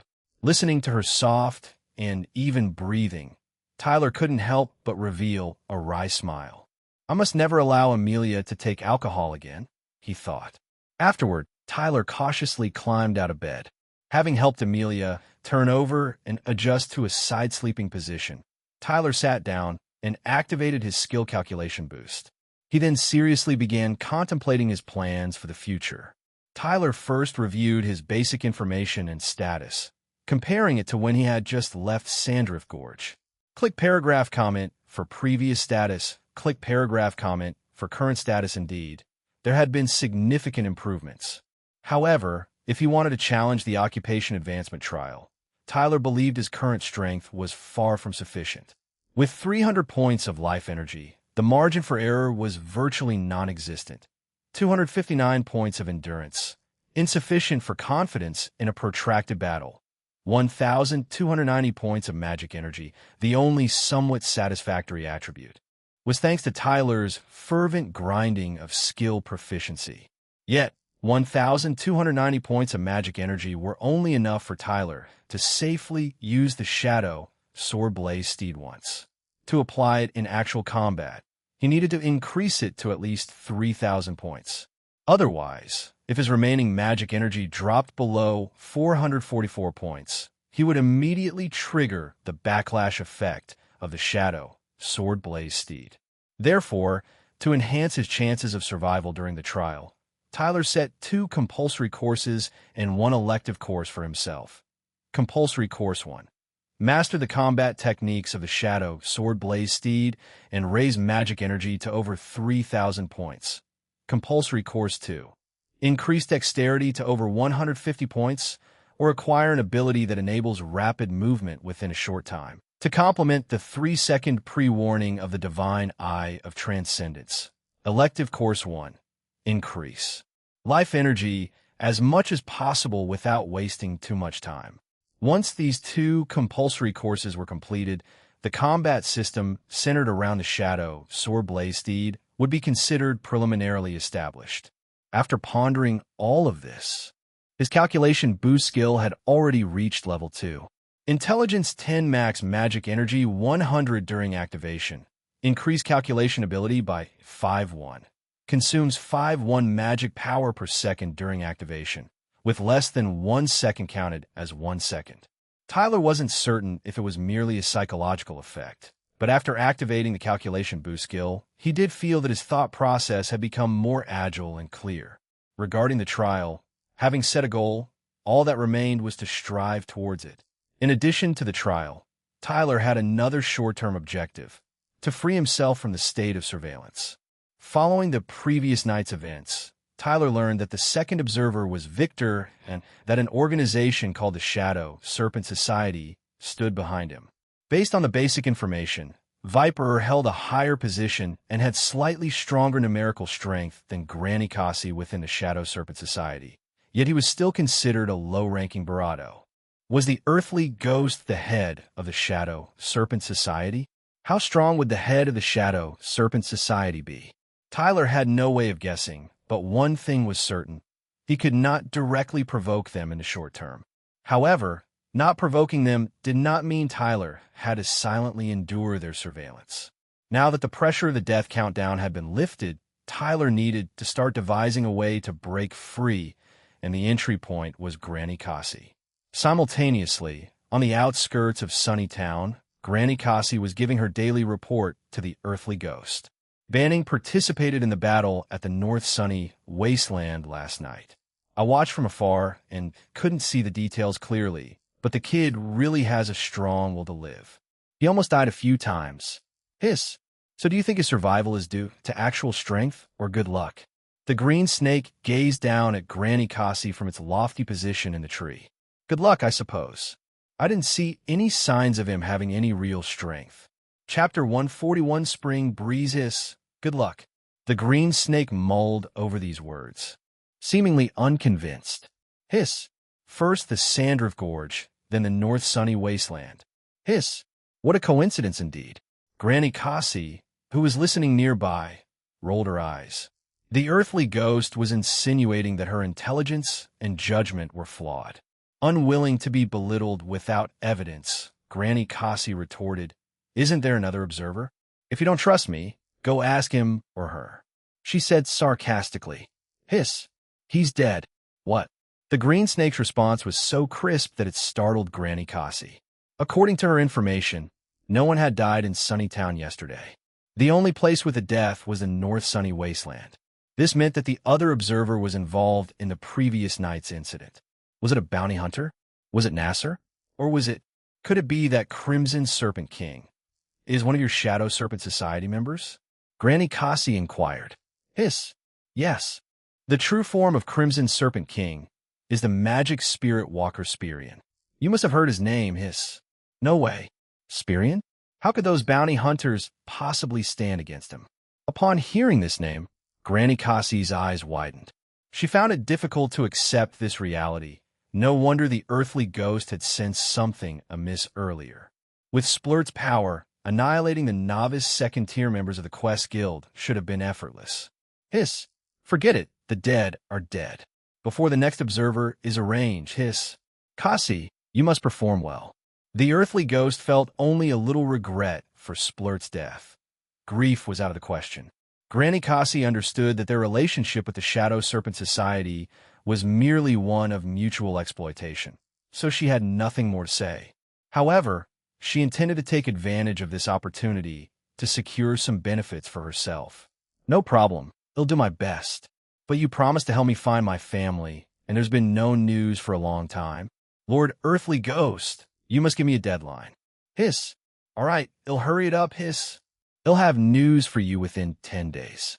The green snake agreed readily, and Granny Cassie decided to trust it for the time being. Fine, I'll be waiting. Bidding farewell to the green snake, Granny Cassie watched it vanish into the distant thicket. In response, she raised her middle finger in the direction of its disappearance. Granny Cassie was not one to be endlessly enticed by grandiose promises from the earthly ghost.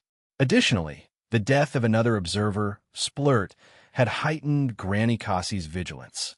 Her intuition told her that even if Banning hadn't killed Splurt, he must be indirectly involved. This young man, Banning, I must be on guard. At the same time, Tyler was at Amelia's house, pondering his battle strategy. Perhaps too engrossed in thought, he didn't notice Amelia stirring awake on the bed.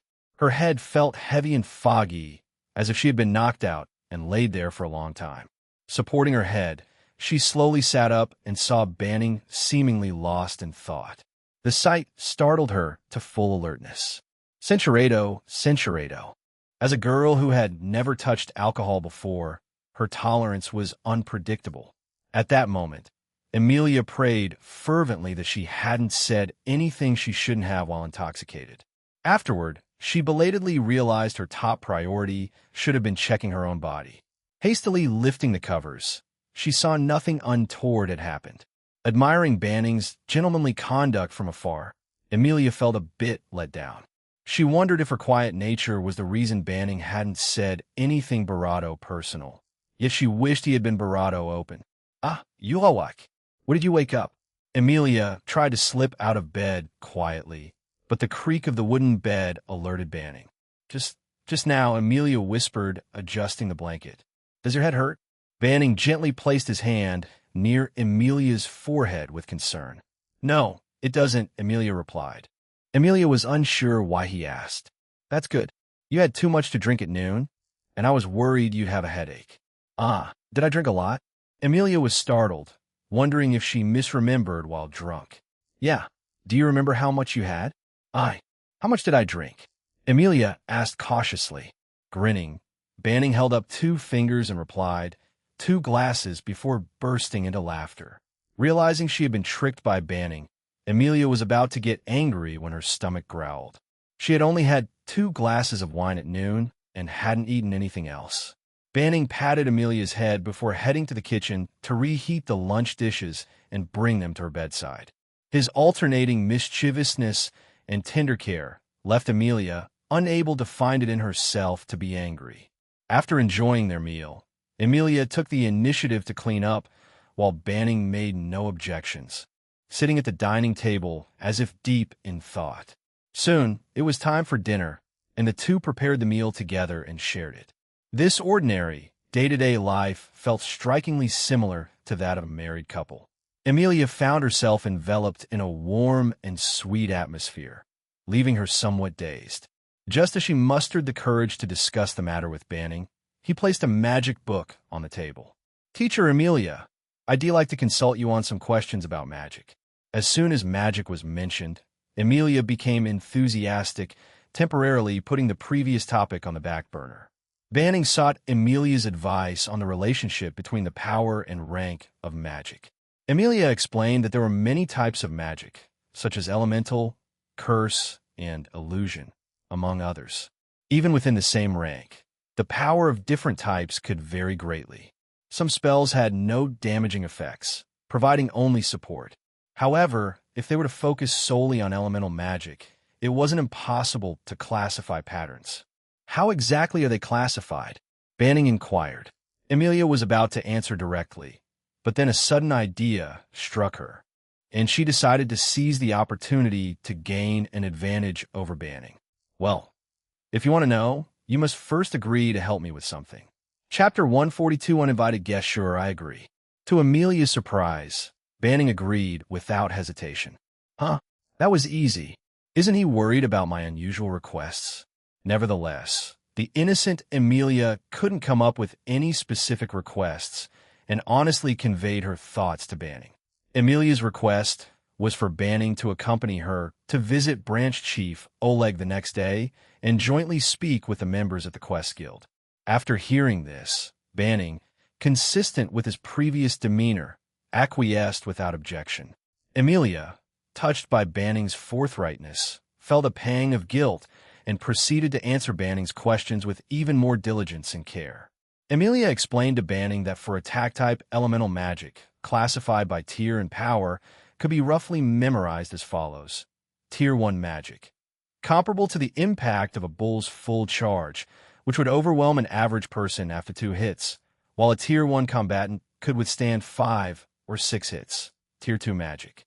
Power akin to a boulder tumbling down a mountain, invariably lethal for a regular individual, whereas a Tier 2 combat would face mortal danger after 4 or 5 strikes. Tier 3 magic.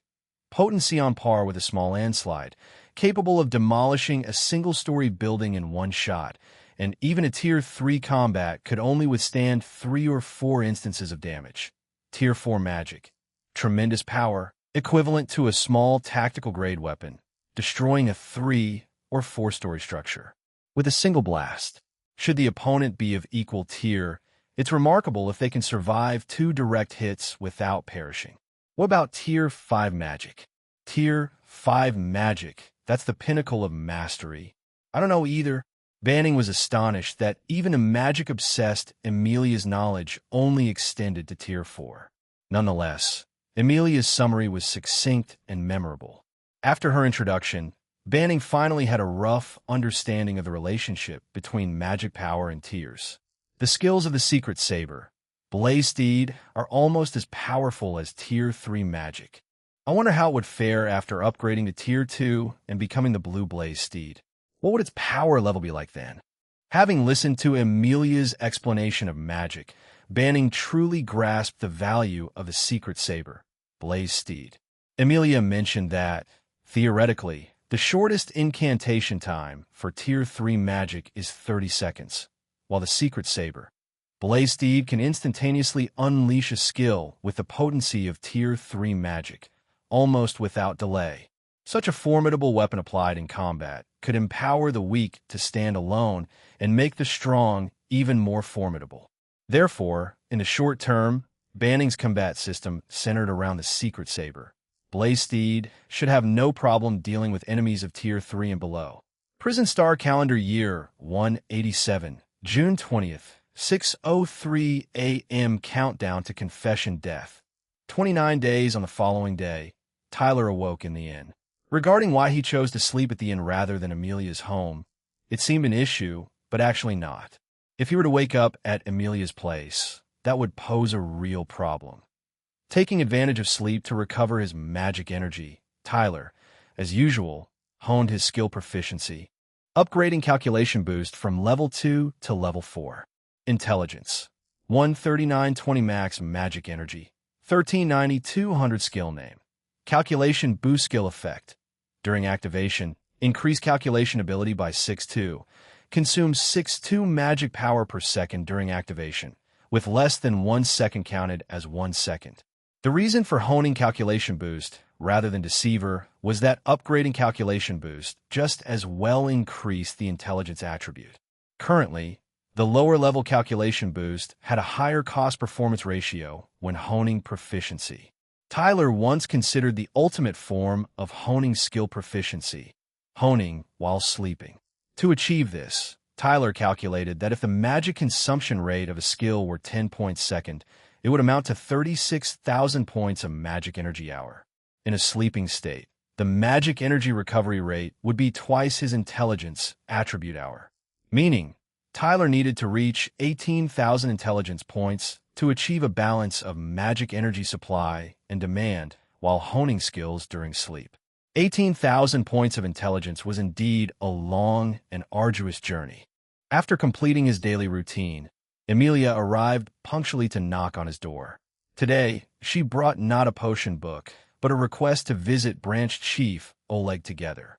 Branch Chief Oleg had already decided to follow Banning's advice and let Emilia take over as the next branch chief. To persuade Emilia to accept, Oleg cleverly phrased his request. Emilia, as you can see, I am in no condition to work. Besides myself, you are the most knowledgeable about the Quest Guild's affairs in Sunnytown. Therefore, I hope you can temporarily manage the guild on my behalf until I recover. If you encounter any problems, feel free to seek my advice. If anyone objects to your authority, tell them they can take it up with me directly. Let's see who dares disrespect me. Oleg's persuasive argument left Emilia no room to decline, so she accepted. Having succeeded, Oleg shared a knowing smile with Banning, who pretended not to notice. Fearing Emilia might catch a glimpse of their exchange, their next stop was to reorganize the Quest Guild. However, two uninvited guests awaited them outside the Mission Guild today: Sunnytown's Mayor Gideon and his eldest son, Kevin. Mayor Gideon's heart ached, but he had to conceal his pain from his eldest son. He grieved for two reasons. His illegitimate son Nasser had died, and it seemed that his friend, the magic spirit Walker Boren, had also perished. Nasser, as an illegitimate son, possessed greater abilities than Kevin, which made Mayor Gideon always intend to give him a legitimate status. He had just been waiting for the right opportunity, hoping that someday his Barato-esque path would take a tragic turn. As for magic spirit Walker Barato, he had been an old friend of Mayor Gideon's. Over the past 2 years, Gideon had been writing letters to Barato, asking for his help in getting his son Kevin to join the Serpent's Shadow Society. Gideon believed that if only Kevin could join the Serpent's Shadow and receive some training, his good-for-nothing son might amount to something. Now, both of Mayor Gideon's hopes had been dashed, and the culprit responsible for his shattered dreams was none other than Branch Chief Oleg. Kevin, you know what to do, right? Don't worry, Fazer. Leave it to me. Every time Kevin told Gideon not to worry, that was when Gideon worried the most. But this son of his was already 33 years old. Even if he wasn't capable, he needed to be allowed to make mistakes in order to grow. See him go on, make it impressive. Very well, father. You can wait at home for my good news. Chapter 143. Son of the Mayor. Upon bidding farewell to the branch chief, Tyler accompanied Emilia to the Quest Guild. The guild was in a state of disarray, with staff members struggling to maintain order amidst the chaos. However, as Emilia entered the Quest Guild, a hush fell over the crowd. The morning sun cast a radiant glow upon her, causing her blonde hair to shimmer brilliantly. She appeared to be clad in a resplendent, celestial robe. Such sacred beauty captivated everyone's attention. Those seasoned bounty hunters knew well that the relationship between Oleg, the branch chief, and Emilia was akin to that of a grandfather and his granddaughter. With Emilia's arrival, they anticipated news from the branch chief. Indeed, Emilia did not disappoint. She promptly rearranged the staff assignments in Oleg's name, restoring the basic functionality of the Quest Guild. Subsequently, she posted a brief statement about the previous night's events on the notice board, along with an announcement that Oleg would be taking a temporary leave of absence to recover from his injuries. Although Oleg had told Emilia she could approach him with any concerns, she chose not to do so. On the contrary, Emilia composed an explanation, urging everyone to come to her with any questions or difficulties and to refrain from disturbing Oleg during his recuperation. From his hidden vantage point, Tyler observed Emilia single-handedly resolving the situation, filled with admiration. It seems Oleg's decision to have Emilia as a successor had little to do with my suggestion. He must have known all along that she was capable, but chose not to burden her with the responsibility. As the atmosphere and order within the Quest Guild gradually returned to normal, numerous bounty hunters gathered in the main hall, engaging in idle chatter. Most of the surviving hunters involved in the North Sunny Wasteland incident were injured, and those who hadn't participated were still unaware of the truth about the events that took place the night before. The story that had spread throughout Sunnytown was that an extremely dangerous giant serpent had appeared in the North Sunny Wasteland. Upon hearing this, Branch Chief Oleg hastily assembled a team of over 30 bounty hunters to eliminate the threat. The serpent was vanquished at a terrible cost. Oleg was gravely injured, and more than half of the bounty hunters perished. What a pity I wasn't near the guild that night. Otherwise, I could have seen the Branch Chief's prowess in battle, one hunter lamented. Indeed, I've heard that when he was young, the Branch Chief was incredibly strong.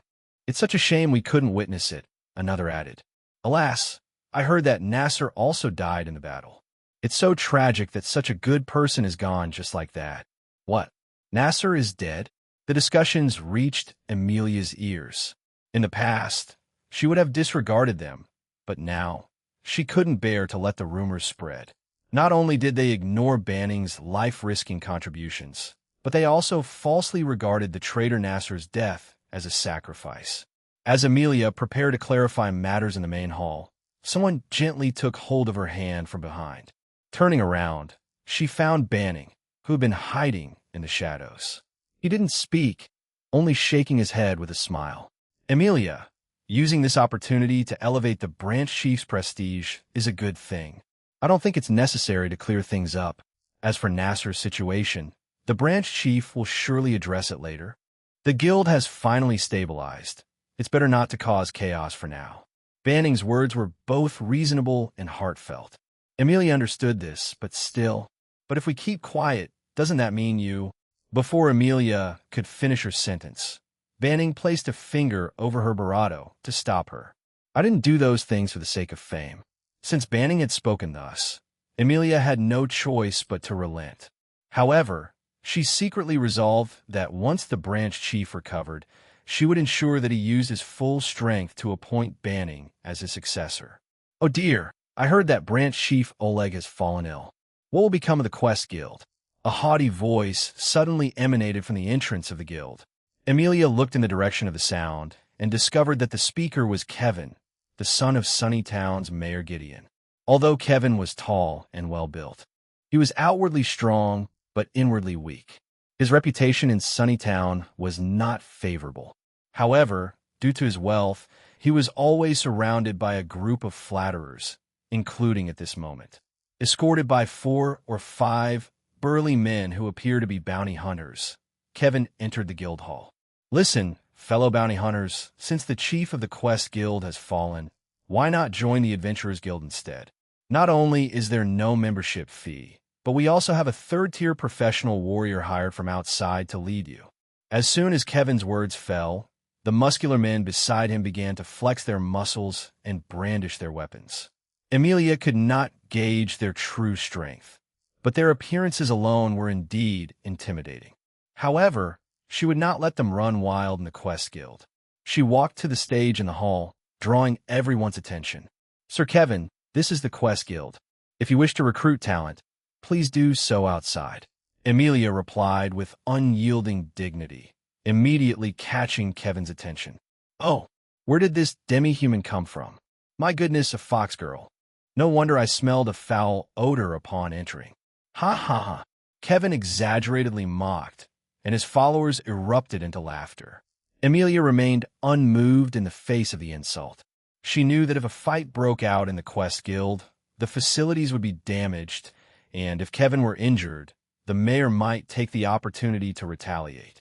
Amelia warned herself not to give the opposition any chance to exploit the situation. At this point, some veteran bounty hunters who usually supported Amelia could not bear to watch any longer. They formed a line, standing between Amelia and Kevin. Kevin, you really should wash your mouth out with soap. True to their reputation as veteran bounty hunters, they immediately put Kevin in his place, causing the entire hall to mock him. Kevin, who always allowed himself to insult others but never accepted insults, became furious. Attack! Take them down. As his words fell, Kevin's men advanced aggressively, and the veteran bounty hunters did not back down. Emilia stood in the back, watching the two groups about to clash, unsure of what to do. In the past, when such incidents occurred, the mere presence of the branch chief would deter any troublemakers.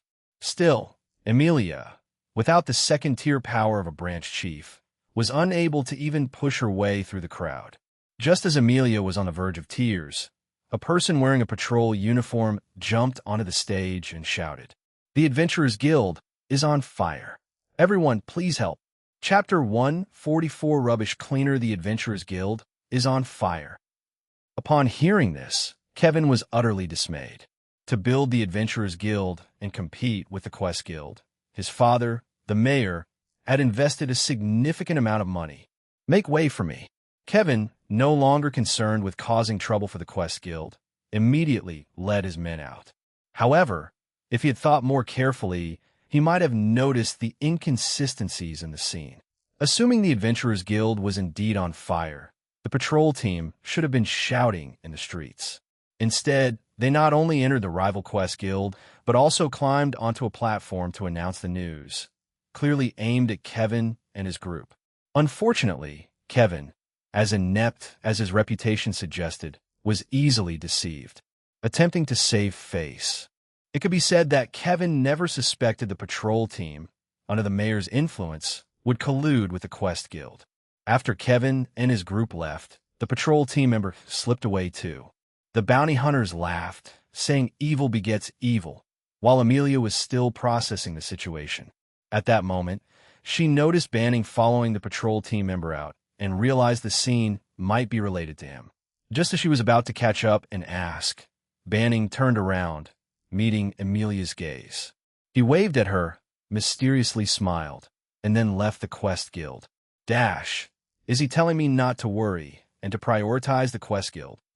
Emilia hesitated for a moment, deciding to trust Banning and focus on her duties. The reason Tyler followed the patrol team member was that the range of his deceiver charm effect was limited to 5 meters. When he saw Kevin's group causing trouble, he immediately went to the street and controlled a passing patrol team member to serve as a spokesperson.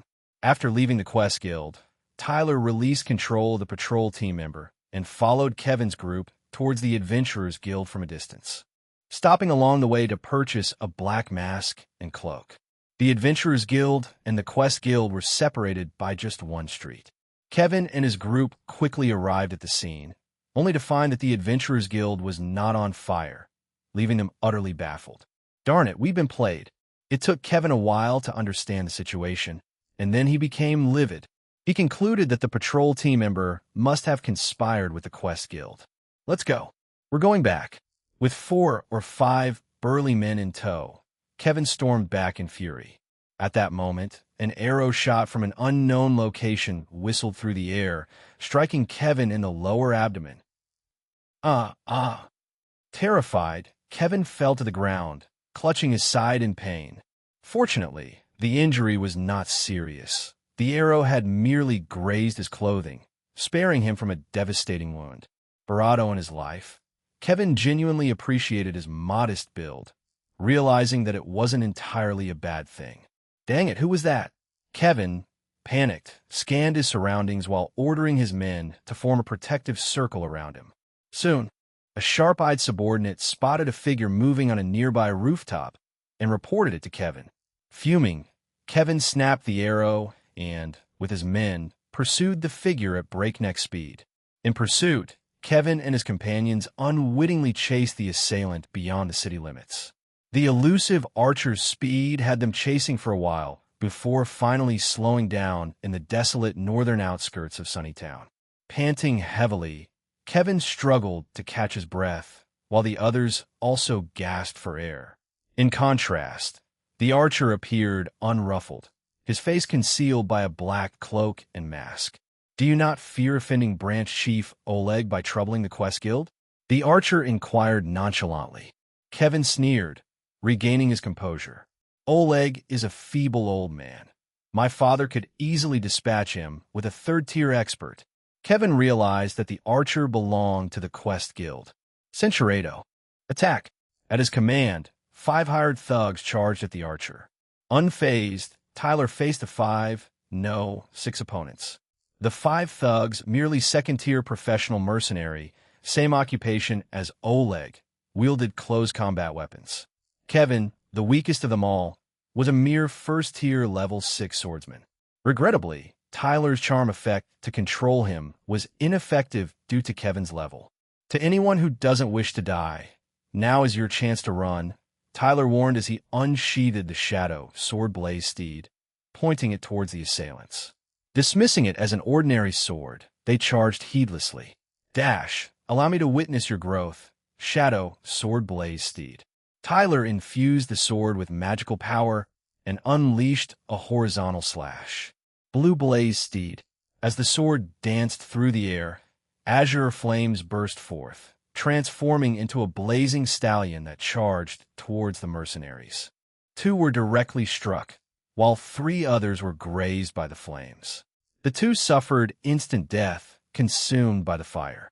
The remaining 3 writhed in agony, attempting to extinguish the flames. With a damage output of approximately 1,000 points, the blue blaze steed's power was astonishing.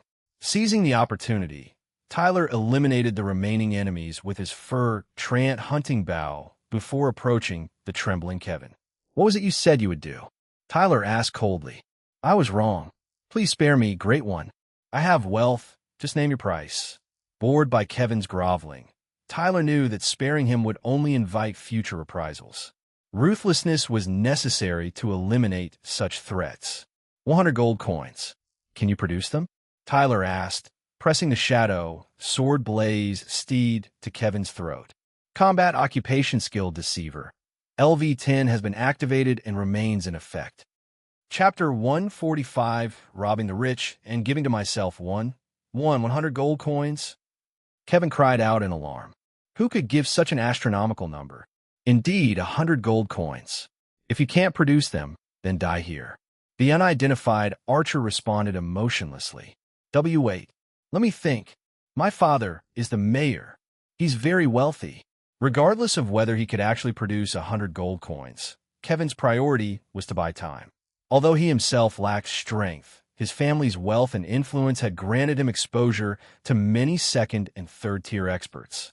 Due to his thugs obstructing his view earlier, Kevin hadn't seen how the blue flame had been unleashed. Nevertheless, he surmised it must be magic. With just a single spell, the archer, or mage, had killed 2 second-tier professional mercenaries and seriously injured 3 others. Such power could only be attributed to third-tier magic. Anyone capable of wielding third-tier magic so proficiently must be, if not a third-tier mage, then at least a top-tier second-tier mage, considering Kevin's resources and his father Mayor Gideon's contacts. They couldn't find a match for this archer in the short term. Fortunately, the man had named his price, and if it was a matter of money, Kevin would find a solution. Well, to gather that many gold coins, I'd have to return home, Kevin feigned. In reality, his household didn't even possess 10 gold coins, let alone 100. "Don't bother going home. Give me the money here." The archer rejected the proposal. "If I can't go home, then I only have a few dozen silver coins on me." "Sir, think about it. Who would carry 100 gold coins around? Don't you have any hidden treasury outside?" "I don't have any hidden treasury. Sir, please believe me. My father is Mayor Gideon of Sunnytown. We can definitely gather 100 gold coins for you." As the archer continued to press, Kevin's fear gradually faded and his rogue nature began to surface. He cursed the archer's cautiousness inwardly. However, Kevin did have a few hidden treasuries. In the warehouses of the West District and the basement of his residence in the North District, he had stashed 2 gold coins each for emergencies. He now considered luring the archer to one of these locations. Once inside the town, he could find a way to escape. "Oh, I see," the archer suddenly said, for reasons unknown. Then, with his next words, he pulled the hopeful Kevin back to reality. "Since you can't pay 100 gold coins, you can die." Hearing this, Kevin hurriedly prostrated himself on the ground, begging for mercy with his head lowered. Don't do this." But the archer had already raised his black sword, his hostile intent resolute. Kevin had faced danger before, and he immediately understood that further pleading was useless. Instead, he roared, tried to intimidate and stop the archer. "Listen, I don't care who you are. Do you know the consequences of harming the mayor's son? If you hurt me, my father will never let." Kevin's words were cut short as he collapsed to the ground. His bravado, still trembling, allowed him to utter his last two words. "Go of you." The archer swung his black sword through the air, shaking off the blood, before finally responding to Kevin. "Don't worry, the mayor, right? I won't let him off the hook either." The battle concluded, and Tyler searched the bodies of several individuals, amassing a total of 79 silver coins and 32 copper coins. Aside from Kevin, the others were all destitute. Then, drawing from his previous experience hunting at night, Tyler lured a pack of wolves to feast on the remains. Through this fight, Tyler validated the worth of the Shadow Sword-Blazed Steed. As a fully leveled first-tier junior assassin, he effortlessly eliminated 5 second-tier professional mercenaries, all thanks to the Shadow Sword-Blazed Steed. Although these 5 mercenaries were only in their 20s in terms of level, their vitality, when compared horizontally with other combat professions, could be considered rough and resilient. From this, Tyler deduced that as long as he had the Shadow Sword-Blazed Steed, he could even stand a chance against fully leveled second-tier or early third-tier foes. However, the Shadow Sword-Blazed Steed's magic energy consumption was immense. If Tyler hadn't persisted in improving his skill proficiency for some time, he would not have been able to unleash even a single Blue Blaze Steed. Increasing his maximum magic energy remained an important issue for Tyler's future. Upon returning to Sunnytown, Tyler immediately collected Kevin's hidden savings from 2 urban districts, amounting to 4 gold coins. For a while, he would not face any financial difficulties. Subsequently, Tyler verified from a distance that the Quest Guild was operating normally. Moreover, nobody in Sunnytown was searching for Kevin and his companions yet. It seemed that Kevin and the others' disappearance would only gradually be noticed by Mayor Gideon's forces the day after tomorrow. Tyler returned to the inn and continued to improve his calculation boost skill proficiency while also concocting antidotes. His success rate was stable at 50, earning 1 point of pharmacist experience for each successful potion. Crafting 200 antidotes per day, Tyler could gain 100 pharmacist experience points daily. Upon completion, Tyler would sell the prepared antidotes.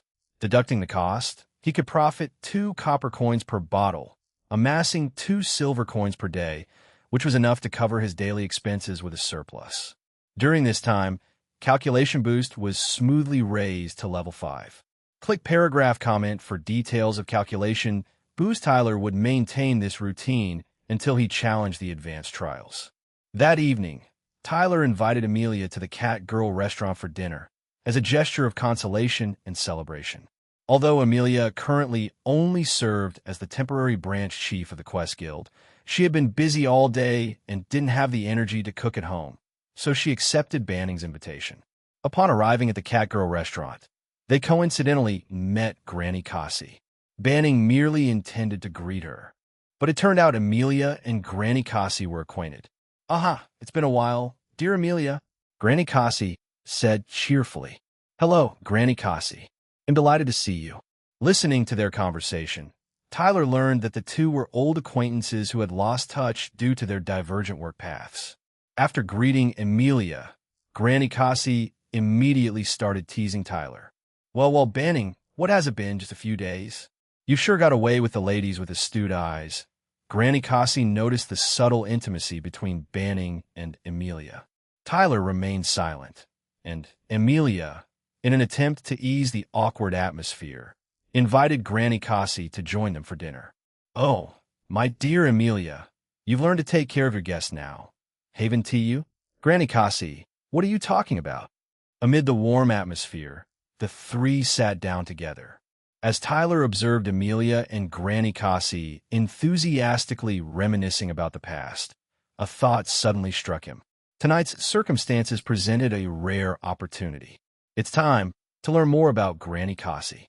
Chapter 146, The Big migration, by the way. Granny Cassie, how is your health faring? Ah, much improved, dear. It's no wonder Amelia has taken a liking to you. Wah, Granny Cassie, whatever are you implying?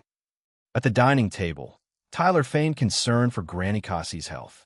In truth, during their last encounter, Tyler had already discerned through his mind reading that Granny Cassie was feigning illness to remain in Sunnytown to keep an eye on him. Were it not for Banning's inquiry, Granny Cassie would have nearly forgotten her own charade. Yet, experience is the mother of wisdom. Granny Cassie expertly diverted the conversation toward Banning and Amelia's relationship, allowing her to avoid any slips of the tongue. Tyler, no less cunning, was not keen on having the conversation focus on his relationship with Amelia, and thus, he swiftly redirected the conversation. Speaking of which, Granny Cassie, how did you come to know Amelia? This question, while appearing to rescue Amelia, actually steered the conversation in the direction Tyler desired. After their exchange, Tyler learned that Granny Cassie had once been a bounty hunter for the Quest Guild for a time. However, she only accepted simple retrieval tasks or letter-writing jobs, befitting her guise as a kind-hearted old lady. This revelation only made Tyler more curious as to why Granny Cassie was hiding her identity as a level 67 mercenary sage. What lay hidden in Granny Cassie's past? Later, as they discussed their reasons for residing in Sunnytown, Granny Cassie confessed that the Big Migration had brought her here. During the Big Migration, like many others, Granny Cassie had been separated from her family. While searching for her loved ones, she learned her husband resided in Sunnytown. She journeyed far to find him, only to discover upon her arrival that he had passed away peacefully. Afterward, in order to search for her other family members, Granny Cassie joined the traveling merchant caravan. She believed that continually moving from place to place with the caravan would increase her chances of finding information about her family. The Big Migration, again, Tyler wanted to ask about the Big Migration, but refrained for fear of revealing his true identity to Granny Cassie. Later that night, while escorting Amelia home, Tyler finally had the chance to ask. Given their close relationship, he didn't need to worry about raising suspicions even if he slipped up. My erudite teacher, Amelia, might I inquire about the Big Migration? Banning's unexpected praise made Amelia a bit bashful, but she then proceeded to share all she knew. Tyler listened attentively, occasionally interjecting with a question or subtle hint. After this barrage of queries, he finally learned the truth about the Big Migration. The momentous historical event, the Big Migration of the Human Alliance, transpired between 181 and 182, its aftereffect persisting for 3 years and impacting innumerable lives. Note, the current date is June 20th, 187. In 181, the year the Abyssal Empire's tactician, the Eternal Winter Lord, made his grand entrance. That year, under the ingenious strategies of the Eternal Winter Lord, the Evilkind's army pushed the Human Alliance's forces back more than 500 kilometers within a mere 6 months, severely disrupting the production structures of the Human Alliance nations. At the behest of the ruling classes of various countries, a vast number of civilians uprooted themselves, carrying their families to their so-called new homes. However, due to numerous reasons, such as poor organization and coordination, the Big Migration turned into a massive exodus. Many people became separated from their families during this time, scattering to the winds. To this day, the Big Migration remains a dark memory that many are loath to revisit. Many people might think that the Abyssal Empire's army was too strong, or that the Human Alliance's forces were utterly incapable. In reality, the situation is much more complex. Amelia, unable to contain herself, began to elaborate. In the past, unable to afford magic books due to poverty, Amelia had read a wide variety of literature, including war-related content. Through these books, she learned of some of the deeds perpetrated by the Empire's tactician, the Eternal Winter Lord. This formidable enemy of the Human Alliance had left an indelible impression on her.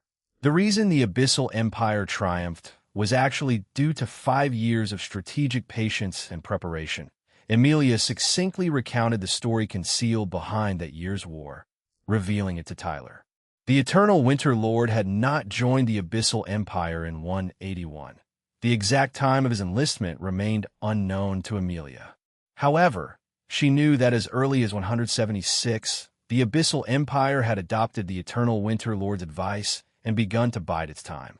From 176 to 181, the Abyssal Empire's army consistently took a passive defensive stance.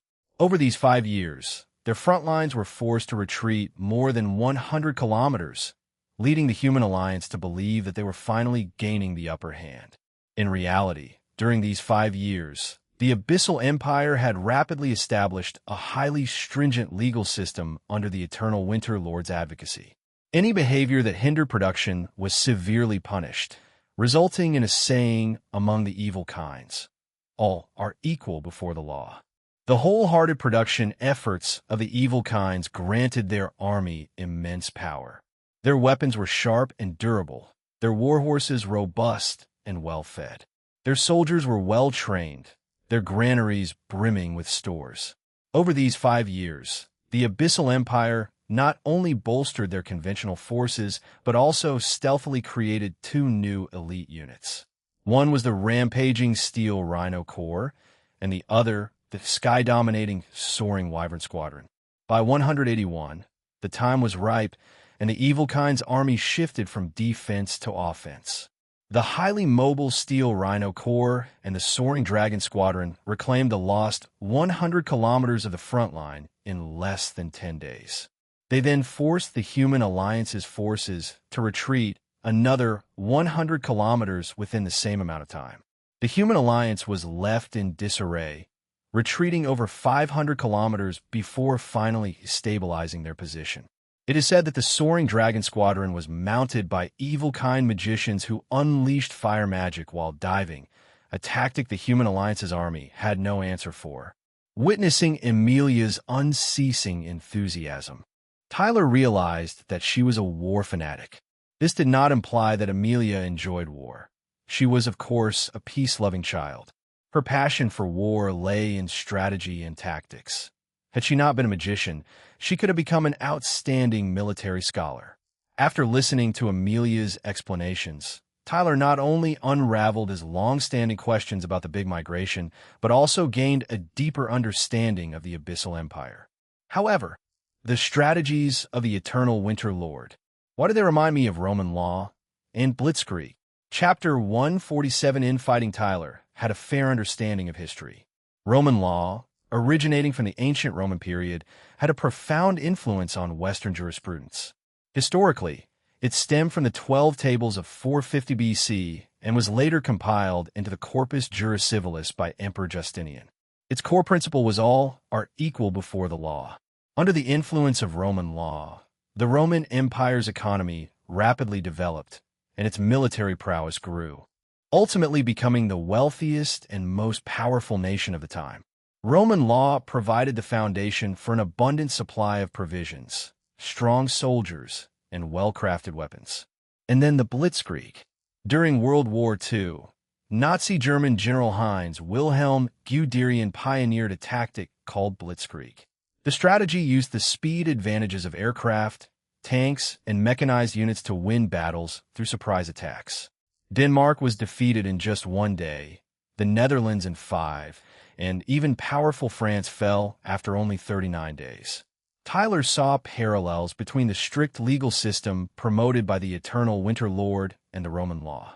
The so-called Steel Rhino Corps and Soaring Dragon Squadron were strikingly similar to the tanks and aircraft of World War II. Tyler wasn't suggesting that the indigenous people of the Prison Star world lacked the ability to innovate new development methods. However, the simultaneous occurrence of the birth of Roman law and Blitzkrieg, both seemingly orchestrated by the same person, was too much of a coincidence. Could it be that the Eternal Winter Lord is also a traveler like me? Tyler had previously speculated that he might not be the only traveler, and now he found new evidence. Click paragraph comment for quotes from Chapter 4. Deceptive mishap banning? Emilia's voice pulled Tyler back to reality, and he realized they had arrived at her doorstep. Teacher Emilia, You explained it so well that I was deeply immersed in understanding what you said. I got lost in thought. Oh, Emilia pouted, reluctantly accepting his excuse. Then, struck by an idea, she hesitated, shyly asking, "So, if you haven't finished understanding, would you like to come in for some tea and sit down and understand better?" Upon hearing this, Tyler was fully aware that he had a long day ahead and needed to get proper rest. That would not do. Tyler needed to hunt on the outskirts at night to gain experience as a hunter and improve magic skill proficiency. Staying at Emilia's place would thwart these plans. Maybe next time. Tyler patted Emilia's head and left nonchalantly, frightened, actually. Emilia wanted to keep him, but she feared appearing immodest, so she reluctantly watched him leave. On his way to the outskirts, Tyler contemplated what Emilia had said earlier. Perhaps in some less challenging worlds, a so-called Demon King could be defeated by a hero gathering a few people, forming a team, and vanquishing the enemy together. However, in this difficulty, impossible prison star world, under the command of the singular demon god, the unutterable name, there existed a vast force like the Abyssal Empire and a formal evil kind's army. Although he didn't rule out the possibility of assassination, confronting the singular demon god directly would be tantamount to winning a full-fledged war. Realizing this, Tyler felt his ultimate goal to be incredibly distant. In such moments, Tyler would glance at the T character etched on his palm, finding the motivation to keep striving.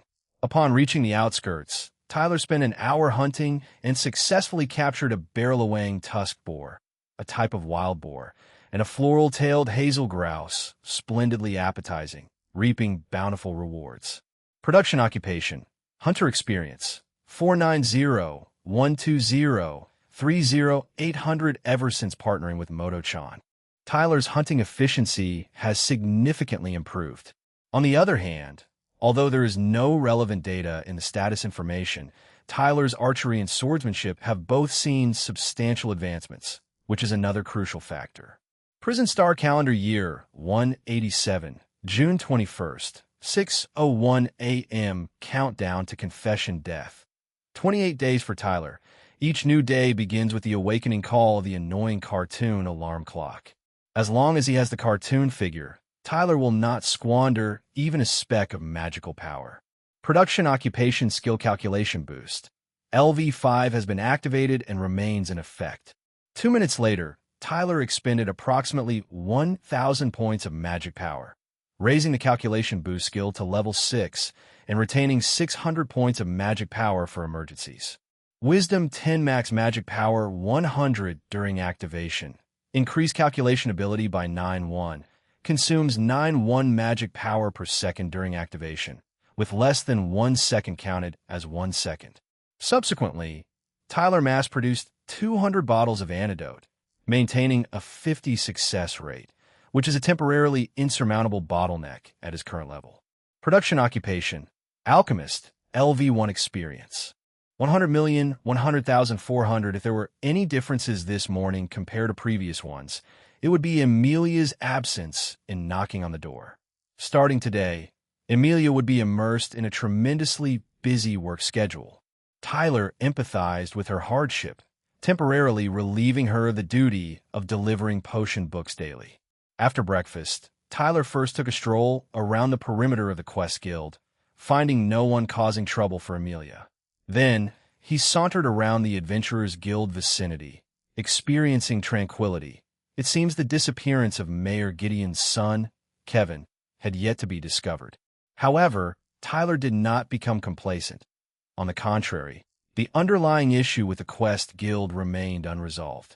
Tyler was acutely aware of the severity of Oleg's burn injuries, fearing that his strength would be significantly diminished upon recovery. Consequently, the pressure from the mayor's faction on the Quest Guild would only intensify, with no possibility of a harmonious, mutually beneficial future. To prevent the mayor's faction from committing irreparable atrocities against Emilia, Tyler planned to take action against Mayor Gideon. If they dare to commit evil deeds, they must be prepared to pay the price. Tyler's vigilance was already heightened, but he was unaware that Mayor Gideon's actions were equally swift. Last night, Mayor Gideon waited until midnight with no sign of Kevin's return and report. Considering Kevin's usual reckless behavior and that causing trouble at the Quest Guild was not a high-risk endeavor, the mayor did not entertain any negative thoughts, simply assuming his wayward son was fooling around again. The mayor was frustrated, but what could he do about his own son? Thus, the mayor sent people to the Emerald City overnight, spending a considerable sum to hire a second-tier specialized combat professional. He intended to send Oleg to enjoy his twilight years in heaven while the branch chief was still recovering from his severe injuries. Once Oleg was dealt with, Mayor Gideon planned to eliminate every single employee loyal to Oleg within the Quest Guild, including Amelia, the Foxkin, and her colleagues, without leaving a single one behind. Chapter 148 Churn Under the Surface Prison Star Calendar Year 187, June 21st, 10:47 a.m. Countdown to Confession Death. 28 days upon concluding his rounds, Tyler embarked on his personal pursuits. His preparations for the advanced trial encountered some stumbling blocks, hence necessitating a comprehensive review. In order to amplify his chances of passing the advanced trial, Tyler had two quantifiable objectives. One, reach a maximum magic energy of 3,000 points, current value, 1,790 points. Two, attain a dexterity attribute of 150 points, current value, 114 points. Beyond these two goals, Tyler harbored a Barado personal aspiration: become highly skilled at evading attacks. Current progress: utterly clueless. Although referred to as an ability, it essentially referred to a skill. Acquiring a new skill is a reliable means of achieving this personal goal. However, Tyler's two professions that could currently be leveled up, hunter and pharmacist, evolved at a snail's pace, rendering them unreliable. An alternative method involved praying that the new attributes obtained after a skill reached a certain level would prove useful. Yet, after Tyler inspected Heart of Focus and Calculation Boost, he realized that even if new attributes did materialize, they would most likely bear no connection to evasion. Since neither of the above methods were feasible, the last resort was to purchase equipment with inherent skills akin to Secret Saber, Blaze Steed. However, judging from the intense competition for the Blaze Steed, such a windfall would likely be hard to come by. With a hopeful heart, Tyler began browsing the equipment shops in Sunnytown. As he had anticipated, not one piece of equipment was endowed with inherent skills. Moreover, the footwear-type equipment sold in the armor shop were all defense-oriented, which would only hinder speed. Considering my life energy value, I'm not suited for switching to a defense-oriented battle style, Tyler sighed. Just then, a master craftsman from the armor shop approached him for a chat. You're Banning, aren't you, lad? Do you know me?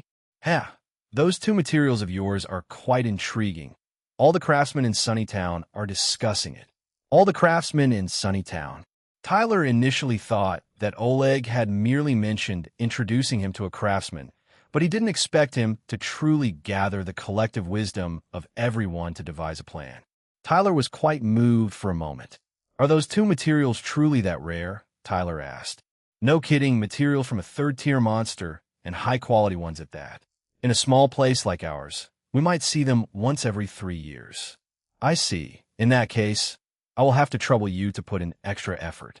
Oof. Of course, you can look forward to it. The master craftsman flexed his brawny biceps, which only added to Tyler's worry. If the final product turned out to be equipment suited for muscle-bound men, wouldn't it be a case of a solution going squarely against its purpose? Regardless, the information gleaned from the armor shop did provide Tyler with some hope. However, he could not place all his bets on the Poison Blade, Rat King's Venomous Claw, and the Shadow Rock Demon Swearic's Magic Core. He had to strive for the best in what he could do. Thus, to expedite the process of enhancing his skill proficiency, Tyler added a nap to his daily routine. Given Tyler's current wisdom attribute, coupled with the bonus from the meditation ring, 60 magic energy hour, each hour of sleep could restore 418, 358.60 points of magic energy. Hence, by setting aside 2 hours for a nap each day, Tyler could speed up his skill enhancement process by approximately 25, a significant improvement. It wouldn't be an exaggeration to say that if it weren't for other tasks, Tyler would be tempted to abandon everything else and devote himself entirely to the sleep and enhanced skills regimen. Unfortunately, the current situation at the Quest Guild made it impossible for Tyler to focus on his cultivation in peace. I must keep an eye on the mayor. After all, Sunnytown is his territory. Tyler's concern was not unfounded. Tyler had been in Sunnytown for less than a month. Meanwhile, Mayor Gideon had spent the greater part of his life in Sunnytown. When he discovered that his son, Kevin, had not returned home even by the following morning, he immediately dispatched people to search for him, speculating that the good-for-nothing lad had probably passed out in some maiden's house. He needed to be dragged back for a proper reprimand. However, the report brought back to Gideon left him dumbfounded. Kevin is nowhere to be found in all of Sunnytown. He vanished after chasing a black-clad archer out of town yesterday. Gideon repeated his subordinate's words, then abruptly erupted in fury, punching a hole through the table. Why aren't you searching the outskirts? Summon everyone. Full mobilization. If you can't find Kevin, don't bother coming back. Gideon's long-dormant rage scared all his underlings. After issuing his orders, everyone scurried off as if fleeing for their lives. The Quest Guild, black-clad archer, Oleg, Emilia. Gideon muttered these names over and over, trying to find a connection between them. His intuition told him that the world wasn't so coincidental. This black-clad archer must have been from the Quest Guild. I had thought that once Oleg the old geezer fell, the Quest Guild would be easy to deal with. Unexpectedly, there was someone even tougher than Oleg. Gideon donned his sword, deciding to personally visit the good town. If Kevin was unharmed, he would ensure the black-clad archer met a swift end. But if Kevin was hurt, even if it were a mere scratch, Gideon would ensure the archer met a fate worse than death. In the evening, at dinner time, Tyler headed to the Catgirls restaurant, hoping to run into Granny Cassie. Unexpectedly, on his way, he first encountered Emilia, who was on her way home. As they were walking towards each other, Tyler didn't have time to avoid her, so he greeted Emilia with a smile. I thought you'd be busy till late. Tyler initiated the conversation, seizing the initiative. Everyone at the guild has been looking out for me, so I'm not as busy. Lord Banning, are you heading to the Catgirls restaurant for dinner? Confronted by Emilia's question, Tyler's mind-reading skills went into overdrive. DSVEL, CM at this moment. Emilia was contemplating if Tyler would confirm her assumption. She would claim her pantry was barren and join him for dinner. And if Tyler negated, she would pursue the topic, asking where he intended to dine. In any case, since she had encountered him, she couldn't let Tyler slip away. Her mother's words always echoed in Emilia's head at crucial moments. Emilia, when you grow up and find someone you love, pursue them bravely. We Fox people are a passionate and fearless tribe. As for Tyler, knowing what Emilia had in mind, he knew exactly how to respond. Dinner, huh? I haven't decided yet. What about you, Emilia? How will you be having dinner? Contrary to Emilia's expectations, Banning had counter-asked about her plans. What was she to do now? Chapter 149, A Sore Confession. Emilia found herself at a loss, as the issue was now deflected onto her by Banning. A predicament indeed. Yet, this was not enough to confound Emilia, who had served as the front desk of the Quest Guild for several years. Thorny situations were not unfamiliar to her. I haven't quite decided either, Lord Banning. If you don't mind, I will accompany you. Whatever you choose to eat, I will do the same. All that can be said is that history holds a striking resemblance. However, this time, the roles of both parties have been exchanged. Click paragraph comment for quotes from Chapter 116. Light at night, given that Emilia had put it in such terms, Tyler found it difficult to refuse, thus reluctantly agreeing. He grimaced inwardly, bearing the self-induced consequences. Otherwise, shall we dine at the Catgirls restaurant? Tyler proposed. Sure. Emilia accepted with pleasure. For Tyler, visiting the Catgirls restaurant was a sound choice. Should he encounter Granny Cassie again, Emilia could serve as an excellent wingwoman, prying out Granny Cassie's past with just a few words, as she did the previous evening. Regrettably, Tyler's plan fell through this time. Granny Cassie was not at the Catgirls restaurant that night. As a result, the atmosphere between him and Emilia bore resemblance to a young couple sharing an evening meal outside. Tyler and Emilia sat face to face. They ate, occasionally engaging in conversation. Tyler constantly used his mind-reading ability to steer the conversation towards safer, bravado, casual topics. As long as he could persist until the end of the meal and then walk Emilia home, he would be in the clear, he thought. However, Emilia's determination to bring up uncomfortable subjects was too strong. Just after they finished discussing the distribution of magic power in War Blossoms, she unexpectedly posed a straightforward question to Banning. "Lord Banning, there's something I've been meaning to ask you." Once Emilia started her offensive, Tyler couldn't stop it. At this juncture, even fleeing for the restroom was too late. "About that day when I kissed you at the doorstep. What did you think?" Emilia eventually asked this question. At this moment, Tyler felt as if he had accidentally bumped into the girl he secretly admired while helping his sister pick up a pair of black hosiery at the convenience store downstairs. The Yendi of all things. However, since Emilia had asked, Tyler had to respond. Regardless, he had to take responsibility for deliberately catching Emilia's attention. "Firstly, thank you for the kiss. I was delighted. Regarding this, Emilia, I have been meaning to ask for your thoughts too, but I was afraid of overthinking, so I have been hesitant to speak up." Tyler began with a small preamble, then switched his defense to offense. "Emilia, when you kissed my cheek that day, was it a social etiquette to say goodbye? What does it mean? Was something else?" It must be said, Tyler's question accurately pinpointed the crux of their relationship. Emilia had not formally confessed yet. Therefore, that tender gesture on the cheek that day was still an ambiguous one. Therefore, Tyler did not need to give an answer. However, Tyler knew he hadn't played this move well, because once he said this, he was undoubtedly pushing Emilia toward confession. That is... Emilia stuttered, unable to articulate her words. She had thought that Banning would understand that her peck was meant to be a confession. "Banning, you huge blockhead. Who asks a girl like that?" The blush on Emilia's face spread to the back of her neck. The thought of confessing her feelings to Banning made her unable to meet his gaze. But she was the one who broached the topic. If she evaded now, she would despise herself later. "We Fox people are a passionate and fearless tribe. Do you know, Lord Banning?" Emilia took a deep breath, ready to speak her mind. "In our Foxkin clan, apart from blood relatives, we only kiss the person we are willing to spend our lives with." When Emilia finished this sentence calmly, she was shocked by herself. She didn't expect she could say it so well. Not the slightest hiccup.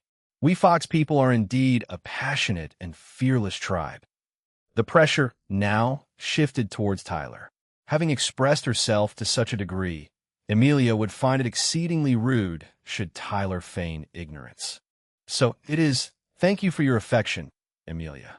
Tyler cast a smile at Emilia, then lowered his gaze to the table, lapsing into contemplation before continuing. "Emilia, I admire your erudition, your knowledge of magic. If possible, I would wish to discuss magic and warfare with you perpetually. However, I'm not my own person at present. Until I fulfill the mission, I regret I cannot make a commitment to you." Tyler had no choice. Since he had committed a wrong, he would have to see it through to its bitter end.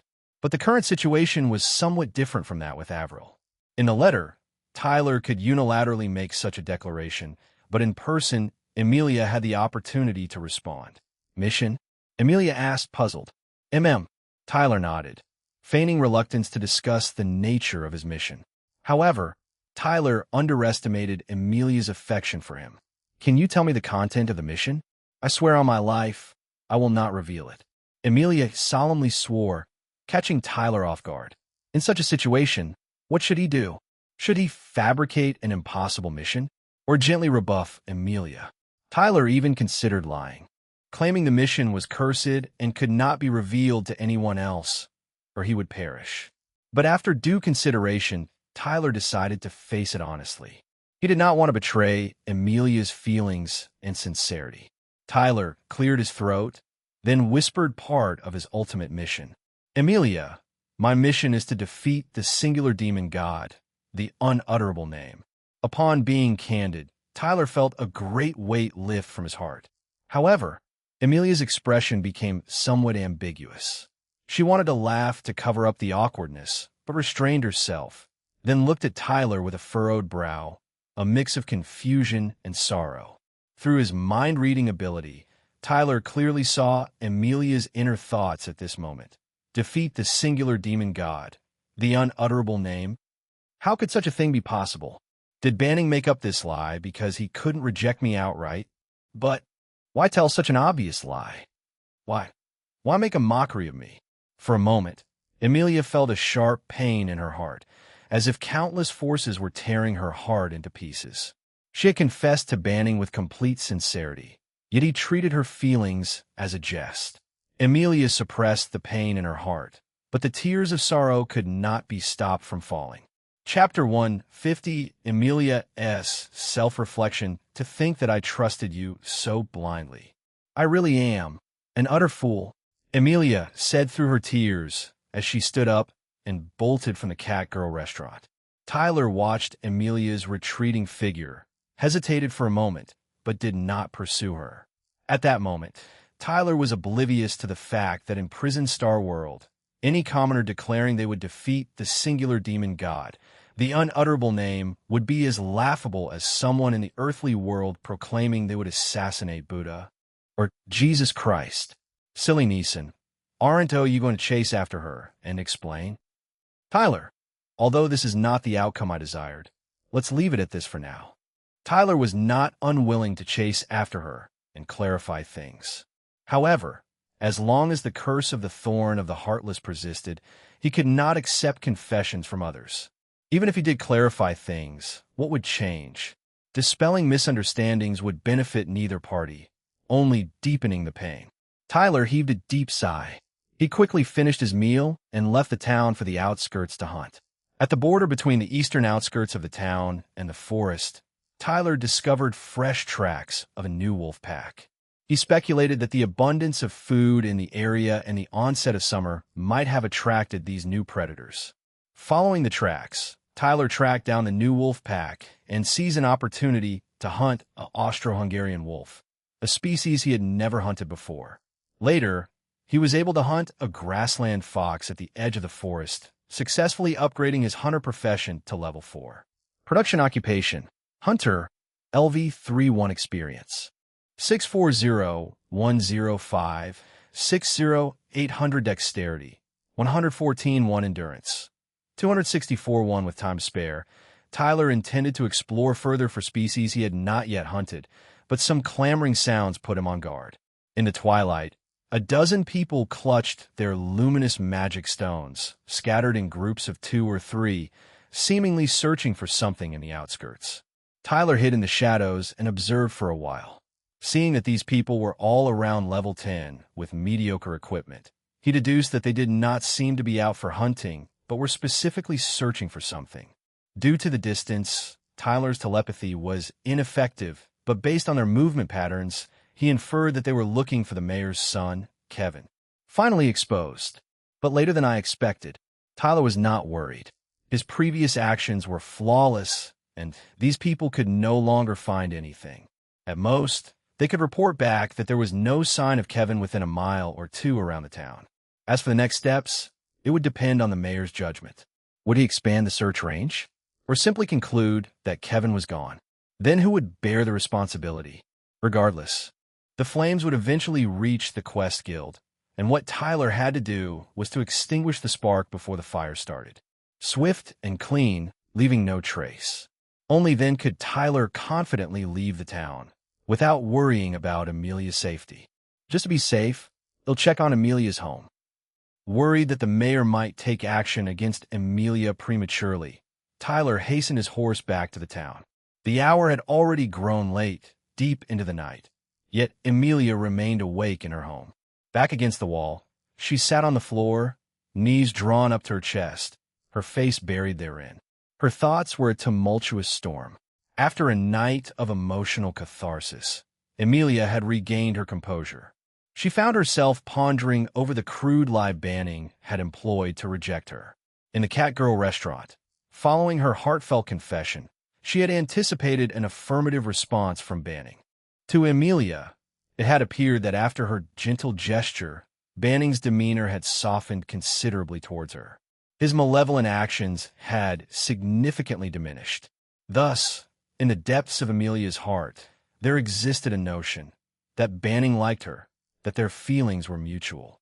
Because of this underlying expectation, when Banning mentioned he had a mission to accomplish first, Emilia was left stunned.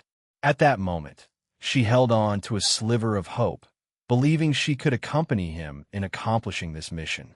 However, Banning's subsequent responses shattered Emilia's illusion.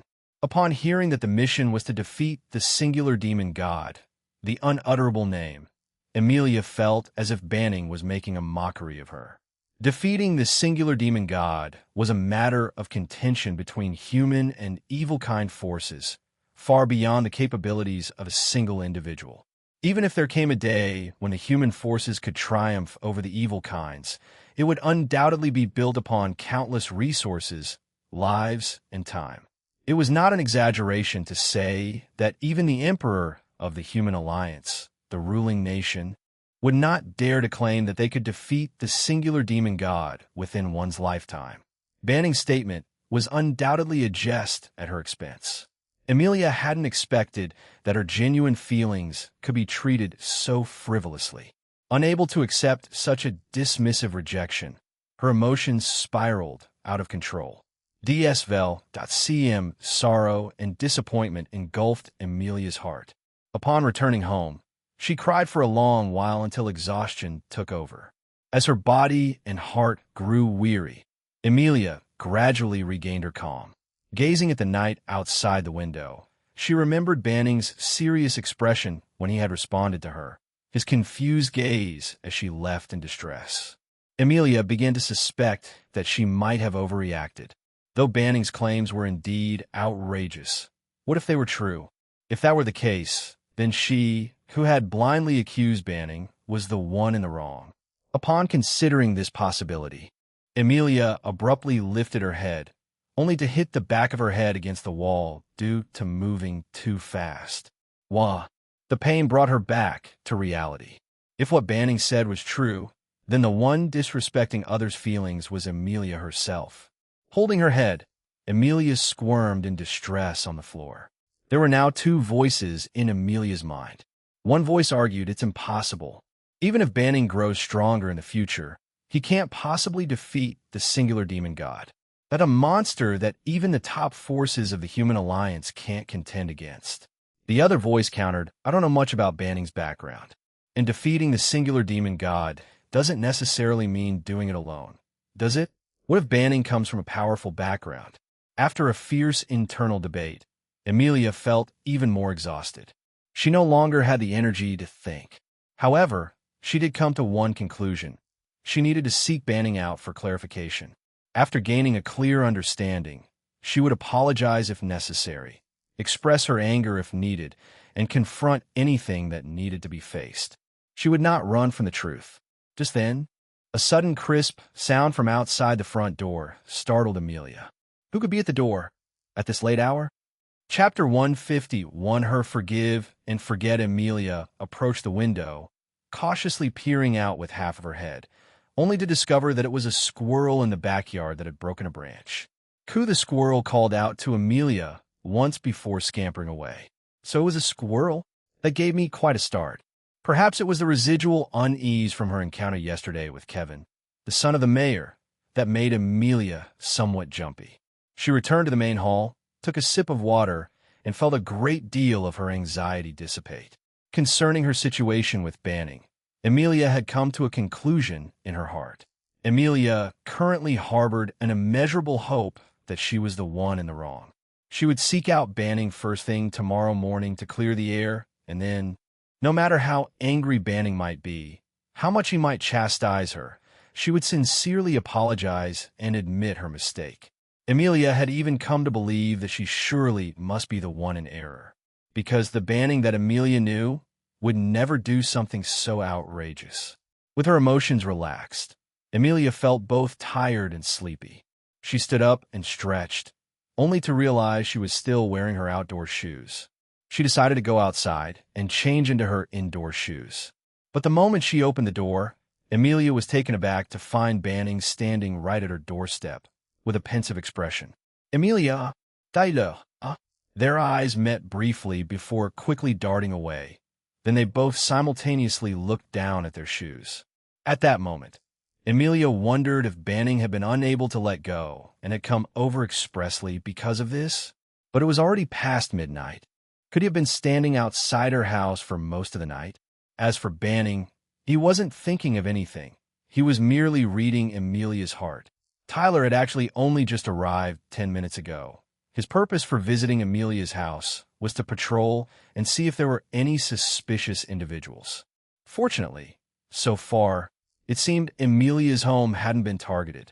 Lord Banning, why are you here? Faced with Emilia's question, Tyler glanced at the sky. It was still not light, so the excuse of couldn't sleep, so I came out for a walk didn't seem appropriate. So, he decided to be blunt. I was worried about you, so I came over to check. At his words, Emilia's face turned a sudden bright red. Seeing her reaction, Tyler could guess that Emilia had probably forgiven him. However, Tyler still didn't understand why his words had caused such a strong reaction in Emilia. Was defeating the singular demon god, the unutterable name, really such an outrageous thing? Let's go inside and talk. Okay. Emilia didn't want others to see a man standing at her doorstep in the middle of the night, fearing it might give rise to unsavory rumors. Tyler, too, didn't want others to see the close relationship between him and Emilia, as it could potentially endanger Emilia's safety. Therefore, with a mutual understanding, a few minutes later, Tyler was sitting in the living room, cradling a cup in his hands. Upon Tyler's seating, Emilia silently strode to his presence, then ceremoniously knelt before him, bowing deeply in a display of genuine contrition. Lord Banning, she began, her voice quavering with remorse. I am here to tender my apologies. This eve at the Catgirl restaurant, I unthinkingly presumed you were making light of my feelings, thinking you held no respect for me. Consequently, I uttered words I ought not to and reacted excessively. I extend my deepest regrets for my unjust conduct, and I earnestly implore your forgiveness. After her apology, Emilia continued to bow her head, awaiting Banning's response. Tyler was mildly startled by Emilia's dramatic apology. After a moment's hesitation, he quickly stepped forward and helped her up. What are you doing, Emilia? He asked with a wry smile. I've acted egregiously towards you. A formal apology is absolutely necessary, she replied, her gaze still averted. What egregious act! You earnestly shared your mission with me, and I dismissed your seriousness as jest. Only at this point did Emilia lift her head, meeting Banning's eyes squarely as she asked the question that had plagued her all evening. Lord Banning, is it true that you are sincerely committed to the mission of defeating the singular demon god, the unutterable name? Banning didn't avoid her gaze. He looked at Emilia squarely and responded, Yes, I am serious. Hearing Banning's heartfelt admission brought Emilia a sense of relief. Banning did not dislike her. He simply had to complete a mission that was hard for ordinary people to comprehend. Emilia felt she could accept this outcome. Just as she was about to kneel and apologize again, Banning firmly stopped her, finally making her relent. Emilia, defeating the singular demon god is a pipe dream. It's only natural that you thought I was joking, he said, even offering excuses for her. He just wanted her to stop apologizing. I accept your apology. I forgive you. Moreover, I was never really angry. Can we consider this matter closed? Banning gently ruffled Emilia's hair, a brotherly gesture of affection and comfort. Thank you, Lord Banning. Emilia, hearing Banning's gentle words, felt her entire bravado tremble. Had it not been for the last shred of her rationality, she might have fallen to her knees. I had spoken such harsh words, abandoned him, and he didn't hold it against me. Moreover, he even took the initiative to come find me and stood guard for me throughout the summer night filled with mosquitoes. Such an incredible man. If I let him go, he'll never find anyone like him again. Emilia silently admired Banning's kindness. However, she was still puzzled about why Banning would shoulder such an absurd mission as defeating the singular demon god. Lord Banning, I have a question I wish to ask you. Emilia voiced her confusion, and Banning's reply was that he had been cursed by the gods of birth. He had to defeat the singular demon god, the unutterable name. Otherwise, if he accepted a confession from the opposite sex, both he and his loved one would immediately die. A god? A curse?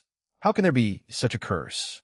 Emilia thought the mission was absurd enough, but the reason behind the mission was even barato absurd. Was this god just playing a prank? Why would he curse Banning with such a nonsensical curse? That's really strange, isn't it? This time, Emilia chose to believe Banning. She would not make the same mistake again.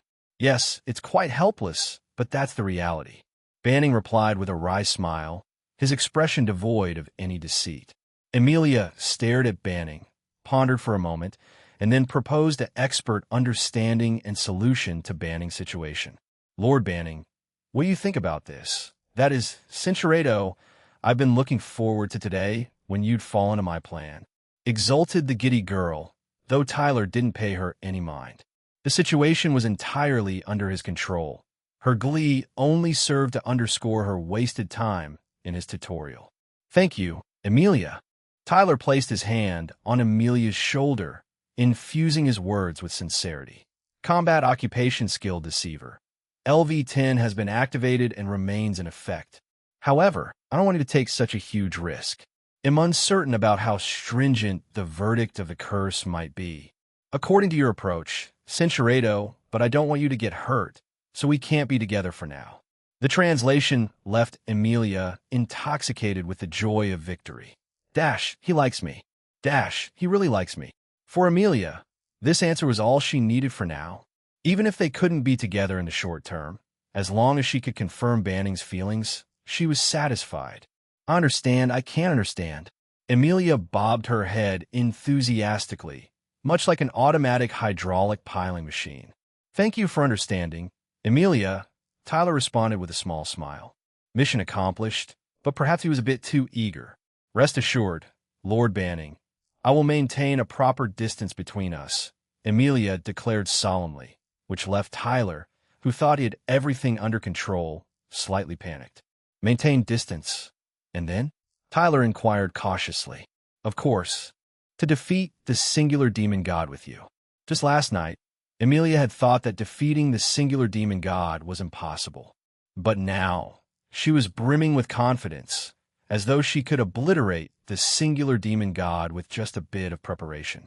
Perhaps this is the power of love. Ahem later, Emilia reluctantly Banning farewell, then spent the night sleepless in her joy. Meanwhile, Tyler, utterly exhausted, fell fast asleep as soon as he returned to the inn.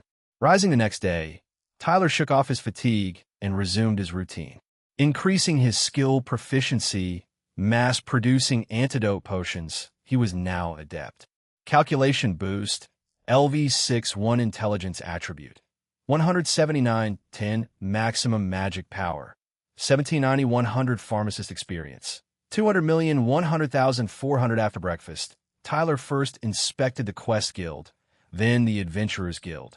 All was quiet. He speculated that the mayor, after failing to find his son yesterday, would probably make a move, such as sending people to the Quest Guild to demand manpower. Mayor's son, Kevin, had last been seen causing trouble at the Quest Guild, and now he was missing. Even without evidence, the Quest Guild would find it hard to disassociate itself. This was unfavorable for the Quest Guild, yet it was precisely the development Tyler desired. Compared to open threats, it's way more difficult in defending against hidden threats. As long as the opposition between two guilds could be established, the Quest Guild would be less vulnerable. Since the mayor hadn't acted until now, it could only mean he was gathering strength. He wouldn't be like Kevin, creating trouble for no reason. He would come armed with either irrefutable evidence or overwhelming power to level the Quest Guild. Surely, he won't find any solid evidence. So, he must be waiting for outside help.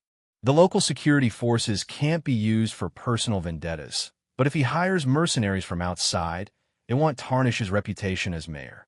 With this in mind, Tyler quickened his pace towards the equipment shop that Oleg, the former branch chief, had introduced to him. "Good morning, sir. It's you. Eager to see the designs, are we?" Today was the day Tyler and the craftsman had agreed upon. Once the designs were confirmed, the forging of the equipment could commence. "Indeed, I've been eagerly anticipating this day for the past 3 days. I'm certain you've crafted an extraordinary design. Let me see it." The craftsman, heartened by the young man's enthusiasm, cheerfully presented 2 design sketches. The first was centered around the poison blade, Rat King's venomous claw. Given the claw's remarkable hardness, it was deemed suitable for direct transformation into a sharp weapon. Thus, they decided to craft a curved blade dagger from it, incorporating a blood groove to amplify the inherent poison of the claw. The second design incorporated the Rogue Shadow Demon's magic core from Swerik. Magic cores from demons are not suitable for direct conversion into equipment. Their purpose is to be embedded at the heart of a piece of gear, endowing it with unique attributes. The success of imbuing attributes greatly depends on the tier of the magic core. Typically, the success rate for second tier and below is almost 0, while third-tier cores have a success rate of around 5 to 15. Compatibility between the core and the equipment is also crucial, a factor largely left to chance. In the event of failure, the magic core can be totally rendered useless, deterring most from gambling with third-tier cores. Most prefer to sell them for a substantial amount of money. Even when the imbuing process succeeds, the attributes are random, and some may even yield negative effects. Hence, equipment with superior inherent attributes is exceedingly rare. This core is relatively small. We suggest crafting a glove or a boot. "The choice is yours, young man," the craftsman offered, leaving the decision to Tyler. After a moment's contemplation, Tyler made his choice. "Let's go for boots." "Are you certain?" "Don't blame our craftsmanship if the imbuing fails." "Sir, I trust in the skills of Sunnytown's craftsmen." Upon hearing this, the craftsman was eager to display his skills. Using such rare materials to forge equipment was an exhilarating prospect. "How long until it's ready?" "For days. The cost for materials and labor will total 2 gold coins. Given your status as Sunnytown's benefactor, we won't require immediate payment. You can pay whenever you have the funds." The craftsman was a good man. Tyler could tell he wasn't overcharging. 2 gold coins was essentially a break-even price. However, 4 days was too long for Tyler. "Hey, raise a counteroffer, sir." Tyler placed 4 gold coins neatly on the table. 2 days for gold coins, paid up front. Is that doable? Chapter 153, Widespread Fame Prison Star Calendar Year 187, June 22nd, 10:18 a.m. Countdown to Confession Death. 27 days within an opulent mansion, Mayor Gideon had just finished hearing the report from his subordinate. Despite deploying numerous people, even combing through the outskirts, they had failed to find any trace of Kevin. Mayor Gideon knew in his heart his son was likely gone. To claim he wasn't upset would be a lie, yet he wasn't overwhelmed by grief either. The predominant emotion within Mayor Gideon was anger. His own son had been harmed within his jurisdiction. Wasn't that a slap in his face? The perpetrator clearly didn't take him, Gideon, into account. In his rage, Mayor Gideon immediately issued 2 orders. One was to increase the guard detail for his other children, and the other was to triple the funds allocated for hiring externals. As for his useless eldest son, his loss was insignificant. However, his 2 promising younger sons and a daughter mustn't be subjected to any harm. This time, he was determined to eradicate the Quest Guild from Sunnytown.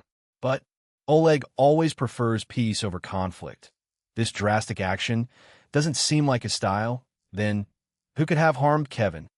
The debt of his son's loss, Mayor Gideon was determined to lay it on Oleg's account, as it provided the perfect reason to deal with the Quest Guild. However, Mayor Gideon wasn't a simple-minded man. If someone intended to use him as a knife against the Quest Guild, he wouldn't allow himself to be exploited foolishly. Hence, he issued a third command, ordering someone to track and monitor Emilia from the Quest Guild. Currently, this Foxkin girl had the closest relationship with Oleg and moved freely. Mayor Gideon intended to seize the opportunity to eliminate the Quest Guild while not letting go of the true culprit who murdered his son. Within the Quest Guild, Emilia was assisting other staff members in issuing commission tasks. Everyone had noticed a change in Emilia over the past couple of days. Although her face remained expressionless, her working attitude had become a lot more proactive. Some even said they saw her smiling at the window occasionally.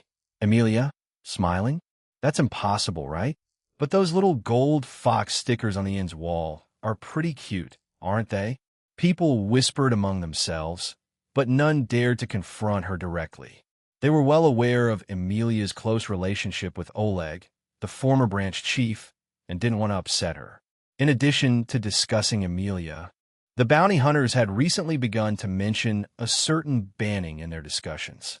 Those who had survived the North Sunny Wasteland incident couldn't stop praising this newcomer, Banning, who bravely risked his life to lead enemies away and protect his comrades. Some even recalled that this Banning was the same person who had previously flaunted a golden emblem from the Scarlet family. Upon matching these personal traits, they confirmed that it was indeed the same youth, which piqued their interest even more. At first, I thought he was just a spoiled brat. I didn't expect Head to have such a spirit of self-sacrifice. He's probably just naive about society's rules. In my opinion, his brave and decisive character will lead to great things in the future. Didn't you hear the rumor that he even defeated the Crimson Serpent King? Really? That's impossible. The chatter of the bounty hunters was ceaseless. Emilia quietly listened from the side, feeling a sense of pride in her heart. Keep praising. Dash. You've only touched the tip of the iceberg of Banning's excellence. Despite her pride, Emilia also felt a sense of crisis. Defeating the singular demon god, the unutterable name, was not a fleeting task, but a lifetime endeavor, or more accurately, a grand cause that required the lives of countless people across generations. If Banning could achieve this, he would undoubtedly become a legend in the history of Prison Star World, unparalleled in the past and future. To reach this goal, Banning would surely challenge the advancement trials soon. Emilia had already heard related matters from Oleg. Emilia herself had been stuck at the 20th level bottleneck for several years. She had given up on her battle profession of magic user due to the loss of her parents and her disheartened state. But now, she had found the motivation and courage to continue striving. After participating in 2 battles recently, her confidence had been solidified. I want to become stronger with Banning and not be a burden to him. In the same moment, Tyler was thinking matters concerning Emilia, but not with a sentiment of love. Silly Neeson. It feels like Emilia's mood has shifted rather swiftly. Tyler, you must tread with caution. Centuredo, I even know about the nice boat. The annoying inner voice reveled triumphantly within Tyler's mind, while Tyler pondered her words. Emilia's behavior, after the misunderstanding was cleared, was indeed a bit exaggerated, almost subverting Tyler's prior understanding of her. Young girls often reveal their true selves in front of those they fancy. Perhaps that was the genuine Emilia, daring in love and hate, brimming with deep feelings. However, this caused Tyler to worry about whether he could completely sever ties with Emilia once he left Sunnytown. In Tyler's plans, it was best to never see the girls he had charmed once he had earned the confession points. However, due to various coincidences, he currently couldn't execute this as cleanly as he wished. If one day, Avril, Viviana, and Emilia, these girls coincidentally met that scene, merely imagining it, Tyler felt a shiver down his spine. In the afternoon, Tyler patrolled around the Quest Guild once more. This time, he discovered a suspicious individual. Charles, male, 43 years old, jobless production occupation. Farmer, LV2 manufacturing occupation. Blacksmith, LV1 combat occupation. None at first glance. Tyler simply saw a middle-aged man nibbling on a dark bread loaf while leaning against a wall. Nothing suspicious. However, Tyler noticed the name Amelia surfacing in his inner thoughts. Thus, Tyler hid in the shadow and observed for a while. Through his mind-reading skill, he learned that Charles, the middle-aged man, was sent by the mayor to keep tabs on Amelia. So they finally arrived. Tyler didn't act hastily, but first observed the surrounding. After confirming that Charles was the only stalker, he pretended to be a passerby and walked past Charles. Combat Occupation Skill Deceiver. LV-10 has been activated and remains in effect. Charles, follow me. With just a low command, Charles obediently followed Tyler like a soulless husk. Chapter 154 Granny Cassie's wishes. Tyler took the lead, with Charles following behind, and the pair thus arrived at the bustling market trading in fruits, vegetables, and meat. The market was a hive of activity, with vendors and customers constantly coming and going, and the hum of voices was overwhelming. This was precisely the effect that Tyler sought to hide in plain sight. Had he taken Charles to a place rarely frequented by people, they would have been conspicuous. Charles, Tyler began, use the same volume of voice as me, and tell me what you were doing outside the Quest Guild, and why you were doing it. To accurately employ the deceiver's charm effect, Tyler had to specify a speaking target before he spoke. Otherwise, if there were others within a 5-meter radius who met the conditions, they too would be affected. Under the control of the charm effect, Charles detailed the mission Mayor Gideon had assigned him. After hearing this, Tyler was able to make a rough judgment of the mayor's next move. Originally, Tyler had thought that Mayor Gideon would rush to take his revenge on the Quest Guild without consideration. But judging from the fact that he currently only assigned someone to follow and investigate Amelia, it seemed that the mayor was capable of keeping his cool and was somewhat strategic. The more an opponent could suppress their emotions, the more explosive their energy often was when it erupted. Should I deal with him before the mayor completes his preparations? Tyler was not unwilling to do this, but the risk was too great due to his current limited abilities. At this stage, since the mayor had no intention of kidnapping Amelia, it would be better for Tyler to stall for more time. At least he had to stall until he passed the advancement trial and acquired the skills of the second-tier profession before considering a direct confrontation with the mayor's forces. I will have access to new equipment in 2 days. I will leave a day for training and adapting to the new equipment. I will need 1 more day for final preparations before the battle. Well, I must challenge the trial at the latest by June 27th. For the sake of Amelia's safety, Tyler compressed the schedule for challenging the trial to the extreme. From now on, he only had a 4-day countdown left. After questioning Charles, Tyler did not do anything to him. He just used the deceiver's charm effect to return him to the place where he first stood and then deactivated the skill. Tyler had conducted experiments beforehand and found that people controlled by the deceiver's charm effect had no memory of the control period. Therefore, Charles would only find it strange, wondering why it seemed like a segment of his time had suddenly been skipped. The rules of the charm effect had both advantages and disadvantages. The advantage was that Tyler didn't have to worry about personal information being leaked during the control period. No one would remember what they did during the period of control after the skill was deactivated. The disadvantage was that the command given during the control period could not continue to be executed after the skill was deactivated.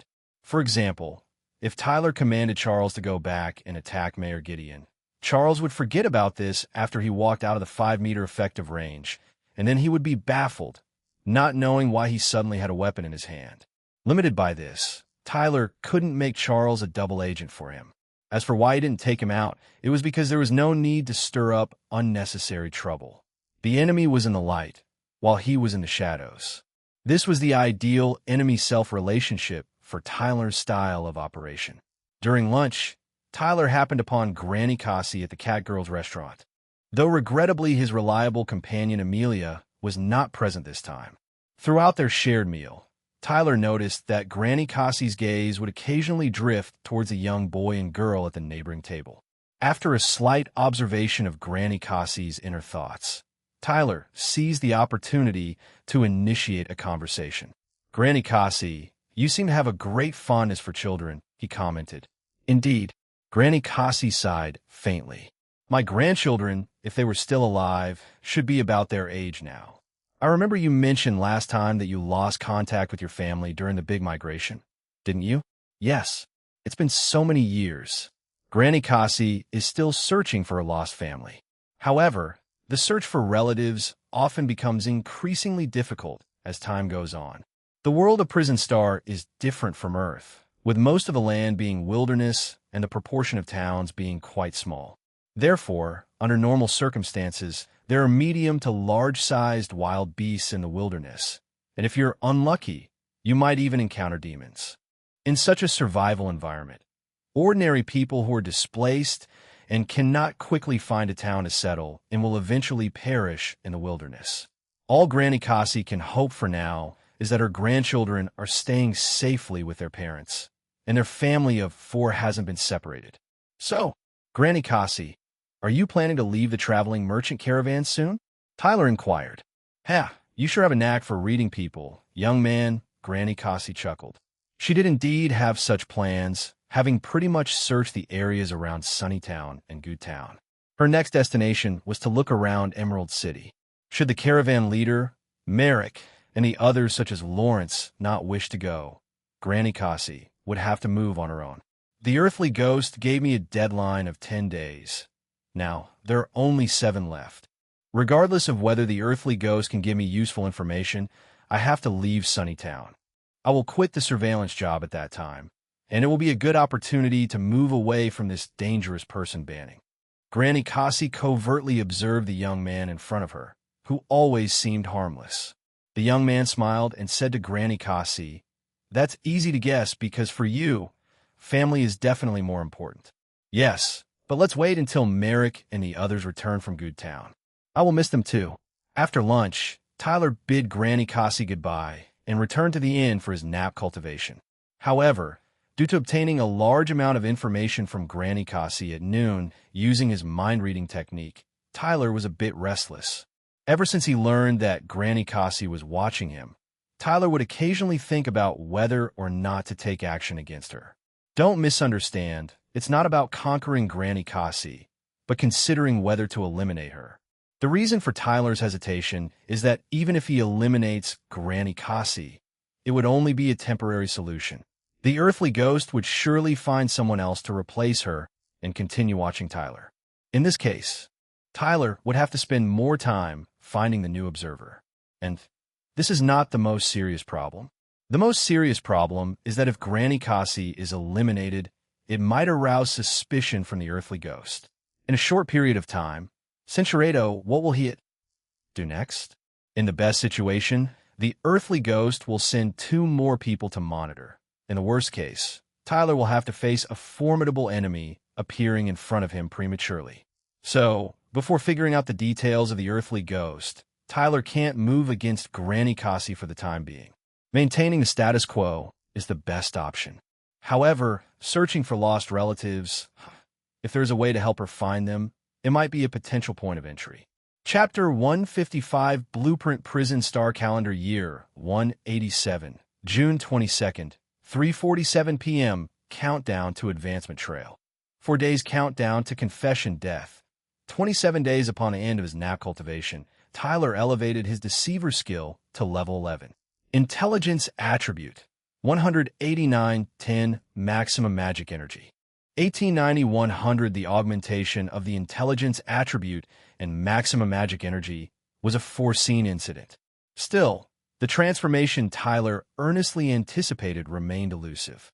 The charm effects valid targets remained objects of level 3 and below, remaining unaffected by the skill level's ascension. According to this pattern, it seems I must wait for Deceiver to reach level 15 or potentially level 20 for any increase. Despite the disappointment, it was within reason. Otherwise, this skill would be too outrageous. Subsequently, Tyler departed and initially ventured into the impoverished district teeming with demi-humans, continuing his benevolence. Guided by the bystanders, he arrived at what was reputed to be the best ornament workshop in Sunnytown. Recently, Tyler's identification and mind-reading ability were repeatedly constrained by visible distance, unable to exert effects. Hence, Tyler harbored a notion he wished to attempt to actualize. "Excuse me, is anyone there?" Entering without seeing anyone, Tyler greeted, and abruptly, an elderly man crawled out from under a distant workbench. "Welcome, what can I do for you?" The old man asked, still busily occupied with his work. "Distinguished craftsman, I've heard that you are the most skilled ornament maker in Sunnytown. I've come to visit you out of admiration. Do you have some spare time now?" Tyler voluntarily lowered his stance, prompting the busy old man at the workbench to momentarily set aside his work and turn to face Tyler. The craftsman looked to be in his 60s or 70s, yet robust, with small but bright and lively eyes.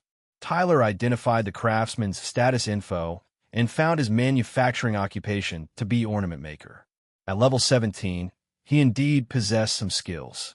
"Hee, you flatter me, young man. What do you need?" The ornament craftsman glanced at the young man's demeanor, guessing he might not be ordinary, and began to wonder what he could be here for. Tyler first scanned the goods on the store shelves, discovering numerous colorful glassware, secretly congratulating himself for coming to the right place. He then invited the craftsman to sit at the table and spread out a roll of blueprints. "Sir, I have an idea. I've already drawn the design, but I lack the craftsmanship, so I would like you to realize it for me." The craftsman first glanced at the design roughly, and then began to study it with interest. "It's intriguing, grinding the glass pieces into specific shapes, then assembling them inside a cylindrical wooden tube. But what's the use of this assembly? What do you intend to do with this?" The craftsman asked while examining. "As long as you look in from this side, you can see distant objects clearly."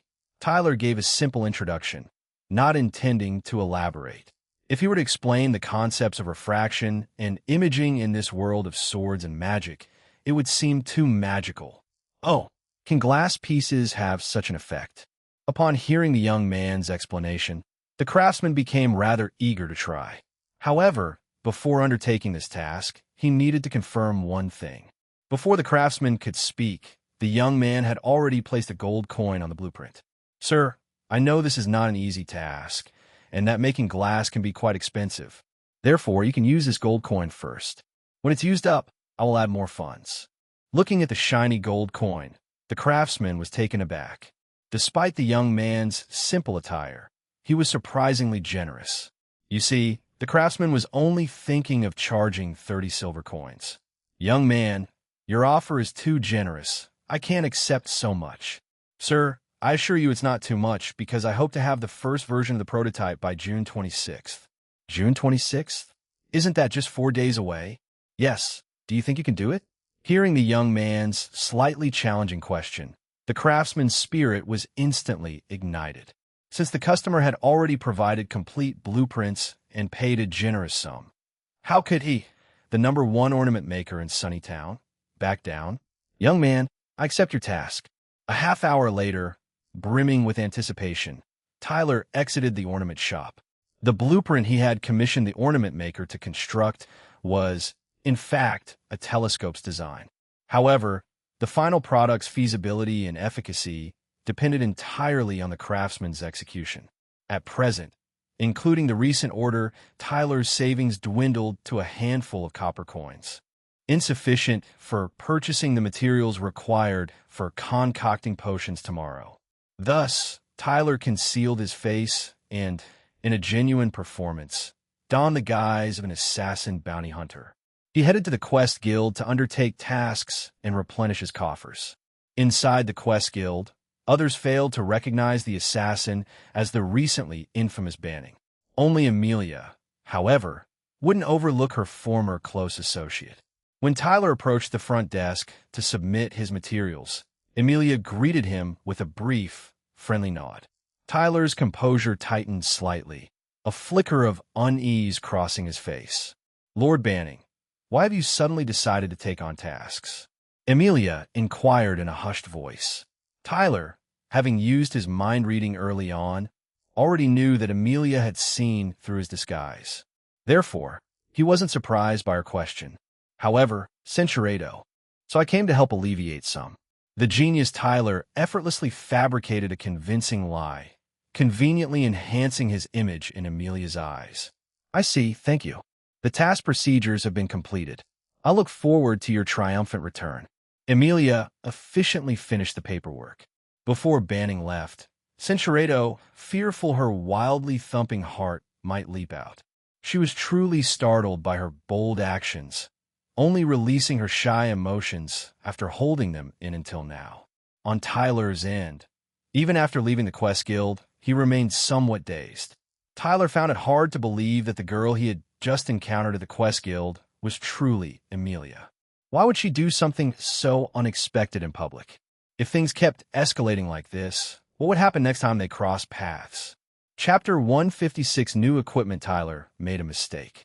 He harbored preconceived judgments about the real Amelia. The reason for Tyler's astonishment at Amelia's display was that the Amelia he originally knew was not the real Amelia. The Amelia of that time was in a pseudo-autistic state following the loss of her parents. With the exception of slightly opening her heart to Oleg, she was almost emotionless towards others.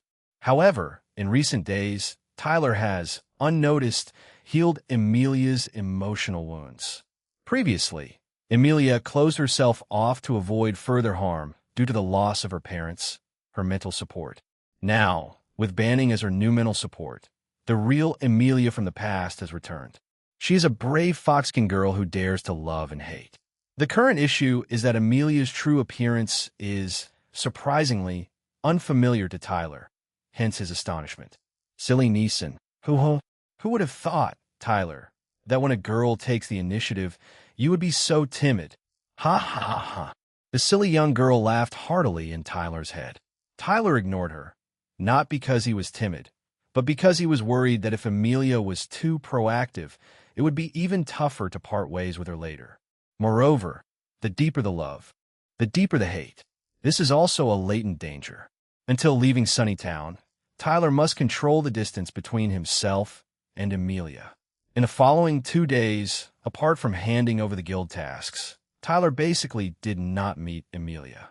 Due to the increasingly busy work at the Quest Guild, Amelia either couldn't find an opportunity to leave and meet with Banning at the inn.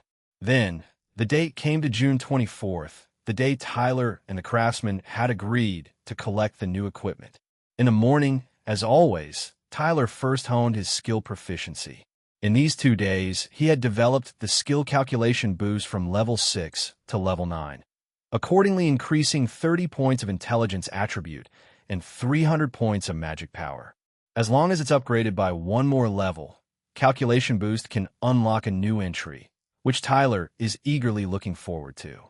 In addition to this, he also upgraded the manufacturing occupation alchemist to level 2, increasing 1 point of intelligence attribute and 10 points of magic power.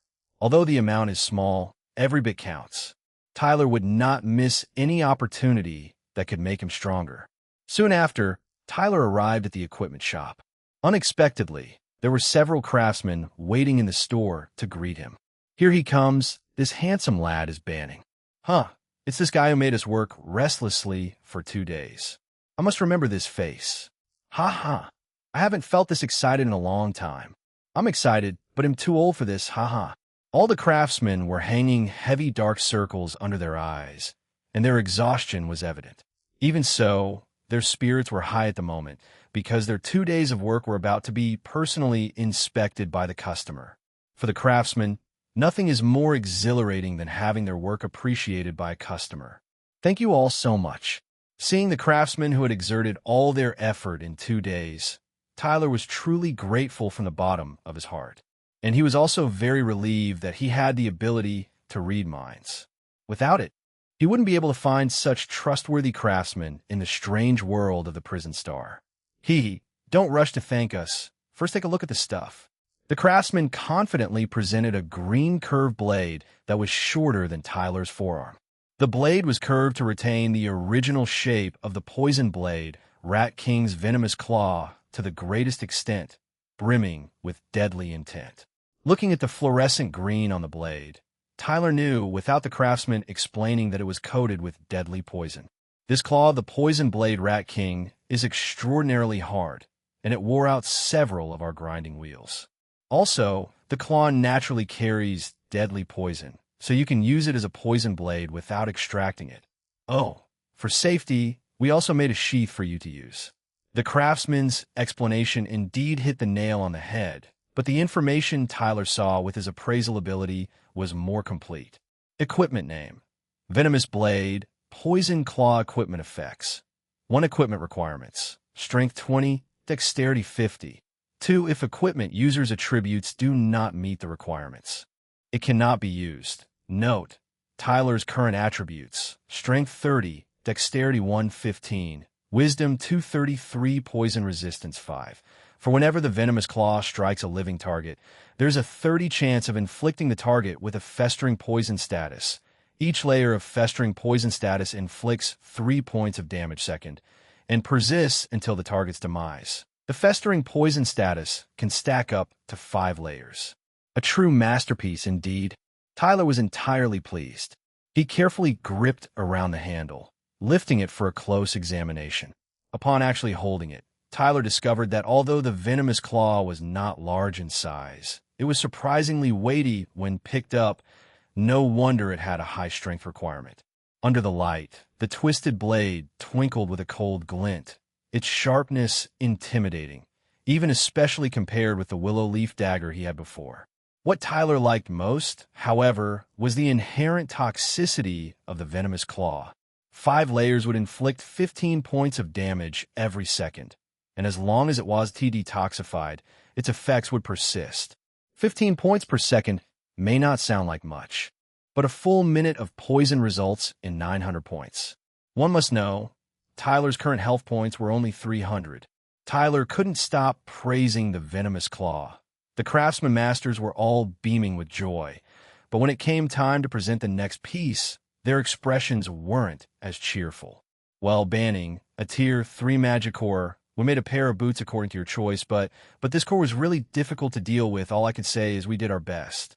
The craftsman master placed a pair of black boots on the table, and from his movements, it was clear that the boots were very lightweight, with defense certainly not to be relied upon. Additionally, the design of the boots themselves was very simple. Besides using silver rivets for reinforcement at necessary places, there were no other decorations. For the craftsman present, the fact that a precious Tier 3 magic core ended up being used to create such a pair of ordinary boots was absolutely unacceptable. But as the craftsman in charge had just said, they had done their best. It wasn't that they didn't want to craft a pair of bulky, highly defensive boots, but that the magic core itself was resisting. Why do you all look so upset? I think these boots are great. They are beyond my expectations. To the craftsman master's surprise, Banning, who they thought would be complaining, actually started laughing happily. The inscrutable young man held up the black boots as if he had found a treasure, even more delighted than when he saw the venomous blade. Chapter 157, a bland pair of boots. Banning, if you dislike it, you can tell us outright. We understand. Indeed, we don't mind a bit of criticism, just don't make it too harsh. The craftsmen were utterly bewildered as to why Banning wasn't upset. A 3rd-tier magic core could be sold by itself for a high price of a gold coin. However, these boots that have been made now might not fetch even 5 silver coins, an absolute loss if there ever was one. Note: 1 gold coin, 10,000 copper coins, 5 silver coins, 500 copper coins. Masters, why do you deem these boots a failure? Banning asked, confused. The leading master craftsman sighed, not ridiculing Banning's lack of knowledge, but instead patiently explaining the intricacies of crafting equipment with magic cores.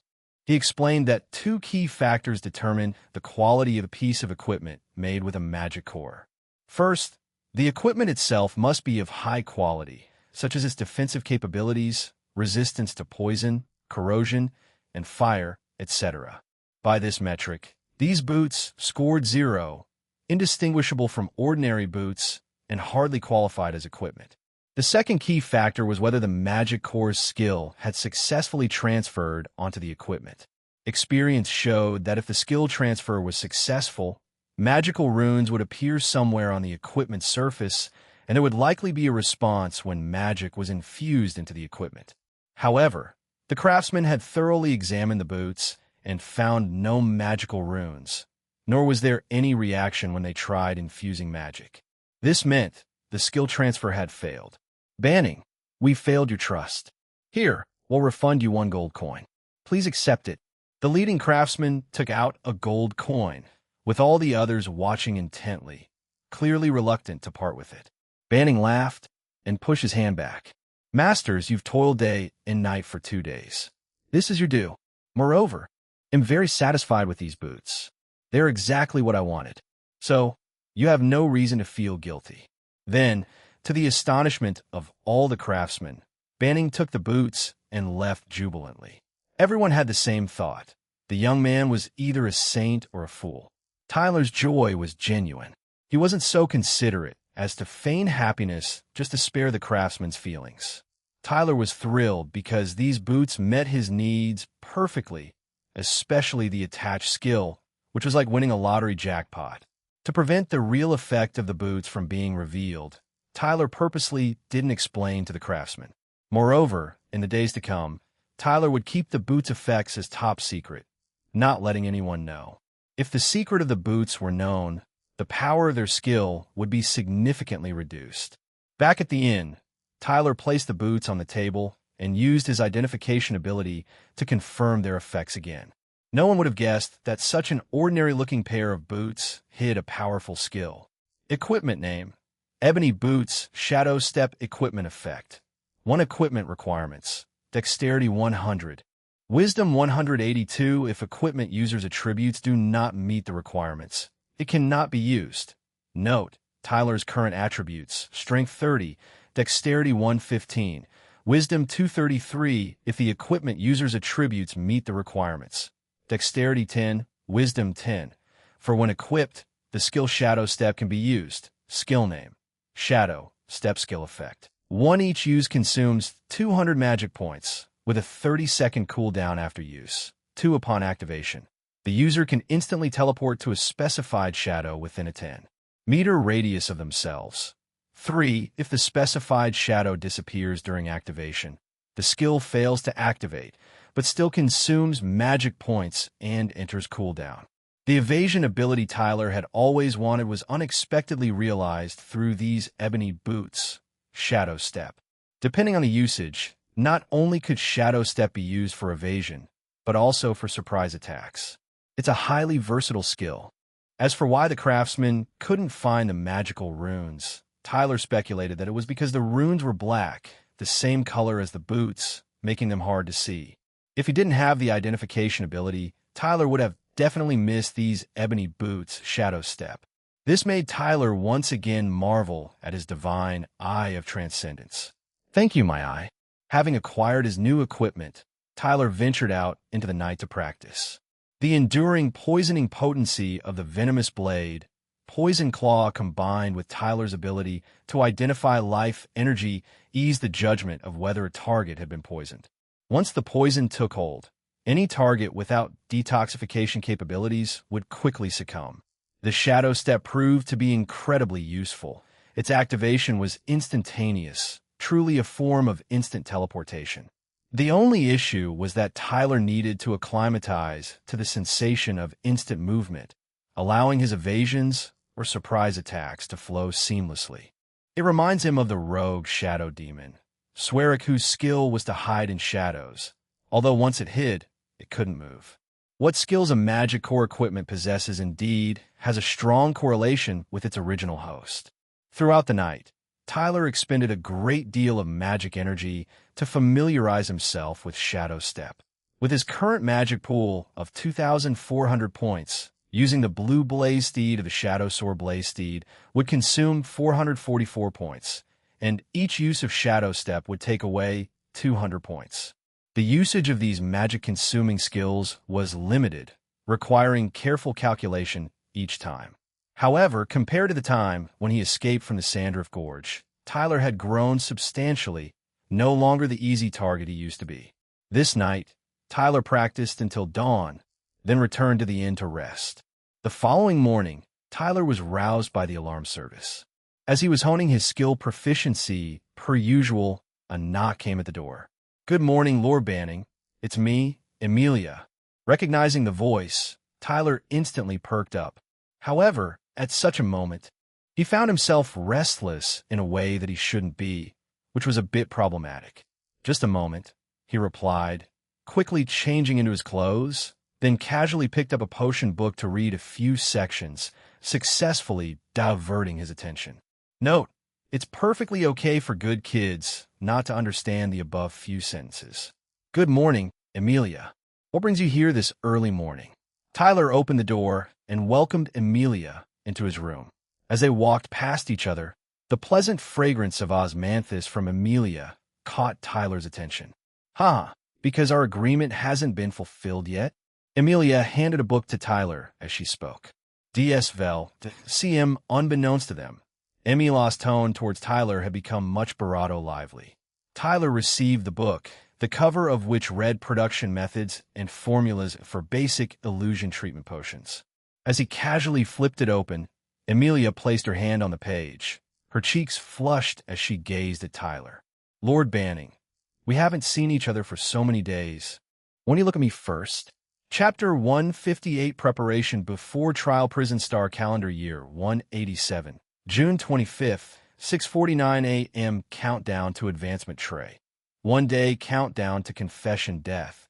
24 days inside the inn, Tyler and Emilia's gazes met briefly before diverging.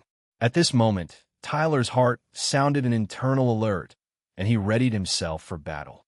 His numerous experiences in real-time scenarios had honed his ability to discern that the atmosphere in the room was decidedly amiss. Tyler realized that if the current situation were to proceed unaltered, he might no longer be able to travel or operate independently. However, Tyler was a seasoned hand who quickly analyzed the situation and promptly devised a countermeasure. You want me to take a look at you? Emilia, are you feeling unwell? Tyler reached out and touched Emilia's forehead, finding it alarmingly warm. Emilia, suddenly drawn closer by Tyler, was momentarily stunned. Cinceredo. The whole operation was smooth and rapid, leaving no room for protest. Emilia had barely processed what was happening before she found herself confined to the bed. I don't feel ill. Emilia was a beat too late in responding, her face a picture of bafflement. Just as Emilia attempted to sit up, Cinceredo then, he considerately tucked her under the blanket, ensuring she had no opportunity to escape from the bed. Emilia initially wanted to explain further, but the considerate care from Tyler made her think that perhaps it was nice to keep lying down. All right, thank you, Banning. In the tender atmosphere, Emilia addressed Banning by his name for the first time. A warmth she had not felt in a long time enveloped her. There's no need for formalities, Tyler responded with a smile, patting Emilia's head and running his fingers through her golden hair, heaving an inward sigh of relief. The situation just now was indeed a close shave. The room was visibly laden with a pinkish, romantic aura. Thankfully, through Tyler's swift actions, the mood in the room had shifted to a family-like warmth. Afterward, Tyler took the potion book from before, flipping through it while asking Emilia questions. After a brief chat, he excused himself, saying he had other matters to attend to, and left her to rest, leaving the inn swiftly. Emilia was left alone in the room. Lying on the bed, she thought back to her bold move earlier, her heart still fluttering. If Banning hadn't mistaken her for having a fever, Cinceredo, he's been staying at this inn for many days.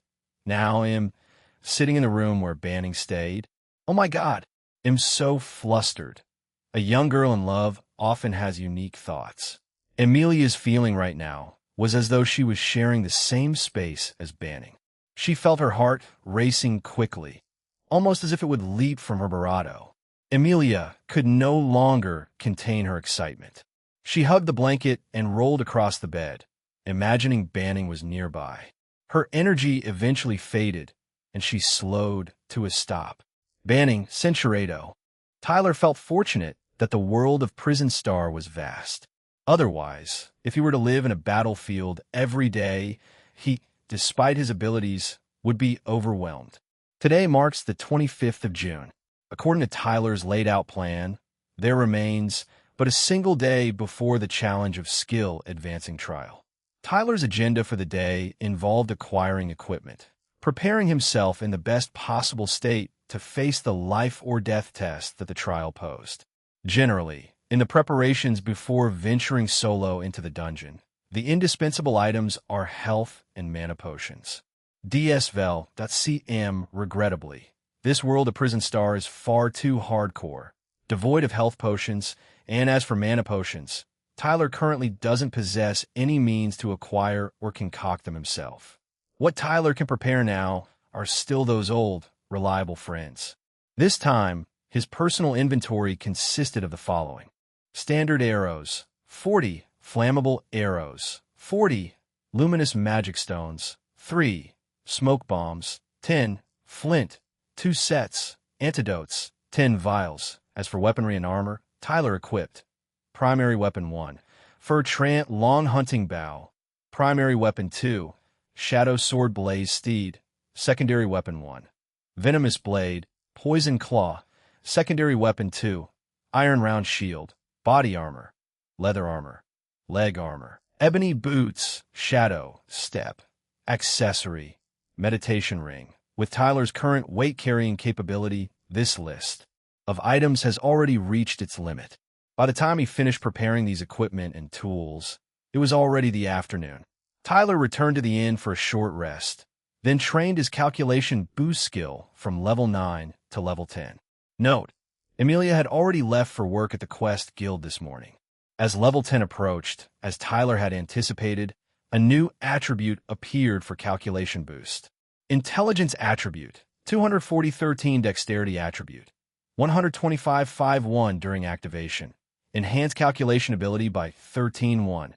2 consumes 13-1 magic power per second during activation, with less than 1 second counted as 1 second. 3. During activation, activate the advanced ability Overclock on the basis of calculation boost.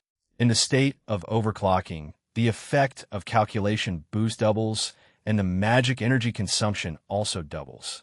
They're really treating me like a CPU. Even overclocking has come into play. Despite his complaints, Tyler immediately tried out this new ability. And just as he activated Overclock, an incredible thing happened. Tyler could clearly see that the movements of the pedestrians on the street outside the window, who were originally walking, suddenly slowed down all at once.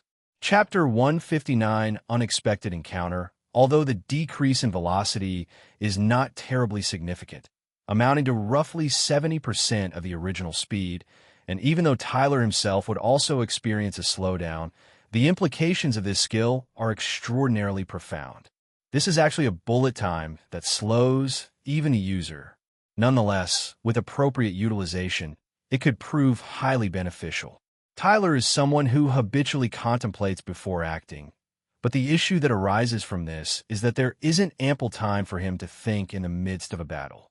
Now, with the calculation boost and overclock abilities, he can complete his thought processes faster than usual. As his skill level increases in the future, his thinking will no longer consume time. However, after activating overclock, a 30 point per second magic energy consumption poses a significant burden for Tyler, and thus, the use of this skill must be undertaken with extreme caution. For the remaining afternoon hours, Tyler initially planned to continue the sleep honing skills cycle, but found himself unable to sleep. This led Tyler to realize that to hone his skills more frequently, magic restoration potions are essential.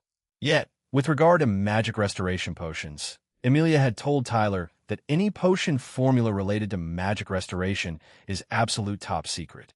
Svel. CM, the formulation and production of magic restoration potions are uniformly controlled by the National Magic Organization in various places. Since this path is temporarily blocked, Tyler can only seek alternative methods, and he quickly conceives an unconventional solution. I should go out and look for hypnosis potions or related books for sale. As soon as Tyler left the inn, he noticed that quite a few people had gathered at the entrance of the Quest Guild. He walked over to take a look, discovering that a large notice had been posted at the entrance of the Quest Guild. The notice stated that a team of bounty hunters from Emerald City who had formed their own team to explore the ancient labyrinth, had been completely wiped out, all 100-plus members. The Quest Guild posted the notice to warn everyone that the ancient labyrinth is extremely dangerous and regular individuals should not enter. Teams organized by the country have been exploring the labyrinth on a regular basis, so there's no need to add unnecessary trouble for the professionals. An ancient labyrinth? Is it similar to a dungeon instance? This is the first time I've heard of it. Tyler was quite interested in this new concept, so he stood at the side, listening to people's discussions for a while. The bounty hunters of Emerald City are truly brave, daring to venture into the ancient labyrinth. Money is the root of all evil. They must have found something valuable in the ancient labyrinth. How valuable could it be? Could there be equipment with built-in skills?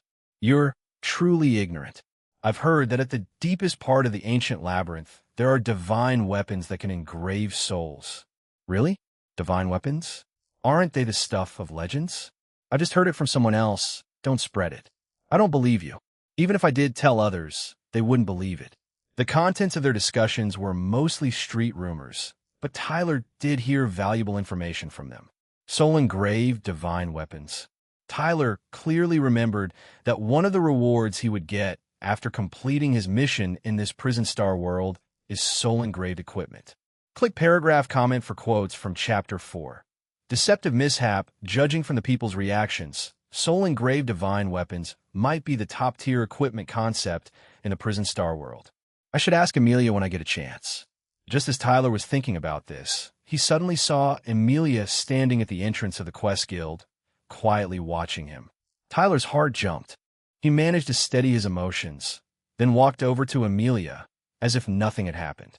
"Are you feeling better, Amelia?" Tyler asked softly.